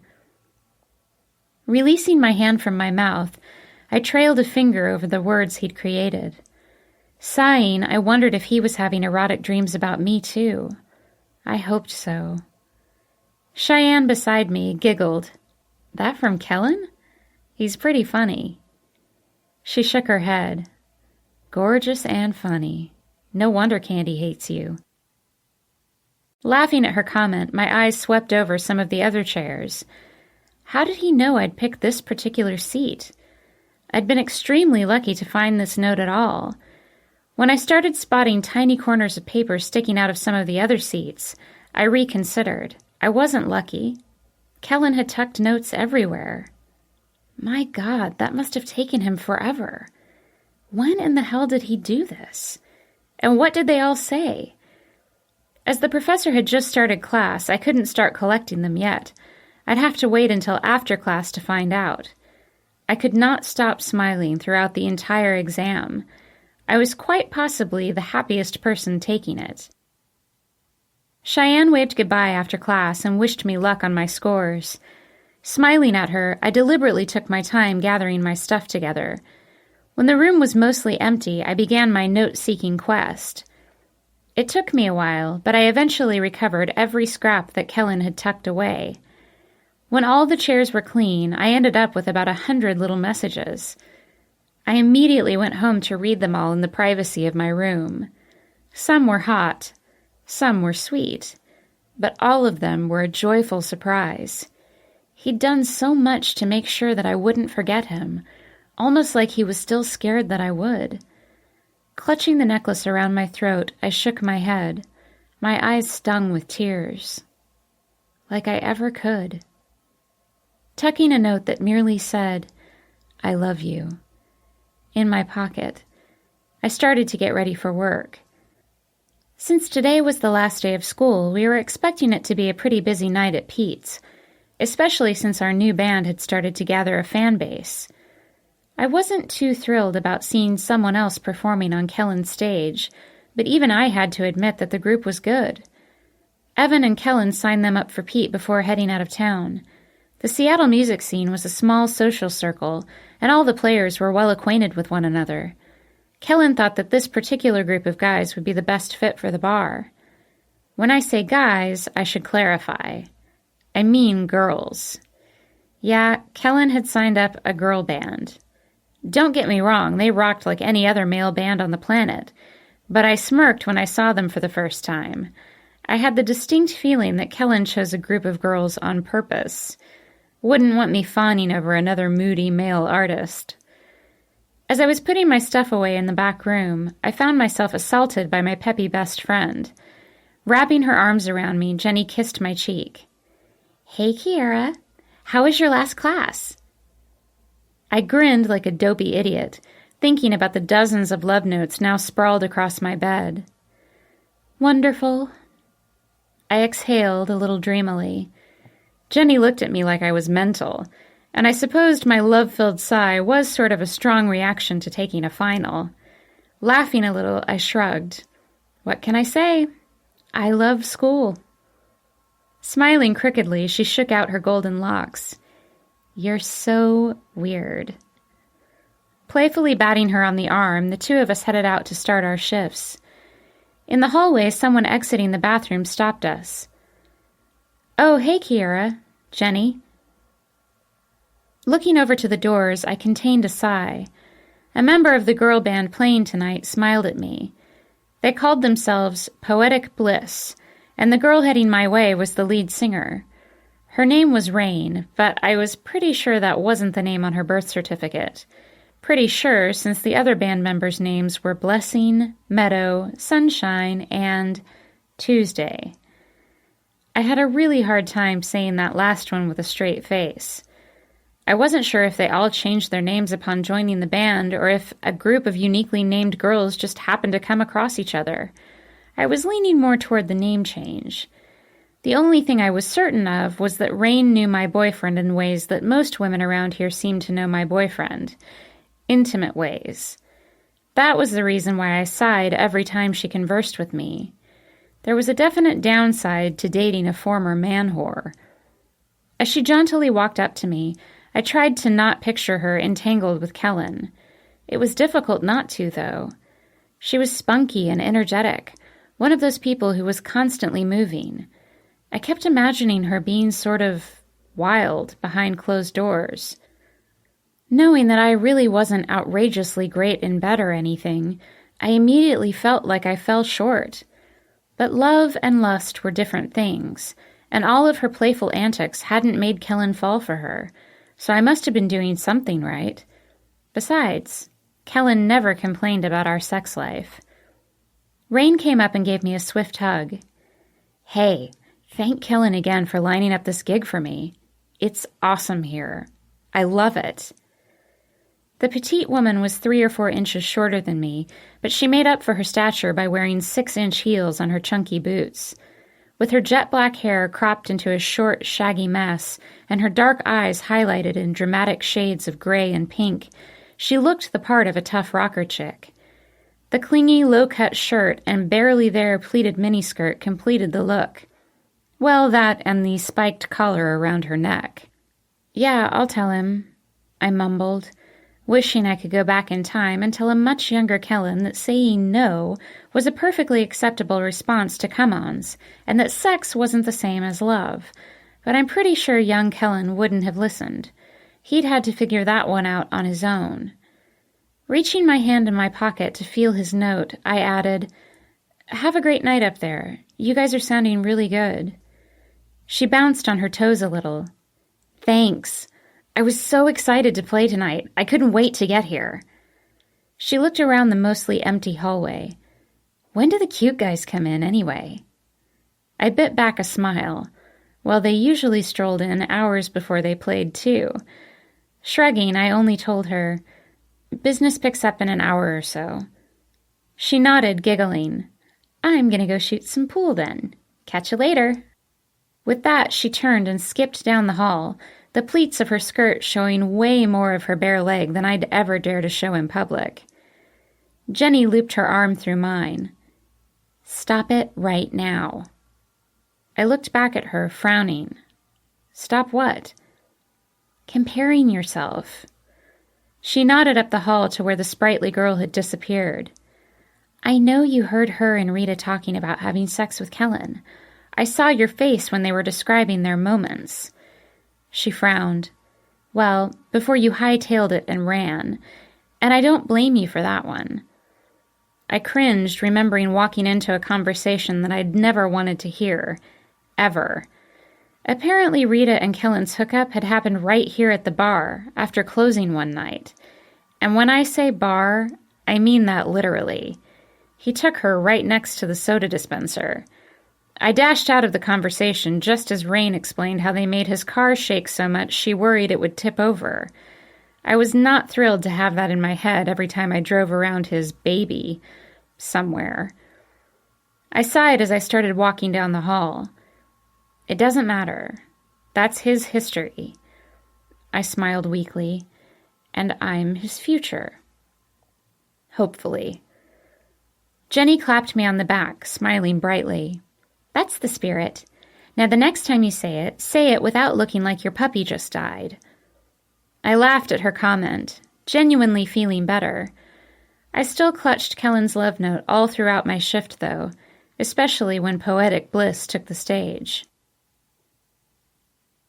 When I got home that night and stared at all the evidence of Kellen's affection around my room, notes, lyrics, pictures, I grabbed a suitcase from my closet and started packing. I was leaving Monday with my sister to head back home for the holidays. By this time next week, Kellen and I would be reunited. Just the thought spurred me to action. I couldn't sleep. I needed to do something, and packing seemed as good a distraction as any. Humming one of Poetic Bliss's songs to myself, I pulled out my warmest sweaters. I made sure I included the ugly green one that made me look like a frumpy housewife. My parents had given it to me last year, and I knew my mom would ask about it if I didn't wear it. Since I'd invited Kellen to crash the party, I wanted them in the best mood possible. Stuffing some socks around the edge of my bag, I started when my phone trilled at me. Seeing who was calling, I brightened immediately. Hey, you, I sighed. I've missed you all day. Kellen laughed in my ear, the sound sending a shiver down my spine. I missed you too. Anything noteworthy today? He emphasized the word note, and I giggled, sitting down on my pile of them. Yeah, actually. The cleaning staff at school has been slacking off lately. I found at least 100 slips of paper that the janitors missed. Just 100? Guess some got nabbed by your classmates. He laughed again. I hope they got the kinky ones. I flushed, wondering what he meant by kinky. I smiled and ran my hand back through my hair. I'm packing right now. I can't wait to see you next week. I looked out the window to the east, where he was miles and miles away from me. Is there anything you need from your place? I could grab it. I can't wait to see you either. In fact, I bought this lingerie for you before I left. I tucked it away for when I got back. You could bring that. I sat up straight, flushing even more. I had no idea if he was joking or not. I don't... He chuckled in my ear as I stammered for a response. Just the thought of wearing something sultry and having those bedroom eyes wash over me made me tingle. I'm kidding, Kiera. You don't have to dress sexy for me. You already are. Smiling, I looked down at the plain tank top and lounge pants I'd put on. Yep, that was me. Sexy as all get out. I sighed and he heard it. You okay? Not meaning to say anything, I blurted out, Rain says thank you. Again. Oh. His voice sounded surprised. He'd probably expected something much different to come out of my mouth. Well, tell her it was no big deal. Her band is great. They deserved the opportunity. Yeah, I muttered. And she's not one to pass up an opportunity. I cringed, hating that I actually said that out loud. I hated sounding jealous and petty. Kellen, of course, heard my tone and deciphered it correctly. His voice a little tight, he quietly said, She told you, didn't she? I exhaled in a rush, not really wanting to talk about this, but knowing I'd opened the can and Kellen wouldn't let it go until all of the worms were back inside of it. No, I overheard her and Rita comparing notes. I said Rita's name a bit harshly and clamped my mouth shut. God, the harpy was coming out of me today. Kellen sighed. Oh, did you know about Rita already? He whispered that, his voice really tentative. Yes. The word came out short, clipped, and I forced myself to relax. History? Future.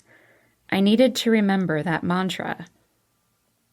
Kellen was silent for a second, and I nearly wanted to apologize for bringing it up. He spoke before I could.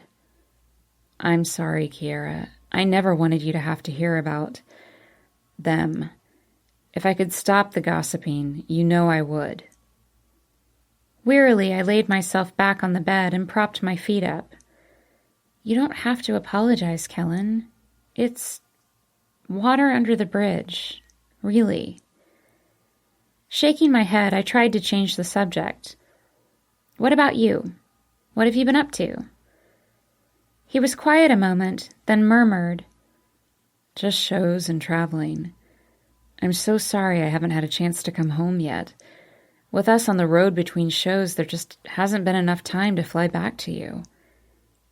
I exhaled, the sound wistful to my ears. I know. I miss you. So much. I closed my eyes. He chuckled, his voice husky. I miss you too. I have the wildest dreams about you. You would not believe the hard-ons I wake up with. My eyes sprang open as I listened to him chuckle in my ear. My body heated at his words.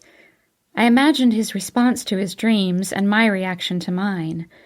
It warmed me that we were both waking up, unsatisfied. Me too, I whispered, my face heating worse than my body. He laughed a little more, and I slapped my hand over my eyes. I mean, I'm not hard, but... I groaned, hating the words that sometimes left my mouth.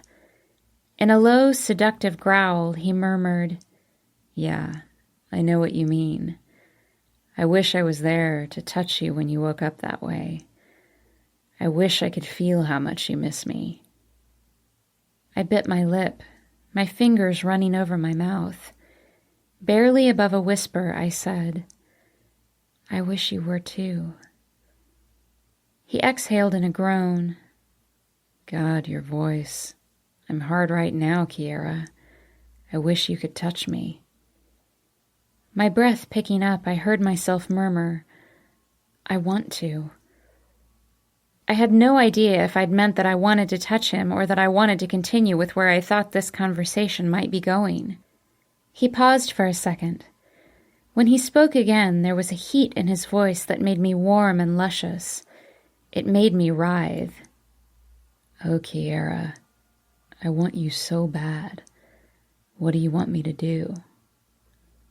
Covering my eyes, I bit my lip. Oh my God, I could not do this. Feeling moronic, I whispered, Touch it. Pretend it's me. Oh God, I wanted to crawl into a hole and never come out again. I was expecting Kellen to laugh, but he didn't. Instead, I heard some rustling around, and I swear a zipper unzipping. Oh, damn. He hissed in a breath, releasing it with a gasp. Oh, I'm so hard. It feels so good. What now? Not believing this was happening, I swallowed. Stroke it. I didn't just actually say that, did I? He moaned in my ear, his breath faster. Kiera, God, feels so good. I wish I was wet, though, like I am when I'm inside you. I groaned, biting my knuckle. Jesus, was he really? Insanely glad my sister was asleep, I whispered, Do you have anything that would... In a strained voice, his breath hitching, he gasped out, Yeah, hold on. I heard a distinctly squishy noise and wondered just what sort of lubricant Kellen had on hand, and why. When he spoke again, though, I couldn't have cared less. Oh, God. Yes, it's warm. Like you. You feel so good wrapped around me. Aching myself now, I moaned a little. He was pretending. Maybe I should too. Do you want to touch me, Kellen? Oh, God, yes. Please. I need to feel that warm, wet skin. I need to be inside you. Holy hell. I ran my hand down my stomach, but I couldn't make myself go any farther. I was far too embarrassed, even alone. Kellen didn't know that, though. Does it feel good? He groaned. Yes, I whispered. All of me felt tingly and nice, so that wasn't really a lie. His breath increased. Oh, God, I need it harder, faster. Yes, I whispered again. Do it. Do it faster. I had to ceaselessly move my legs. I was aching so bad, but I still hesitated to go through with my end of this. Kellen, however, was not hesitating at all. Oh, God, yes. Don't stop. That feels so good. Please don't stop. I moaned again, re-biting my knuckles so hard I thought I might break the skin. He groaned deep, his breath in a pant. I want to come. Kiera, come with me. I ran my hand back through my hair. Oh my God. He really was. Okay. I whispered, my voice husky. Harder, Kellen. I need more of you in me. I murmured, my hand drifting back down to my stomach. That got him going. Yes. God, Kiera, you're so sexy. You feel so good. I'm in you. Right now. Can you feel me? Can you feel how deep I am? I groaned, louder than before, and my hand strayed to the edge of my underwear. God, Kellen, you're perfect. So perfect. My voice gained in strength as some of my inhibitions started leaving me. I wanted him. I wanted to do this. I wanted to finish this. Together. Yes. Yes, take me. Oh my God, Kiera. I'm almost there.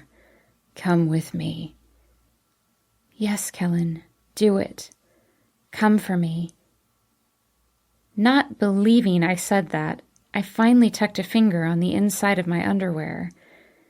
That was when I heard something that doused some cold water on my hot little moment. Kellen stopped breathing heavy and the phone muffled. Quieter than he'd been, but still loud enough to hear, I heard him say, I'll have a Denver omelet. Thank you. I sat up in my bed, covering myself with my hands like we'd just gotten walked in on. Before he spoke to me again, I snapped out, Kellen Kyle, are you at a restaurant? Well, I wouldn't exactly call this a restaurant. Greasy spoon, maybe. His breath was still a little fast, but way more calm than it had been. I closed my eyes, running my hand down my face. Please tell me you are not about to be arrested for indecent exposure. He laughed a little. No, I'm not. I dropped my hand to my knee, floored. You faked all that? Why would you do that to me? I brought my knees to my chest, feeling sort of weird. He'd told me before when he faked a sexual act that it wasn't his first time. But damn. Kellen sighed. I never expected you to go along with it, and when you did, well, I wasn't about to stop you from having your moment. In a whisper, he added, Even if I can't come right now, I want you to. I bit my lip, feeling a little bad. I had faked it too. I may have exaggerated my part in it, but I was thinking about it. Kellen laughed. Well, we'll call that a practice round then. Next time, I'll be somewhere private, and you will actually touch yourself. Deal? I flushed, feeling that embarrassment creep back up. Yeah, I mumbled. I heard a voice in the background that sounded vaguely familiar. Sitting ramrod straight, I whispered, "Oh my God, please tell me that you're sitting alone." Kellen paused. I could almost hear him debating on whether or not to answer me. Well, no. The guys are here. And Justin. He says hey, by the way. "Oh my God!" I exclaimed, disconnecting the phone in my mortification. Not only had he faked that little moment, but he'd faked it in front of his friends and the celebrity that I knew I'd never be able to look in the eye again. God. Men. Chapter 13. Home for the holidays. A week later, I was at my parents' place, staring at their Christmas tree, ticking down the minutes in my head. Ever since arriving in my hometown earlier in the week, I'd been hoping that Kellen's tour would end prematurely and he could join me. Sure, I would have to do some fanciful fast talking to get my dad to concede to letting him sleep in the house, but even if he had to stay at a nearby motel, at least he would be with me and not who knows where. But the guy's busy schedule kept them working right until Christmas Eve. Just last night he had played a show in New York. It was their largest show to date, and Kellen was exuberant when he finally called, at 4 a.m. Now that our time zones were closer together, he was calling me well after I was asleep. I didn't mind, though, groggily murmuring some sort of response to his stories. My sister came out and joined me on our mom's plastic-coated couch. It squeaked a bit when she sat down. Looping her arm over my shoulders, she handed me a cup of spiced coffee. I took it, smiling as I watched the blinking Christmas lights reflecting in the white ceramic. The smell of cinnamon wafted up, reminding me of multiple things. Baking with my mom, the candles my grandma had burned nonstop, and, of course, Kellen. Anything with coffee always reminded me of Kellen. Clinking our cups, Anna smiled brightly. "Merry Christmas, Kiera." I tilted my head at her as I took a sip. "Merry Christmas, Anna." Looking outside to the light snow that was starting to fall, Anna shivered. "You excited to finally see Kellen again? It's been, what, almost 2 months?" I sighed and leaned back into the couch. Yeah. It had actually gone by quicker than I'd anticipated. Kellen's phone calls, periodic texts, and his little scavenger hunt had eased the passage of time. If anything, Kellen was very good at keeping in touch. It was reassuring, and it confirmed how much he missed me too. Anna sighed and leaned back with me. "Yeah, I miss those guys." She frowned after she said it, and I leaned into her side. Other than a few phone calls and quite a few snapshots of Griffin's junk, Anna hadn't gotten much out of her pseudo-boyfriend. He wasn't even coming out to see her for Christmas, which I was sort of glad about. He and Matt were visiting their families in California, while Evan was going home to see Jenny. Rachel was flying out to visit Matt in L.A., but Anna hadn't shown any interest in flying out to meet up with Griffin. I was pretty sure Griffin hadn't invited her either. "I'm sure Griffin misses you, Anna. He wouldn't still text you if he didn't." I hoped that sounded encouraging, but really their relationship mystified me. Anna rolled her eyes and scoffed, bringing her feet up on the couch that our mom was anal about keeping clean. "Whatever. I'll see him when I see him." Her voice was a little strained, and I thought she almost looked misty-eyed, but I couldn't really tell. Shaking her head, she looked over at me. "When's Kellen coming up?" I looked out the living room archway to the kitchen to see if either of our parents was listening. Mom was carving up a turkey, the sound of her electric knife filling the air. Occasionally I could hear her snapping at Dad to stay out of the olives. Smiling, I figured they were too engrossed in their own activities to hear me. I didn't want to bring up Kellen's arrival any more than I had to. Don't know. I lifted the phone I had in my other hand. He's going to call when he knows for sure. As if on cue, the cell buzzed in my palm. I blinked at the contraption as Anna started laughing. Impressed by Kellen's timing, I read the text message on my screen. I can't wait to see you tonight. I'll be in around 9. Should I meet you at your parents' place? Giggling that this was actually going to happen, I texted back a reply that was horribly impractical. No, have the cab take you here. I texted him the address of my favorite park. I knew it was romantic and sappy, meeting at a secluded spot instead of having him come to the house, but he'd been gone for an eternity, and I wanted to shower him in affection before introducing him to my parents. Besides, he did say that he wanted to see all of the places I loved. Okay, it's a date. I love you. I texted that I loved him too, then held the phone to my chest as I sighed contently. God, I'd missed him. Anna just stared at me, an eyebrow raised. Huh, she muttered. Adjusting my posture so I didn't look so schoolgirlish, I shook my head. Huh, what? She smiled, then kissed my head. Nothing. You've just got it bad, Kiera. She frowned, just slightly. I hope you get what you want. I started to ask her what she meant, but she stood up and left the room.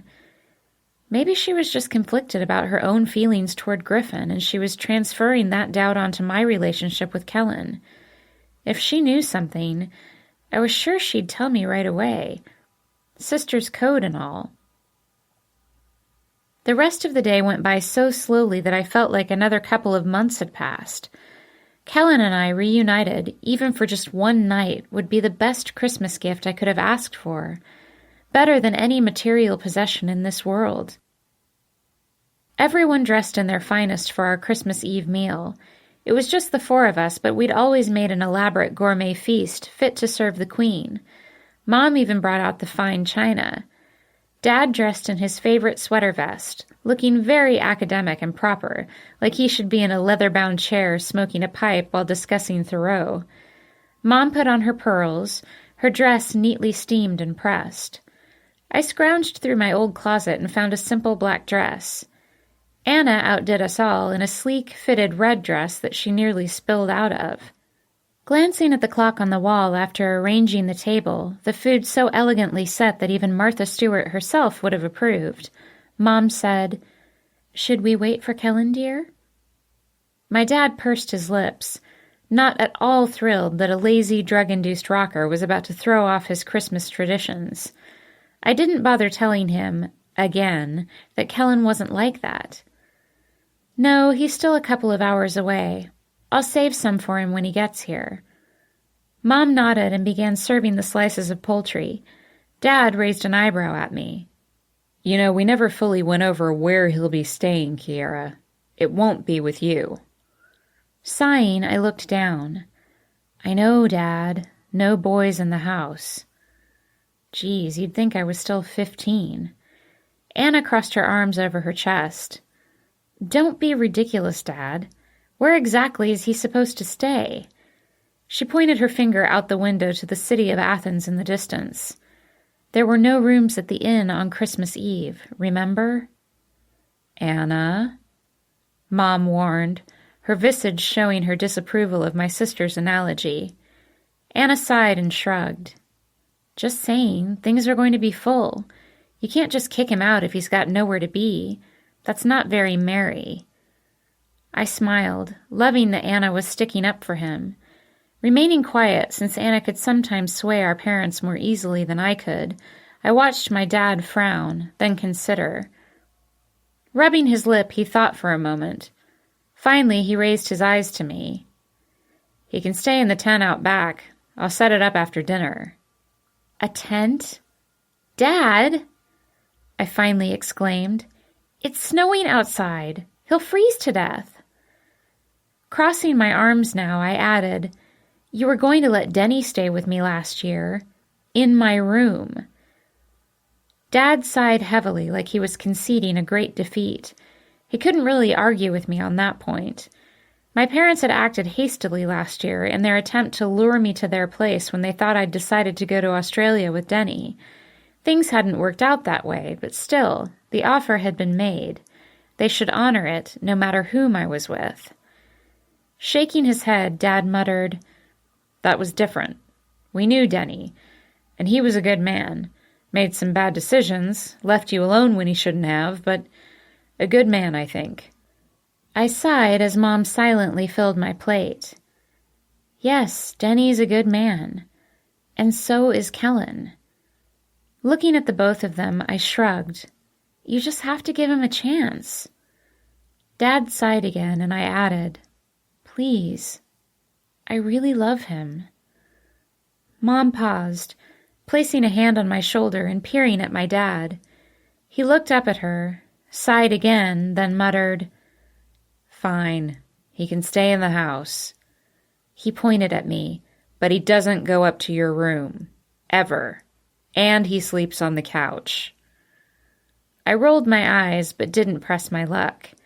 Just Dad conceding to Kellen staying in the building was a huge victory. Anna smiled at me as she popped a fork full of stuffing in her mouth. She raised her eyebrows suggestively, and I knew exactly what she was thinking. Don't worry, I'll cover for you.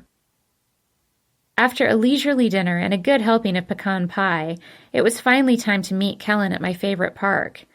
I was giddy, envisioning our romantic moment.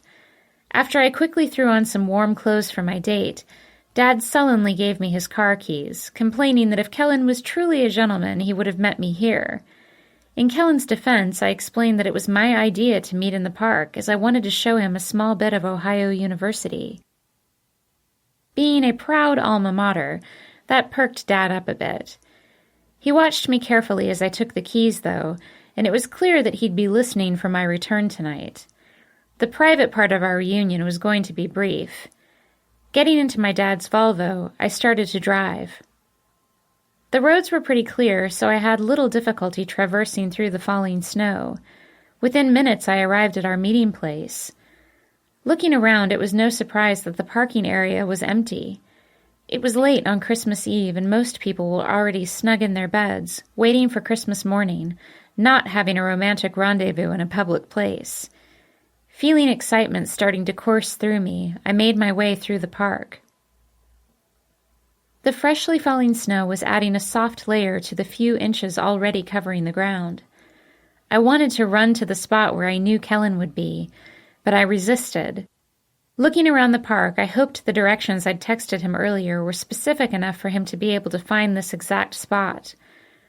Walking across the snowy lawn, my boots crunching a path through the pure white, I came up to a bench in front of a small duck pond. Even though I'd spent countless hours at this park while I attended college here, this place oddly reminded me of the park back home that Kellen and I regarded as ours. Strange how I already considered Seattle my home, and my birthplace was now the spot I visited. Brushing snow off the wrought iron bench, I looked out over the pale moonlit night as I sat down. There were no fresh tracks in the snow. The ground was beautiful, perfectly pristine. Grabbing my cell phone out of the purse slung over my side, I glanced at the time. 9:30. The local airport was nearby. Assuming his flight was on schedule, there had been ample time for him to get from the airport to here. But glancing around the sloping white hills, I only saw where my tracks led down to where I sat. Kellen wasn't here yet. I tried waiting patiently, but I hadn't seen him in so long that I was edgy. Nervous energy shot through me as my feet bounced up and down on the insulated with snow concrete path.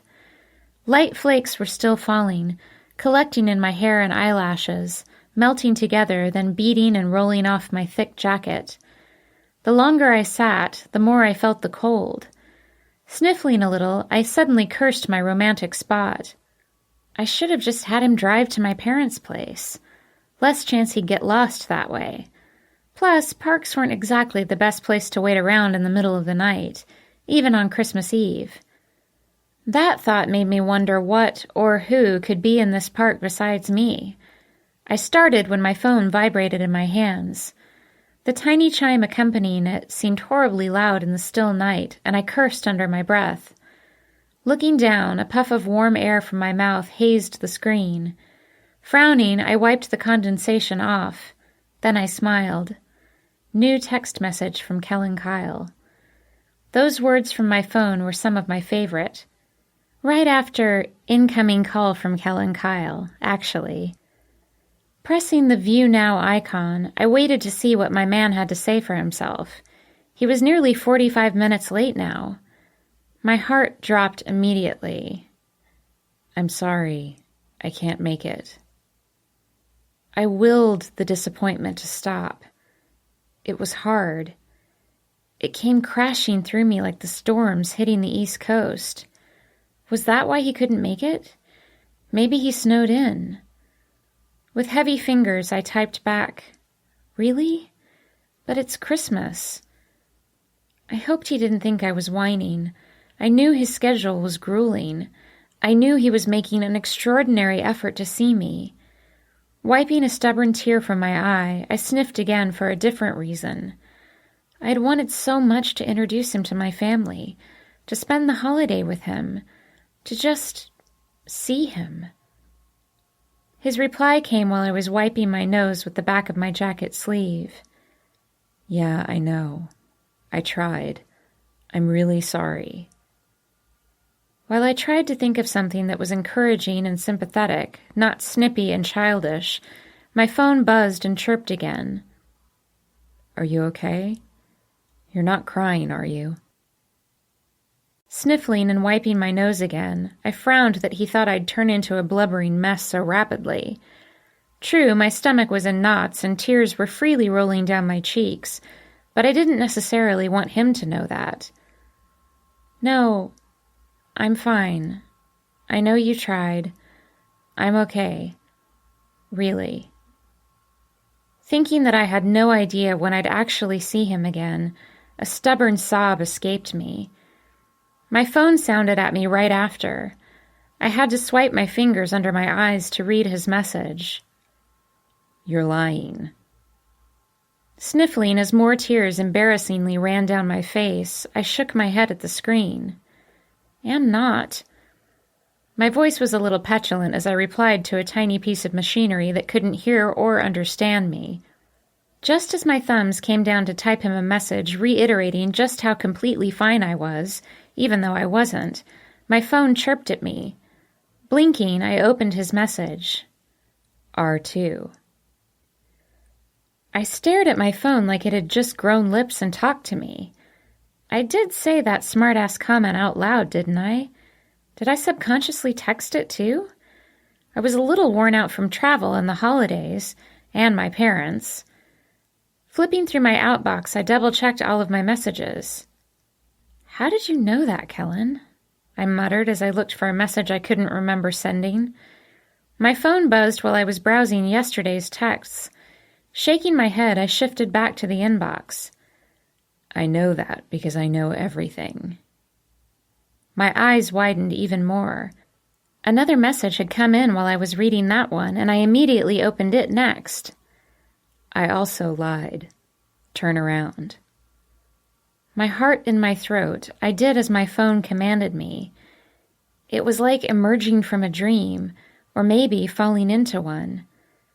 Stepping away from the shadow of an oak tree at the base of the hill, just a few feet away from me, Kellen walked into the moonlight, tucking his phone into his leather jacket as he did. I stood from the bench as he came into view. My God, he was beautiful. My mouth dropped open as fresh tears sprang into my eyes, happy tears this time. Snow lightly gathering in his thick, messy hair, his lips curled into a devilish smile as he stared at me. Kellen, I breathed.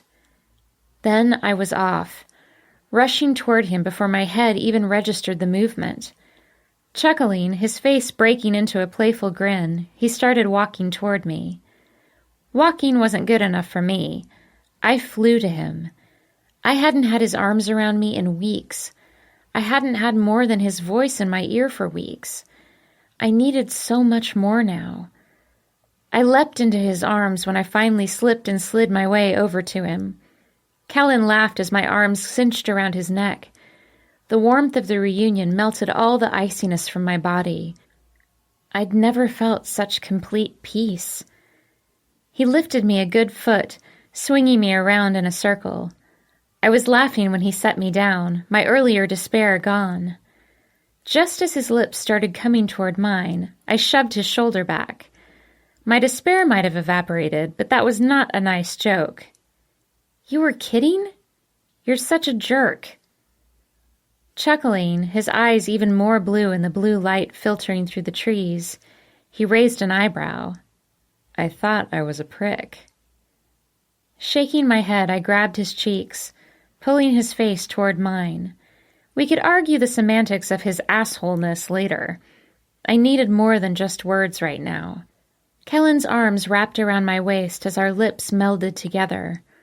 Cold and hot at the same time, our mouths softly felt the other's. Our breaths vapor between us. He muttered, "I'm sorry I'm late." My hands drifted up to tighten in his hair, the long strands on the top damp with melted snow. "I'm just glad you're here." Our soft but intense kiss broke apart, and Kellen rested his head against mine. His eyes flicked over my face, studying me, maybe seeing how I'd changed in the past few weeks. "I've missed you so much." Grinning, I pressed my lips back to his. "I've missed you too." We kissed in the lightly falling snow, a few feet away from the frozen duck pond that students sometimes skated on when it iced over. We kissed until my fingers were so numb I could no longer feel the thick strands of his hair wrapped around them. That still didn't stop me, though. I needed his lips on mine. I needed his body pressed into mine. I really didn't care if I froze solid and became a living work of art here, as long as he was with me. He pushed me back, though, when I went for his mouth again. "We should go. You're frozen." His eyes traveled down my body, and I felt the chill melt away. "I'm fine," I stuttered, my body actually colder than my mind believed it was. He smirked, a cloud of moisture escaping his mouth. "Your teeth are chattering." I leaned up, trying to will my frostbitten fingertips to pull his head back to me. "I don't care." Chuckling more, his hands grabbed my waist and twisted me around. Pulling my hips into his body and wrapping his arms over my chest, warming me, he murmured in my ear, "Well, I care." I closed my eyes and leaned back into his embrace. I'd missed this so much. His breath warmed down the side of my neck, he added, "Besides, I can't make love to you out here." My eyes sprang open and I took a step forward. Grabbing his hand, I started leading him away from my favorite pond. "You're right. It is getting pretty cold." He looked down and shook his head. Small drops of melted snow in his hair fell to the ground as his amused smile widened. When he peeked back up at me, a drop landed on his cheek, sliding its way down to his neck. Lucky drop. His grin breaking into a mischievous one as I pulled him along, he told me, "I know my trick was a little mean, but it did prove one very important thing." Turning to walk beside him, I looped my arm through his and peered up at him. "Besides the fact that you haven't changed, that you're still a prick?" He chuckled and nodded. "Yes, aside from that." As I stared at him with a small smile on my face, his eyes searched mine and he shook his head. "You really did miss me," he whispered, his eyes looking almost surprised by the information. I stopped us in our tracks and stared up at him. He held my gaze, then swallowed. Shaking my head, I cupped his cheek. "Of course I missed you.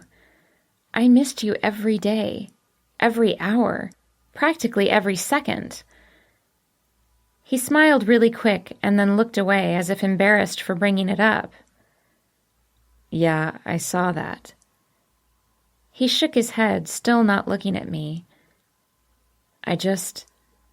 No one's ever missed me before. I barely heard his voice, but I clearly heard the emotion behind it. Moving my hand to his chin, I forced his gaze back to mine. I miss you when you're gone. I feel like I can't breathe when you're away. I think about you so often, it borders on obsession. I ran my frozen fingers over his jaw. I love you. So much. He swallowed and smiled, his jaw trembling. Not able to answer me, he only nodded. After retrieving his bag from where he left it by the oak tree, we made our way to my dad's car. With the heater on high, we slowly drove back to my parents' house.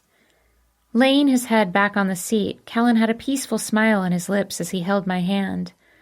Knowing that I'd given him a reason to smile warmed me more than the car's heater. He finally understood how it felt to be loved, cherished, and missed. The simple things we all took for granted.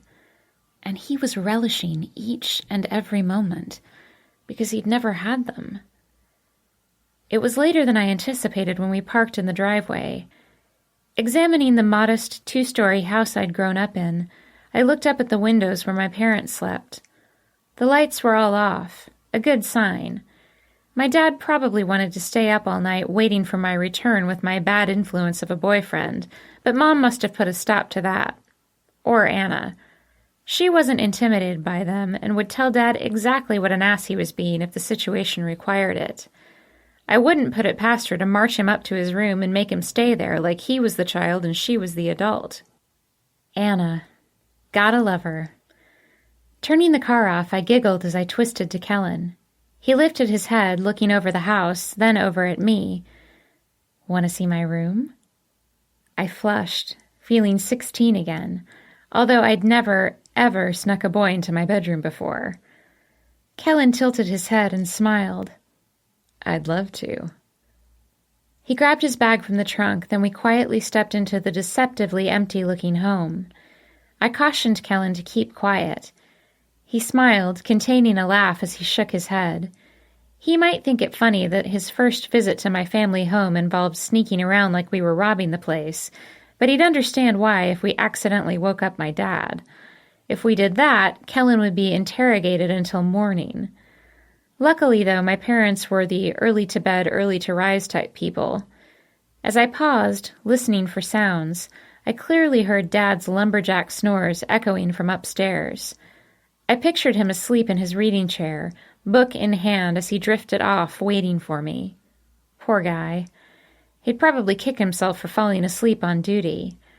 I smiled, wondering if Anna had snuck in and turned off his light when he finally passed out as a signal to me, to let me know that he was asleep and it was safe to reunite with my boyfriend.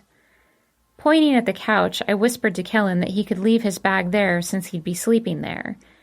He raised an eyebrow at me as he frowned, clearly unhappy with anything that involved him sleeping so far away from me.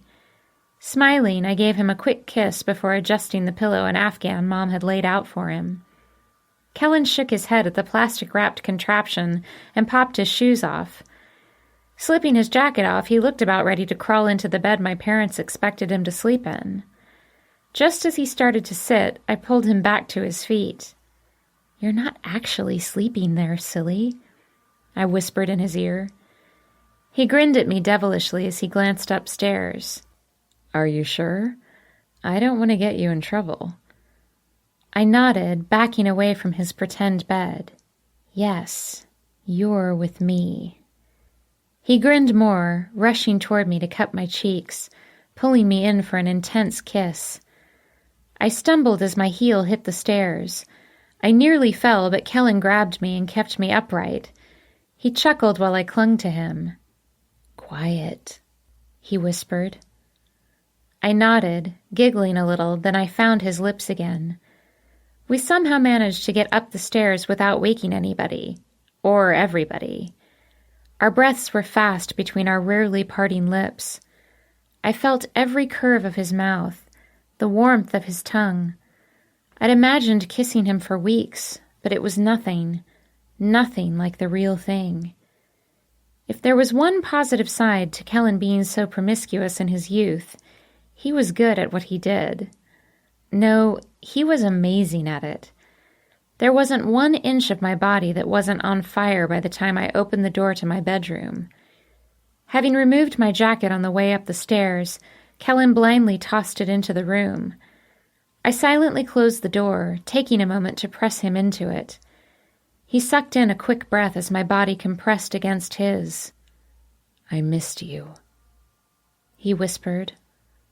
I moaned some sort of answer, my fingers tangling into his thick hair. His hands traveled down my back, over my bottom. Squatting slightly, he grabbed my thighs and lifted me up as he took a step from the door. Our mouths never parting, he walked me to my bed. Nervous, excited energy flooded into me. I'd never so directly defied my dad. He would be fuming if he knew Kellen was in here with me, about to, well, make me a woman, since in my dad's eyes I was probably still a virgin. When Kellen bumped his legs into my bed, he leaned over and deposited me onto it. Holding his head to me, I scooted up the mattress so he could join me. Crawling on his hands and knees, he followed me until we were in the center. Then, with a quietly content groan, he lay on top of me. Instantly, we both stopped breathing and broke apart. Furrowing his brows, Kellen looked down at my bed. Propping himself up so that most of his weight was in his hands, he pushed down against the mattress. It squeaked. Loudly. I bit my lip. I'd never noticed my bed did that before. Of course, I'd never had a boy in it while my dad was asleep in the next room. With a scowl, Kellen repeated the motion. The noise cut through the night. It was an unmistakable sound. It practically screamed, "Hey, listen to us! We're having sex!"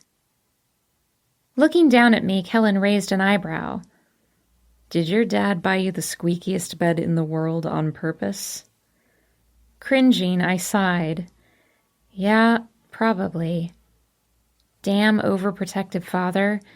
When he couldn't stop us with a watchful eye, he managed to stop us with outdated technology. I squirmed under Kellen's hips, wishing I could do more, but even that slight movement made a sharp sound. Now that my mind was clearer, even our crawling into bed was noisy. I immediately stopped moving, afraid that we might have already woken my dad up. Kellen shook his head, his lip curving into a delicious smile. It made me ache. "Well, your dad obviously doesn't know me very well, if he thinks that's going to be a big enough deterrent." Slipping off me, the bed squealing in protest, he stood at the back of it. With a finger, he motioned for me to get up. I did, curious. Once standing, he grabbed all the blankets and laid them out on the floor on the other side of the bed. Next, he laid down some pillows so we'd be sort of comfortable. Standing back, he smiled and spread his arms out. "Your love nest awaits." Amused, I crossed my arms over my chest. Kellen walked over to me, grabbed my hand, and led me to our love nest.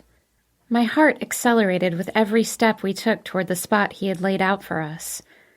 Pulling me into his body once we were standing before the blankets, he murmured, "Kiera."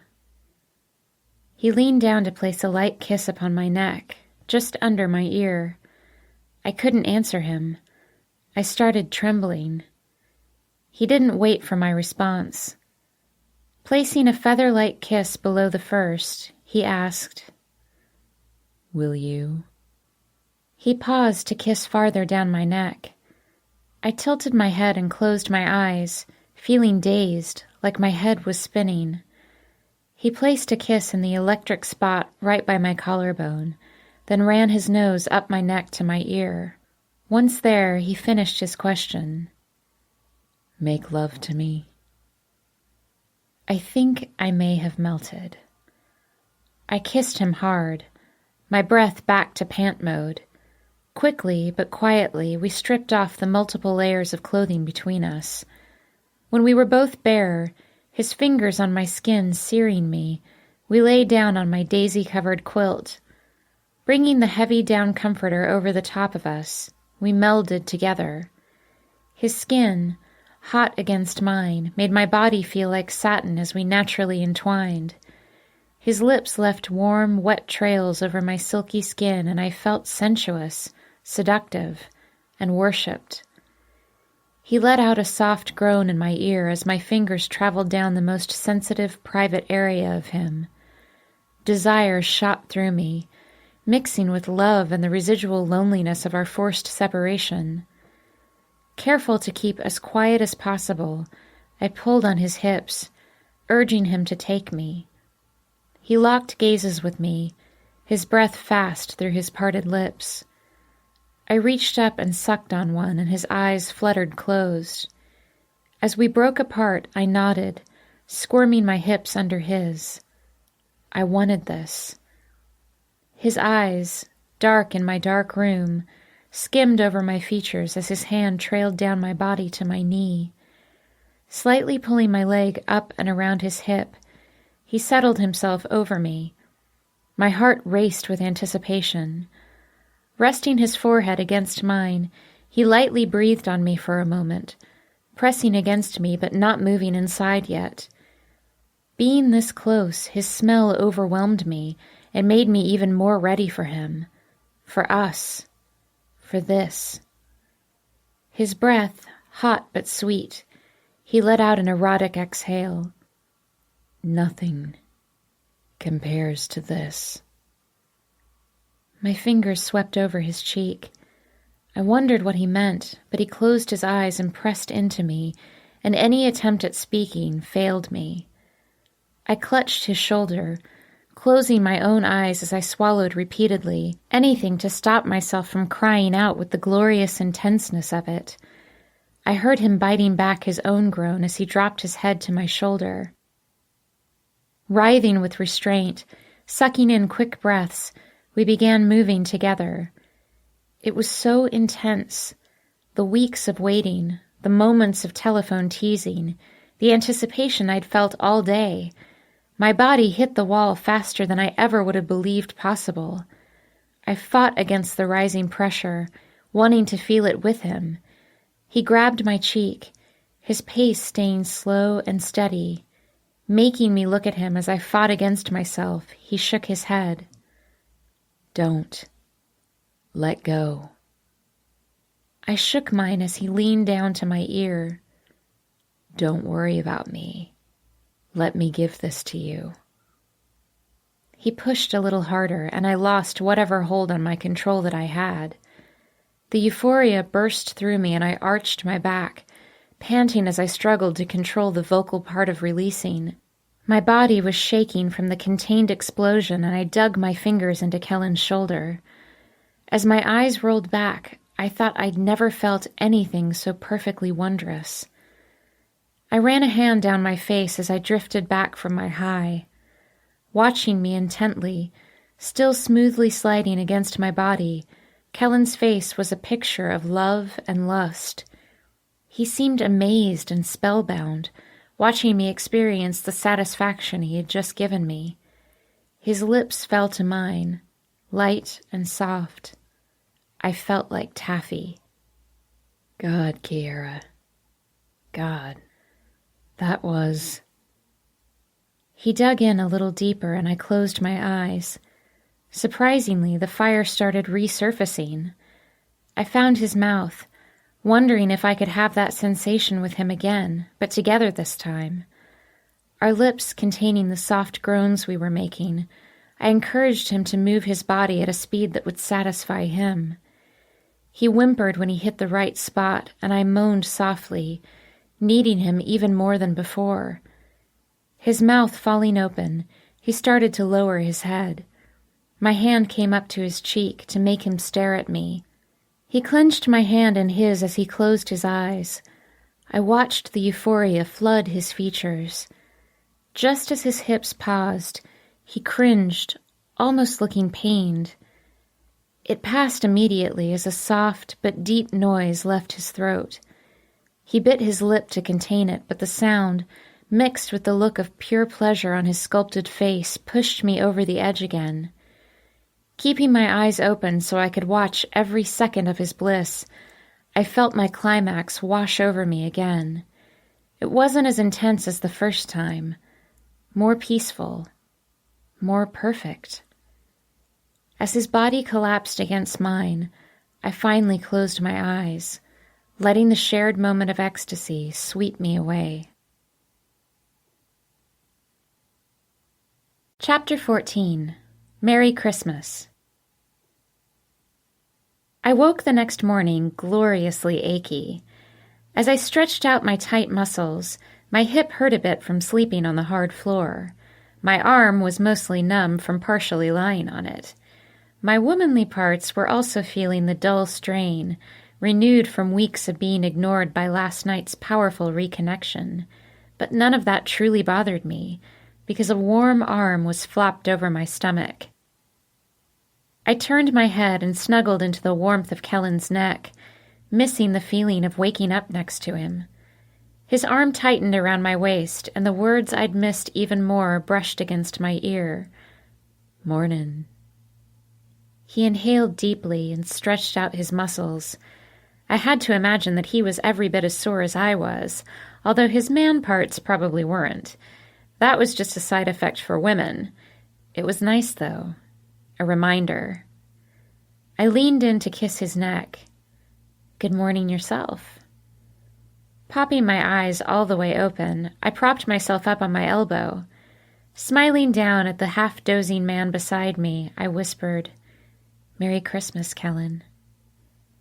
He opened his eyes and reached up for my face. "Merry Christmas, Kiera." His hand threaded through my hair and wrapped around my neck. As he started pulling me down to his lips, my bedroom door opened. I froze, wide-eyed, suddenly remembering where I was. "Kiera, where are you?" Hearing my sister's soft voice, I popped my head up. Her luxurious hair piled into an adorably cute ponytail on the top of her head. Anna laughed when she saw where I was hiding. Dressed in pink and green camouflage pajamas, she giggled as she laid herself down on my squeaky mattress. Propping her face into her hands and clicking her heels together, she looked over the edge of the bed to our love nest on the floor. Smiling down at the two of us as I lowered myself back down to Kellen's arms, she laughed out. "Well, I was going to wish you a Merry Christmas and ask you if you wanted to head downstairs with me, but I can see that you've already unwrapped your present." She smiled over at Kellen, peering up at her with an amused grin. "Hey, Kellen. Glad you finally made it." He chuckled, squeezing me tight. "Hey, Anna. Thanks." Pulling the blankets up Kellen's chest, hiding his tattoo as well as his marvelous pecs, since Anna was clearly enjoying the visual that she walked into this morning, I sighed at my sister. "What time is it?" Anna swung her perfectly emerald eyes to me. "It's breakfast time.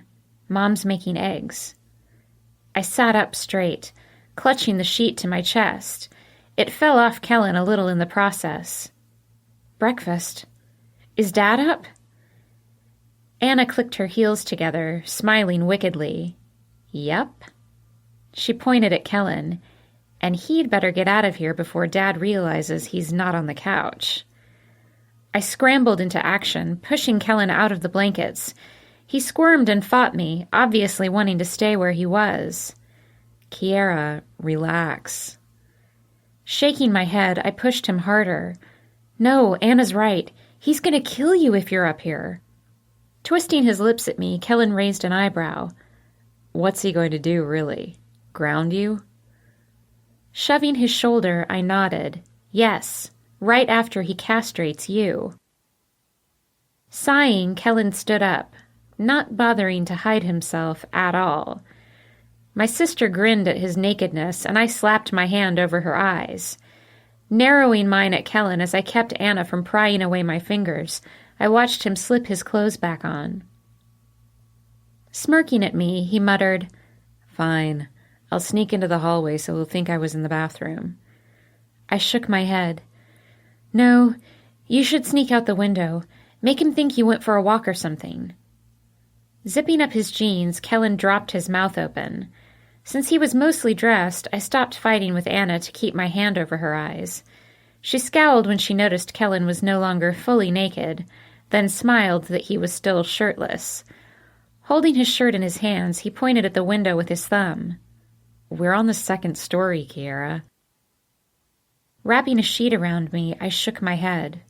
"Please, he won't believe that you were just in the bathroom." I pointed out the window. "There's a store about a block of here that should still be open. You could pick up some milk. My mom would love you for that." He shook his head, his hands on his hips. "My shoes and jacket are downstairs in the living room." Anna brightened. "No, they aren't. I put them outside when I woke up."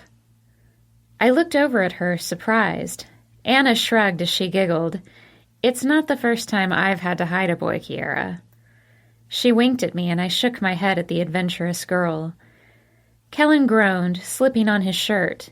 Frowning, he muttered, "Damn it, I haven't snuck out of a woman's window since I was 15. I rolled my eyes at him, but Anna giggled. "Kellen, I think you and I seriously need to swap some stories someday." He looked back at Anna with a crooked grin, and she winked at him. I watched the adventurous pair with incredulity. Standing up, I shoved him toward the window. Lamenting openly, he glanced out at the wintry landscape before him, the frozen trellis he would have to climb down. He looked back at me with a pitiful expression. "You're an adult, Kiera. He really would probably get over it quicker than you think." I hadn't told Kellen how hard it had been to get Dad to concede to him staying on the couch in the same building as me. "He was going to have you sleep in a tent, Kellen. In the backyard." I raised my eyebrow at him, my expression completely serious. He started to laugh until he realized that I wasn't joking. "Fine." He leaned in to kiss my cheek. "But you owe me. Big time." I giggled as he pinched my butt. Anna giggled too. Saluting us with 2 fingers above his eyebrow, he ducked out the window. I held my breath as I watched him, hoping he didn't fall. When he was at the ledge of the roof, I whispered, "Be careful." He looked up at me, a puff of air leaving his mouth as he shivered in his long-sleeved t-shirt. Anna came over to join me as I stared out the window, and Kellen smirked at the 2 of us. Twisting his lip devilishly, he muttered, "You're lucky last night was completely worth this." I flushed, and Anna let out a throaty laugh. As Kellen began descending, I quietly called his name. When he looked up at me, light snowflakes falling on his rosy cheeks, I smiled and said, "Pick up some eggnog, too." He closed his eyes and shook his head in disbelief, continuing his retreat from my bedroom. Laughing at the look on his face, I silently closed the window. Shrugging out of my sheet burrito, I threw on some I just woke up pajamas. Anna helped me put all of the covers back onto my bed. We were sitting on the edge of it, laughing over Kellen's sullen expression when my door swung open. Smoothing my hair into a ponytail, I smiled as Dad poked his head in. Staring at him warmly, I watched his light brown eyes scour my room for intruders. The thinning hair on his head was streaked with gray, and as I watched him frown at me, at my empty room, and then at my sister, I was pretty sure we were both to blame for the change in his hair color. "Merry Christmas, Dad," I said brightly, hopping up to give him a hug. Seeing my room with no trace of a boy in it, he relaxed and hugged me back. "Merry Christmas, sweetheart." Pulling apart from me, he did his best to contain a smile. "Did that Kellen fellow decide not to stay here, then? I see that he's not downstairs." I frowned as best I could and looked back at Anna sitting on my squeaky mattress. "He's not? He was there last night when I went to bed." I looked back at Dad, keeping my voice as even as I could. Fortunately, or unfortunately, the last year had made me a better liar than I'd ever wished to be. Dad frowned, but Anna stood up and joined us at the door. "I ran into him this morning. He said he was going to run to the store and get some milk for Mom since we're almost out." She tilted her head at Dad. "Wasn't that nice of him, Daddy?" Dad twisted his lips, but had no argument against Anna. Shrugging, he mumbled, "Yeah, I guess." Smiling at each other, Anna and I shepherded our clueless dad downstairs. I secretly thanked her when we got to the bottom. In my ear, she whispered, "I heard you guys last night. No need to thank me. You needed that." I flushed as we entered the kitchen. Mom was there, whisking a bowl of eggs into a yellow, frothy mess that matched the frilly bathrobe she was wearing over her flannel pajamas. Mixed with the smell of greasy, crackling bacon was the undeniable aroma of cinnamon rolls. It made my mouth water. As my mom worked away on the breakfast, I came up beside her and rested my head on her shoulder. The comforting smells and sounds instantly brought me back to every Christmas morning I'd ever had with my family. Mom's hair was still the same shade as Anna's and mine. It wasn't because of good genes that the aging process hadn't started for her. No, her secret weapon was a product whose tagline was, "Fight the good fight." It always made me giggle when I saw the hair color box in her bathroom. The slogan was similar to something Denny would have come up with. Oddly, I paused a moment to wonder whether he was enjoying his Christmas day with Abby. Squeezing my waist, Mom looked over her shoulder at Dad. He was sitting at the table reading the paper while Anna gushed about how excited she was for us to open her present. She'd picked out the same thing for every member of our family. As Dad absent-mindedly nodded at Anna, Mom looked back to me. Her green eyes, a gift she'd passed to Anna, sparkled as they met mine. "Did you have a good night last night?" I flushed a bit, wondering if she knew what really happened. She did wake up before Dad. Playing with the end of my ponytail, I tried a nonchalant shrug. "Yeah, it was nice to see Kellen again. I've missed him." Mom smiled, returning to her cooking. With a knowing smile, she nodded. "Uh-huh." Biting my lip and praying to God that she hadn't heard us too, I twisted to leave. Mom looked back at me before I completely turned around. Frowning a little, she shook her head. "I'm sure he's a good boy, Kiera, and I'm sure you are deeply in love with him, but not in the house, okay?" Needing to block out the sudden image of my mother explaining the birds and the bees to me when I was 13, I briefly closed my eyes. Not able to answer, I only nodded and quickly walked over to my sister. Anna smiled and wrapped her arm around me. Changing her topic of conversation, she started talking about a cute boy who frequented her workplace. I wanted to frown at her, but I didn't. She and Griffin weren't exclusive and could date whomever they pleased. But really, I had to wonder about a guy who frequently dropped by Hooters. Sure, it wasn't a strip club or anything, but single guys dropped in for one reason and one reason alone, and it wasn't for the hot wings. And Anna deserved better than a horn dog like that. Shaking my head, I rolled my eyes at myself. Anna was already involved with a horn dog. Well, at least I knew that particular dog, and he was pretty harmless. I mean, he wasn't some creepy stalker guy, and he wasn't violent. Compared to the potential rapists that Anna could be involved with, Griffin, with all of his gross, obnoxious behavior, was actually preferable. God, did I just defend Griffin? I was distracted from my musings by a knock at the door. Anna gave me a tiny smile, then stood up. "I'll get it."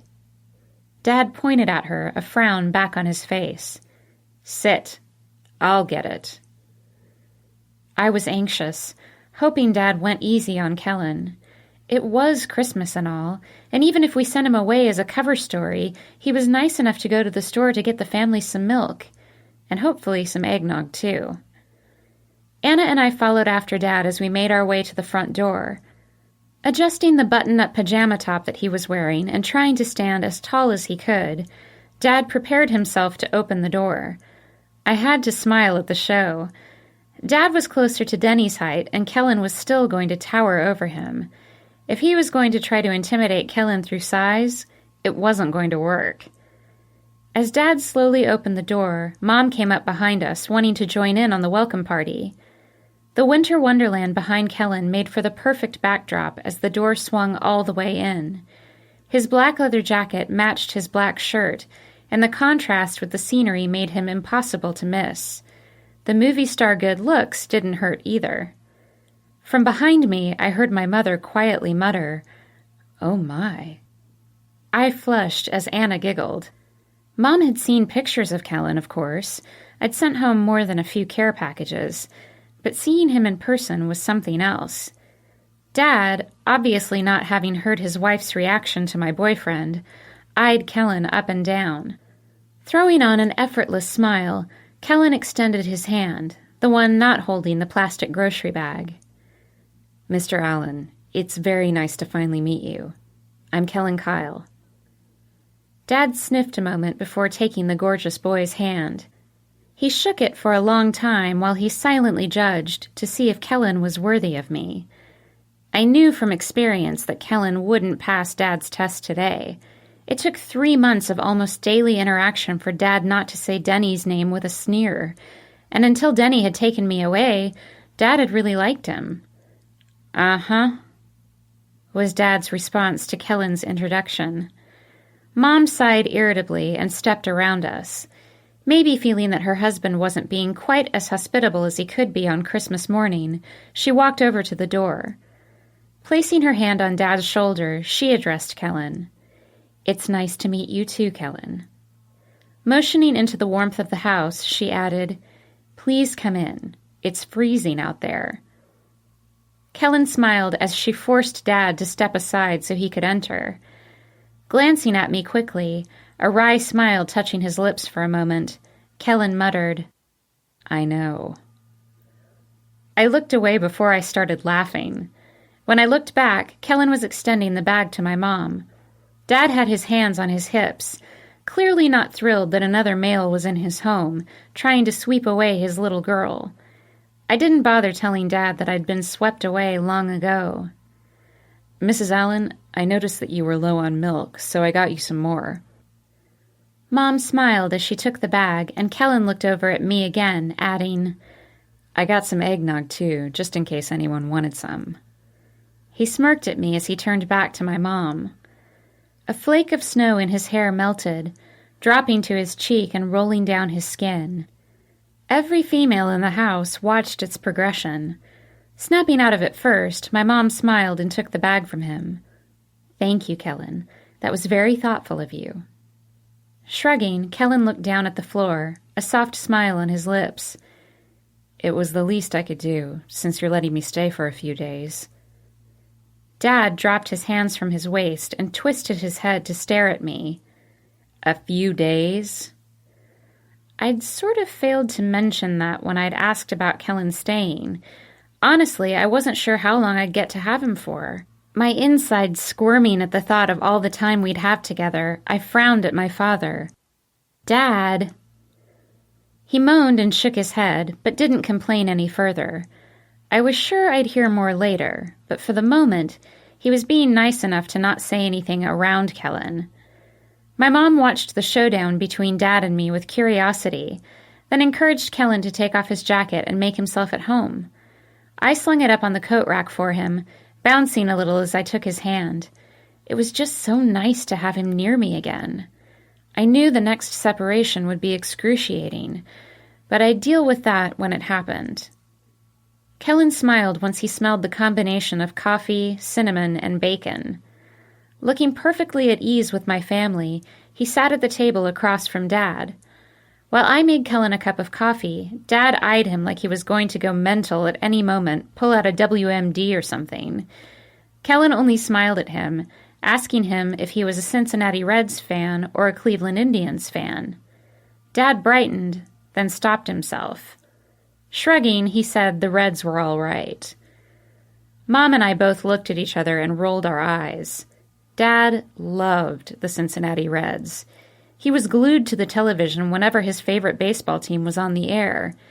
It was well known in the house that if you wanted anything from him, you waited until the Reds were winning to ask, and you didn't bother asking if they were losing. I returned to the table just as Kellen started going into specifics of the game. I listened to his deep voice, enraptured. He knew more than I realized he did. Kellen never struck me as the athletic type, That was Denny. Denny always watched sports highlights. He and Dad had bonded over a few amazing plays, but Kellen knew enough to keep up his end of the conversation and engage Dad in dialogue until Mom and I set the plates of food down. Pouring myself a huge glass of eggnog, I sat beside Kellen. He glanced over at my glass and smiled to himself. I squeezed his thigh under the table, thanking him for the treat he bought just for me. As we gazed at each other for a moment, I had to firmly resist the urge to lean up and kiss him. My father cleared his throat. Kellen glanced up at him as Anna handed Kellen a plate of bacon. As Kellen took some, my dad pointed at him with the serving spoon. "So, Kiera tells us you're in a band?" Dad said it like it was a foreign word he was uncertain how to pronounce. His face held an equally confused expression. To Dad, bands were something you did as a teenager. Real men went to college, got degrees, and joined the stereotypical workforce. He just didn't understand Kellen's life choices at all. I frowned as I looked across the table at him. He might understand better if he knew Kellen's history, knew just what music had helped him through, but that wasn't my story to tell, and it wasn't one Kellen told openly. Passing the plate of bacon to me, Kellen gave me a warm smile. "Yes, sir. We're on tour right now. Our next show is on New Year's Eve in D.C. My shoulders slumped a little at the news. Having a definite departure date kind of sucked. Dad brightened a little, though. Slapping a mess of eggs on his plate, he casually said, "Oh, so you'll be away a lot on this tour thing?" Grabbing the plate of rolls from Anna, who eyed Dad with annoyance, Kellen quietly said, "Yes." He grabbed a roll and handed the rest to me. Our fingers touched under the plate, and Kellen stroked my thumb with his. The expression in his eyes screamed an apology, that he'd be leaving soon, that he'd be gone for so long, that we'd be separated again. Swallowing, I nodded at him encouragingly. Digging into the plate of bacon, Dad smiled. "Oh, well, that's good that you're finding success." Kellen nodded at him, taking the eggs as they made their way around the table.